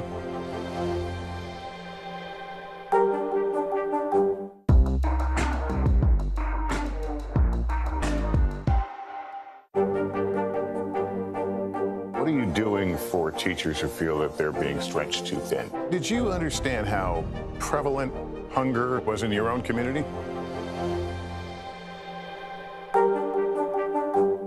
Top Story with Tom Llamas, weeknights at 7 on NBC News Now. They are the youngest victims of COVID, children who lost one or even both of their parents to the coronavirus. Yes, siblings are now stepping up to serve as parents to some of these children who've been left behind. Here's NBC News correspondent Cynthia McFadden with one family's struggle and the support they're getting. Hey there. Well, experts have analyzed the data of those who have died from COVID and paint this painful profile of the children left behind. They are mostly children of color, mostly poor, and overwhelmingly young, 70% 13 or younger. And 2 years into the pandemic, well, there is no coordinated system to identify who these kids are or how to get help to them. This morning, meet 4 truly amazing kids finding a way forward. A staggering number of kids have lost a parent or primary caregiver to COVID, an estimated 200,000 and growing. Most are under 13. Some have a surviving parent, but in many families, only the children remain. There's some days where I'm perfectly fine, and then others just want to hide under a blanket. 15-year-old Zoe and her 3 siblings lost their single mother in August. Jenny is 24. You've gone from being big sister to, well, do you think of yourself as a mother? I don't think I'll ever be okay to say that, but I would say I'm more of a parental figure, but mom, I don't think I can put that on my shoulders yet. Brother Trey is 20 and helps in every way he can, contributing his full-time salary while he goes to school at night. How is life with 3 women? It's definitely not easy. Sometimes you need a break from, can you help me do my hair, stuff like that. Is he any good at that, by the way? No. The hair? No. But it is Jenny who's put her own school plans on hold and works as a dental assistant, who's shouldering the greatest responsibility. So, I know one of the first priorities was making sure that you got guardianship of your little sisters. Definitely. I didn't want to take a chance of losing them. Separated Yes. even in the foster care system or something. Oh my gosh, I can't even, I don't want to think about that. How have these 2 on the other end of the sofa been doing? Have they been stepping up? She's impressed me, actually. Yeah. Jenny! I wasn't expecting that. Well, tell me why. She gives like a mothery vibe all the time now. Aww. Yeah, it's like she's filling in that little hole of wanting a mother now, but she's like there, so it's like, thank you. Oh my gosh. Yeah. I've never heard that, so you're welcome. Their mother, Cindy Dawkins, worked 2 jobs. Her kids were everything to her. Sierra is only 12 and still desperately misses her. I always used to sleep in her room. You just like being with her? Yeah. She made you feel safe?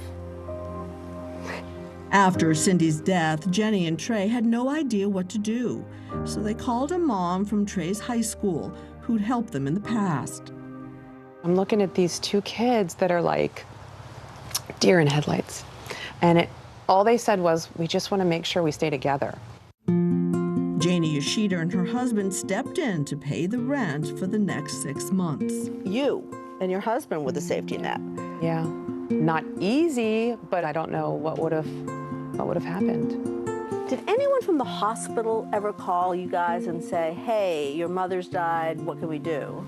No. Anybody from town? No. None of that. Nobody. If it wasn't for Miss Janie, we wouldn't know what to do at all. There's no one calling and saying, okay, this is what agency you should get in touch with. We were like, what about food? I said, oh my gosh, do the girls have health insurance? We need to make sure that, they're going to be able to go to the doctors. And so I made a list. I'm not sure where we go from here. We've been trying to get the FEMA funeral assistance, and it still says pending.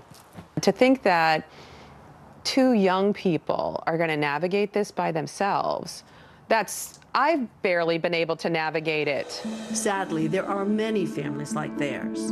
In my mind, it is a national health emergency. Dr. Charles Nelson was among the first to study caregiver deaths from COVID. If a child has lost a parent, someone needs to show up at that doorstep right away, meaning that day, the next day. And we know that there is no system for that right now. That's the problem. This loss is our loss. These children are our children. And it seems to me that we in positions of responsibility ought to start acting like it.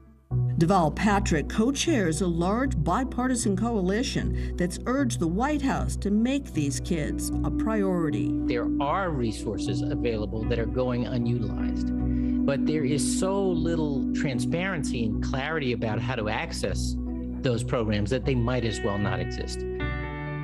Miss Janey knows that's true. She found it so hard to access services for the kids, she was relieved she'd created a GoFundMe page. Most of the money going to a down payment on a home of their own. The kids moved in last week. They've never given up. They never say, why me? Ever. Not why us? Why did this happen to our mom? And these 4 kids get up every day with whatever challenge is ahead of them and still do it. A truly remarkable family. And as Jenny said to me, every family needs a Miss Janey. One other thing, we reached out to FEMA about that benefit that Jenny had applied for, and they said they had made an error. They apologized, and they told us they are sending the money to Jenny and her family. And as of this morning, that COVID collaborative we mentioned is launching a first-of-its-kind clearinghouse, including direct links to services like that FEMA benefit, and that should help. Back to you. Breaking news first on NBC News Now. Desperate escape. Thousands of Ukrainians are fleeing their homes as Russian forces push even closer to Kyiv. Uncovering America. More states dropping mask mandates. The big change happening today in New York City that not everybody is happy about. Tornado tragedy. A powerful twister touchdown in Iowa, leaving more than a half-dozen people dead. The trail of destruction left behind as victims begin to survey the damage. And diversity or discrimination. A Florida police chief now out of a job over his hiring practices. Some claim he unfairly focused on minority candidates. How he's responding to those allegations.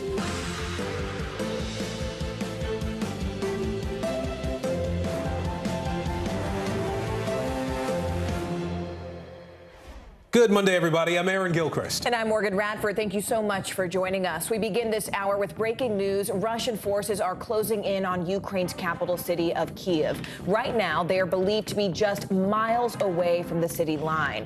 Meanwhile, the humanitarian crisis is growing by the hour, with the United Nations saying more than 400 Ukrainian civilians have died in the conflict so far. More than 800 have been hurt.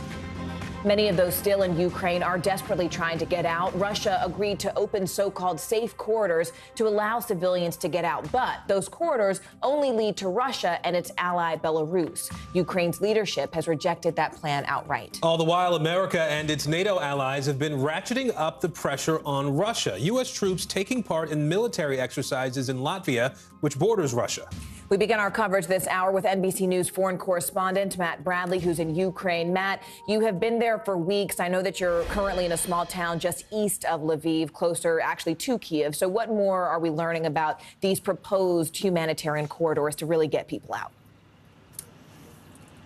Yeah, well, here in Rivne, I mean, we're not seeing a whole lot. This is a city that is crouched in preparation, waiting for the worst to happen. We haven't heard a lot of bombardments. We have heard a couple of air raid sirens, but it's really not a city that's in the firing line. But if the Belarusians, were not that far from the Belarusian border, should decide to throw themselves into this conflict, as has been rumored, as intelligence assessments have been predicting, this town could very much find itself on the front line. Like so many other places throughout Ukraine, they could need humanitarian corridors like we've been seeing in the northeast, the north, and in the southeast. Those corridors, which were proposed and pushed for by French President Emmanuel Macron, as you mentioned, they were rejected outright. Now, why would they do that? Why would the Ukrainians reject that if they're in such dire need of getting their people to safety? Well, 3 of the 6 proposed corridors went right into either Belarus or into Russia. And that's actually, was something that the Ukrainians thought was just putting these civilians, throwing them from the pan into the fire, sending them straight into the territory of the aggressors. So this is something that the Ukrainians rejected. French President Emmanuel Macron even said that this was a case of cynicism. So we're still waiting for relief for these hundreds of thousands of civilians from all over the country. Guys? I want to go ahead and bring in NBC News White House correspondent Carol Lee, who's there with us. Carol, we know that President Biden held a call with leaders from France, Germany, and the UK this morning, as Matt mentioned. But do we have a sense of what actually came out of that conversation? Well, we know, Morgan, that the call began around 10:45 this morning, and the president was holding the call, a secure call in the Situation Room, and that the conversation with the allies comes as, one, the humanitarian issue that Matt was just referencing is front of mind for all of these leaders. And as the U.S. and its allies try to figure out how to get more aid to Ukraine, including military aid, which has been something that President Zelensky has repeatedly said that he needs more of. And it also comes as we know the administration is discussing whether or not to ban Russian oil imports to the U.S. And that's something that Secretary Blinken said over the weekend that the U.S. is in active discussions with its allies about. And look, the U.S. has been on the same page with its allies in terms of responding to Russia's actions in Ukraine, and the administration, for its part, would really like to keep it that way. They want to take things in step at the same time as the Europeans, but the president is under a lot of pressure to do something about this and to ban those imports of Russian oil. And so what'll be interesting to see coming out of the meeting, we haven't gotten a readout yet, is whether the U.S. is willing to take that step if European allies are not willing to just yet, because it would hurt their economies far more than it would hurt the U.S. economy. All right, NBC's Matt Bradley and Carol Lee for us there. Thank you both so much. Let's bring in NBC News correspondent Josh Letterman now. He is in Latvia with an exclusive look at U.S. military exercises that are happening there. Josh, we knew that troops had been sent overseas, and now we're seeing them in action. That's right, Aaron. You know, when President Biden and other leaders talk about defending every inch of NATO territory, it sounds kind of hypothetical. I can tell you it is not hypothetical here. Not for the Latvians, who are worried their country could be next if President Putin goes beyond Ukraine and starts to look at other countries in the region. It's also not hypothetical for the U.S. troops who are here training alongside their NATO allies for whatever could be coming. We got an inside look at the training going on here in Latvia. Take a look. American troops far from home, training in Latvia alongside NATO allies, the last frontier between Russia and the West.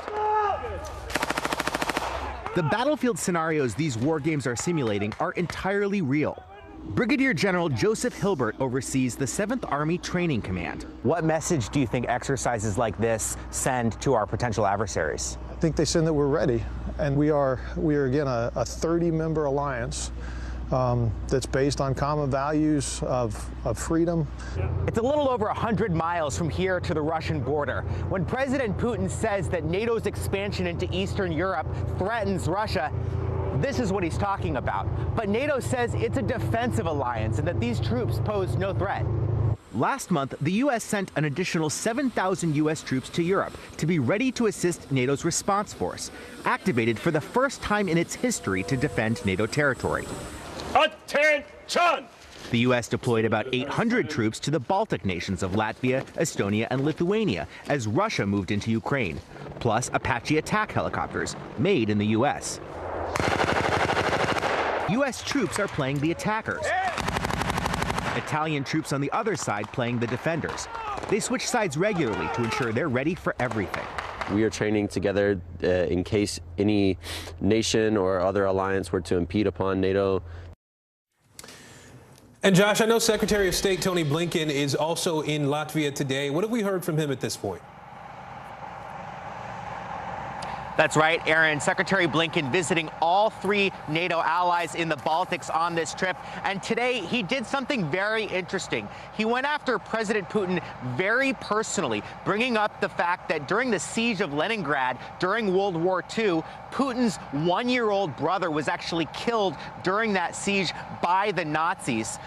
Secretary Blinken saying it's one more reason that we need de-escalation. We need there to be no attacks against civilians, and calling what Russia is doing shameful. Aaron? Josh Letterman in Latvia for us today. Josh, thanks.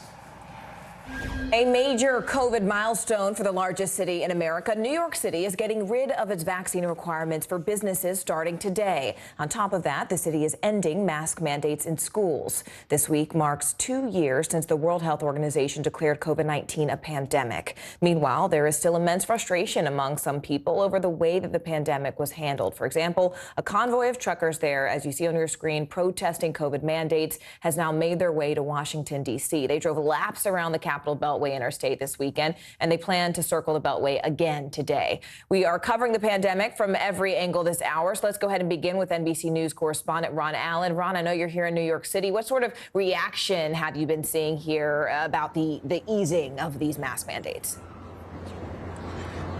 Well, it's some easing, some mask mandates, specifically at schools, which is why we're here at a public school in New York City.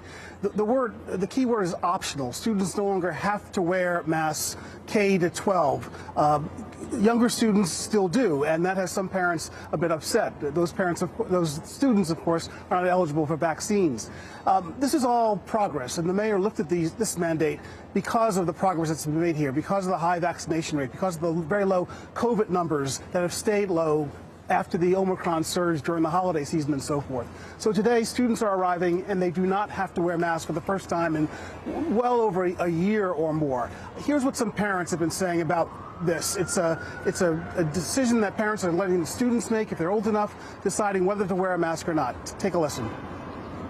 I was very happy to walk my daughter to school this morning with no mask because I think it's torture for all these kids to be wearing them in school. To carry it is one thing. To wear it's something totally else. Generally positive. We feel like, they're respecting the science, although obviously with little kids there's always a concern about getting COVID. Lucy, our first grader, is vaccinated, but we have a 3-year-old who isn't vaccinated yet, so we're a little bit concerned, but we're hopeful and optimistic. Now, there are still places that you have to wear a mask. For example, Broadway plays, some other entertainment venues, public transportation, buses and subways, for example. And there's still a mandate for vaccinations in private businesses, for example. Employees have to be vaccinated. So all the COVID restrictions haven't been eased. But this one at schools is really significant. It's the largest school system in the country, and it affects hundreds of thousands of kids and families. So we'll see how it goes. Some kids want to take it off. Some feel safer leaving the mask on. And as with all things COVID, this will certainly evolve as the days go by. NBC's Ron Allen for us here in New York City. Ron, thank you. Let's bring in NBC News reporter Julia Jester now. She is following that trucker convoy protest Morgan mentioned a few minutes ago. Julia, bring us up to speed here. Where do things stand right now? Well, right now, the trucker-led People's Convoy plans to do another loop around the D.C. Beltway today. And beyond that, it's a bit unclear. I did hear from the organizers and folks on the ground that they have no intention to officially go into D.C. because they really want to avoid a January 6th style event from occurring. So they're a little hesitant to do that, so just causing a bit of traffic on the Beltway. The convoy folks have come in and out. It's unclear how big it is, but at least hundreds of rigs and cars will be on the Beltway today. So, Julia, I mean, what's the real end game here for these truckers and cars, whatever, given that the COVID mandates are being relaxed in so many places around the country now? Absolutely. Participants and organizers have noted they're aware that the restrictions are being relaxed, but co-organizer Brian Brazzi told me their goals are not just the vaccine and mask mandates ending, it's also having bipartisan congressional hearings into the origins and response to the COVID-19 pandemic, as well as an end to the COVID state of emergency. I met 2 truckers from Wisconsin, Lee and Lisa Schmidt, and they came and joined the convoy in New Mexico. The convoy started February 23rd in California, and they've been on most of that journey. Here's what they told me about what they'd like to see from the convoy. What do you hope to see when it's all said and done? And emergency powers. I hesitate to use the word protest. I prefer convoy because we're not trying to be negative. We're positive. We want the government to listen to us. You know, there's been people standing along the interstate. Millions, and I am not exaggerating, millions of people have been standing along the interstates saying thank you. They're depending on us to get this done.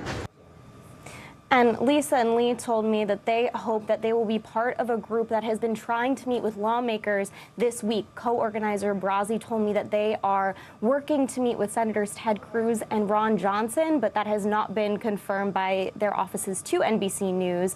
But the mood on the ground at Hagerstown, Maryland, which is their kind of rallying point right now, is one of solidarity. The truckers who are typically isolated are really enjoying spending time together. So while there's a little bit of online online discord about, whether they should go in and be more aggressive in D.C. Right now, the mood is one of just trying to get their message across, and hopefully they will have something to show for it at the end of all of this, having started nearly 2 weeks ago. All right, Julia Jester in our Washington bureau. Julia, thank you. Iowa is reeling from destructive tornadoes that slammed into that state over the weekend. 7 people are now dead, including 2 children. 4 more were injured as the tornadoes tore up 14 miles of land just south of Des Moines. More than 50 homes were destroyed or damaged by winds that hit nearly 160 miles an hour. And now more severe weather could be on the way. The same storm system is making its way east, bringing severe weather to millions of people from Mississippi to West Virginia. NBC News meteorologist Michelle Grossman is standing by with the forecast. Let's begin, though, with correspondent Emily Ikeda with that tornado destruction in Iowa. Iowans retracing the steps of a deadly tornado that carved a nearly 14-mile path of utter destruction near Des Moines. Dozens sorting through rubble, hoping to find something familiar amid the now unrecognizable. All that remains of this home is its basement. And we came out here, that's when it kind of sunk in, like, all right, we got hit with something. The governor issuing a disaster proclamation for hard-hit Madison County, where families suffered devastating loss. 6 people died there, including 2 children, 5 and under. Another person was killed in nearby Lucas County, and more injured. It was unimaginable, the destruction that we were able to witness on the brief tour that we just went through. Iowa saw more than 40 reports of tornadoes, according to the National Weather Service Saturday. Flashes of lightning revealing the eerie silhouette of this one. Residents watched in horror as a tower of fury closed in. This is a life-threatening situation. Sending thousands running for cover underground, even at the Des Moines airport. And this is really what most of your property looks like. Yeah. Just sheer destruction.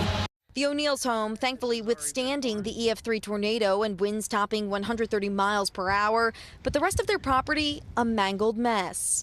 I couldn't hold it together. I had an emotional moment, and it's hard to see everything that you've worked for over a decade wiped out in 60 seconds. We're just over a half hour outside of Des Moines, so you can imagine had the tornado struck just northeast of here, where it's more densely populated, and the extent of the damage could have been that much worse. Let's go ahead and bring in NBC News meteorologist Michelle Grossman, who's been tracking this for us. Michelle, what are you seeing in terms of where that storm is right now?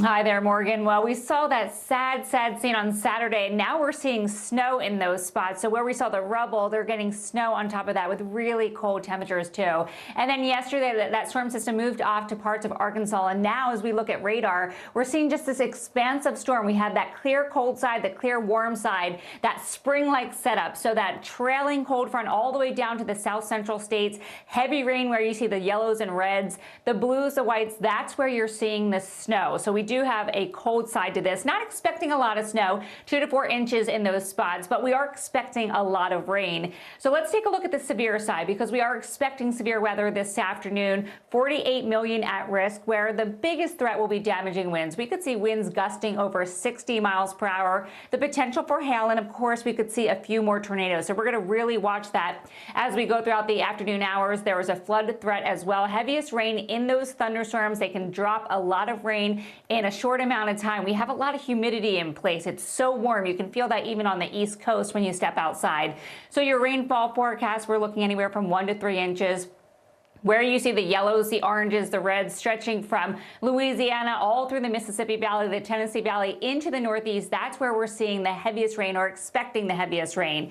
This is a big story too, record warmth. This is the fuel that is adding to these storms. So you have that cold side, you have that really warm side, record warmth in many spots on the East Coast. You're going to get a clash zone. So that's what we're expecting this afternoon. Temperatures in the 80s, 70s along the Southeast. And then look at Washington, D.C., 81 degrees. That's your expected high. 77 is a record, and we are just in the beginning of March, so well above normal this time of year. Typically in D.C., we're seeing 53 as a normal high. 71 in Allentown, Pennsylvania. That's what you could see today, breaking a record of 70 degrees. It doesn't last long. That cold front moves through. We see that colder air filtering in behind it, so closer to normal averages, closer to normal temperatures tomorrow. Also Wednesday, Thursday with temperatures in the 50s in Raleigh. Here's that cold side. We have winter alerts where you see the white. And again, we're not expecting a lot of snow, but we're expecting 2 to 4 inches in some spots. So guys, we're going to continue to watch this over the next 24 hours. All right. NBC's Michelle Grossman for us there. Michelle, thank you. We're following some breaking news now from the Supreme Court. Bill Cosby will remain a free man after the justices refused prosecutors' request to take up his sexual assault case. Cosby was released from prison last June when his conviction was thrown out by Pennsylvania's highest court. He had served 3 years in prison after being convicted of drugging and sexually assaulting a woman. NBC News Justice correspondent Pete Williams is joining us now from Washington. Pete, walk us through what we understand from the court today and what exactly was the reason Cosby's case was thrown out in the first place in Pennsylvania. So first, a reminder of how this case came to the Supreme Court. After a woman claimed that Cosby attacked her, it was the county prosecutor who issued a press release declining to file charges. He said there were too many problems in the case. And then when Cosby was hit with a lawsuit filed by the victim, he talked about what happened because he believed he had immunity from prosecution. But then a new prosecutor came along and used what Cosby said during that civil lawsuit and charged him with a crime, and he was convicted. It's that conviction that the state Supreme Court threw out last year. Pennsylvania said the state court was wrong to conclude that Cosby had a good reason to rely on the original prosecutor's press release. It didn't say that no charges would ever be filed, the state had argued, and that left the door open for a new prosecutor to reopen the case. And so the state says that ruling sets a dangerous precedent, converting a prosecutor's press release into a legally enforceable grant of immunity. Cosby's lawyers had urged the Supreme Court not to take the case. They said it wasn't the press release that Cosby relied on. It was an explicit promise not to prosecute that was made to his lawyers. And they said this was such an unusual situation that it's unlikely ever to occur again. And today, the U.S. Supreme Court declined to take the case without comment, as is usual practice, and there were no noted dissents, Aaron. Yeah, at the same time, Pete, Bill Cosby still has a long list of accusers. What does this decision or lack of a ruling here by the court mean for his legal issues going forward? I wouldn't think anything. This was all about the criminal case. It's too late now for any criminal charges to flow from what Cosby said in that civil lawsuit. And the Supreme Court's declining to take this case doesn't say anything about what the standard of proof would be in the civil lawsuits. So I don't think the Supreme Court's decision today is going to have any effect on those subsequent rulings. All right, Pete Williams for us in Washington today. Pete, thank you. You bet. Gas prices are nearing record levels across the country. Coming up, how new potential sanctions on Russia could make the pain at the pump here at home even worse.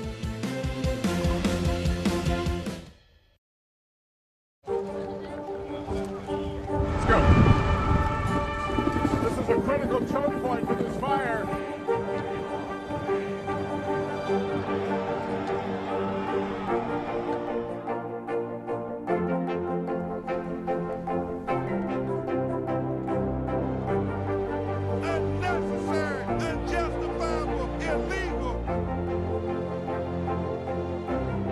And good evening from New Orleans. Late military operation witnessing the massive crowds. I admire you both.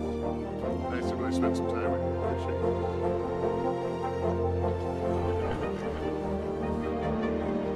At any moment now.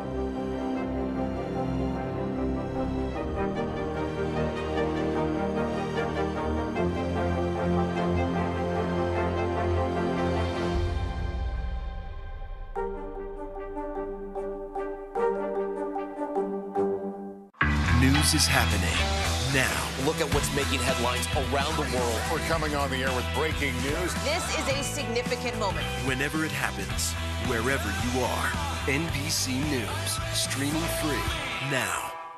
We're here to start conversations about the big things happening in our world, because it's not my job to tell you what to think. My job is to think about what you tell me. Now Tonight with Joshua Johnson, streaming weeknights at 8 on NBC News Now. As tensions in Ukraine escalate, so do oil prices. U.S. crude oil briefly topped more than $130 per barrel. That's before coming back down. But this is the highest it's been in nearly 14 years and comes as the U.S. and its allies are seriously considering a ban on Russian crude oil and natural gas. CNBC senior markets correspondent Dom Chu joins us now. Dom, people are just this is mind-blowing to see these prices that people are just facing across the country, especially in places like California. So can you break this down for us? I mean, what are the factors at play here, and really how long is it going to take for this ripple effect to hit us in its full capacity? So, Morgan, if there were to be a stronger stance taken against some of those Russian oil and gas exports, that would become the real issue here. Because what you have is a situation where oil supplies and natural gas supplies were already tight around the world. And if they were to tighten even further, all that does is shoot up gas prices. Now, if you take a look at the dynamic we've had so far already, the impact is being felt very markedly so. What's been scarier is just how quickly some of those price increases have come through. Normally, if you start to see supply shocks or oil prices rise, it normally takes a little bit of time before they start really reflecting themselves in gasoline prices. Not so right now. Seemingly every day you see your local gas station or fueling station put their prices higher and higher. And that kind of real-time effect is what's hitting a lot of consumers in the wallet right now, Morgan. It's the reason why you are seeing such forceful moves in the marketplace tied to those oil and gasoline prices. But the reality of it is, Dom, I mean, oil isn't the only place where we're seeing these record highs. Can you talk to us about also wheat prices and what that actually means for everyday Americans who are going to their grocery stores? So the reason why it's important, Morgan, to your point, is that by some estimates, Russia and Ukraine account for nearly a third of the world's wheat exports. And if you were to take a lot of that disruption into account, what that might do is send wheat prices soaring. They already have been soaring. And to that point, they've been soaring so much so that if you look at the trading for wheat futures, those things tied to the actual prices of wheat, they've traded in what traders call limit up situations in 6 of the last days that we've seen over the past week. The reason why that's important is the exchanges, Morgan, set a price limit. Wheat can only go up by a certain amount each day before they just stop trading it because it's too far, too fast. That's happened every day for 6 straight days. So this will start having an effect on food prices at the grocery store, especially things tied to grains like wheat and corn, Morgan. All right, CNBC's Dominic Chu for us there. Dom, thank you. Well, many Russians are looking to cryptocurrency as a way to potentially get around some of the financial roadblocks set up by other countries. The whole situation has put the world of crypto in a pretty awkward position.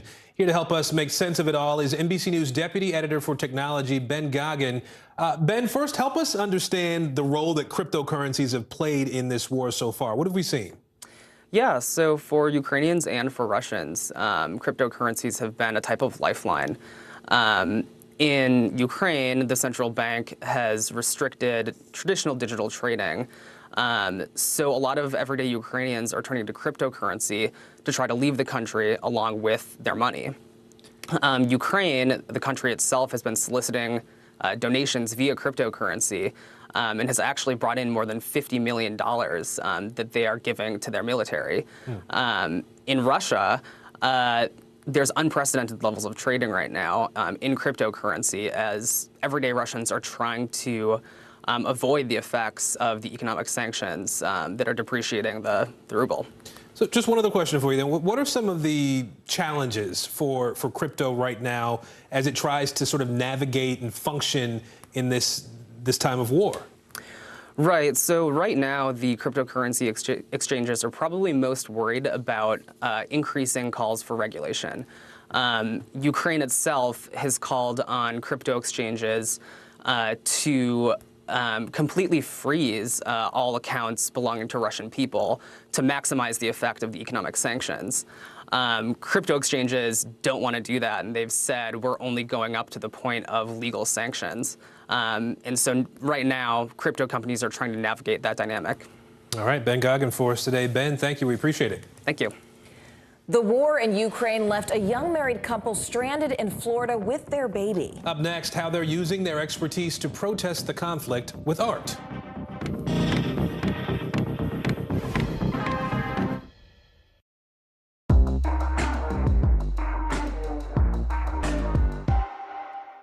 Top Story with Tom Llamas, weeknights at 7 on NBC News Now. Nearly a dozen hours after the eye roared ashore. There is some late-breaking news. All right, There's no better place for fun with friends. Quality time with your little golf buddy, or an afternoon alone together. Family and friends are just a tap away. Just pick your course, pay from your phone. Golf now. Download the app and go play. Good morning, I'm Joe Fryer. And I'm Savannah Sellers. 2022 is off to a busy start. Winter's wrath causing headaches from coast to coast. It's been really incredible to see how quickly volunteers started to help with the cleanup efforts. Morning News Now, streaming weekdays at 7. News is more than a headline. It informs, it inspires, and it still matters. To cover it, you have to be in it. And that's what we're gonna do. Every night, we take you to the front lines of the story, where it's actually happening, with NBC News journalists on the ground from all over the world. We cover what you need to know and bring your newsfeed to life. In primetime and streaming live, it's your news playlist every night. Top Story with Tom Llamas, weeknights at 7 on NBC News Now. What are you doing for teachers who feel that they're being stretched too thin? Did you understand how prevalent hunger was in your own community? Top Story with Tom Llamas, weeknights at 7 on NBC News Now. Now Tonight with Joshua Johnson, streaming weeknights at 8 on NBC News Now. Hallie Jackson Now, weekdays at 5 on NBC News Now.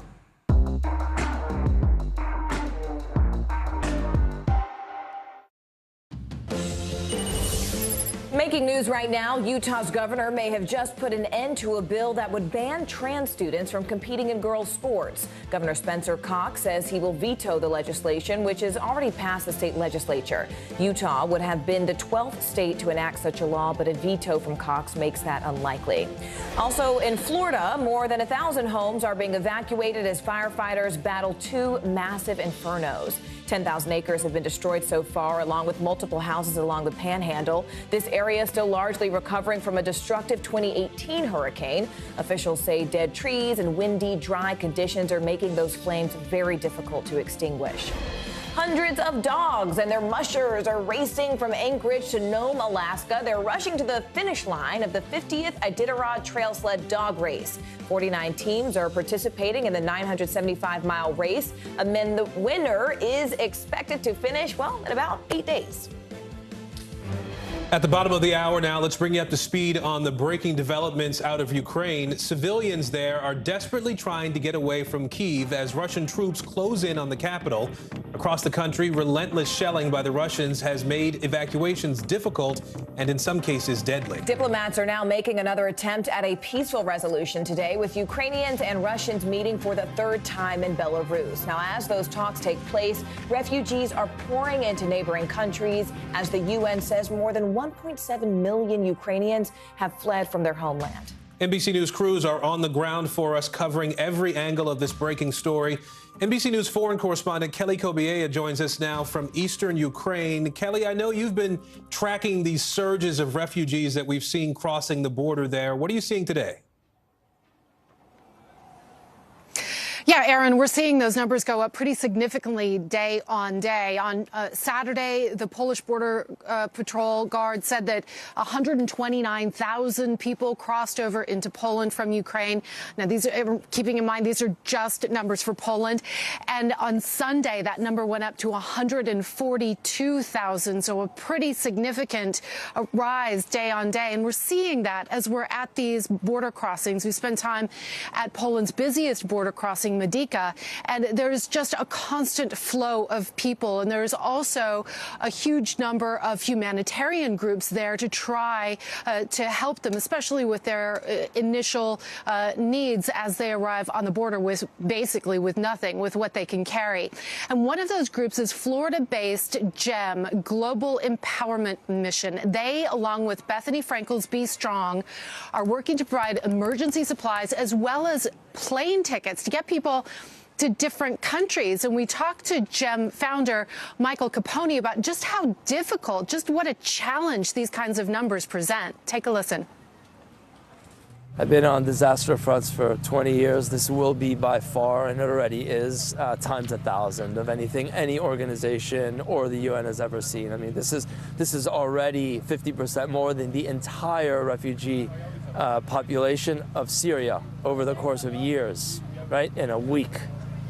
And they haven't even left yet. There's still 40 million people there. Can you imagine what's going to happen to Europe?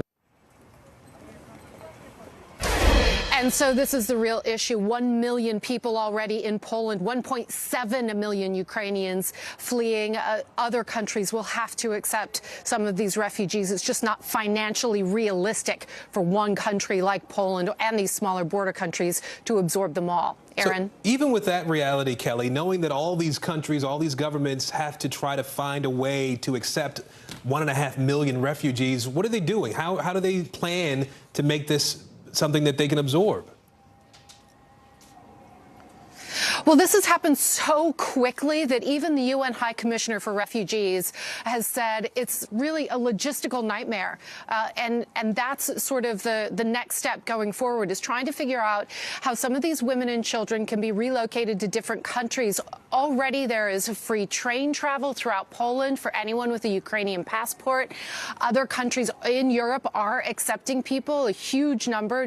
Several thousand have now gone to Germany, but this is the struggle, is just finding a way to be more systematic about it, to be able to get a lot of these women and children into other countries and into a more sustainable, like stable living situation, not in a tent, not in a big gymnasium, but actually in a home where they can start to establish a routine. But Aaron, that costs money.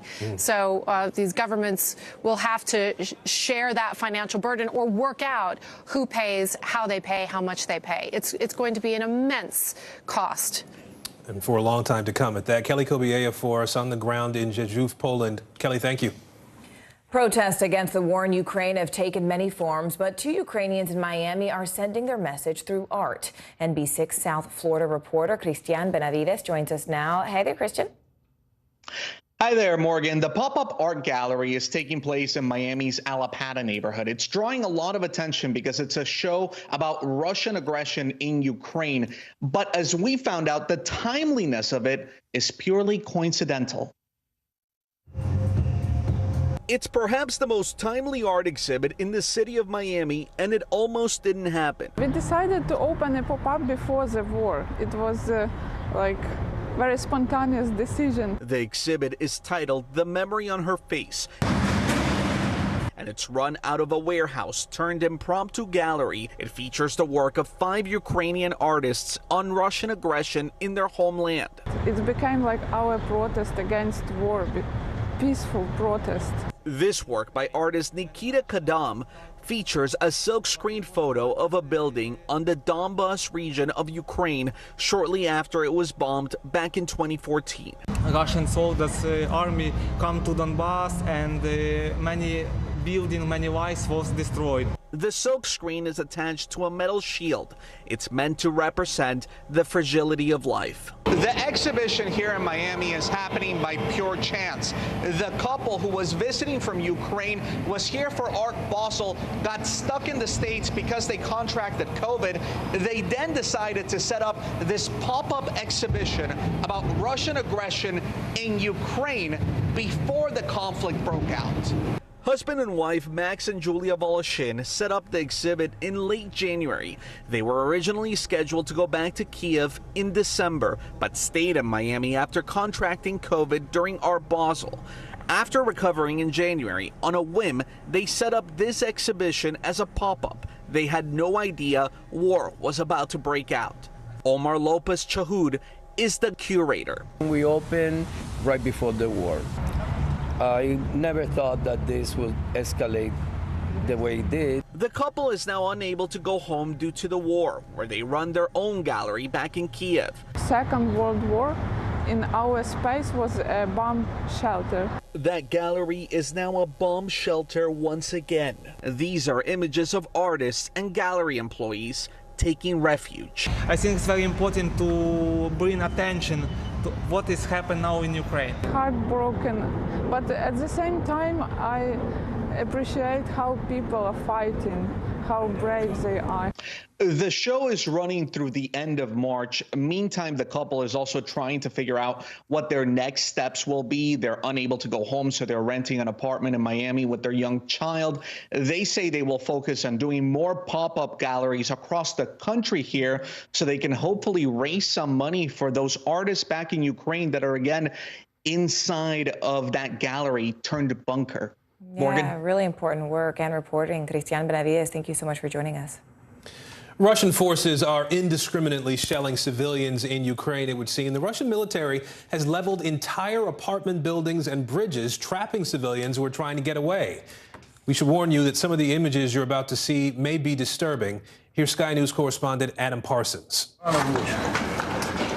In this country, the world can change at horrific speed.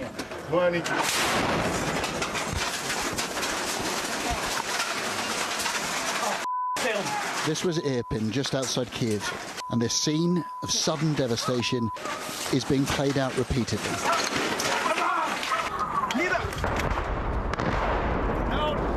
Across the city, people are fleeing. Russian forces are not far away.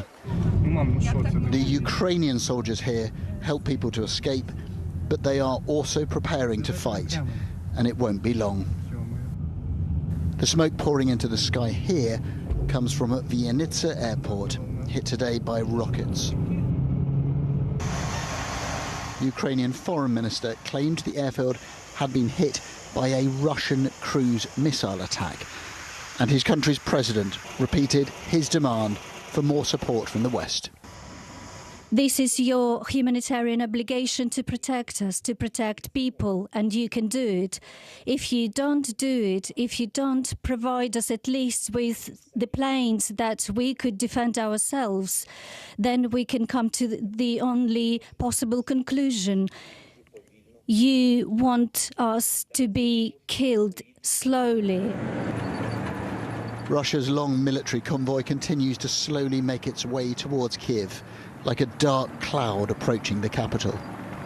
Russia has hardly made lightning progress here, but the stage is now set for a grinding ground war.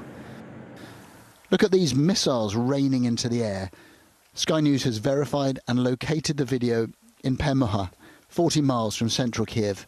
A military expert has told Sky News that it features 2 multiple-launch rocket systems. The timestamp on the footage dates it to the 5th of March. The ripples of this terror spread very far.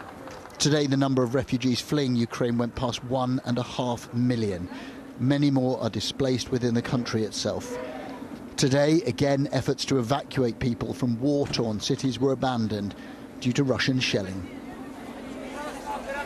These children, all of them orphans, left Zaporizhzhia to make the arduous journey to Lviv. Here they joined a bus to take them across the border to Poland. My heart is being torn apart. I'm sorry.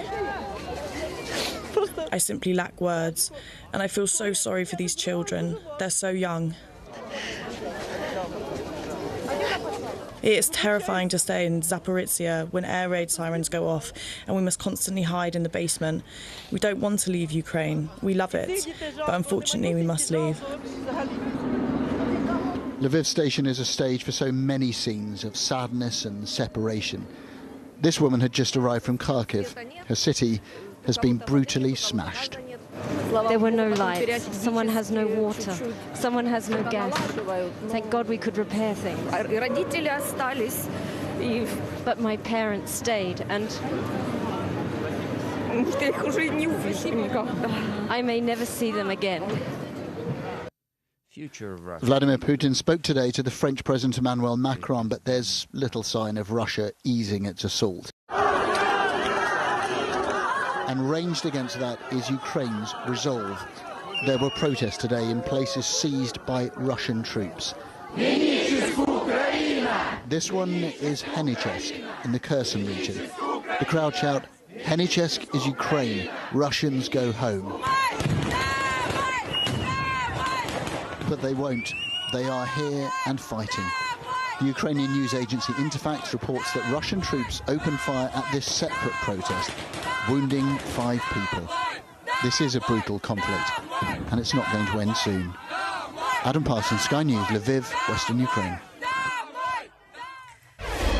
The images of the devastation in Ukraine are resonating around the world, revealing Russia's invasion on the ground minute by minute. So joining us now is Alan Chin, a photographer for Insider, who's been capturing the human toll of this war. You're currently there in Lviv, Ukraine, Alan, and I want to thank you for making the time. Can you sort of describe what you're seeing there on the ground, and what do you hope that people take away from these photos?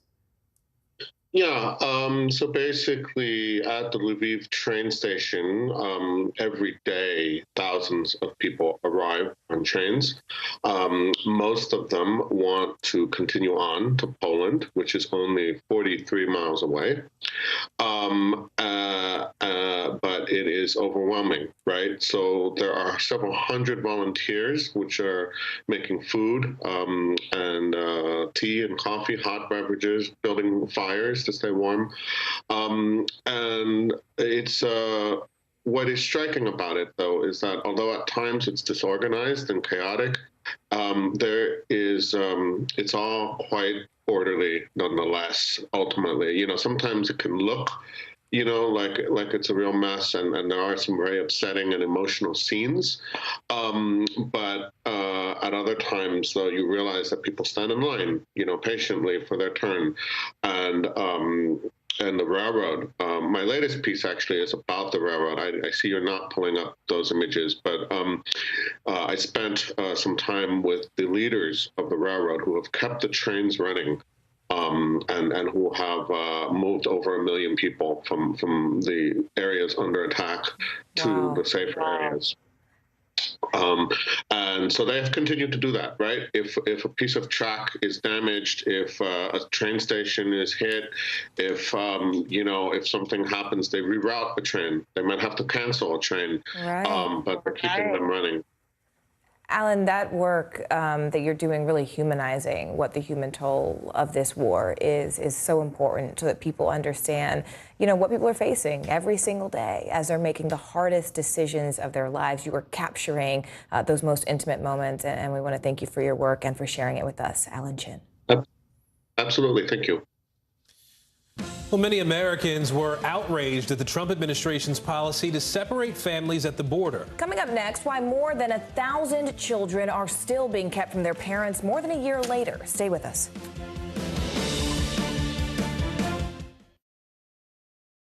Good morning, I'm Joe Fryer. And I'm Savannah Sellers. 2022 is off to a busy start. Winter's wrath causing headaches from coast to coast. It's been really incredible to see how quickly volunteers started to help with the cleanup efforts. Morning News Now, streaming weekdays at 7. There's no better place for fun with friends. Quality time with your little golf buddy. Or an afternoon alone together. Golf Now app. Family and friends are just a tap away. Just pick your course, pay from your phone, get out and enjoy. Golf Now. Download the app and go play. There were residents who hung on for dear life. I've heard people say the town is gone. Do you see it that way? Absolutely not. We've lost some houses, but our community's still here. To cover the news, you have to be in it. We'll take you to the front lines of the story, bringing your news feed to life. Streaming live every night. It's your news playlist. Top Story with Tom Llamas, weeknights at 7 on NBC News Now. There were residents who hung on for dear life. I've heard people say the town is gone. Do you see it that way? Absolutely not. We've lost some houses, but our community's still here. News is more than a headline. It informs, it inspires, and it still matters. To cover it, you have to be in it. And that's what we're gonna do. Every night, we take you to the front lines of the story, where it's actually happening, with NBC News journalists on the ground from all over the world. We cover what you need to know and bring your newsfeed to life. In primetime and streaming live, it's your news playlist every night. Top Story with Tom Llamas, weeknights at 7 on NBC News Now. While the world has been rightly focused on the Russian invasion of Ukraine, another threat may be resurfacing in North Korea. New satellite images showing signs of new activity at a North Korean nuclear testing facility, a facility the country claimed to have destroyed in 2018. NBC News national security correspondent Ken Delanian is joining us now with more. Ken, what are these new images showing that this destroyed site? Well, they're showing new work. This is a site in the north of the country, Aaron, where North Korea had built a series of tunnels they were using to test nuclear bombs. They carried out a total of 6 tests there from 2006 to 2017, the last of which involved detonation of what analysts believe was a hydrogen bomb. All of those tests violated the United Nations resolutions. In 2017, they agreed to dismantle the site as part of the diplomatic talks with the Trump administration. And in May 2018, they brought journalists in and blew up some of the tunnels. It wasn't clear exactly how much damage was done, but they've not tested a nuclear weapon there since, Aaron. So, Ken, if we're seeing these new satellite images that suggest something is going on there, have we gotten a handle yet on what exactly is there and what may be the end game with this new construction? Yeah, the intelligence community watches this site closely, and so do private experts using commercial satellites. And last week, they discovered a new building and some other small improvements that weren't there 2 weeks ago on the satellite photos. So the folks at the Middlebury Institute of International Studies say it's the first sign of activity there since 2018. They say this is very preliminary, but they worry this could mean North Korea is moving towards resuming nuclear testing. Obviously, the diplomatic talks with the Trump administration didn't go anywhere, and things are at a stalemate right now, but North Korea has never stopped improving its nuclear weapons program, Aaron. All right, Ken Delanian for us in our Washington bureau today. Ken, thank you. You bet. After being separated from their families at the U.S.-Mexico border, more than 1,000 children still may not be back with them. NBC News correspondent Jacob Soboroff joins us now with a closer look. Jacob, what exactly is the holdup here? I mean, what is keeping these families still a year later from being reunited? That's the key question, Morgan. That's the question that lawyers and activists that are fighting on behalf of these families are asking. It's the question the families themselves are asking. And the answer, in large part, is because of how disorganized and sloppy, some say cruel, the policy was that was implemented by the Trump administration. There are hundreds of parents that were deported without their children at the height of this policy in the spring and the summer of 2018. And once that happened, many of the children ended up with extended family members here in the United States, separate and apart from their parents. At this point, that's going on for 2, 3, 4 years in some instances, and it is a complicated both diplomatic and legal process in order to track down and locate those parents and bring them back to the United States in order to give them an opportunity to reunite with their children.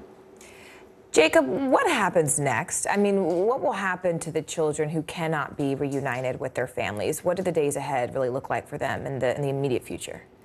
At the height of the policy, there were warnings that there could be a generation of permanent orphans as a result of that Trump administration zero tolerance policy. And that's certainly still a possibility for some of the children that were sort of caught up in what Physicians for Human Rights called torture and the American Academy of Pediatrics called government-sanctioned child abuse. There's a process going on right now, literally, NGOs going door to door in Central America and here in the United States in order to track down and locate those families, in order to put the families back together. You remember that President Biden called it criminal, the separation policy in that final presidential debate. Ultimately, the question is he going to be able to get everybody back together? We don't know the answer to that yet, nor do we know if anybody from the Trump administration is going to be held accountable. I mean, just even hearing that term, permanent orphans, is heartbreaking. Jacob Soboroff, thank you as always for this reporting. We appreciate it. Thanks, Morgan.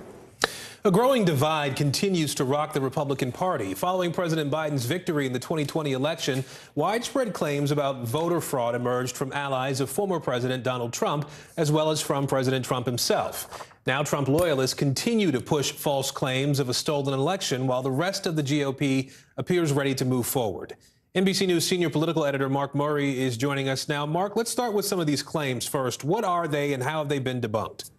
Yeah, Aaron, the latest example comes from my colleague Alan Smith. In the state of Idaho, a state that Donald Trump ended up winning by more than 30 percentage points in 2020, and Mike Lindell, the CEO of MyPillow and one of the former President Trump's great allies pushing these debunked claims, ended up making the case that in a place like Idaho, Donald Trump actually won more than by 30 points. And he even got the Secretary of State's office and the then Secretary of State to look into the allegations, and they found none. They once again debunked them and said there was nothing to these Mike Lindell claims. So then, Mark, let's talk about the divide this seems to be creating in the GOP now. How big is it, and what potentially could this mean for the midterm elections coming up? Yeah, Aaron, let me go through that exact same example in Idaho, where the Deputy Secretary of State was looking into these debunked claims, said there was nothing to them. That Deputy Secretary of State faced so much pressure, he had to drop out of Idaho's Secretary of State contest, where there just wasn't support. It was too hard to make a bid for office. And we're seeing that play out not only in this Secretary of State's office in a race in Idaho, but elsewhere. In other contests or across the country, Republicans are caught at a crossroads on, do they continue to repeat the former president's debunked claims, or do they try to debunk them with maybe cost to their own political future and fortunes? All right, Mark Murray for us in Washington today. Mark, thank you.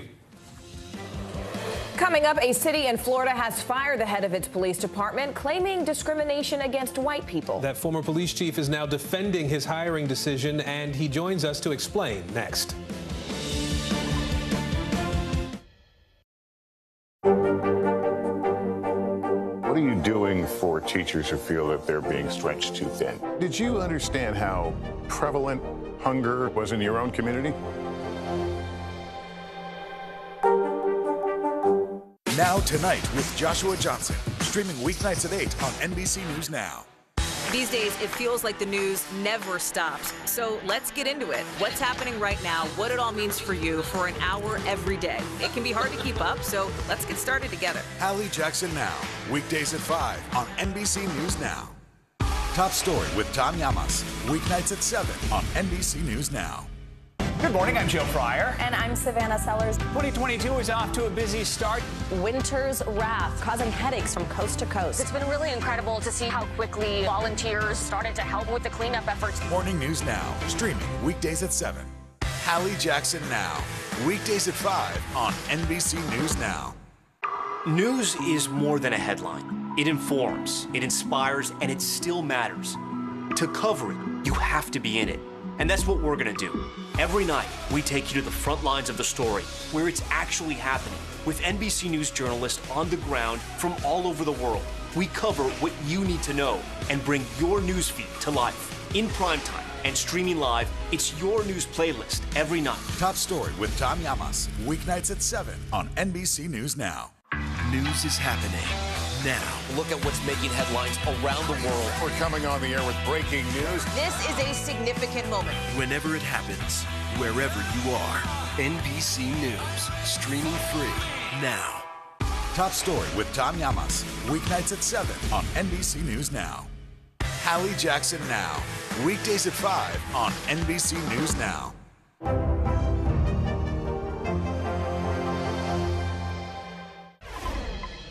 We're following a developing story out of Florida at this hour. A 5-year-old boy charged with aggravated assault. He's accused of attacking his teacher at a school near Fort Lauderdale. This all started after the child was taken to a cool-down room after throwing chairs in a classroom. The teacher was found awake but was not able to speak. She was taken to a local hospital. We don't know her condition at this hour. The Broward County School District is not commenting on the incident. The city of Fort Lauderdale has fired its police chief after allegations of discrimination against white people. Chief Larry Scarrato was in office for less than a year before he was fired last week, accused of favoring minority candidates for hiring and promotion. He joins us now live. Chief Scarrato, first, I want to thank you for being with us and ask you simply, why do you think this happened? Thanks for having me. I believe the investigator, a compromised investigator, created a report to author or to intimate that I was using discriminatory practices for promotion. The reality of it is I promoted 15 people in a 4-month period, and of the 15, 6 of them were either gender or ethnic minorities. But more importantly is that those 6 were exceptionally qualified. Their resumes and their accomplishments within organizations stand against anyone. More importantly, they stand above the ones that weren't selected. I do want to be clear. I mean, you were open, as you've mentioned, about wanting to consider minority candidates. What do you think the department misunderstood about your intentions? They took pieces of conversations that I've had about being intentional about diversity and made it as if it was a discriminatory practice in the method in which I approached it. There are excerpts from the what I refer to as the opinion piece of the investigator. And in those excerpts, they are pieces of things that I've said, and they're taken completely out of context to create a narrative that's just simply untrue. You know, it is often said that equality is oppression to those accustomed to privilege. What do you say, big picture, to people who say, look, it's racist to consider race at all? Or what do you say to the group of people who say to you, look, even though up to 80% of the department or any office may look like me, I still personally deserve a promotion and need to be considered at the top of the pack? You know, when people challenge the merits of diversity, at the end of the day, we're talking about a profession that has marginalized employees for a long time, especially people of color. And no one in this instance, I certainly wasn't creating an environment that was advancing less qualified people over their white male counterparts. The reality was I promoted the more qualified person that just happened to be a minority. And now the narrative is definitely inappropriately associated to some discriminatory practice. I'm really happy to hear you address very clearly the qualifications of the candidates, because it seems like this is a conversation we're having happen across the country. We saw this especially after George Floyd died, and we saw, you know, corporate companies really make these overt efforts to bring in quality minority candidates, and yet the discussion continues. Even when we're talking about, you know, filling a Supreme Court seat, right? The question of qualifications comes up when it comes to minority communities. Why do you think what you did was so important in this moment in our country? Our profession, law enforcement profession, our communities have been challenging us, especially in urban epicenters, to mirror our community. And in this instance, that was another opportunity that our police department could take a step to take to mirroring the community in which we serve. Former Chief Larry Scarato, I want to thank you so much for being with us today. We appreciate your time. And thank you to our viewers for joining us this hour. I'm Morgan Radford. And I'm Aaron Gilchrist. The news continues right now.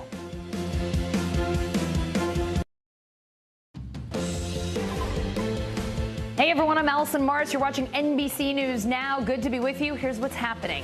Ceasefire rejected. Ukraine calling Russia's proposal propaganda corridors, plus the latest on the civilian evacuations. Basketball star Brittany Griner detained in Russia, what the U.S. is doing to try and get her out. And COVID orphans. More than 200,000 children lost a caregiver during the pandemic. We'll check in on some of them.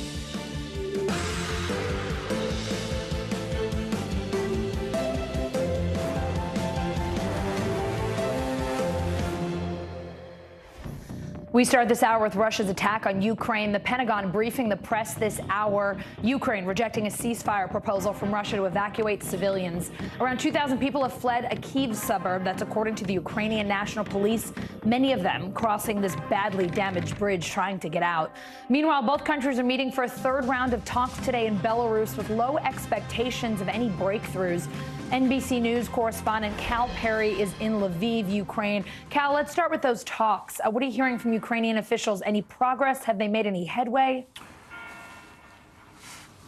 Well, I think the progress was that they actually sat down at the table and talked. There was a lot of discussions yesterday and the day before on Saturday that maybe those third round of discussions wouldn't even happen. The Ukrainian government saying at times the road isn't even safe enough to get there. I noticed on the video they took a helicopter. That may have been one of the things that they sort of worked out.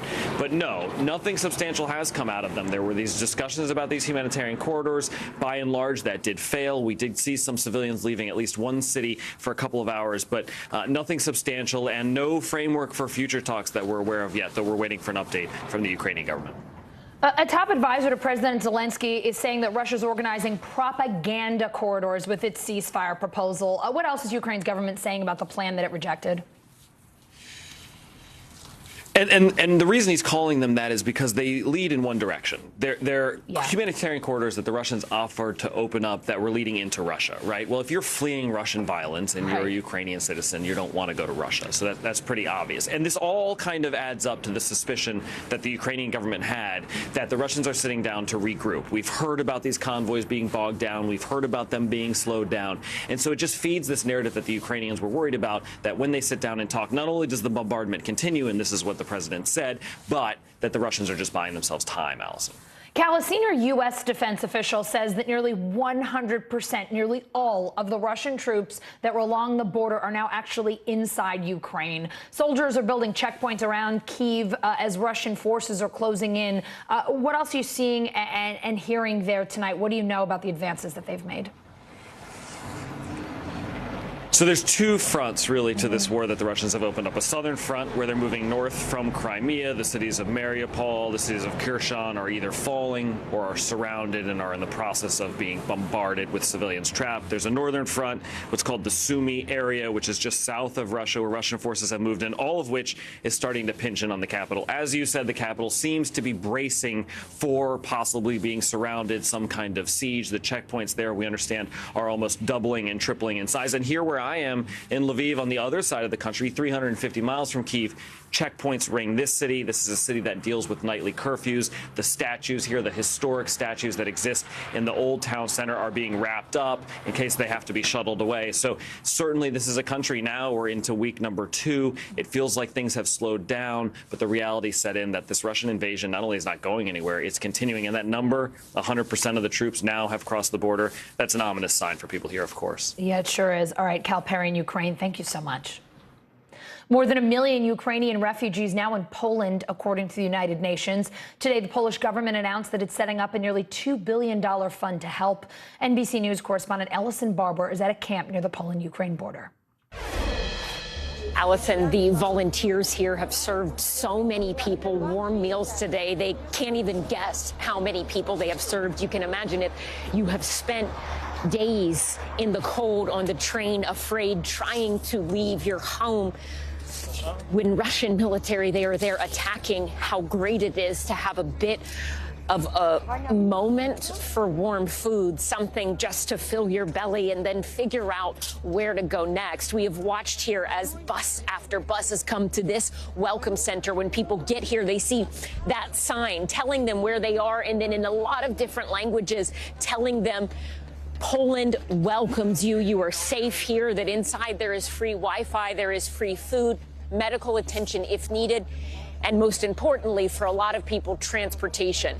You see these buses here, they come really just regularly. They go to different places, sometimes different cities in Poland, and then also some go to other countries. We've seen buses taking people, offering rides to Berlin, to Prague. Inside here, there are 2,000 cots. That's the official number that we got from people running this site. This is run by the Polish government. But when you walk around inside, it feels like the number of people here, it is a lot higher than that, because oftentimes you will see 1, 2, 3 people sitting on a cot, rotating time to sleep, one family member napping and then the other kind of switching places with them.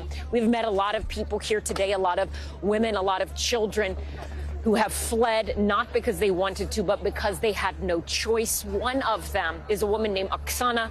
We met her as she sat with her 2-year-old son and 6-year-old son. She is from Kharkiv, a city that has been hit incredibly hard in this war. She left behind her husband and other family members and was trying to figure out where to go next, meeting up with strangers who she had been told could help her. Listen. We just put everything we had in our bag, but the rest of the clothes we left in Ukraine. Our city is destroyed. We don't have it anymore. Our Kharkiv is destroyed. Do you have any family, friends, places to stay? У вас є хтось тут, з ким ви зупинитеся? No. Some strangers are helping us. Some volunteers are helping us. We are hosted by strangers who don't even know us, but they did help. After we crossed the border, we really had high chances to sleep outside, but some kind people for free gave us shelter. So we're so thankful to Poland. Allison, for a lot of people, they have had to pack their entire lives, sometimes decades of their lives, in one, maybe two bags. When we first started reporting on this story, we were meeting a lot of people crossing the border into Poland to stay with family members, to stay with friends. Now we're meeting a lot of people who say they know no one in Poland, but it was a safe place for them to go. The UN says at least 1.7 million people have fled Ukraine since this war began. The majority of them, at least 1 million, have come here to Poland. NBC News is getting an exclusive look at American troops in Latvia training with NATO forces there. NBC News correspondent Josh Letterman is live in Riga, Latvia. Josh, let's talk about what's going on there. How many countries are involved in these training exercises, and what specifically is the U.S. role there? It's about a dozen countries, Allison, and the way that these war games are structured, they essentially divide the troops who are at the base up into two sides. One plays the attackers, the other plays the defenders. Today, as we were there, it was the Americans who were playing the attackers, and then they sort of let the two sides go at it the way they would in a real battle. We witnessed a gunfight that broke out spontaneously when the U.S. troops came across some Italian troops who were playing the other side in the middle of the forest. And I asked Brigadier General Joseph Hilton why they structure the games this way. Here's what he had to say. Everything we do, all of the training that we conduct when we do a force-on-force exercise like this, is we want it to be as realistic as possible, so that the soldiers in that LAV vehicle right there, the American soldiers that we have, whatever they experience here, or whatever they might experience in combat, they would experience in training well before they're ever engaged in a live environment. One of the things that really stood out to me today, Allison, to a T, every single U.S. service member we asked about this today said it's not just about the U.S. helping to train the NATO allies. They said they have a lot to learn from the Latvians, including their expertise in how to fight in environments where it's cold, where it's snowy, like it is here in Latvia. So these kind of exercises allowing NATO allies to really learn from each other. So how long will these military exercises last? What else do you know about them? Yeah, so this is part of an exercise here in Latvia called Crystal Arrow that takes place every year and will be going on through Thursday. But it's also part of a broader NATO exercise that actually occurs every single year in multiple countries across the NATO sphere. That is something that NATO does regularly to make sure their troops are ready for any contingency that they could confront.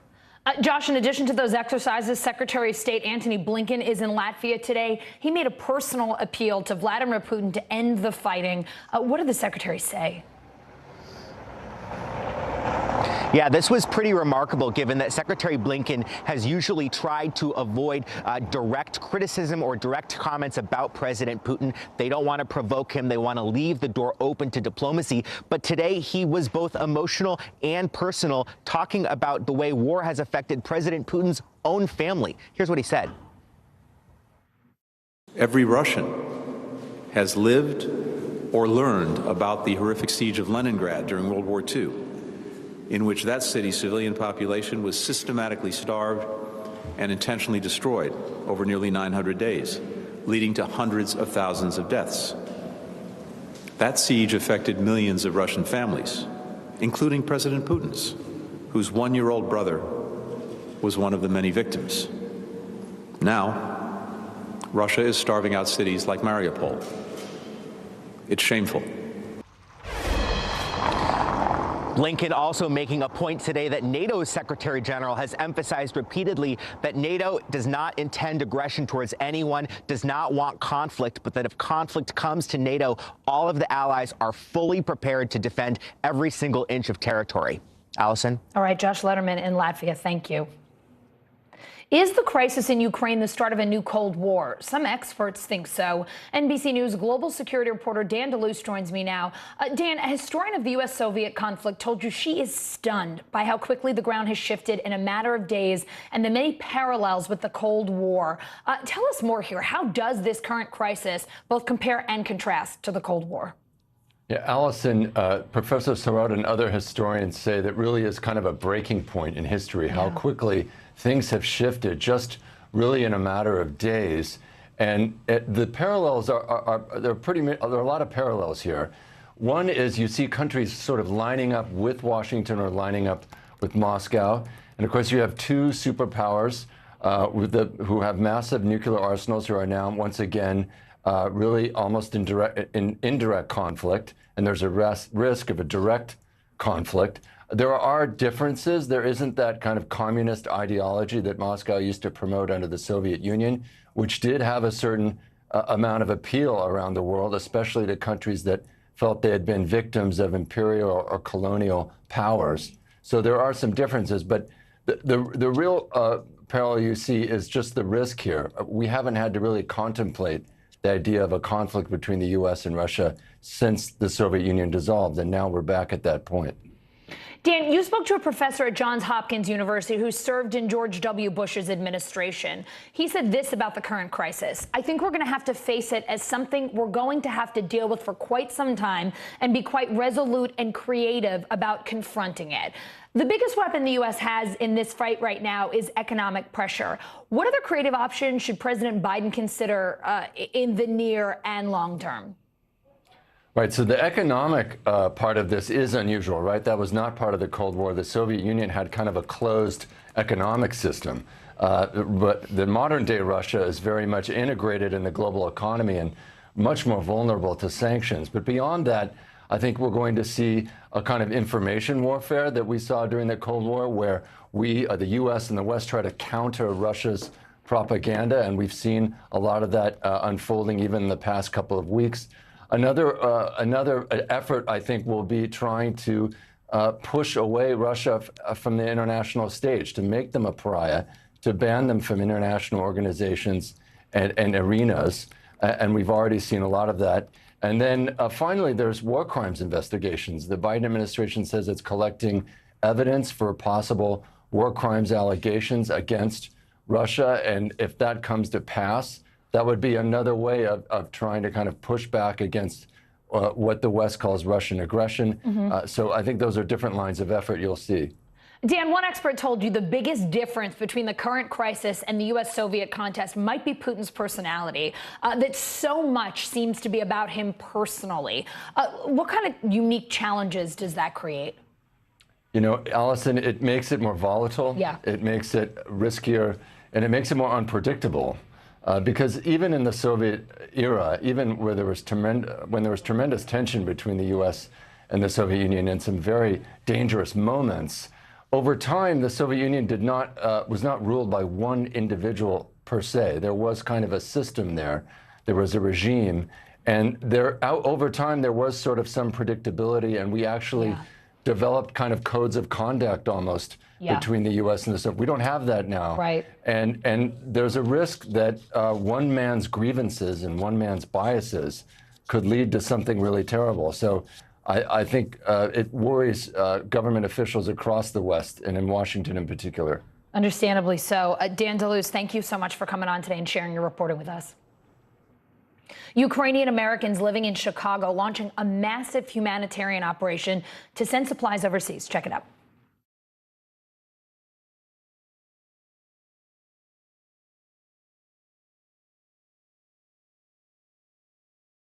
To help in any way we can. I don't know what to do. I wish I could go over there and work, but I can't. So I just reached out to family and friends Wednesday night after I saw a group message from, I think, a realtor in my area that's Ukrainian. And I messaged her privately and said, how can I help? What can I bring? And so she sent me similar to the list there. And I reached out to family and friends, I think Thursday, and asked to please get stuff to our house by Sunday. And it's an immense reply. NBC News correspondent Shaq Brewster joins us from a shipping center. It's in Rolling Meadows, Illinois. Shaq, more than 50,000 people of Ukrainian heritage live in Chicago. That's according to the Census Bureau. Tell us what they're doing at that shipping center, how they're trying to help.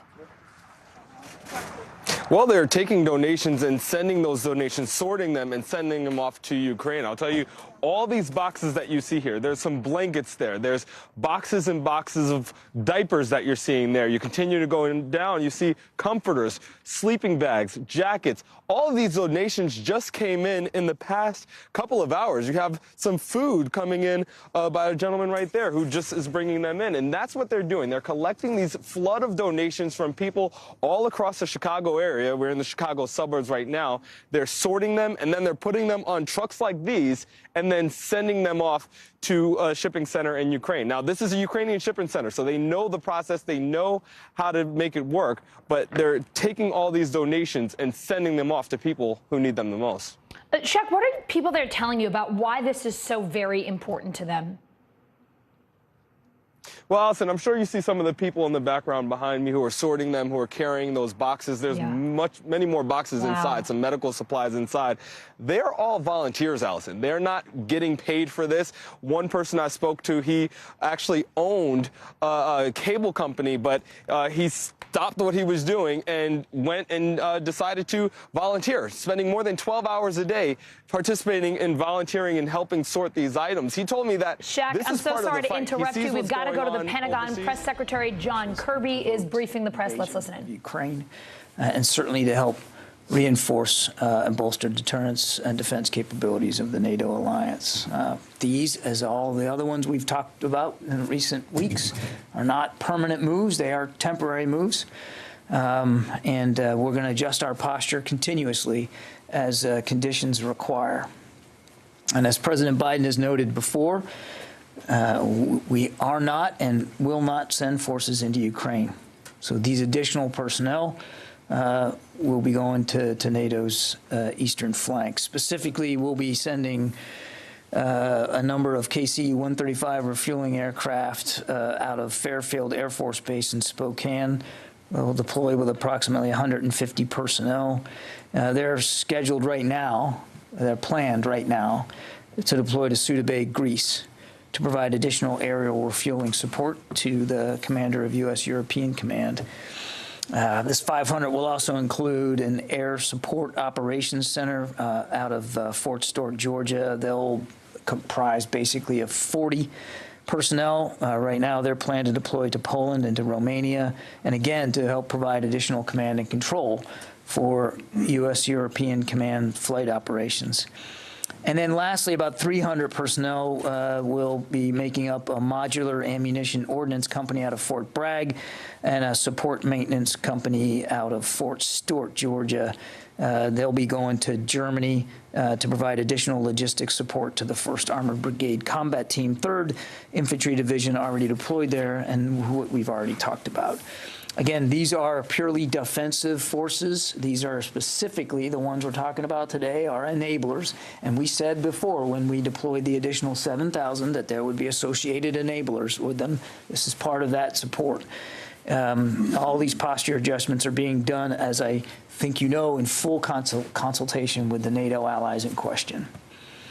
Okay, shifting topics, if I could, to the Red Hill storage facility in Hawaii.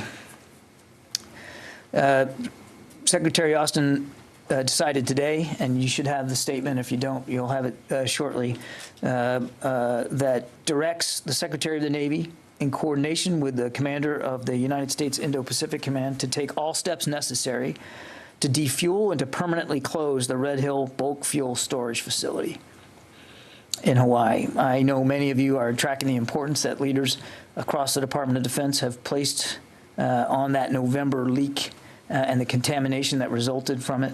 The Secretary, the Deputy Secretary, leaders from across the Department of Defense and Navy, as well as Indo-PACOM, remain very, very focused on this issue and the impact that it's had on families and communities, and of course our responsibilities in both national security and being good stewards of our resources and the environment.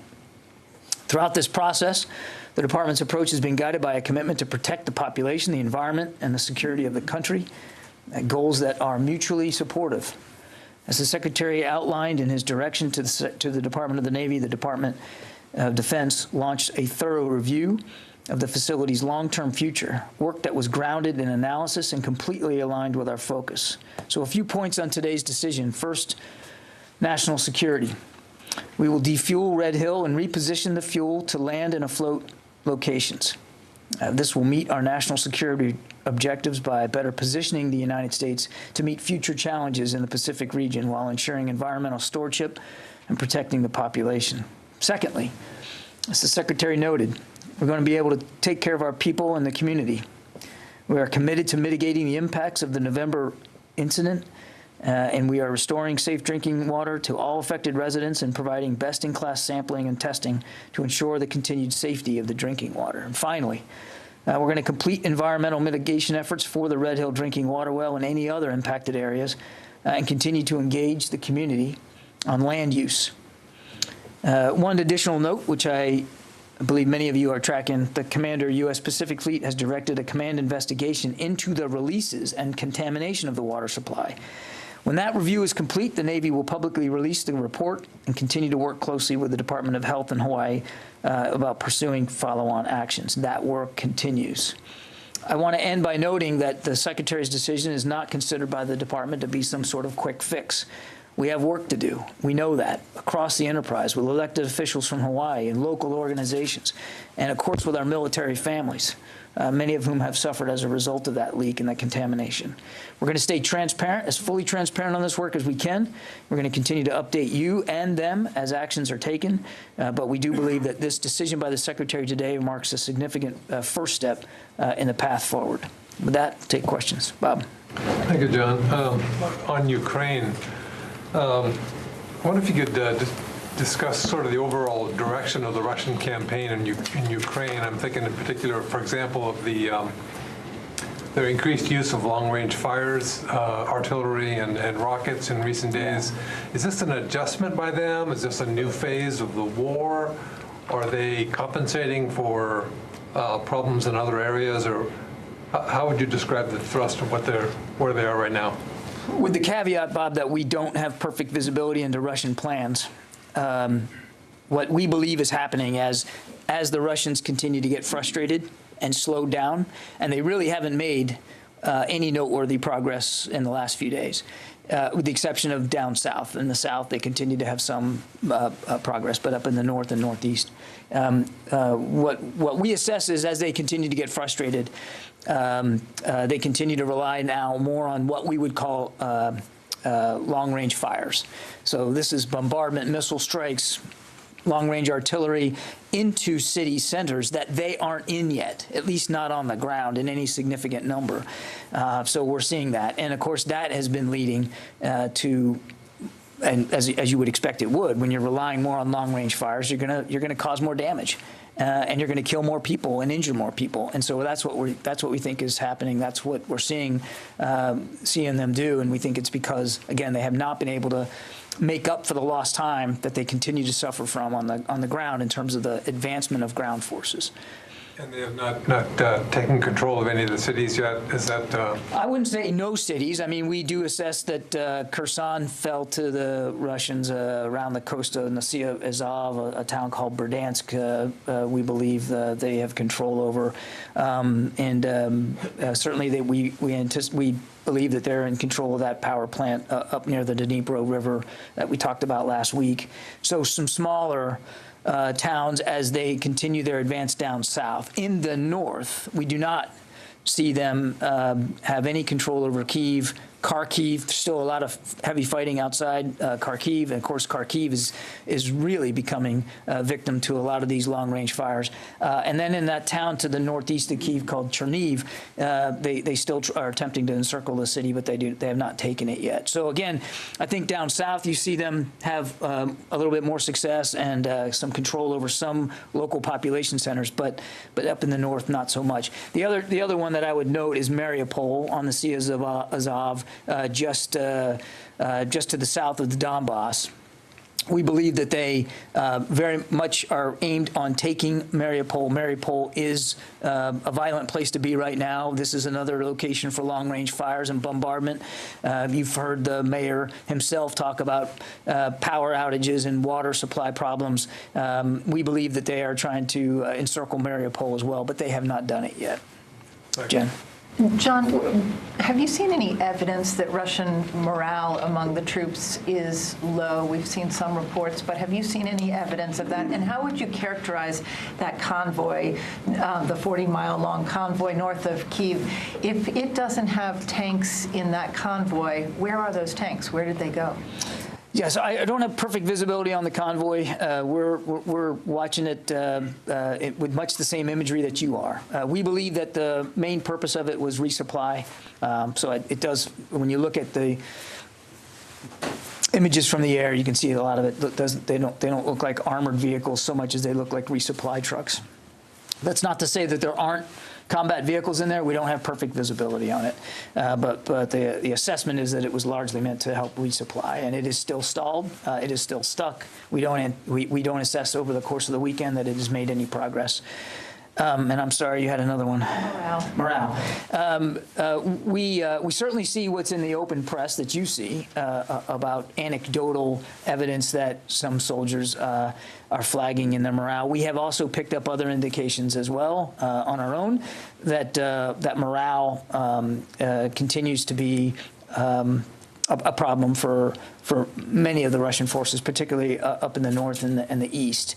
It is not clear to us that all of the soldiers that Russia has put into Ukraine realized that that's what they were doing, that they were actually going to invade Ukraine. It's not clear to us that they had full visibility on the mission that which they were being assigned.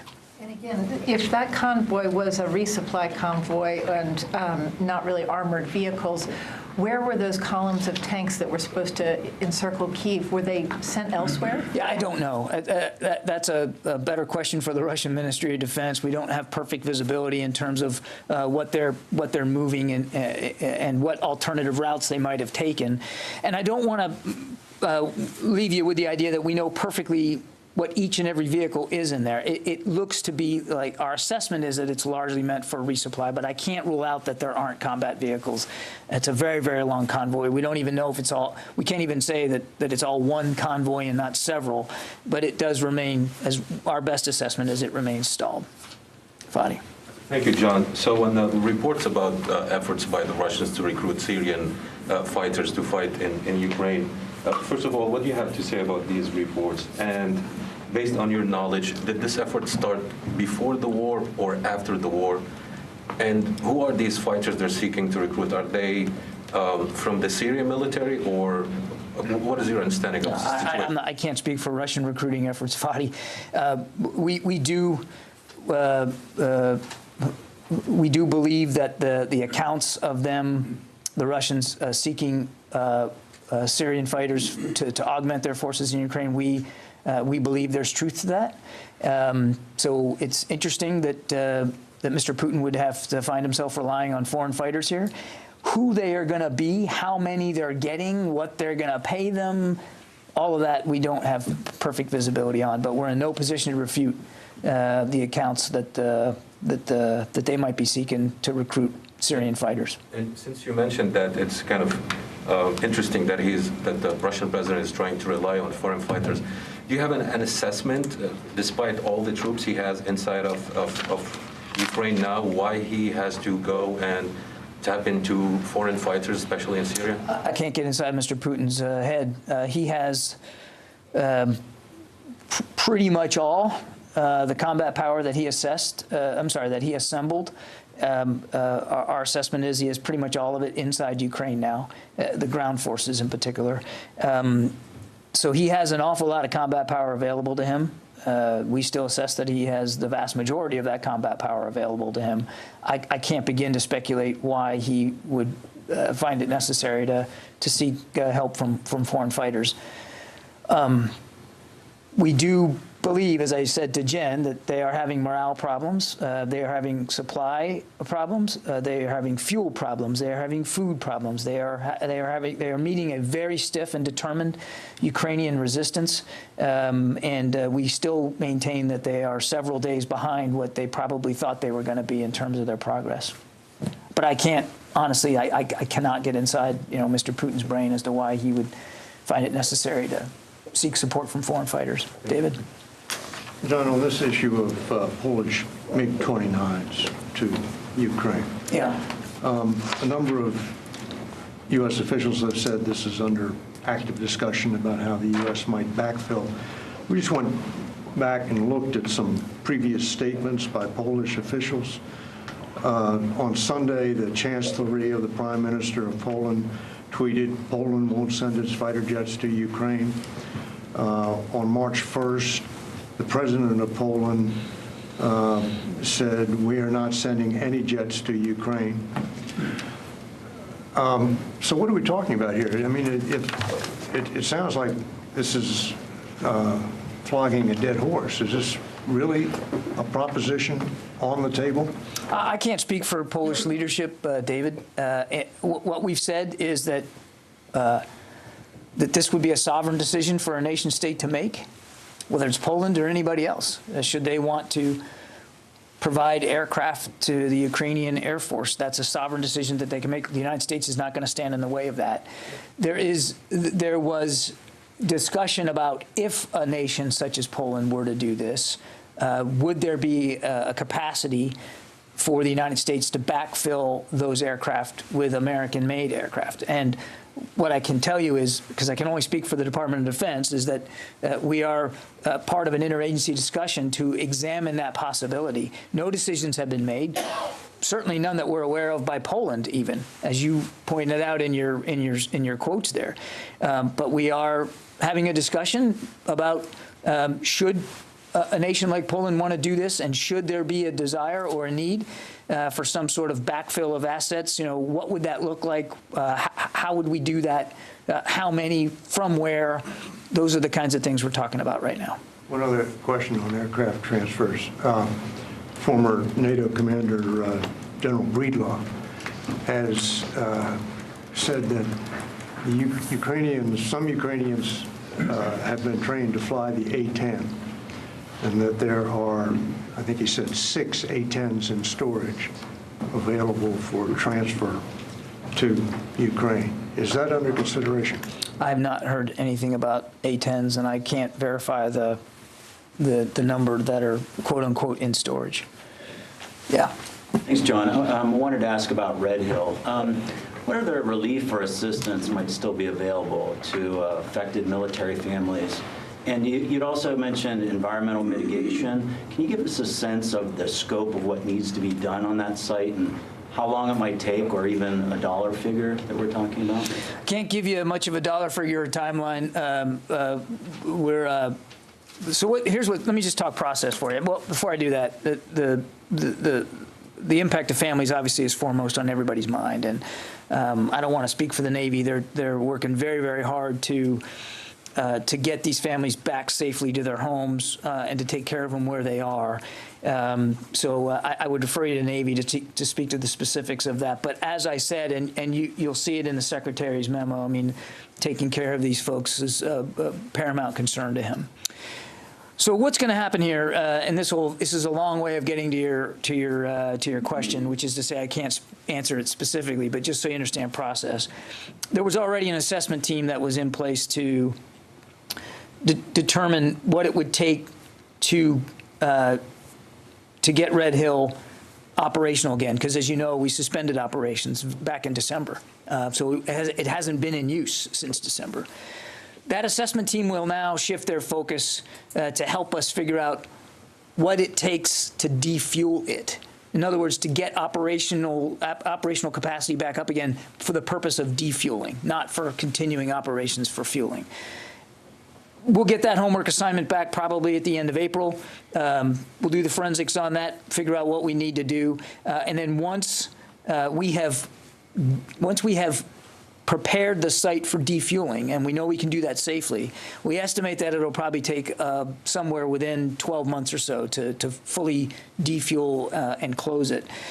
Then once it's closed, we'll begin to work on what the land use for it looks like going forward. And obviously a key part of that is going to be making sure that whatever we do in terms of closing down, that it's done in an environmentally safe way. All of that is to say that I can't give you, beyond the year or so that we know it's going to take to defuel, once we can start defueling, all the environmental mitigation impacts after that, we're going to have to work our way through that. And I couldn't possibly give you an estimate on what that's going to cost. The the environmental mitigation, that's a financial responsibility of DOD? Eventually, yes, that would fall on DOD in terms of, because we're going to be obviously closing down the site. But I couldn't begin to tell you what the estimate's going to be right now. All I can tell you is the Secretary is committed to doing this. He believes this is the right decision, not just for our national security, for a more distributed and dispersed fueling capability through the Indo-Pacific, but also for the environment, for our gracious hosts and neighbors in Hawaii, and of course for our military families. Janie. Thank you, John. I have two questions, Ukraine and South Korea. There are 100 South Korean volunteers requested support to fight the Russian invasion. Do you have anything on the number of U.S. volunteers to fight Russian invasion? I don't have an estimate of Americans who might want to be volunteering to go there. I would say what I said last week. If you're an American and you want to do right by Ukraine, the best thing you can do is find a way to donate to so many agencies that are trying to deal with what is now clearly a humanitarian crisis in the region, certainly there in Ukraine. We still do not believe that Ukraine is a safe place for Americans to go. We urge them not to go, and if any are still there, we urge them to leave. Another one in North Korea. I think you know already last weekend North Korea launched another missiles. How does the United States evaluate North Korea's successive missile launch? These continue to be provocations, needless provocations at that. We urge Pyongyang to cease these missile launches and these provocations, and signal that they're willing to sit down, as we are, without preconditions, to find a negotiated way forward here and a diplomatic path to reduce the tensions on the peninsula. Thank you. Yeah. Tom? Which Tom? Whichever Tom wants. I was looking at you, Squitieri, but if you guys want to trade off, it's up to you. You get one, I get one. I get two. Go ahead. I'd like to follow up on his question, his comment about extra forces. What would the Pentagon's assessment be if Putin begins drawing troops from the remainder of Russia that were not pre-positioned to go into Ukraine? What would our position be? No, what would your observation and analysis be if that move is made by him? I mean, Tom, I don't want to speculate about future decisions I would just tell you, Tom, we've assessed that he's got nearly all the amassed combat power that he has assembled inside Ukraine. I haven't seen anything or any indication that he's pulling from elsewhere in the country. I don't want to get ahead of where we actually are right now. This is a Russian military invasion here, and it's difficult for us to know with great specificity on any given day what Mr. Putin's going to do tomorrow or the next day after that, and I just don't want to get ahead of where we are. Okay. My second question is regarding Moldova. It's two-part. Have preparations begun yet to withdraw the National Guards in their training, the Moldovan forces? And if not, what changes in the training have the National Guard been doing with the Moldovan forces? In terms of training, I'd refer you to the National Guard. I don't have a menu of the kinds of training that they do in Moldova, and I don't have any change to their posture. But they're still staying there at this point? To the best of my knowledge, I don't know of any changes. Thank you. Tom? John, there's a continual uptick in civilian casualties in Ukraine. Do you get a sense that Russians are actually targeting civilians, as President Zelensky says, or is it miscalculation, or a little bit of both? And we talked earlier about long-range fires. How much of that has to do you have a sense, with increased civilian casualties? I think we absolutely assess that the reliance on long-range fires, and I know that's a very wonky term, but artillery, missile strikes, rocket attacks are having an increased effect on civilian casualties and the damage and destruction of civilian infrastructure, be it homes, churches, hospitals, schools. We see that increasing for sure, and we do believe that it's a direct result of their increasing reliance on these long-range fires. Now, the degree to which we can prove that these are incidental versus intentional, I don't think we've got that sense with any great fidelity, Tom. So it would be imprudent for me to speculate that we know for sure that a given target was intentional or not. And I understand the context of the question. The bottom line is more civilians are being killed and wounded. More civilian infrastructure is being damaged or destroyed, and Mr. Putin still has a choice here, not to escalate, not to be more aggressive in the use of these long-range fires and in his capabilities, but to find a diplomatic path forward and to end the invasion. Government or military targets they're going after now happen to be in more residential civilian areas, or you just don't know? I don't have perfect visibility into their targeting process, but look. Clearly, if you're having to rely on long-range fires to go after cities because you can't move into city centers right now, and you're even if pure as the driven snow, you're going to go after just military and government targets in a big city like Kyiv or Kharkiv, you are increasing the chances that even in the best of your targeting that you're going to miss, and you're going to hit targets that you didn't intend to hit. I'm not making excuses for Mr. Putin's targeting here. We can't prove on any given day how much is indiscriminate and how much is intentional.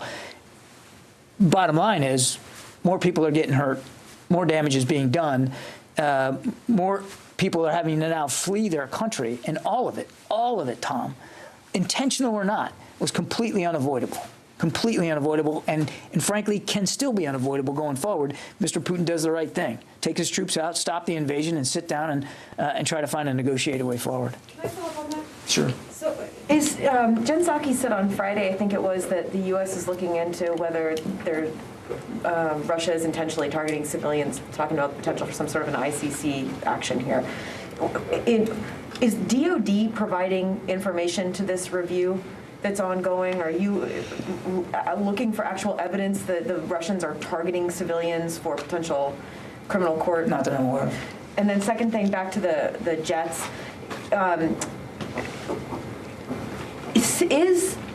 Can DOD say whether there are F-16s in an inventory right now that are not yet dedicated or supposed to go to some other country or go to the United States or something that could be sent to Poland in a quick way? Jen Psaki was also asked about that today, and she was talking about the logistical hurdles and how it can take years to transfer weapon systems and aircraft to another country. So I'm sure at this point, now that this was in several days, there's got to be some knowledge right now if there even are F-16s to provide to Poland quickly. I think we're still working our way through all that, Court. We don't have, it's too soon to know with great specificity what a potential backfill would look like. But we're just not there in the discussions, even within our own interagency, much less with a nation like Poland. So, it would depend on how many they would need. It would depend on how long they would need them. And then you'd have to look at where in the inventory could you possibly provide that. And Jen's right. I mean, if we're talking about a permanent sale, that can take some time. We're just not there yet. I mean, I appreciate the question, but we're just not prepared to answer it right now. Is there a process for speeding up a sale like that? I mean, I'm sure there's got to be some sort of a process, right, that would exist in DOD. As you know, foreign military sales are done by the State Department, not by the Department of Defense. Yeah. A follow on this. Has there been any discussions with Poles with respect to this? With Polish government or Polish defense ministry with respect to this types of transferring jets to Ukraine and then backfilling? Again, we're at the beginning of a process here to to determine what might be the right way forward. I just don't have any more detail for you. And also, like, Polish government is categorically denying these reports. What triggered the interagency assessment in the United States if the Poles have actually no interest in doing even something like that? As I said, I think you all saw President Zelensky held a call with lawmakers, and one of the things that he talked about was his desire for more material and to include aircraft. And so we're having a prudent discussion about if there would be a request to backfill for a nation, what that might look like.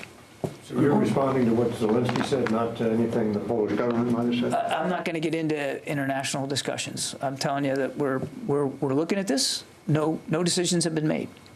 Also, on the 500 troops, you said these are being positioned to respond to the current security environment caused by a Russian invasion of Ukraine. Saudi Bay is actually way in south flank of the NATO. Why not, like, you position those tankers close to the theater where the tension is going on, but way south? Wasn't there any other positions or locations? I'm happy to. These are decisions made by the European Command Commander, General Walters. And as forces get added to the theater, General Walters is best able to determine where he wants to put them and how he wants to employ them. I think I'd leave it at that. Yeah. So if I can follow on Fadi's question on Syrian recruits, what is it that led you to believe that Russia is trying to recruit Syrian fighters? And is it based on some sort of evidence that you've seen, or just the Russian? We have indications. We have indications. I'll leave it at that. Does it indicate what general areas, northwest or the Kurdish-controlled area, or under the Syrian regime? I'm not going to have any more detail for you on that today. Jeff Shogel. Thank you. Can you say what steps the Defense Department is going to take to help Navy families and other families on Hawaii who are worried about the long-term health issues that they may face from the contaminated drinking water? And also, the state of Hawaii has asked that Red Hill be defueled in 30 days. If I heard you right, it sounds as if once the Defense Department determines when it can begin defueling, the process is expected to take a year. Is it accurate to say that it is impossible to defuel the facility in 30 days? Thank you. By the end of April, Jeff, we will get an assessment of what safe operation of the facility will look like and what needs to be done to get it back into safe operations. It is shut down right now. And in order to defuel it, you got to be able to operate it. And so we have to know what safe operation looks like. We won't get that assessment until the end of April. Once we get that assessment, we'll review it. We will comply with the requirements that the assessment team comes back with in terms of how to get the plant, the facility back operational again. Once it's operational again, we will defuel it and we will close it, and we estimate that that will take, we can do that within 12 months. As for the families, I think you've seen it in the Secretary's memo himself. I mean, we owe these families our very best attention to make sure that they get the medical care they need for the way in which this contamination has affected their health. We are 100% committed to that. Tony Capaccio. Hi, John. A couple questions. Is there a regular, ongoing overland resupply effort going on right now into Ukraine? There are, there continue to be, Tony, efforts by the United States and other nations to continue to provide security assistance material to the Ukrainian armed forces. I'm not going to talk about the manner in which that material is getting to them, but we know it's getting to them and that they are able to use it. Are the Russians at all trying to interdict or interrupt that overland traffic? That traffic and that material continues to flow. Another quick question. Do you have any sense of how much Russian armor has been destroyed since the invasion? Has that destruction been a contributing factor to the offense bogging down? I don't have a count of how many vehicles or armored vehicles or combat vehicles or supply vehicles the Russians have lost. What I can tell you is that on the ground in the north, they continue to experience delays.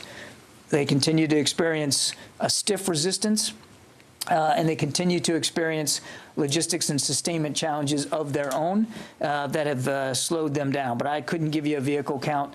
Look, the other thing is, even if I could, it wouldn't be smart for me to do that, because every day the Ukrainians are fighting. Every day they're in combat for their own country. And every day they do what they can to continue to slow down Russian advances. So whatever, even if I had a number, whatever I would give you today would probably not be good tomorrow. All right, but they're destroying armor. Is that right? Can we say that? Can you say that? I think you can see for yourself when you just look at the imagery coming out of there, the damage that they have been able to do to some Russian vehicles. Dmitry.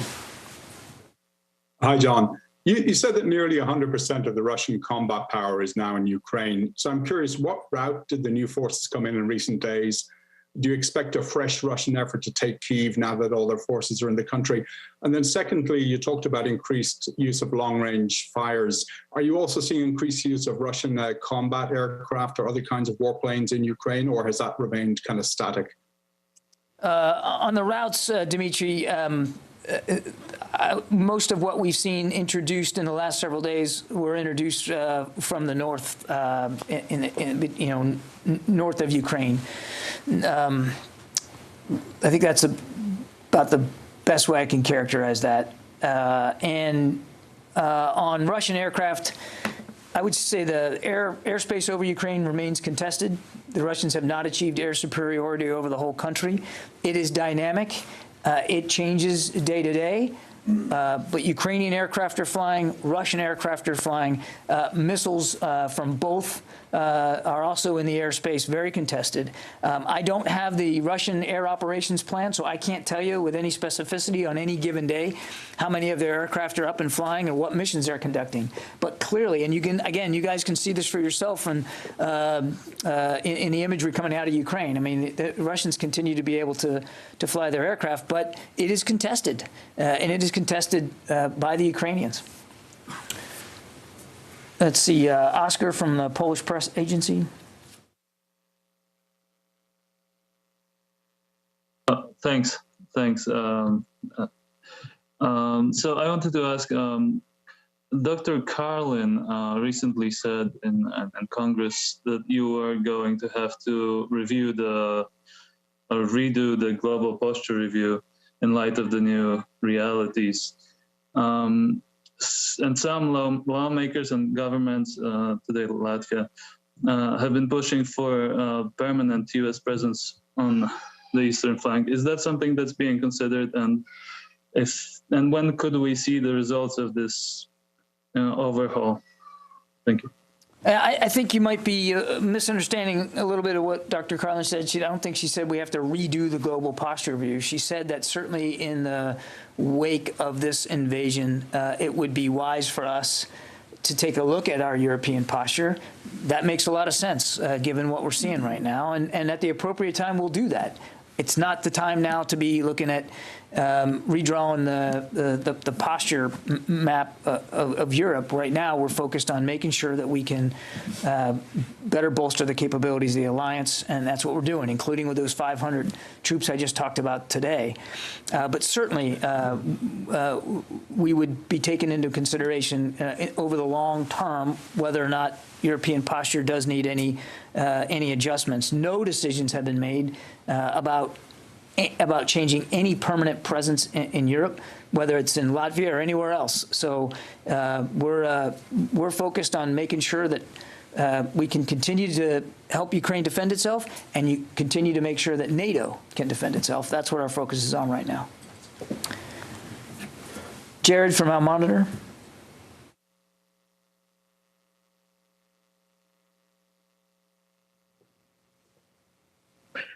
Hi, John. Just wondering if you could give us an assessment. How effective has U.S. and Western support to Ukrainian resistance been in slowing down the Russian? Thanks. All I can tell you, Jared, is that we know that the material that we have been sending into Ukraine, and it's not just us, it's 14 other countries, but we know that material is getting into the hands of the Ukrainian armed forces, and we do know that they're using it, and they're using it quite effectively. The results you can see for yourself. I think I'd just leave it at that. Megan, Military Times. The last figure you had for us about the number of U.S. troops who've been put on heightened alert to possibly go to Europe was between 10 and 12,000. Is that the same now, or have there been more troops put on that alert? I know of no other units that were put on additional PTDO, Megan. Caitlin, Stars and Stripes. Hi, John. Thank you. Yeah, wanted to talk a little bit more about the jet and Poland situation. Can you talk a little bit about the logistics and the problems and challenges that the U.S. would face to do that backfill? Jen Psaki today talked a little bit about, talking about where the planes would depart from. Could they fly through NATO airspace? Can you talk a little bit about those problems? I would just say, again, we're very early on in a discussion here about a possibility. It's not even a done deal at this point, but it's just a discussion about the possibility of, should there be a nation that would want to give aircraft to the Ukrainians and would ask for a backfill from the United States. Should that happen, what would that look like? How would we do that? And we don't have all the answers right now. I understand the great interest in it, but the truth is we're very early on in a discussion right now about what the possibilities of that could be. We just don't have enough granularity to be able to make tough or easy decisions right now about how many aircraft, where they would come from, how they would get to where they're going. We're just not there yet. Look, I think we should all just kind of step back just a little bit here, and rather than get dragged down into the idea of a backfill of aircraft, just take a look writ large about what's going on here. Ukraine is in a significant fight for its country and its citizens. The United States and many other nations are doing a lot to try to help them in that fight. And President Zelensky has shown great courage and poise and leadership by staying in Kyiv and truly leading his country through this. And what I can tell you is that from the United States perspective, certainly from the Department of Defense, but I would say across the administration, we're going to continue to look for ways to help Ukraine defend itself. We're not always going to have all the answers in the moment that they become news, but it doesn't mean that we're not going to take them seriously and consider them and look at them and see what can be done. The other thing that we're doing, and I hope it's clear in the brief announcement I had today, is we're going to continue to look for ways to bolster NATO, to look for ways, innovative ways, creative ways, to make sure that Mr. Putin understands how seriously we take Article 5 and how seriously we take our collective security requirements inside that alliance, how seriously we consider the importance of alliances and partnerships. We've invested a lot of time in the last year in revitalizing alliances and partnerships in Europe, but around the world. And I think you're really seeing that bear fruit right now. I just think it's important to keep a little bit bigger perspective on this and not just get dragged down into the particular headline of the day. Yeah, last question. Thanks, John. All right, you've been watching Press Secretary John Kirby, a briefing from the Pentagon with the latest on the situation in Russia and Ukraine. Thank you so much for being with us. I'm Allison Morris. You're watching NBC News Now. Here's what's happening. Conscious murderer. President Zelensky giving his strongest speech yet about the Russian attacks were on the ground in Ukraine. Sticker shock. Drivers in LA paying $7 a gallon for gas, why it could get even worse. And masks optional in New York City and New Jersey schools today, what parents and students are saying about it.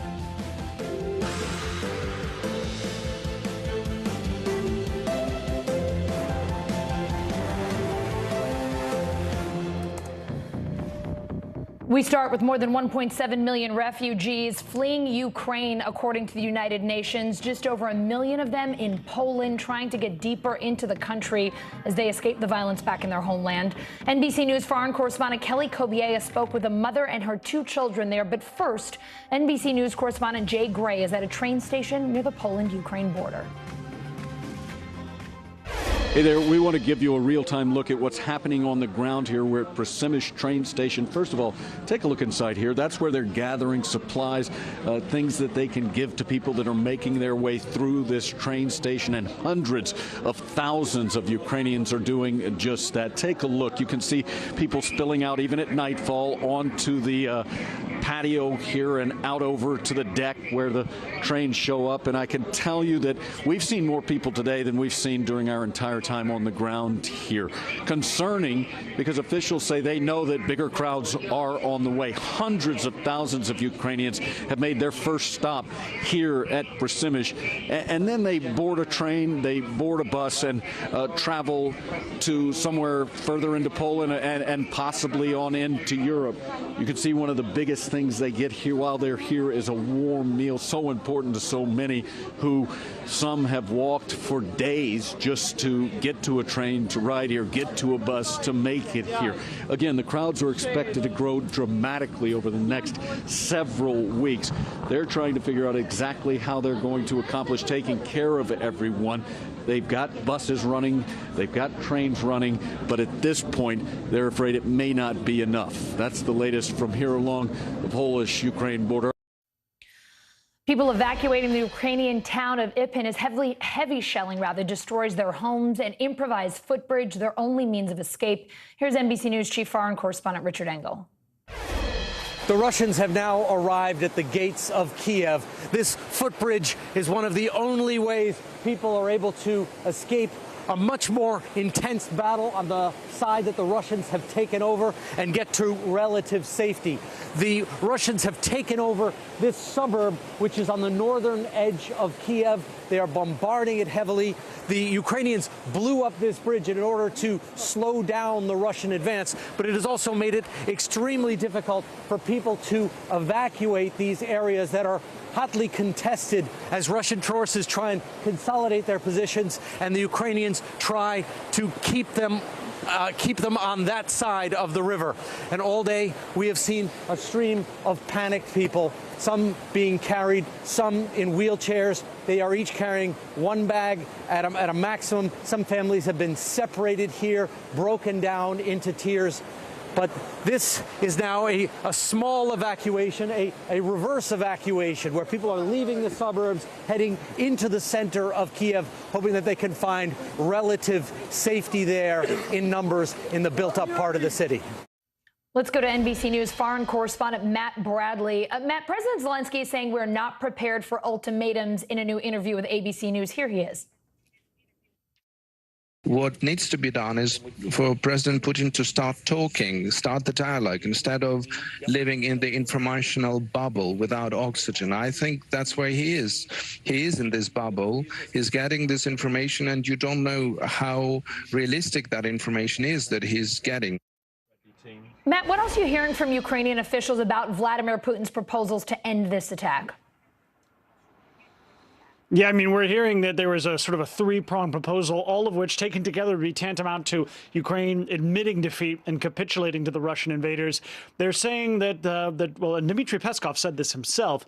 He's the spokesperson for the Kremlin. He said that they want Ukraine to remain neutral, to not join NATO. They want Ukraine to recognize that Crimea is now part of Russia and to recognize those 2 independent, so-called, independent people's republics of Donetsk and Luhansk that we've been hearing about so often for these past couple of months. So again, this is essentially tantamount to Ukraine admitting defeat. So it seems unlikely that they would take that route. Allison? Matt, President Zelensky calling Russian attacks on civilians conscious murder in a really fiery speech to his people. What else did he say? Yeah, it was kind of fire and brimstone. He said that there would be no forgiveness for attacks on civilians, and he really doubled down on this notion that they were going to be willing to fight. This was, he condemned them, essentially, in an almost sort of religious set of tones. No forgiveness, that kind of rhetoric. So this is something that we've been hearing from President Zelensky before. He is a man who is constantly addressing the people, constantly addressing the Russians, and constantly addressing foreign diplomats and foreign leaders. So we get a lot from him, and this is just the latest. And it really was increasingly alarmist in tone. This is a man who is backed up against the wall. Allison? Matt, an attempt to evacuate 200,000 people from a key port city in the south failed over the weekend because of Russian shelling. Do we know what's happening with those people now? Have they been able to get out? Any updates there in particular? Yeah, I actually heard, and maybe I have the wrong information, I heard it was 400,000 people who are still there. These are people who have been there for days without electricity, without water, without food, and it doesn't look like they're going to be getting any relief anytime soon because there's been 2 abortive attempts to try to get them out through these so-called humanitarian corridors. What happened was that the Russians ended up bombarding those corridors. Now, the Ukrainians blame the Russians for breaking that ceasefire in the humanitarian corridors. The Russians say it was the Ukrainians who were firing from their positions that elicited their response. So each side blaming the other. It does seem unlikely to me that the Ukrainians would break their own ceasefire to save their own hundreds of thousands of people, but this is what the Russians are alleging. So those people are going to be there for quite a while. But this is something that's happening all across the country. We had proposals for humanitarian exits in the northeast around Kharkiv, around Sumy, and around the capital of Kyiv. And as we saw, there was some deadly shelling of those civilian exits in the suburb of Kyiv called Irpin. So again, these humanitarian corridors, they're shrouded in pessimism, especially since most recently the ones that were demanded by French President Emmanuel Macron, they were offered by the Russians 6 different humanitarian routes. 3 of them led right into either Russia or Belarus. So that was something that was immediately rejected out of hand by the Ukrainians. In fact, the Ukrainians called those proposals immoral. Allison? All right, Matt Bradley, thank you so much. NBC News foreign correspondent Kelly Kobiela is joining us now from Poland. Kelly, I understand you spoke with a mother there who said she had to carry her baby food and water into the country. What else did she tell you? How did she describe their escape from Ukraine? Yeah, Allison, she was coming here with her 2 children, a 2-year-old boy and her 8-month-old girl, and she said they only took what they could carry, and it was just a few very small backpacks and bags because she was carrying her 2-year-old and pushing her baby in a stroller. And she said it was a 24-hour trip, and she said that she was lucky because it didn't take as long as it's taken other people to get from their hometowns across the country and then across the border. And I asked her how her children were doing. Take a listen. How are your children? They're too little to understand what's happening around them. And I think it's good because I see that people, children of older age are very scared. They're crying all the time. It's unnormal, this situation, and I think that they will have some not good conditions in the future. I asked her where she was going next, and she said she didn't know because she was hoping to go with a couple of friends of hers who were traveling with her, but they had been to someone who they knew in Poland, but they were stuck at the border because they didn't have children. And of course, they've been prioritizing moving women with children across the border first. And I've heard this story a lot over the past couple of days, and humanitarian workers have said the same. They're seeing more people coming to Poland now who don't necessarily have friends and family in country or somewhere else in Europe, and they're basically at a loss. They don't know where to go next. They're ending up a lot of times in shelters or just being guided by what humanitarian workers say in terms of where they can sleep. Kelly, I know you've seen the number of refugees in Poland grow over the last several days. Could you just tell us more about the people you've been speaking with, what they're going through? The stories are just so heartbreaking to hear. The pictures and the images of families being separated. It's just devastating. It is. It's really tough to hear these stories day in and day out, because every time we ask a family member about what they've been through, it only takes a few seconds before their eyes well up with tears. I mean, these people are so traumatized, many of them, by what they've been through, by leaving families behind. We spoke to a grandmother, her daughter and her grandchild was 2 years old, and she was talking about just wanting desperately to go back. I mean, they've left their families and their homes, their homeland. So we're hearing a lot of that. And we also spoke to a family. We're hearing that the journey is getting much more difficult, just going through the country for a lot of these people. We spoke to one family who was leaving Kharkiv, and they said that they were standing on the train station, and there were so many people on the train station trying to get out. There was what they thought was possibly a missile attack, some sort of strike from the Russians, and people were so desperate to get on the train that nobody ran for cover. They didn't want to lose their position on the platform and their chance of getting on that train and getting out of the country, and they simply didn't hide. And thankfully, that attack did not harm any civilians. But this family we spoke to, Allison, they actually didn't get on that train. They had to find another way out of the country. It's become incredibly difficult. Families having to leave strollers on train platforms and backpacks and luggage because there's just no room on the train. It's so important to get as many people on board as they can. Allison. All right, Kelly, thank you so much for your reporting today. All right, let's turn now to NBC News security analyst Clint Watts. He is also a distinguished research fellow at the Foreign Policy Research Institute. Clint, great to have you on the show this hour. Can you show us on that map where Ukrainian forces are engaging with Russian forces and where some of the hot zones are in particular right now? Yes, I'll pick up right there where Kelly left off. This shows you a lot about the humanitarian situation and where a lot of the refugees are going. As you can see, Poland absorbing the largest amount, but all the countries around the region other than Belarus taking in a lot. And this is because refugees are moving to the west, because here in the combat zones, you've got much bigger problems. Right before that, Matt had talked about this sort of bogus offering by the Russian government to have humanitarian corridors. These are the routes that he was discussing that actually send refugees, Ukrainians into Russia, essentially to be protected. An outrageous sort of offering, obviously not very serious. Also inside Russia, they use this for their own propaganda. Essentially, Ukrainians are fleeing to Russia for safety. This is a propaganda coup. If it were to happen, I don't take it seriously.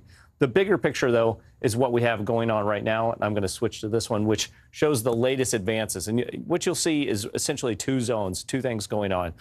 Let's go to the north first. That's where Ukraine has done remarkably well. We talked about the convoy last week, which was stuck kind of right here above Kyiv in this corridor, and it's miles and miles long. They're having terrible logistical issues, and they can't really get going. Meanwhile, Ukrainian foot soldiers, essentially with anti-tank weapons, anti-aircraft weapons, coming up and destroying this column because the Russians aren't using infantry in the woods to support their armored columns. This is basic techniques, and it's not the way you would expect the Russians to be trained. Separately, though, we cannot forget that they are creating other axes of advance to storm on Kyiv and essentially ultimately try and surround it. Through Sumy, they have plowed forward. You also see them doing massive bombardments here in Kharkiv, and I'm going to come back to Mariupol. All of these cities, basically, this is total warfare, destruction of civilian targets, indirect fires, siege warfare, knocking out infrastructure and electricity, very dire circumstances for those individuals in the West, which is why you saw that offer for humanitarian cordons, essentially, from these cities in the West. They can't get to the East very easily, or excuse me, in the East, they can't get to the West very easily. What has not been talked about enough, probably, is what's going on in the South. Now, when we started off last week, we saw in week 2, the Russians really start to make some significant gains. They broke out here to the right, essentially, and headed back towards the east to link up with their units in Donbass. This is an area here in Donbass that they controlled already. This was Putin's justification for the invasion, even though he invaded everywhere. He was talking about these breakaway sort of statelets. But they've surrounded Mariupol. This town is essentially going to be level, it seems like at this point. It's a humanitarian disaster for the Ukrainians, a very sad situation. Could foreshadow what the Russians would like to do in other cities. More importantly, the Russians have taken full control of the Sea of Azov here. This has gone from being an international sea to a national sea, essentially cutting off the Ukrainians there. Into the weekend, we saw them advancing, right here, to Kherson to establish a bridgehead. They then moved from there to Mykolaiv. And this is where we essentially get to the situation that we have right now, where they have made some progress. That same area right here, Kherson, that was about Thursday. Mykolaiv, they were pushing to on Friday. They tried to establish a bridgehead here. They want to go out to this area here in Moldova. Remember, this place is called Transnistria, not well known, but it is a separatist republic, mostly ethnic Russians, that runs right along the border here with Moldova. There are some Russian troops there that they call peacekeepers. If they can link those forces together, they will have established what is historically known, at least in Vladimir Putin's terms, as Novorossiya, or New Russia, essentially a republic that sits on the Black Sea and this key town of Odessa. That is the Ukrainian port city. It is the economic livelihood of a region here that, watch this in the next 6 months, produces an enormous amount of wheat. They won't be able to plant this wheat probably this year. That's going to have major supply shocks on wheat around the world and inside Ukraine. So it's a very troublesome circumstance. One thing I would like to note, though, is in each of these towns, in Mykolaiv and Kherson, you've seen protest at different times. You've seen Ukrainians essentially move back in and take certain things like airports, at least for a piece of time. This is still a contested area. And I think this speaks to Putin's long-term problem, which is how would Russia hold all of this terrain? They'll have to come to some sort of a settlement, or he'll have to retreat. This is going to be a big problem for him. Much easier to invade than to occupy a foreign country. Clint, what a breakdown, running us through everything that's going on there. And I know there is so much. We really appreciate having you on today. Thank you. The fastest growing refugee crisis since World War II happening right now across Ukraine's borders, including a group of orphans evacuated from the war zone. NBC News Now anchor Tom Yamas is in Lviv reporting on American families hoping to help. The mass exodus in Ukraine reaching historic levels. Now, the fastest growing refugee crisis since World War II.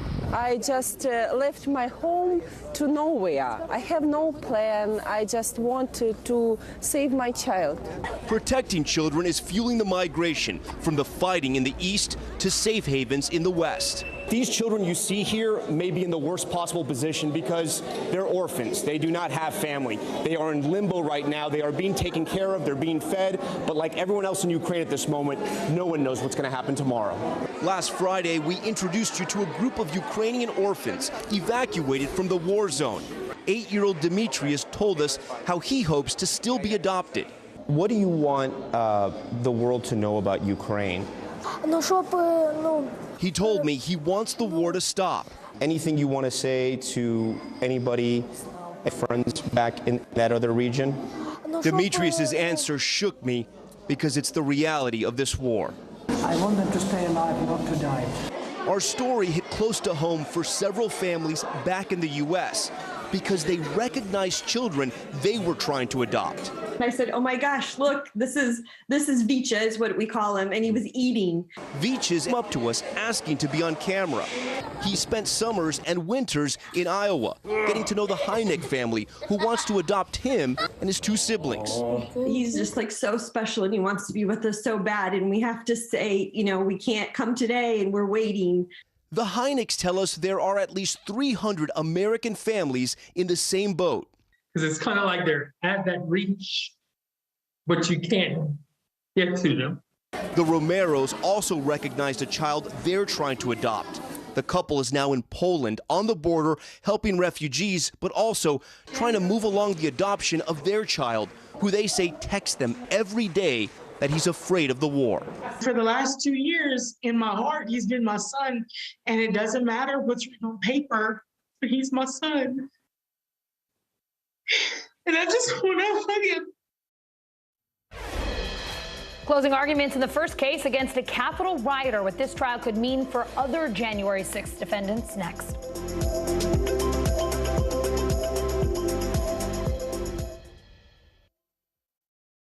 We're here to start conversations about the big things happening in our world, because it's not my job to tell you what to think. My job is to think about what you tell me. Now Tonight with Joshua Johnson, streaming weeknights at 8 on NBC News Now. News is happening now. Look at what's making headlines around the world. We're coming on the air with breaking news. This is a significant moment. Whenever it happens, wherever you are. NBC News, streaming free now.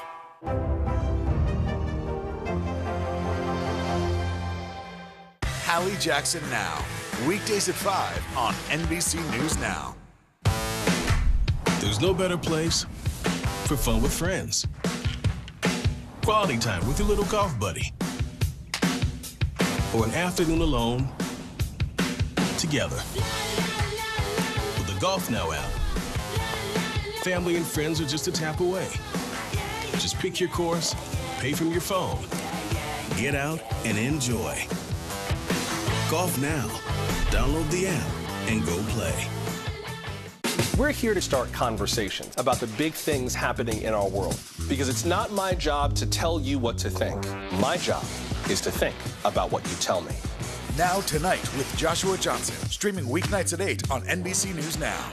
Still to come on the Channel 2 News. Well, the waters are certainly receding now. Still too close to call. Lester Holt reporting from Ground Zero, as it's being referred to. It is, in fact, a taste of freedom. The Haitian people know a little something about resiliency. What's the biggest risk right now? Some of the troops who have been proud. I want to welcome you to the first presidential debate. In fact, we've been told we can't go any farther. You with some resilient folks, let me get a hint.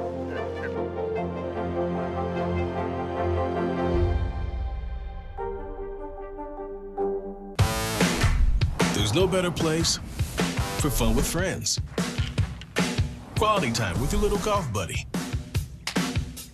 Or an afternoon alone together. With the Golf Now app, family and friends are just a tap away. Just pick your course, pay from your phone, get out and enjoy. Golf Now. Download the app and go play. NBC News, streaming free now. Still to come on the Channel 2 News. Well, the waters are certainly receding now. Still too close to call. Lester Holt reporting from Ground Zero, as it's being referred to. It is, in fact, a taste of freedom. The Haitian people know a little something about resiliency. What's the biggest risk right now? Some of the troops who have been proud. I want to welcome you to the first presidential debate. In fact, we've been told we can't go any farther. You with some resilient folks, let me get a hint.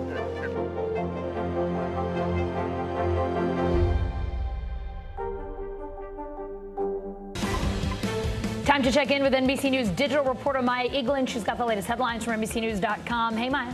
Hey, Allison. We start with the Supreme Court declining to review the decision that freed Bill Cosby from prison. A spokesperson for Cosby calling the decision a victory. Utah Governor Spencer Cox says he will veto a transgender youth sports ban that passed last Friday.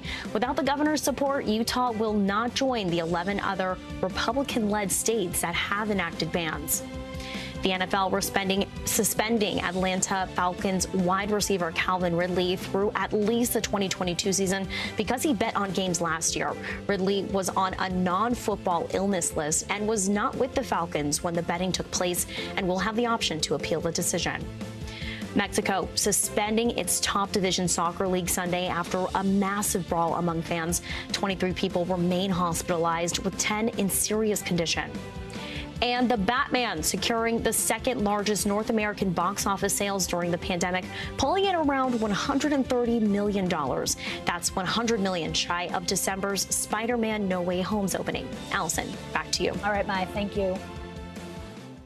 Closing arguments starting in the case against a Texas man charged in the January 6th Capitol attack. NBC News Justice correspondent Pete Williams joining me now. Pete, Guy Reffitt charged with 5 felonies. What can you tell us about this trial so far? Well, it has moved very quickly. The closing arguments are now being presented by prosecutors. The defense rested earlier today without calling any witnesses, which, of course, is their right in the federal system and in state trials, too. It's the government that has the burden of proof. And I think it's pretty clear from the questions that Reffitt's lawyer has been asking witnesses that their argument will be that he never assaulted anybody, he didn't touch any police officers, he'd never entered the Capitol. And so I think his lawyer is going to say, how in the world did Guy Reffitt interfere in any way with Congress's counting the votes when he never went into the Capitol? What the government claims here is that he came to the Capitol with a handgun strapped to his hip, which the jury could see in some of these photos that were shown during the trial. You could see the holster. It may well be Reffitt's argument that that was a holster that held his cell phone, not a gun, but the government says it was a gun. And there's also testimony from Reffitt's own son that when he came back to Texas, he told his children what he'd been doing. He said he carried a gun up to the Capitol. And the prosecution is also saying that he led the protesters, he led the rioters up to the Capitol, that he did end up getting into a tussle with Capitol Police. They were shooting paintballs at him and spraying him with chemical irritant spray, and that was, in a sense, a kind of distraction for the officers dealing with him that allowed other rioters to get into the Capitol. So we're now into the closing argument phase. It's pretty clear the jury will start its deliberations tomorrow. Pete, Reffitt is the first Capitol rioter to go on trial. Bigger picture, what is at stake for federal prosecutors and the other January 6 defendants beyond this case? Well, I think every case will be different, but this is a chance for the government to demonstrate how it's presenting the overall Capitol riot to the jury. I mean, when you seat a jury, you have to find one that says that every juror will make the decision in the case based on the evidence in the courtroom, not on any pretrial publicity.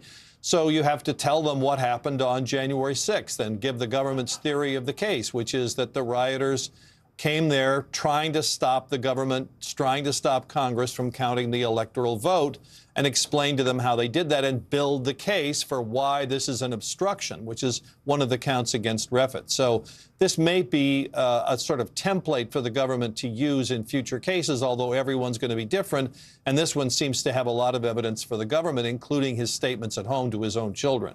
Pete, a separate question before you go. The Supreme Court declining to hear a case involving broad legal immunity for social media companies when their platforms are used for crimes. What can you tell us here? Right. The Supreme Court declined to take this case. This involves a Texas woman who responded to a person on Facebook who said, you know, you could make a lot of money as a model. She met with the person and she was immediately beaten and raped and forced to do child sex trafficking. And the government here, rather, Facebook was sued by her. She sued Facebook, saying that it had a duty to protect her from this sort of thing. There's a federal law that says internet companies can't be sued for what other users post, that they're, in essence, just sort of publishers, and they can't be held responsible for what other people post on their sites. Justice Clarence Thomas has been a consistent voice saying that's not right, that the Supreme Court should take this case or should take cases like this one. He realizes there are procedural problems with this specific one, but should take some case in the future to re-examine this because he believes that the law here is not what the lower courts have been saying. Pete Williams, thank you so very much for being with us. You bet. Former AG Bill Barr calling Donald Trump's efforts to overturn the 2020 presidential election shameful. But if Trump becomes the Republican nominee again in 2024, would Barr support him? Here's what he told Savannah Guthrie on the Today Show. I was pretty content with the administration up until the election. I supported his policies.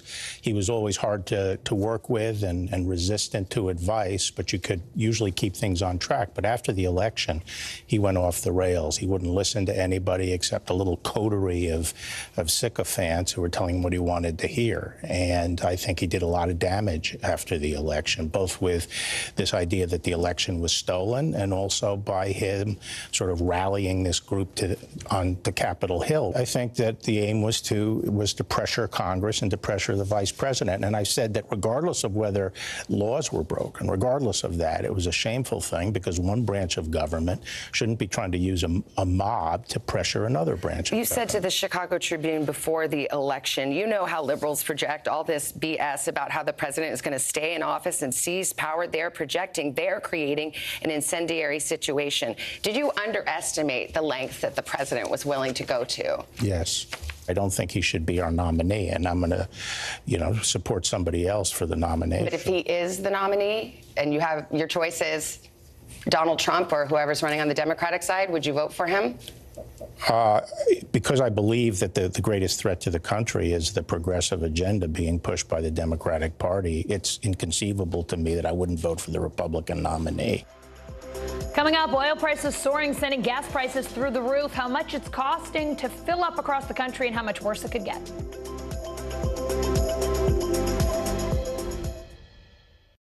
NBC News, streaming free now. To cover the news, you have to be in it. We'll take you to the front lines of the story, bringing your news feed to life. Streaming live every night. It's your news playlist. Top Story with Tom Llamas, weeknights at 7 on NBC News Now.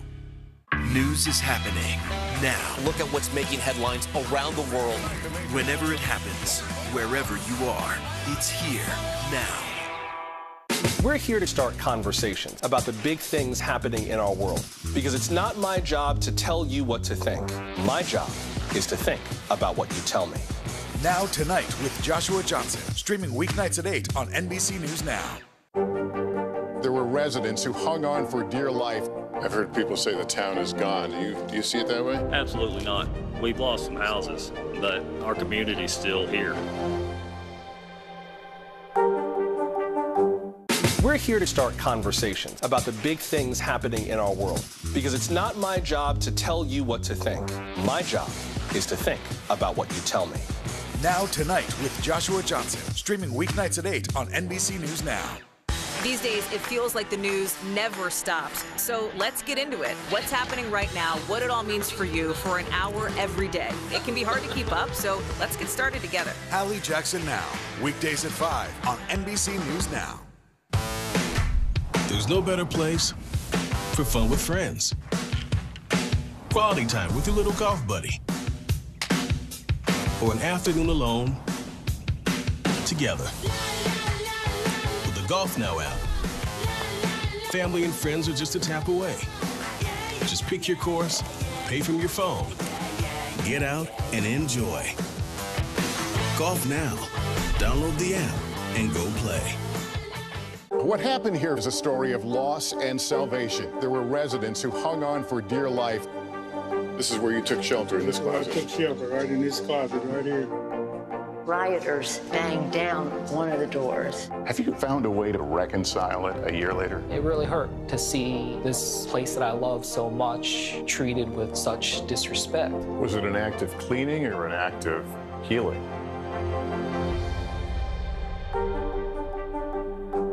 NBC News, streaming free now. Top Story with Tom Llamas is your news playlist on NBC News Now. And now, you can listen to it as a podcast. Available anytime and anywhere. We're here to start conversations about the big things happening in our world, because it's not my job to tell you what to think. My job is to think about what you tell me. Now Tonight with Joshua Johnson, streaming weeknights at 8 on NBC News Now. It is time for the bottom line, our daily look at what's going on in the business world and beyond. Stocks on the skids again. The Dow losing 797 points today. I mean, look at that. That is ugly. The S&P 500, the NASDAQ also sharply lower. Investors are increasingly concerned about the Russia-Ukraine conflict and the world's oil supply. CNBC reporter Rahel Solomon here now with a look at the markets and the week ahead. Rahel, we're going to get into gas prices with Jolene Kent in a minute, but let's talk with you about these markets and oil prices. What happened out there today? Hey, Allison, yes. So we saw a spike in prices after a statement over the weekend by Secretary of State Blinken that the U.S. and European allies were discussing a ban on Russian imports. So that sent prices jumping. The U.S. benchmark WTI hit $130 a barrel at one point. But then we heard from Germany's Chancellor Olaf Scholz stating that Germany would continue to buy Russian gas and oil, and that news brought prices off their highs. Russia supplies much more of Europe's oil and gas than here in the U.S., so clearly a different equation for European leaders. That said, investors do appear to be expecting disruptions of some sort. And of course, with gas prices already being high, any further disruptions continue to sort of prop up prices. And the idea being that as consumers have to spend more on gas, they'll spend a lot less on discretionary items, vacations, flights, restaurants. retail, all sorts of things. Rahel, we got a big week ahead, particularly for techies with that Apple event happening tomorrow. Invitations went out with the tagline, Peak Performance. What are you expecting Apple to unveil tomorrow? I feel like this is going to be a great distraction from so much of the negative news we've been dealing with lately. And a welcome distraction. Yeah. I think it has been certainly a tough news cycle. So, yeah, we're expecting a low-cost iPhone with 5G support.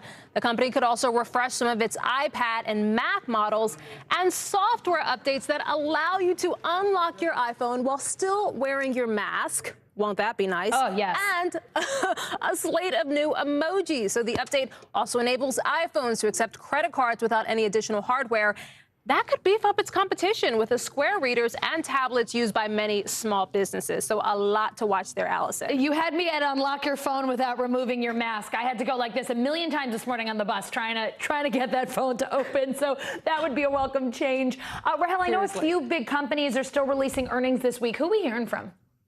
Okay, so tomorrow we'll get earnings from Dick's Sporting Goods and Petco. Wednesday, Campbell's Soup and Oatly. Thursday, we're going to hear from Ulta. So, Allison, something that investors have been watching this earnings season is how companies continue to manage supply chain constraints. That's something we haven't talked about as much these days, but it's still very much an issue.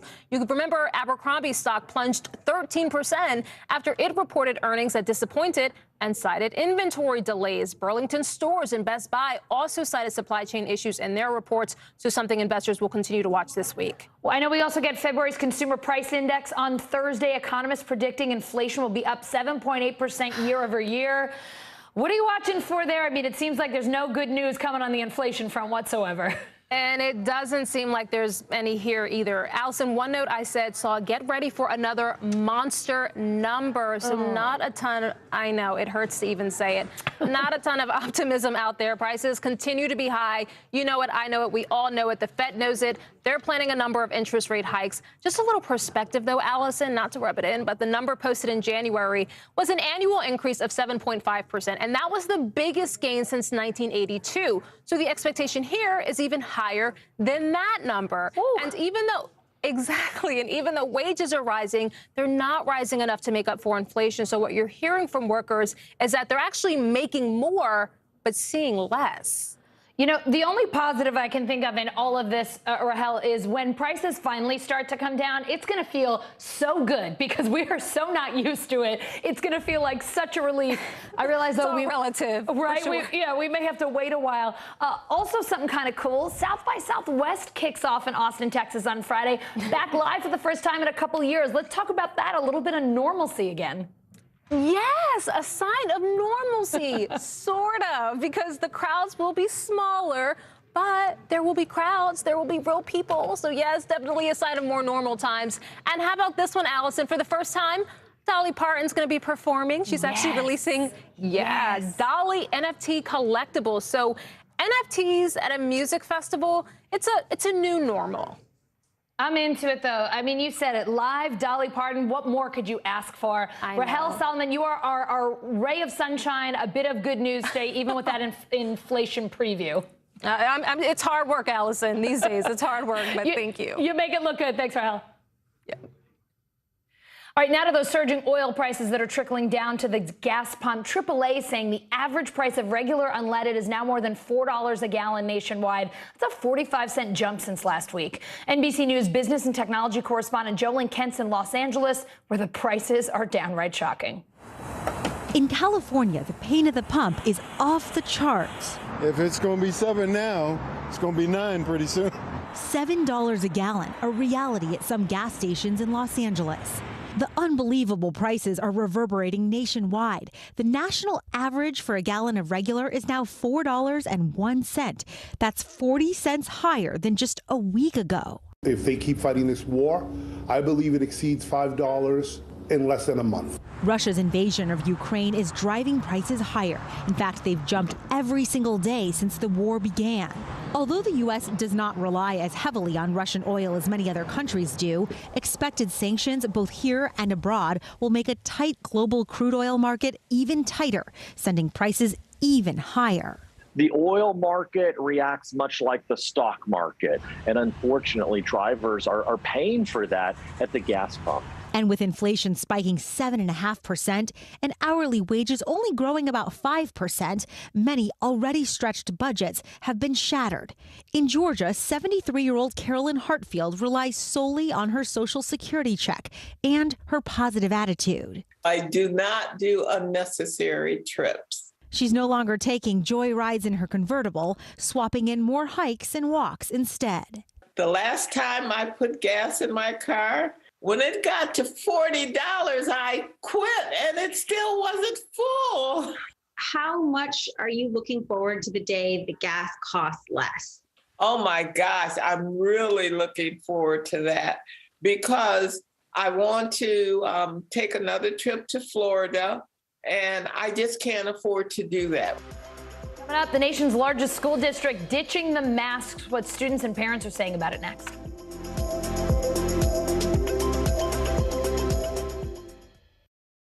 Top Story with Tom Llamas, weeknights at 7 on NBC News Now. Good morning, I'm Joe Fryer. And I'm Savannah Sellers. 2022 is off to a busy start. Winter's wrath causing headaches from coast to coast. It's been really incredible to see how quickly volunteers started to help with the cleanup efforts. Morning News Now, streaming weekdays at 7.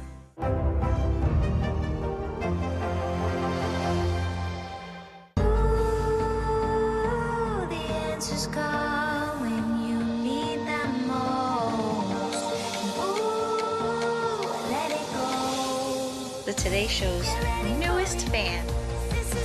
Little Al Roker. What am I doing here?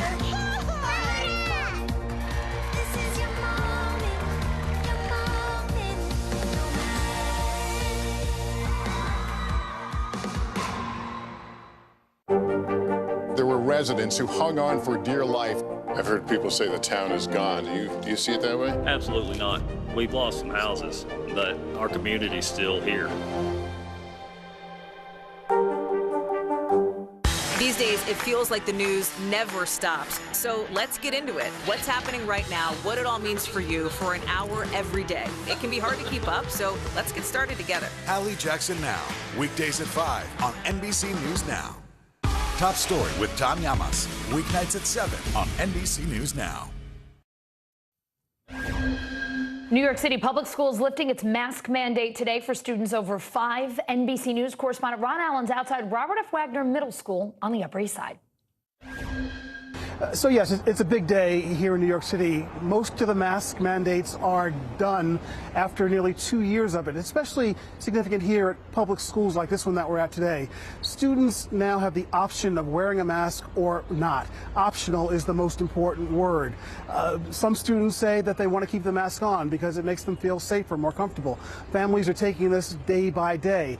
A lot of students say they want to be able to take a mask off during recess or when they're out playing because of the problem breathing. But it's really significant, and it's happening because the COVID numbers are way down here in New York City and the vaccination rates are very high, some above 80% for the adult population. There's still a mandate in place for masks for kids who are under 5 who are not eligible to be vaccinated yet. A lot of families discussing all this. Here's some what parents had to say about it. I was very happy to walk my daughter to school this morning with no mask because I think it's torture for all these kids to be wearing them in school. To carry it is one thing, to wear it's something totally else. I think it's great. I think we've been through a really rough 2 or so years, and everyone's looking forward to the warmer weather and not being stifled by a mask. So if it's being lifted, I think it's great. We feel like, they're respecting the science, although obviously with little kids, there's always a concern about getting COVID. Lucy, our first grader, is vaccinated, but we have a 3-year-old who isn't vaccinated yet, so we're a little bit concerned, but we're hopeful and optimistic. There still are some places where you do have to wear a mask. A Broadway play, mass transit, buses and subways, healthcare facilities, homeless shelters, places like that. And that's likely to stay the way things are going to be there for some time, the mayor says, as we continue to watch the COVID and vaccination numbers, the COVID numbers going down. If they spike up, of course, all this could change. All right, let's bring in NBC News senior medical correspondent Dr. John Torres. Dr. John, Chicago schools announcing today that they will lift their mask mandates next week. New York City and New Jersey both lifting theirs for kids over 5 today. Here's New Jersey Governor Phil Murphy on CNBC earlier. every time you think you've got this virus figured out, it humbles you. It takes a turn you don't expect, and about 8 out of 10 of those turns are negative. But it feels very much like we are on that road from pandemic to endemic, that we'll be able to live with this in a normal way, responsibly, like we do with a flu. It very much feels like that's where we're headed right now, and let's hope it stays that way. Dr. John, is it safe for kids to be going to school without masks? And what's your advice for parents who just aren't convinced yet that this is a good idea? You know, I think the ideal word is that it is safer than it was before, because we know cases are coming down, positivity rates are coming down, rates are high for those, 5 and above. But you also have to remember there are some that are not vaccinated. There are some that cannot get vaccinated. And there are some that have people at home that could possibly be immunocompromised. So you do have to be careful with that. And so I think the biggest thing here is to keep an eye on what's going on and make sure that the schools have situations in place where if case numbers start going up, positivity rates going up, if they have cases in the school, they know how to treat those. And they have mechanisms for putting a mask back on if you need them, especially in certain situations. And so again, I think it can be safer, and it is safer right now. But at the same time, if you want your child to wear a mask, I think they should be able to wear a mask, and they should not have any issues or difficulties from staff or other students when they do that, Allison. Dr. John, New York City is keeping its mask mandate in classrooms with kids younger than 5 who aren't able to be vaccinated yet. Would you like to see other school districts do the same? I mean, what should schools be doing right now to protect their youngest students? I think one of the things we do know, and we've learned from this pandemic, is that the children themselves, even though we always say that their chances of catching COVID, their chances of having issues from COVID and dying from COVID are low, they're not zero. And so we know they're there. And so for children, especially if they're in a situation where they're congregated inside, less than 5, can't get vaccinated, might be a good time for them to put their masks on in those situations. But if they go out to the playground, they're outdoors, and cases in the community are low, then they can go ahead and remove the masks in those areas, and they should feel safe doing that. So I think to have a blanket under 5, everybody has to wear a mask in every situation. At the same time, having a blanket, if they're under 5, you'd never have to wear a mask in any situation. I think we kind of have to have that gray area in between to make sure these children stay safe and their families stay safe as well, Allison. Dr. John, COVID's killed more than 6 million people worldwide since this pandemic started, according to Johns Hopkins. The U.S. home to more deaths than any other country. Our COVID numbers are trending down, but Hong Kong is getting refrigerated shipping containers and additional coffins because deaths there are spiking. What does that tell you about this pandemic globally? Well, what it tells me is the pandemic is clearly a global event. We have, South Korea, Malaysia, Germany, Iceland. They have the highest number of cases they've ever had right now. They're still peaking. And one thing I keep telling people is, yes, we are I think we're getting out of the forest. The trees are starting to thin out, but those trees could fill in all of a sudden again. So we just need to be very careful. And until we get things under control globally, we're not really going to get things under control here. We might get in situations where things are better here, but we need to keep an eye on the rest of the world to make sure they don't get bad here again, Allison. Dr. John, I want to ask you about some new research out of Britain. It says that scans show that even mild COVID cases are linked to brain damage. This is the first research to reveal striking differences in areas of the brain based on scans taken before and after a COVID infection. What else can you tell us about this study and how COVID impacts the brain? And I think what you should do is you should take from the study that, a lot of kind of raising eyebrows of like, I definitely don't want to get COVID. I want to make sure I'm vaccinated if I do get COVID to protect myself, because COVID is more than just a cold or the flu. We know COVID, we talk about it being a respiratory illness. It's also a vascular illness, especially that microvascular area of the brain. It can cause problems there. And that's what we're seeing in this study, that they found that these brain scans, they actually had atrophy of the brain in certain areas, particularly areas where the smell is concerned, which also happens to be other parts of the brain as well, and that can be a problem long term. They're hoping that these people will get that brain function back, but we don't know for sure. And so these long COVID symptoms we're talking about, particularly the brain, could be devastating lifelong. So you want to protect yourself. Again, Allison, we've talked about this. This is not the cold. This is not the flu. This is COVID. Yeah, definitely a different ballgame, that's for sure. Dr. John, always wonderful to see you. Thanks for all the advice. More than 200,000 American children have lost a parent or a primary caregiver to COVID. NBC News senior investigative and legal correspondent Cynthia McFadden sat down with 4 siblings whose single mom died earlier this year. It is part of the NBC special series, The New Normal. Take a look. A staggering number of kids have lost a parent or primary caregiver to COVID. an estimated 200,000 and growing. Most are under 13. Some have a surviving parent, but in many families, only the children remain. There's some days where I'm perfectly fine, and then others just want to hide under a blanket. 15-year-old Zoe and her 3 siblings lost their single mother in August. Jenny is 24.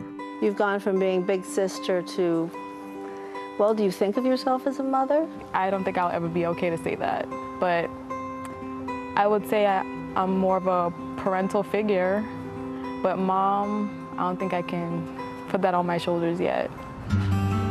Brother Trey is 20 and helps in every way he can, contributing his full-time salary while he goes to school at night. How is life with 3 women? It's definitely not easy. Sometimes you need a break from, can you help me do my hair, stuff like that. Is he any good at that, by the way? No. The hair? No. But it is Jenny who's put her own school plans on hold and works as a dental assistant, who's shouldering the greatest responsibility. So I know one of the first priorities was making sure that you got guardianship of your little sisters. Definitely. I didn't want to take a chance of losing them. Separated Yes. even in the foster care system or something. Oh my gosh, I can't even, I don't want to think about that. How have these 2 on the other end of the sofa been doing? Have they been stepping up? She's impressed me, actually. Yeah. Jenny! I wasn't expecting that. Well, tell me why. She gives like a mothery vibe all the time now. Aww. Yeah, it's like she's filling in that little hole of wanting a mother now, but she's like there, so it's like, thank you. Oh my gosh. Yeah. I've never heard that, so you're welcome. Their mother, Cindy Dawkins, worked 2 jobs. Her kids were everything to her. Sierra is only 12 and still desperately misses her. I always used to sleep in her room. You just like being with her? Yeah. She made you feel safe? After Cindy's death, Jenny and Trey had no idea what to do, so they called a mom from Trey's high school who'd helped them in the past. I'm looking at these 2 kids that are like deer in headlights, and all they said was, we just want to make sure we stay together. Janie Yoshida and her husband stepped in to pay the rent for the next 6 months. You and your husband were the safety net. Yeah, not easy, but I don't know what would have happened. Did anyone from the hospital ever call you guys and say, hey, your mother's died, what can we do? No. Anybody from town? None of that. Nobody. If it wasn't for Miss Janie, we wouldn't know what to do at all. There's no one calling and saying, okay, this is what agency you should get in touch with. We were like, what about food? I said, oh my gosh, do the girls have health insurance? We need to make sure that, they're going to be able to go to the doctors. And so I made a list. I'm not sure where we go from here. We've been trying to get the FEMA funeral assistance, and it still says pending. To think that 2 young people are going to navigate this by themselves, I've barely been able to navigate it. Sadly, there are many families like theirs. In my mind, it is a national health emergency. Dr. Charles Nelson was among the first to study caregiver deaths from COVID. If a child has lost a parent, someone needs to show up at that doorstep right away, meaning that day, the next day. And we know that there is no system for that right now. That's the problem. This loss is our loss. These children are our children. And it seems to me that we in positions of responsibility ought to start acting like it. Deval Patrick co-chairs a large bipartisan coalition that's urged the White House to make these kids a priority. There are resources available that are going unutilized, but there is so little transparency and clarity about how to access those programs that they might as well not exist. Miss Janie knows that's true. She found it so hard to access services for the kids, she was relieved she'd created a GoFundMe page. Most of the money going to a down payment on a home of their own. The kids moved in last week. They've never given up. They never say, why me? Ever. Not why us? Why did this happen to our mom? And these 4 kids get up every day with whatever challenge is ahead of them and still do it.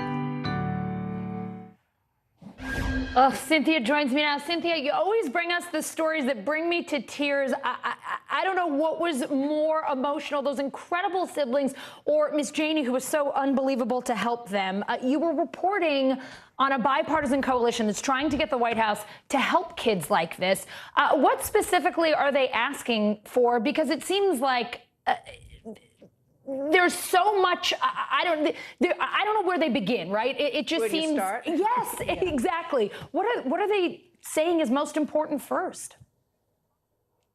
Well, I think first is to make this a priority. And the reason they want the White House involved is they want the president, to have some of these kids at the State of the Union in the balcony to make this a priority, a national priority. And I think, we can hope that may be about to happen. I really commend to folks who are interested the report that came out by the COVID Collaborative. It takes a deep dive into the kids who are in this situation. I mean, as you know, I mean, these kids, many of them were already in distress before COVID. Yeah. Many of these kids were growing up in very fragile environments. And so, including the ones you just saw. I mean, we didn't put this in the piece because enough already, but these kids have been homeless. The four of them and their mom, through a whole series of financial disasters, had been homeless. And Miss Janey, that's how they knew her. She had stepped in. Her daughter was going to school with Trey. She had stepped in. And it wasn't that they couldn't afford the rent, Allison. It was that because she was working two jobs, but she couldn't get together a down payment, the security deposit. So Miss Janey put it down. And so they'd been living in a little apartment. So that home that they were finally able to buy is first thing that family has ever owned. Listen. Anyway, you ask about the politics of all of this. So the COVID Coalition, among other things, what they want is they really want, as a first step, is to identify who these kids are. I mean, it's amazing. We know that there are more than 200,000 by mathematical modeling, but we don't have their names and addresses. So that's number one. Cynthia, a happy ending. So awesome seeing them get that home. Thank you so much for reporting. It's always wonderful to have you on. A WNBA star arrested in Russia. The new concerns today about Brittany Griner's detainment next.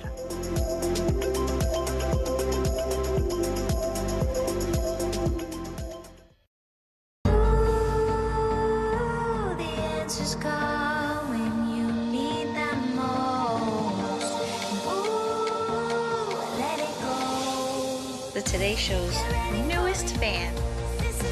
Little Al Roker.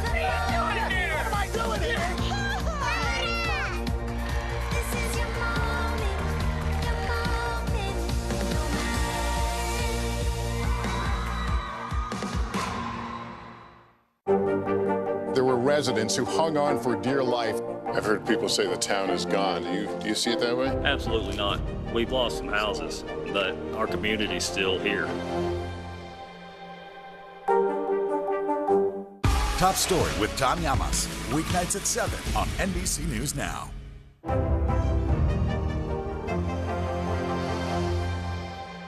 NBC News, streaming free now. Basketball star Brittany Griner in custody in Russia. The WNBA player arrested on drug charges at an airport near Moscow. U.S. officials trying to secure her release. Meanwhile, NBC News correspondent Kathy Park reports her arrest may have larger implications. Growing concerns over WNBA star and two-time Olympic gold medalist Brittany Griner, arrested by Russian federal customs officials on drug charges. This weekend, they released a video showing a traveler believed to be Griner going through airport security, followed by a closer inspection of her suitcase. The Customs Service saying they found vape cartridges containing hash oil, an offense which could carry a 10-year prison sentence. So how worried should we be about Brittany's well-being right now? Unfortunately, Kathy, I think we should be really worried. Once they figured out who she was, given the timing and everything that's happening right now, it's undeniable that she's now being held as part of the pawn in this geopolitical standoff and in the war in Ukraine.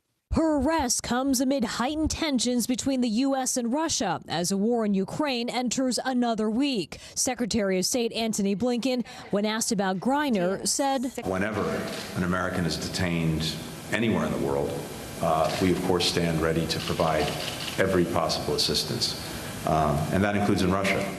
The 31-year-old center with the Phoenix Mercury has played in Russia during the last 7 years during the NBA offseason. Her team tweeting, "Our main concern is her safety, physical and mental health." With reports Griner has been detained for weeks, Griner's wife posted, "This message comes during one of the weakest moments of my life. We continue to work on getting my wife home safely."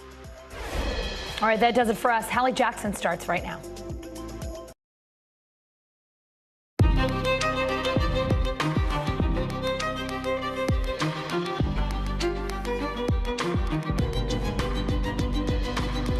We're coming on the air with some new developments in the war in Ukraine, and they're all connected by one thing, one warning, one fear, that it's probably going to get worse. Coming up, why more U.S. troops are now heading overseas to help NATO allies, and the concern that a frustrated, stalled Russia might step up long-range attacks like this one, the scary moment a missile hit the ground just outside Kyiv.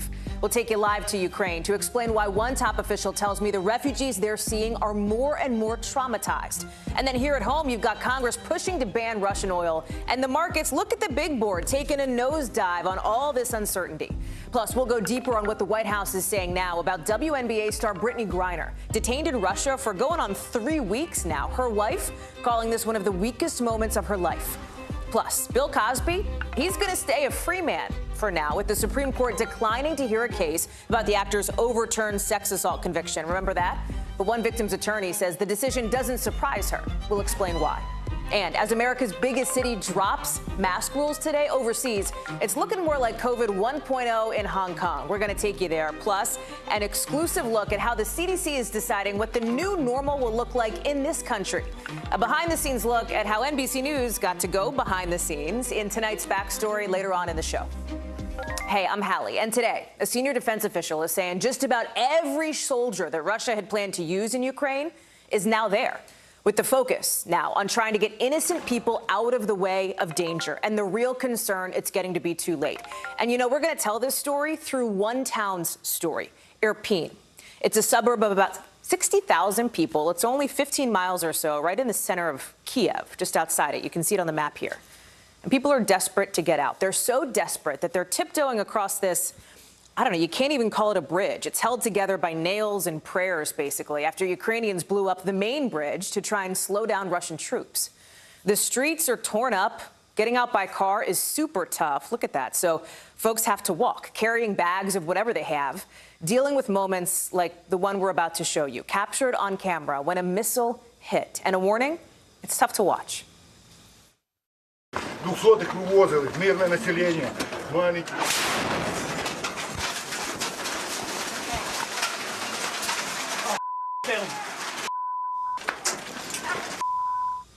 That's what it's like across Ukraine. You do not know what's coming next, including in Mariupol, a city in the south surrounded by Russian troops. And look at this. You can see the smoke coming up from buildings. The United Nations says more than 400 innocent people, civilians, are dead. But experts think we're going to hear about more casualties as this drags on. And here at home, you have the U.S. apparently collecting evidence of possible war crimes by Russia. Just as House Speaker Nancy Pelosi says the U.S. is looking into this bipartisan ban on Russian oil imports. We're going to talk more about the movement on that front, what it might mean for you and your gas prices coming up in a second. But we start on the ground with Cal Perry in Lviv. And Cal, let me start with the civilians, right? And these so-called humanitarian passageways that Russia is proposing. Because, you know, in Russia, they're saying, hey, there's going to be a ceasefire to get civilians out. But a Ukrainian official says you can hardly call them humanitarian passageways. They're more like propaganda corridors because they're funneling people back to Russia. So what's going on? Yeah, exactly that. I mean, you had a dozen or so quote-unquote corridors that were supposed to open up throughout the day, and 11 of them led to Russia or Belarus. And it, you know, if you're a Ukrainian civilian, you're not trying to flee to Russia. You're trying to flee the other direction. You're trying to flee where I am. On top of that, and you showed that video, there's no trust amongst civilians that these humanitarian corridors are going to be safe when they're constantly shelled. And that's the other thing that we're seeing, is that we're seeing folks try to make a break for it, try to get out of these cities that have been surrounded where the power has been cut off, where there's no more water, where there's no more heat, people making a run for it, and then they're being targeted. And so folks are more likely to stay where they are. In fact, my colleague Richard Engel was reporting today that folks in the suburb of Kyiv were actually moving closer into the city, that they were going into the more urban areas to try to bunker down there because they just didn't trust that these corridors would function properly, Hallie. So these quote-unquote peace talks, it feels like they're just that, quote-unquote, right, between Russia and Ukraine. There are so few signs of progress that it's really kind of hard to assess at this point. And it's hard to figure out exactly what's being discussed. It's leaking sort of from both sides. I think the Ukrainian government feels like they need to show people that they're willing to sit down and talk with the Russians, that they're open to a ceasefire, even if there's no trust there. And then on the Russian side, you have the Russian delegation saying, we're trying to look out for civilians, we're trying to take care of these civilian populations. But again, not only is there a lack of trust, there's also a lack of what it is that we are talking about. Some of the Russian delegation today leaked out to some of the Russian media that they were talking about the Constitution here in Ukraine. And maybe Ukraine would never agree to join NATO and never agree to join Europe. And so what is the point is what you're going to hear from the Ukrainian side. If we can't even agree on what we're talking about, if we can't even agree on a framework, sort of what are we doing here? The other piece of this, Cal, and I keep coming back to this, and I think a lot of people do because it is so visceral, it's the kids, right? It's these children. And this new UN warning today about some of them coming across unaccompanied. There are concerns about that. We know that many of the refugees coming across the border, are children, Cal. Yeah, half. I mean, we're hearing from the UN, it's about half are just kids streaming across. And that's a combination of things. You've got fathers staying behind to fight, forcibly being forced to stay behind. And some of these folks are now ending up in orphanages. I mean, this was a dark moment, I think, in this conflict this weekend when an orphanage here opened in the city of Lviv, because it's just an indication that a lot of these parents are not making it out of these cities, and kids are. We're hearing these gutting stories of kids being given notes, handwritten notes with a phone number to reach other relatives and a cell phone, and being pushed across the border and are crossing alone. And that is something that is, of course, awful and will continue, and the numbers will only get worse. Add to that, there's now a food crisis here in this country. The World Food Program saying 5 million people are in need of immediate assistance. Again, more than half of those are going to be children, Hallie. Cal Perry, live for us in Lviv. Cal, thank you for being on the ground for us there. About 90 minutes before we were coming on the air here, we got new details on the 500 troops that are temporarily heading over to Europe, to Poland, to Romania, to Germany. You got some aircraft going to Greece, too. You can see it on the map here. Basically, to help protect NATO airspace, to resupply, to help with logistics. And when you talk about what's going on in the air, you have the Biden administration that's been more and more these last 24 hours opening the door to backfill jets to, say, Poland, if that country decides to send its planes to help Ukraine. Here's how Press Secretary John Kirby explained it.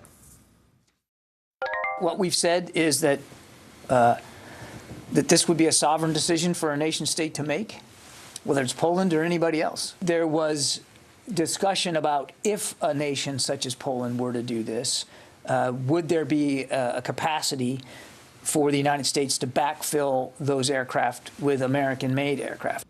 I want to bring in Pentagon correspondent Courtney Kube, who's with us tonight. So, Court, when I've talked to experts about this, even just today, there seems to be this mixed messaging or a mixed opinion bag, you could say. Some say this is a shiny object, backfilling jets to Poland. Poland even hasn't even said we want to send planes to Ukraine yet, right? Others say you've got to do every single thing you can, get those MiGs over there. What's the real deal?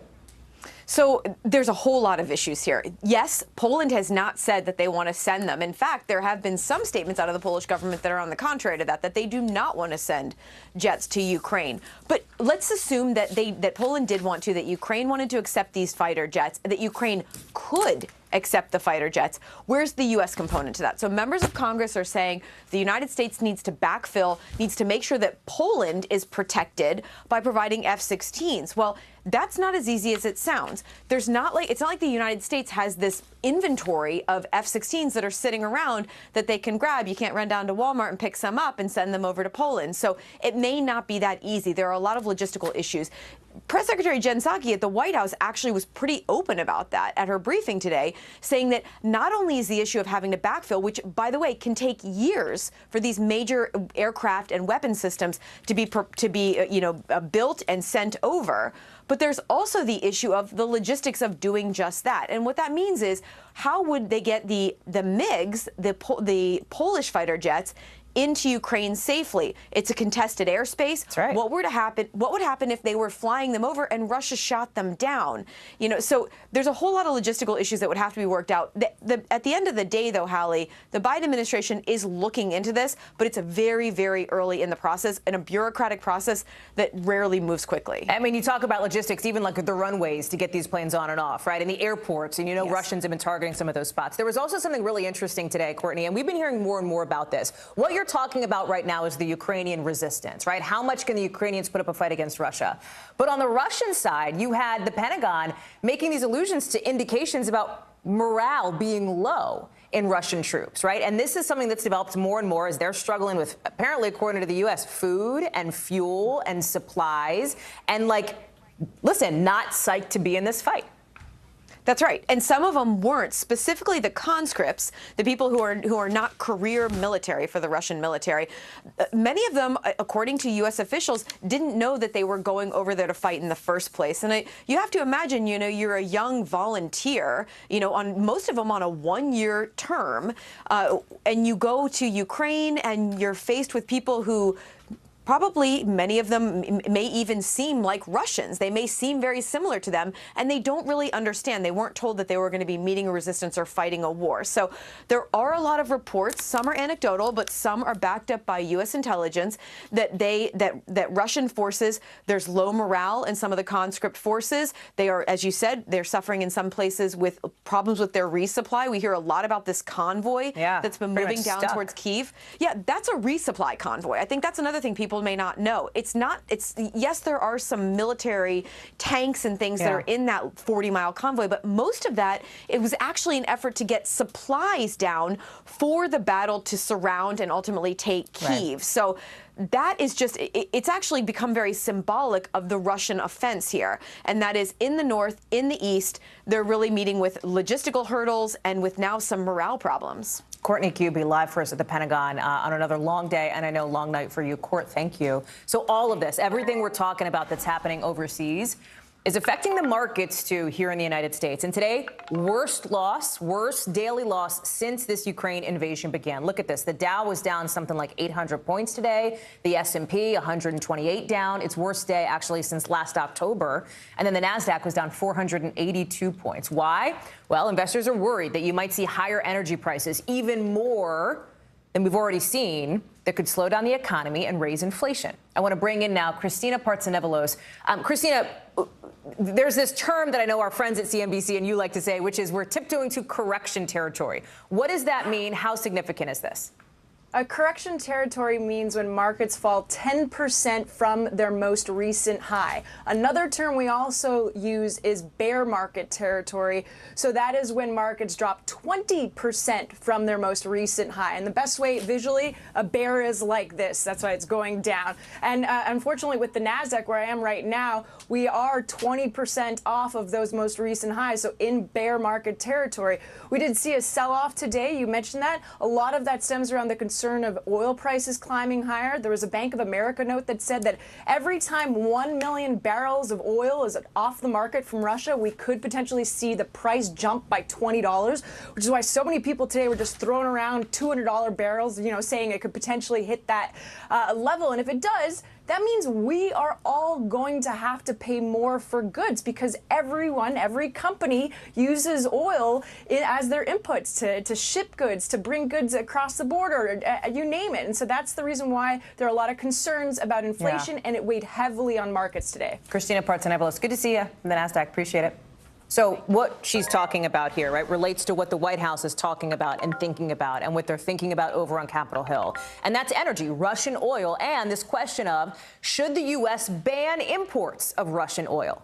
The White House is saying today, hey, no decision. But the head of the Intelligence Committee is telling NBC maybe we'll see it in the next 24 to 36 hours. You've got Democrats and Republicans on the Hill who want to really turn up the pressure on the Russian economy, and they think this is a step that the U.S. should take. Here's a little bit of a context check for you, though. Russian oil only makes up like less than 10% of U.S. imports, right? Not much, but you've got the White House that's been pretty open about it's worried if they take this step, gas prices could spike even more. even more than what you're seeing now. Yes, that says $7.59 at a gas station in Gorda, California. It's not like that everywhere, but it gives you a bit of a sense, at least in that one location. All because crude oil prices are the highest they've been in 13 years. I want to bring in Peter Alexander over at the White House. And Peter, what's interesting to me is that when you talk to some experts on this, they'll say, some of them say this feels like a no-brainer, we have to. But the White House perspective is, listen, this whole time we've been in lockstep with our allies. Our allies overseas in Europe get way more Russian oil than we do. Right. They're a little more hesitant to take this step.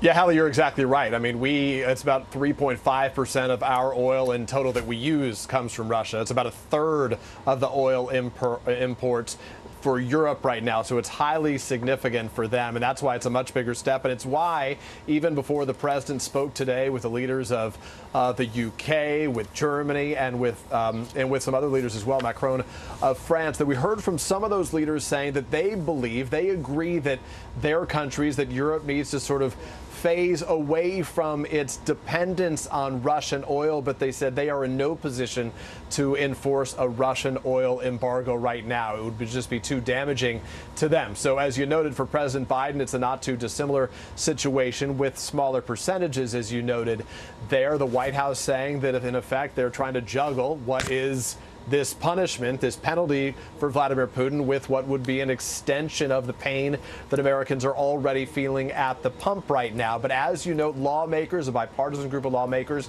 they are ratcheting up that pressure, to say nothing of what you're already hearing from Vladimir Zelensky, who again today said that Russian oil should be banned, Yes. that those European and America should ban that oil from coming in. But those bipartisan lawmakers are effectively working on legislation right now that would ban trade with Russia and Belarus, and also would ban energy products from Russia, Hallie. I am struck, though, when I hear from, for example, Senator Joe Manchin, as you know, a moderate Democrat, who will say, supporting this, well, Americans will bear the cost of higher gas prices because it's the fight for democracy, right? It's the fight to get Ukrainians out of this war overseas. I got to tell you, Peter, I'm not so sure that the White House is making that same calculation. Clearly, they have some hesitation on that front when it comes to a purely political perspective. And that is a part of this year. You have President Biden in this new Quinnipiac poll that's out within just the last 45 minutes, I think, showing his approval rating in the high 30s, but he gets better marks on his handling of the Ukraine crisis, right? People, I think Americans, we're seeing in the numbers, are appreciating what he's doing at the moment. The White House has got to weigh all this, plus the markets, as we just talked about, as they're making their decisions. Yeah, no, you're right. He does get better marks than his overall approval rating as it relates to Ukraine, but there's still more Americans dissatisfied with his handling of Ukraine even than they are satisfied with it right now. So Americans are frustrated broadly right now. There is that collective malaise even as we come out of the COVID crisis. They're now watching this situation. They were already dealing with inflation, and these gas prices as a function of what's going on overseas in Russia and Ukraine is only making that situation worse. So you hate to look at this through the strictly political lens, but obviously the Democrats, who control both houses of Congress and the White House, fear that they would be the ones ultimately who bore the brunt of Americans' frustration this fall during the midterms if inflation remains this high, and certainly if gas prices are that high as well. You said the average price of a gallon right now more than $4. In California, it's more than $5. These are numbers that are on par effectively with what we saw back in 2008, almost 15 years ago right now. And this is a pocketbook issue. It's as tangible as any other, because you drive past those gas stations every day, and as we speak to drivers around the country right now, they're acknowledging they want there to be a punishment for Russia, but they're concerned for their own economic well-being as well. It's that tightrope that the White House has got to walk. Peter Alexander on the White House North Lawn. Good to see you, Peter. Thanks for being on. We just found out that about half the country, not too long ago, just started dealing with some real severe weather threats. We're talking from Alabama up to New Jersey. Big storms, major winds, maybe even a few tornadoes, all of it affecting more than 37 million people. It's part of the storm that caused those deadly tornadoes in Iowa over the weekend, same system. 7 people, including 2 kids, died near Des Moines after multiple tornadoes ripped through the state. Officials say it was the deadliest storm that Iowa has seen in more than a decade. And these tornadoes created this 70-mile path of destruction. Look at this. Tore down dozens of homes, knocked down trees, knocked down power lines. At one point, more than 10,000 customers were out of power near Des Moines. You've got FEMA, the feds going in. They're looking at the damage there. They're trying to see what kind of help on the federal level might be needed. Al Roker is joining me now for the outlook on this. Okay, Al, where is the bad weather moving to now? What's the next bullseye? Well, it's moving here into the northeast, Allie. In fact, as we take a look on our radar, you can see we've got rain and showers and thunderstorms stretching all the way down from the northeast all the way down into Atlanta. And in fact, we have a severe thunderstorm watch right now for central parts of Pennsylvania on into northern Maryland and just north of Washington, D.C. And in fact, you can see we're looking at these storms pushing through. They're moving through relatively rapidly. Right now, as you mentioned, 37 million people at risk. New Jersey, Pennsylvania, Washington, back to Roanoke, Greenville, Atlanta, all under a severe risk. Tornadoes not likely, isolated possible. We're really mostly worried about strong wind gusts. In fact, we have high wind warnings right now, high wind advisories, I should say, from Boston all the way back into Raleigh, Altoona, Pennsylvania, New York City. 64 million people are going to be dealing with these high winds, Allie. So it's not the heavy rain. We're really more worried about the winds, maybe bringing down some power lines, and again, that isolated risk of a tornado in that risk area, Hallie. It does feel a little bit whiplashy, Al. I live in Washington here. It was like 70 degrees when I came into work today. But breaking records, I would think, or at least about to. Yeah, we are. In fact, New York City's tied a record. Take a look at some of these temperatures today. Feels really like spring. The calendar's probably about a month and a half ahead of time. Jacksonville almost broke its record. Mobile very close. Atlanta close as well. Raleigh not quite. But as we get into the Northeast, look at this. Philadelphia breaking its record. Same in Salisbury. Washington, D.C. broke a record at 79. New York City tying that record. However, with this front pushing through, that's going to knock our temperatures back to more seasonal conditions, mid-40s in Cleveland by the time we get toward the end of the week. Washington, there where you are, 43 degrees on Wednesday after a high tomorrow of 55. And you can see those temperatures back to the west.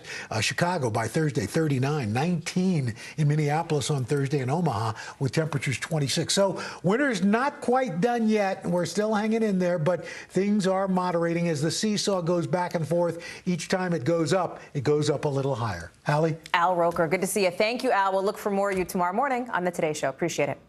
In other news here in Washington, the Supreme Court is not going to review the sex assault case against Bill Cosby, which means that Pennsylvania's decision to throw out his conviction, remember that stays in place. Cosby was convicted of aggravated indecent assault in 2018 for drugging and sexually assaulting Andrea Constand. He did almost 3 years in prison. But then remember what happened last June. The Pennsylvania Supreme Court overturned the conviction.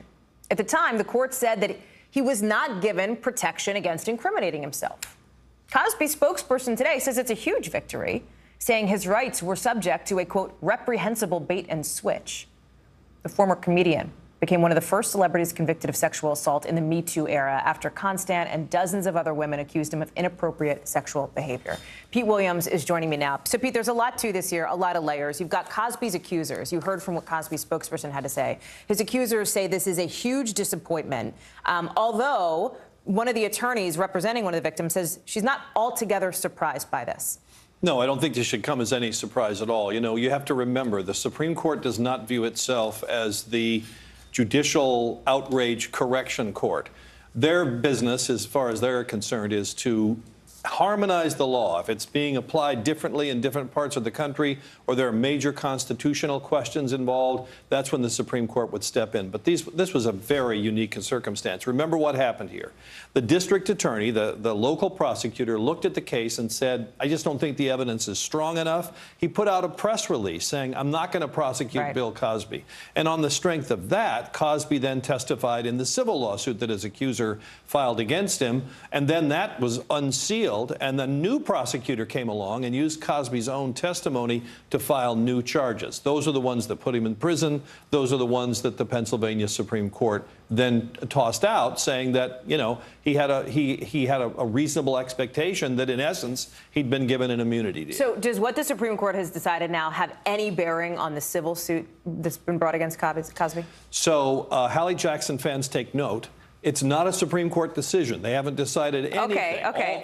All they did is just said, we're not going to hear this case. Fine. It has no precedential value. It doesn't mean anything. It just, as far as the U.S. Supreme Court is concerned, it doesn't exist. Decision with a small d, right? Didn't move. Supreme Court move, I guess, is what I meant. Action, whatever. Yes. I mean, it's going to have no effect in any other case. It's because This, again, these circumstances are so unusual. The idea that this would arise anywhere else, and I think that's one of the reasons why the Supreme Court isn't taking this case up. So that was my question to you. Could we extrapolate from this down the road? It feels like no, because this is such a unique and specific set of circumstances around Bill Cosby. Precisely. And the other thing to remember, of course, as you know, is that the idea that there could be any other criminal charges against Cosby for all these various accusations, we're pretty well down the road where the statute of limitations is expired for those. And so then there are other potential civil lawsuits that he could face. But this whole case about the specifics of what happened here and whether he had immunity or not, I mean, they just don't apply in any of these other civil trials. So this was really about this one case only. And I think that's why the Supreme Court didn't take the case. Pete Williams on set here with us. Appreciate you doing that. Thank you, Pete. Coming up, COVID chaos in Hong Kong. You've got cases in the city surging, tighter and tighter restrictions. We're going to take you to China for the surprising latest. Plus, new satellite pictures from North Korea have some analysts worried that the country could start testing nuclear bombs again. We'll explain why later in the hour.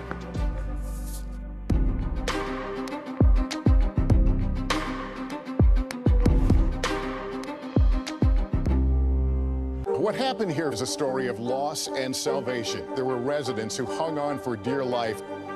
This is where you took shelter, in this closet. I took shelter right in this closet right here.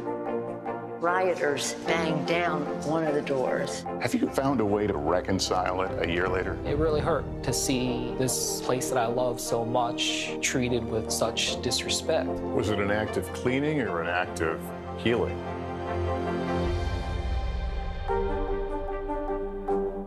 Top Story with Tom Llamas, weeknights at 7 on NBC News Now. Nearly a dozen hours after the eye roared ashore. There is some late-breaking news. All right,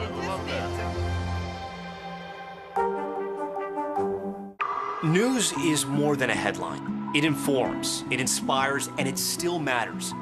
To cover it, you have to be in it. And that's what we're gonna do. Every night, we take you to the front lines of the story, where it's actually happening, with NBC News journalists on the ground from all over the world. We cover what you need to know and bring your newsfeed to life. In primetime and streaming live, it's your news playlist every night. Top Story with Tom Llamas, weeknights at 7 on NBC News Now. There's no better place for fun with friends. Quality time with your little golf buddy. Or an afternoon alone together. With the Golf Now app, family and friends are just a tap away. Just pick your course, pay from your phone, get out and enjoy. Golf Now. Download the app and go play.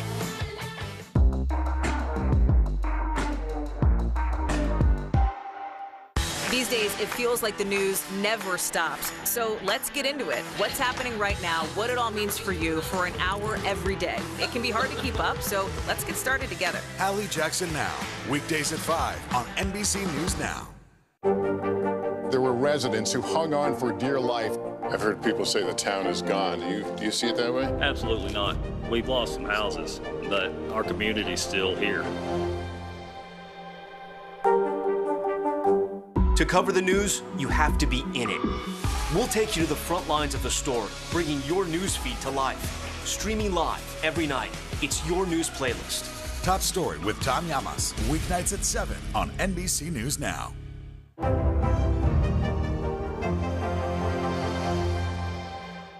Top Story with Tom Llamas, weeknights at 7 on NBC News Now. NBC News, streaming free now. Hallie Jackson Now, weekdays at 5 on NBC News Now. So in parts of China, it's looking kind of like the early worst days of the pandemic from 2 years ago, with a scientist in Hong Kong saying it's, quote, an unprecedented health crisis. We're talking about some of the highest numbers since the very first outbreak in Wuhan at the end of 2019. And all of it's happening even with China's whole zero COVID strategy, as they call it, that requires quarantines when even just a few cases are found. Now you've got the government planning to launch mandatory mass testing And we're seeing some scenes there, like what we saw here in the U.S. a couple years ago. Empty store shelves, long lines for things that people need, so much uncertainty. Janice Mackey-Freyer is joining us now from our Beijing bureau. And Janice, I just am struck by the images that we're seeing that look so much like COVID 1.0, 2.5 years into this pandemic. Welcome back to 2020. They're calling it the fifth wave in Hong Kong. Consistently, there have been 50,000 cases a day, and that's a lot when you consider that the population of the island is roughly 7.5 million. They're feeling overwhelmed there, especially the hospitals, because with this zero COVID strategy that officials there are aiming for, every positive case is admitted to the hospital, goes into the system. As well, there has been a rise in the death toll there, and that's creating a lot of panic and a lot of uncertainty, which is why we're seeing people stockpiling. Some stores have had to impose a rationing system for some items like rice and canned goods, as well as medications.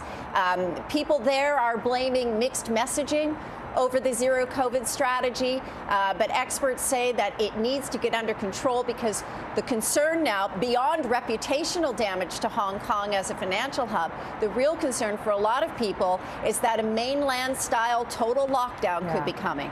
You talk about that uncertainty. You've got people, concerns that people may not be reporting positive tests because of exactly this issue, having to be separated from families, having to go into some of these really restricted and isolated places. Well, that's what zero COVID means, Hallie. It means that if there is a positive case, that positive case is separated from their family, put into the hospital, put into the system for treatment. It doesn't matter how old that positive case is. There are stories of toddlers being separated from their families so they can be treated in the hospital. And that creates a whole other traumatic situation for a lot of families. There's also a lot of distrust among people for the government, and as well the elderly haven't been getting vaccinated because they've been hearing all of these rumors of possible side effects. So you have nursing homes with an 80% infection rate, and experts say until that gets under control, this spread of Omicron is not going to stop. And again, a lot of the concern is that with the numbers mounting and with Hong Kong officials wanting to come in line with this zero COVID strategy that the mainland expects, that there is going to be a total lockdown. I'll give you a quick example of how it works with medications under a zero COVID system. I can't go to a pharmacy or a store to buy ibuprofen or cough syrup or fever medication, anything that might suggest that somebody has a symptom of COVID-19, you have to go to what's called a government fever clinic in order to get an appointment, to be checked out, to get a prescription for ibuprofen or cough syrup before you can actually go and fill that prescription. And even to get to a fever clinic, you need to have a negative COVID test. So this is the sort of system that's already in place in the mainland. This is the sort of system that people in Hong Kong are concerned is going to come about as officials try to bring the rules in line with the mainland and also to bring those numbers down. Janice Mackey-Freyer live for us there overseas. Janice, it's great to see you. Thank you. Keep us updated, please. We want to get to some breaking news now. Reports of a school shooting in Des Moines, Iowa. It happened at East High School, and the Associated Press says that police say that 3 people are being held. Vaughn Hilliard has been following this story and joins us now. Vaughn, I know that this is all breaking. This is all developing as we speak. Bring us up to speed on what we know for sure here. Yeah, Hallie, what we know for sure here at this time is that per the Des Moines Police Department, there were 3 teenagers who were shot and are in critical condition here at this hour. This happened this afternoon at East High School in Des Moines. To give you an idea, that is just about 1 mile from where the Iowa State Capitol is at here.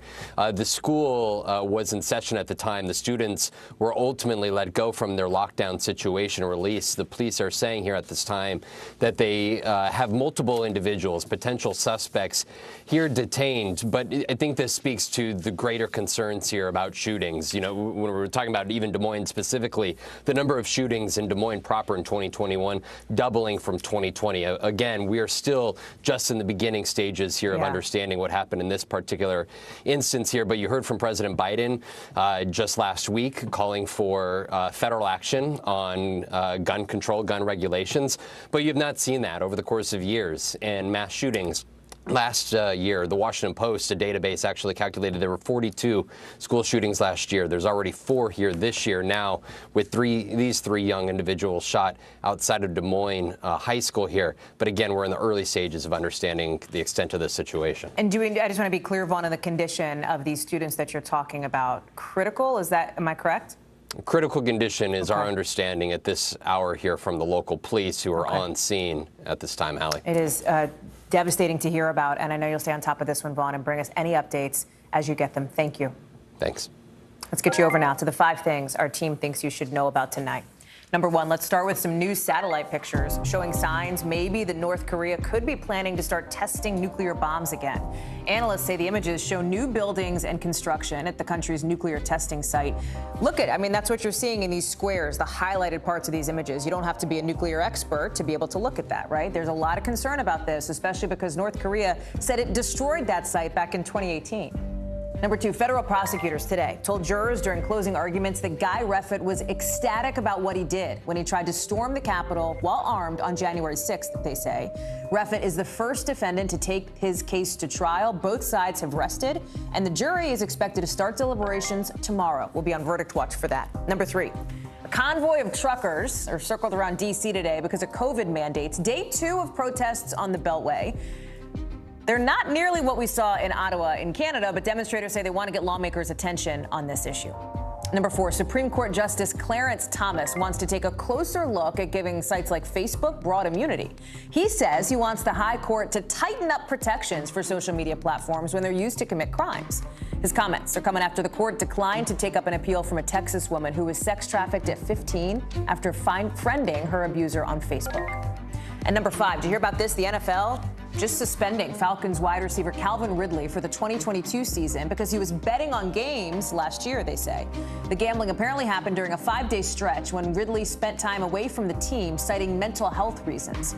Ridley can try to seek reinstatement, can try to get back on the team next February, or within the next few days, he can try to appeal, see what happens there.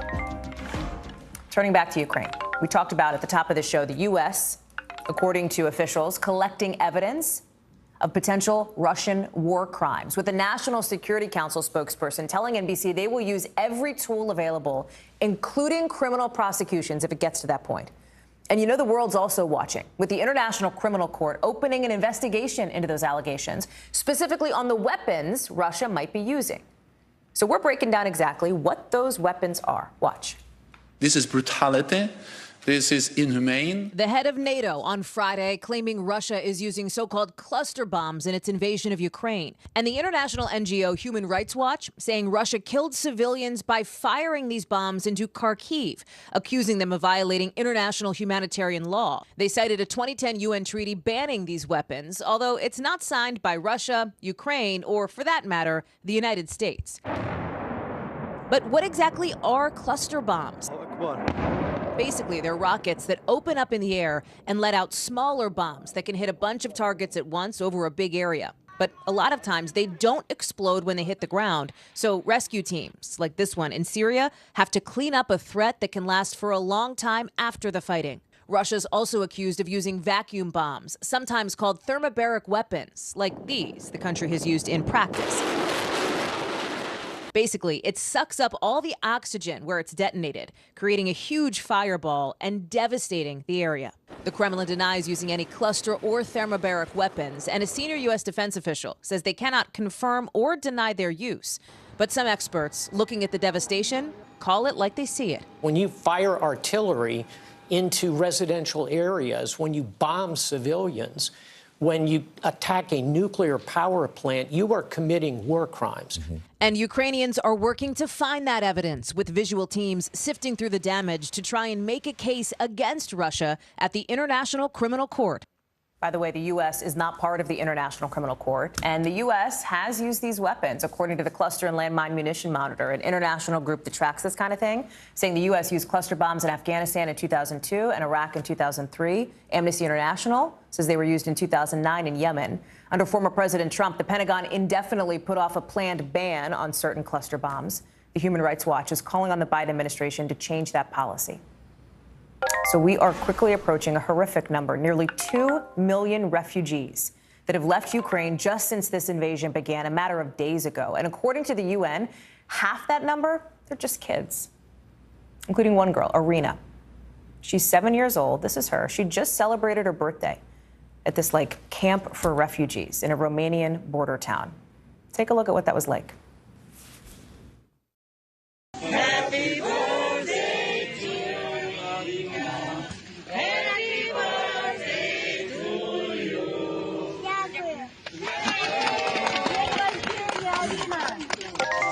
you. Bravo! For a little girl, just 7 years old, Romania's Interior Ministry is saying they hope Irina can celebrate her next birthday at home. Kelly Kobiea joins me now. And Kelly, it's not just Irina, that little girl. There's so many kids getting displaced by this war. And you have to think about the impact that has, on a generation of kids. Yeah, I mean, when we're talking about more than 500,000, presumably 750,000 kids who are now displaced, those are UNICEF figures. They don't have an exact number, but they do say that half, as you mentioned, of the displaced people right now, of the refugees, are children. So we're looking at this incredible number, and we've talked to a lot of these kids in the past few days. We spoke to an 11-year-old girl a couple days ago who had been traveling for about more than 24 hours with her mom and sisters and friends, family friends. And she said she heard what she thought was fireworks one night, and the next morning mom woke her up and said, pack your bag, we gotta go. And it was just that quick. She seemed fairly resilient, but she's 11 years old, and thinking about how this is going to play out long term is completely different. And we also spoke to a mom of 2 young children about what she's seen as she traveled from Ukraine into Poland. Take a listen. They're too little to understand what's happening around them. And I think it's good because I see that people, children of older age are very scared. A lot of these children, imagine parents are having to explain to these children what's going on. They're having to explain what war is, why their fathers and grandfathers have been left behind. So really, really traumatic. And we're only seeing the very beginning of the impact of this on these children. Hallie. Kelly, I had a chance to speak with a spokesperson for the UN Refugee Agency who talked about what they are seeing now over the last few days are folks coming across the border who are increasingly traumatized and increasingly vulnerable, who may not have had the means that others have had earlier on in this crisis, and spoke to the just huge logistical need that exists right now, right, organizationally, and just trying to basically scale up to help the vast number of people that are in now places like where you are, in Poland and in other countries along Ukraine's border. Yeah, and we were speaking to some folks who work with some of the bigger volunteer organizations and charitable organizations, and they said we are starting to get overwhelmed because we're seeing these people, these families who don't have friends and family in Poland and other parts of Europe. They don't have a place to go. They don't have someone to call. They can't just pick up and relocate. And as we've been saying over and over again, they're coming with nothing, like the mother, Larissa, whose soundbite you just heard. She's one of these people. She came to Poland not knowing anyone. She was traveling with a couple of people who do apparently know someone in Poland, but they were held up at the border because they weren't traveling with young children. She didn't even know where the bus was, which bus to take to the processing center. I mean, and there are thousands of volunteers at these border crossings to help people and to give them the information that they need to get to the next step. But Hallie, I guess the point is people are coming very traumatized, not knowing very much, not having anything with them, and they're having to navigate this incredibly chaotic scene and get themselves and their children to the next stage where they are sheltered. Now, the central government in Poland is trying to coordinate sort of a centralized response, and that's ongoing as we speak. But again, because it's happened so quickly, it hasn't happened the response hasn't happened in a controlled way. Kelly Kobiea live for us there in Poland. Kelly, thank you for that reporting. Still coming up here on this show, more student protests in Florida about the so-called Don't Say Gay bill that the state Senate is voting on today. We've got more on that in the local. And nearly 2 years into this pandemic, we're still asking ourselves and starting to ask ourselves, what does the new normal look like? In an exclusive, Kate Snow goes inside the CDC for a check. She's got our backstory next.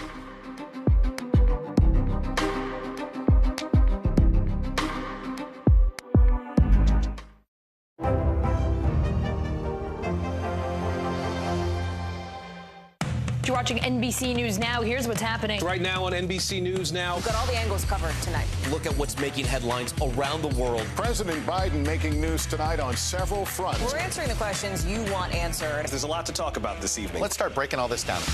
We begin with breaking news. Now to an NBC News exclusive interview. We'll get right to that breaking news, the desperate search and rescue. Our team is live all across the path of destruction tonight. People say the town is gone. Do you see it that way? Absolutely not. Nearly 200 firefighters responded. What you see on the tablet here is what we see in real life on the street. 2022 midterms, the battle for Congress and the fight for control of State House. In our special County to County series, we're checking out key battlegrounds ahead of the midterms. We are talking elections. I'm in a battleground state. Meet the Press Election Night special. It is a big night. Let's take a look at what else is making news around the world. The escalating tension between Ukraine and Russia. They worry that Russia is not negotiating in good faith. Let's zoom out a bit to our changing climate. I'm not asking you to predict the future, but what do we think that the new normal is going to be? We begin with the pandemic today. Have you seen a demand for mental health services increase among Latinos? Raise your hand if you have had enough of COVID. A piece of space junk is on a collision course with the moon. It does matter. It is significant. Why? We're here to try to start conversation. A lot to talk about as we continue our rolling coverage. We're coming on the air with the news NBC Scoop. To bring in the news to you is not only a job, it's an honor.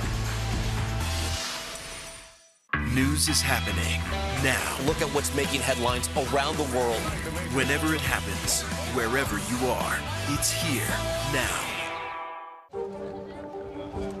Let's go. This is a critical choke point for this fire.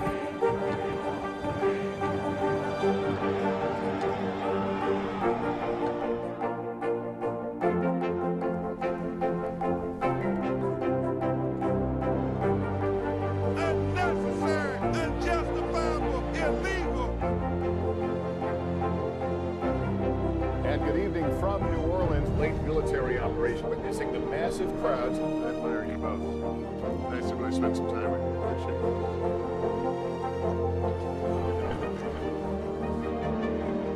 At any moment now.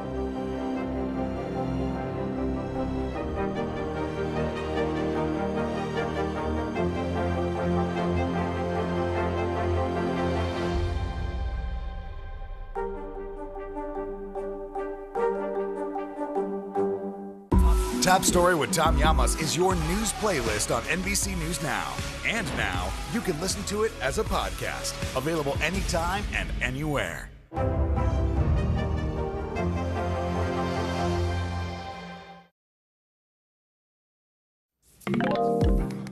Friends and family are demanding that Brittany Griner be released after we learned the WNBA player had been arrested in Russia. But it may not be easy to get her back home. We've got more on this story a little bit later. But first, NBC News covers hundreds of stories every day. And because you couldn't possibly read or watch or listen to them all, our bureau teams have done it for you. This is what they tell us is going down in their regions in a segment we call The Local.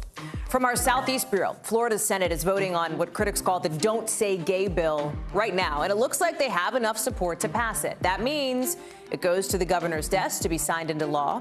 As we've told you before, this is a bill that would stop classrooms from talking about things like sexual orientation and gender identity to a degree. Students all across the state were protesting the bill in Tallahassee. They made their way to the Capitol this morning. Also from our Southeast Bureau, the country's biggest pediatric hospital says it will stop gender-affirming therapies. Texas Children's Hospital in Houston announced its decision after the governor ordered the state to investigate reports of gender-confirming care as child abuse. The hospital says it wants to create a healthier future for all children, quote, within the bounds of the law. And out of our Midwest Bureau, Chicago's Polar Plunge made its pandemic comeback. That's right. Who doesn't want to strip down and dip into some icy waters? North Avenue Beach, wintertime tradition, right? All for a good cause. It raises money to support Special Olympics athletes. They hadn't done it because of COVID, but this year they brought in $1.6 million.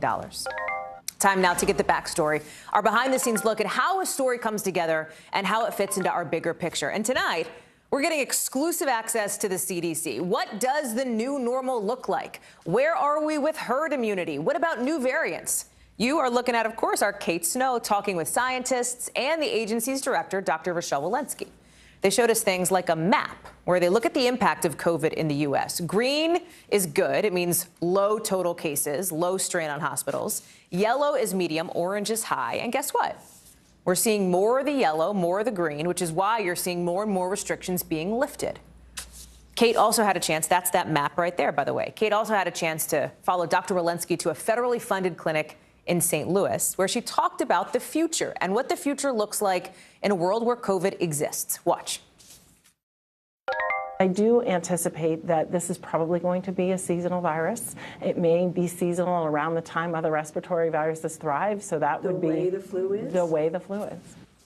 I want to bring in now Kate Snow. And Kate, we're so glad to have you with us for this special segment. And our viewers will happy know. to be here. Well, listen, we want to go behind the scenes. How did you get this story? What was it like for you reporting on it? And right now, it's such an interesting time because all across the country, like in D.C. where I am, mask mandates are lifted. Right. You're seeing cases go down. When you are walking into an interview like this, and I know, listen, you don't have all the time in the world. They're not giving you 6 weeks at the CDC.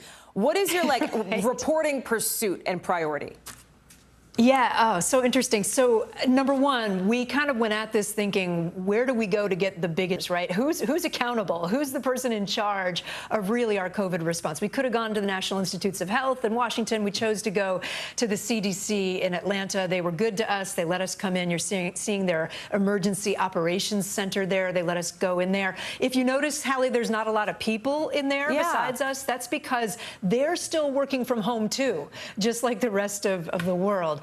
But really, we wanted to tackle, as you said, the big questions, like where are we right now in this pandemic? Is it still a pandemic? Are we in the endemic phase that everybody keeps talking about? And the short answer is they think much of the country, you showed that map before, there's a lot of green. There are a lot of places that have very low caseloads right now and low hospitalizations, and that's all really, really positive news.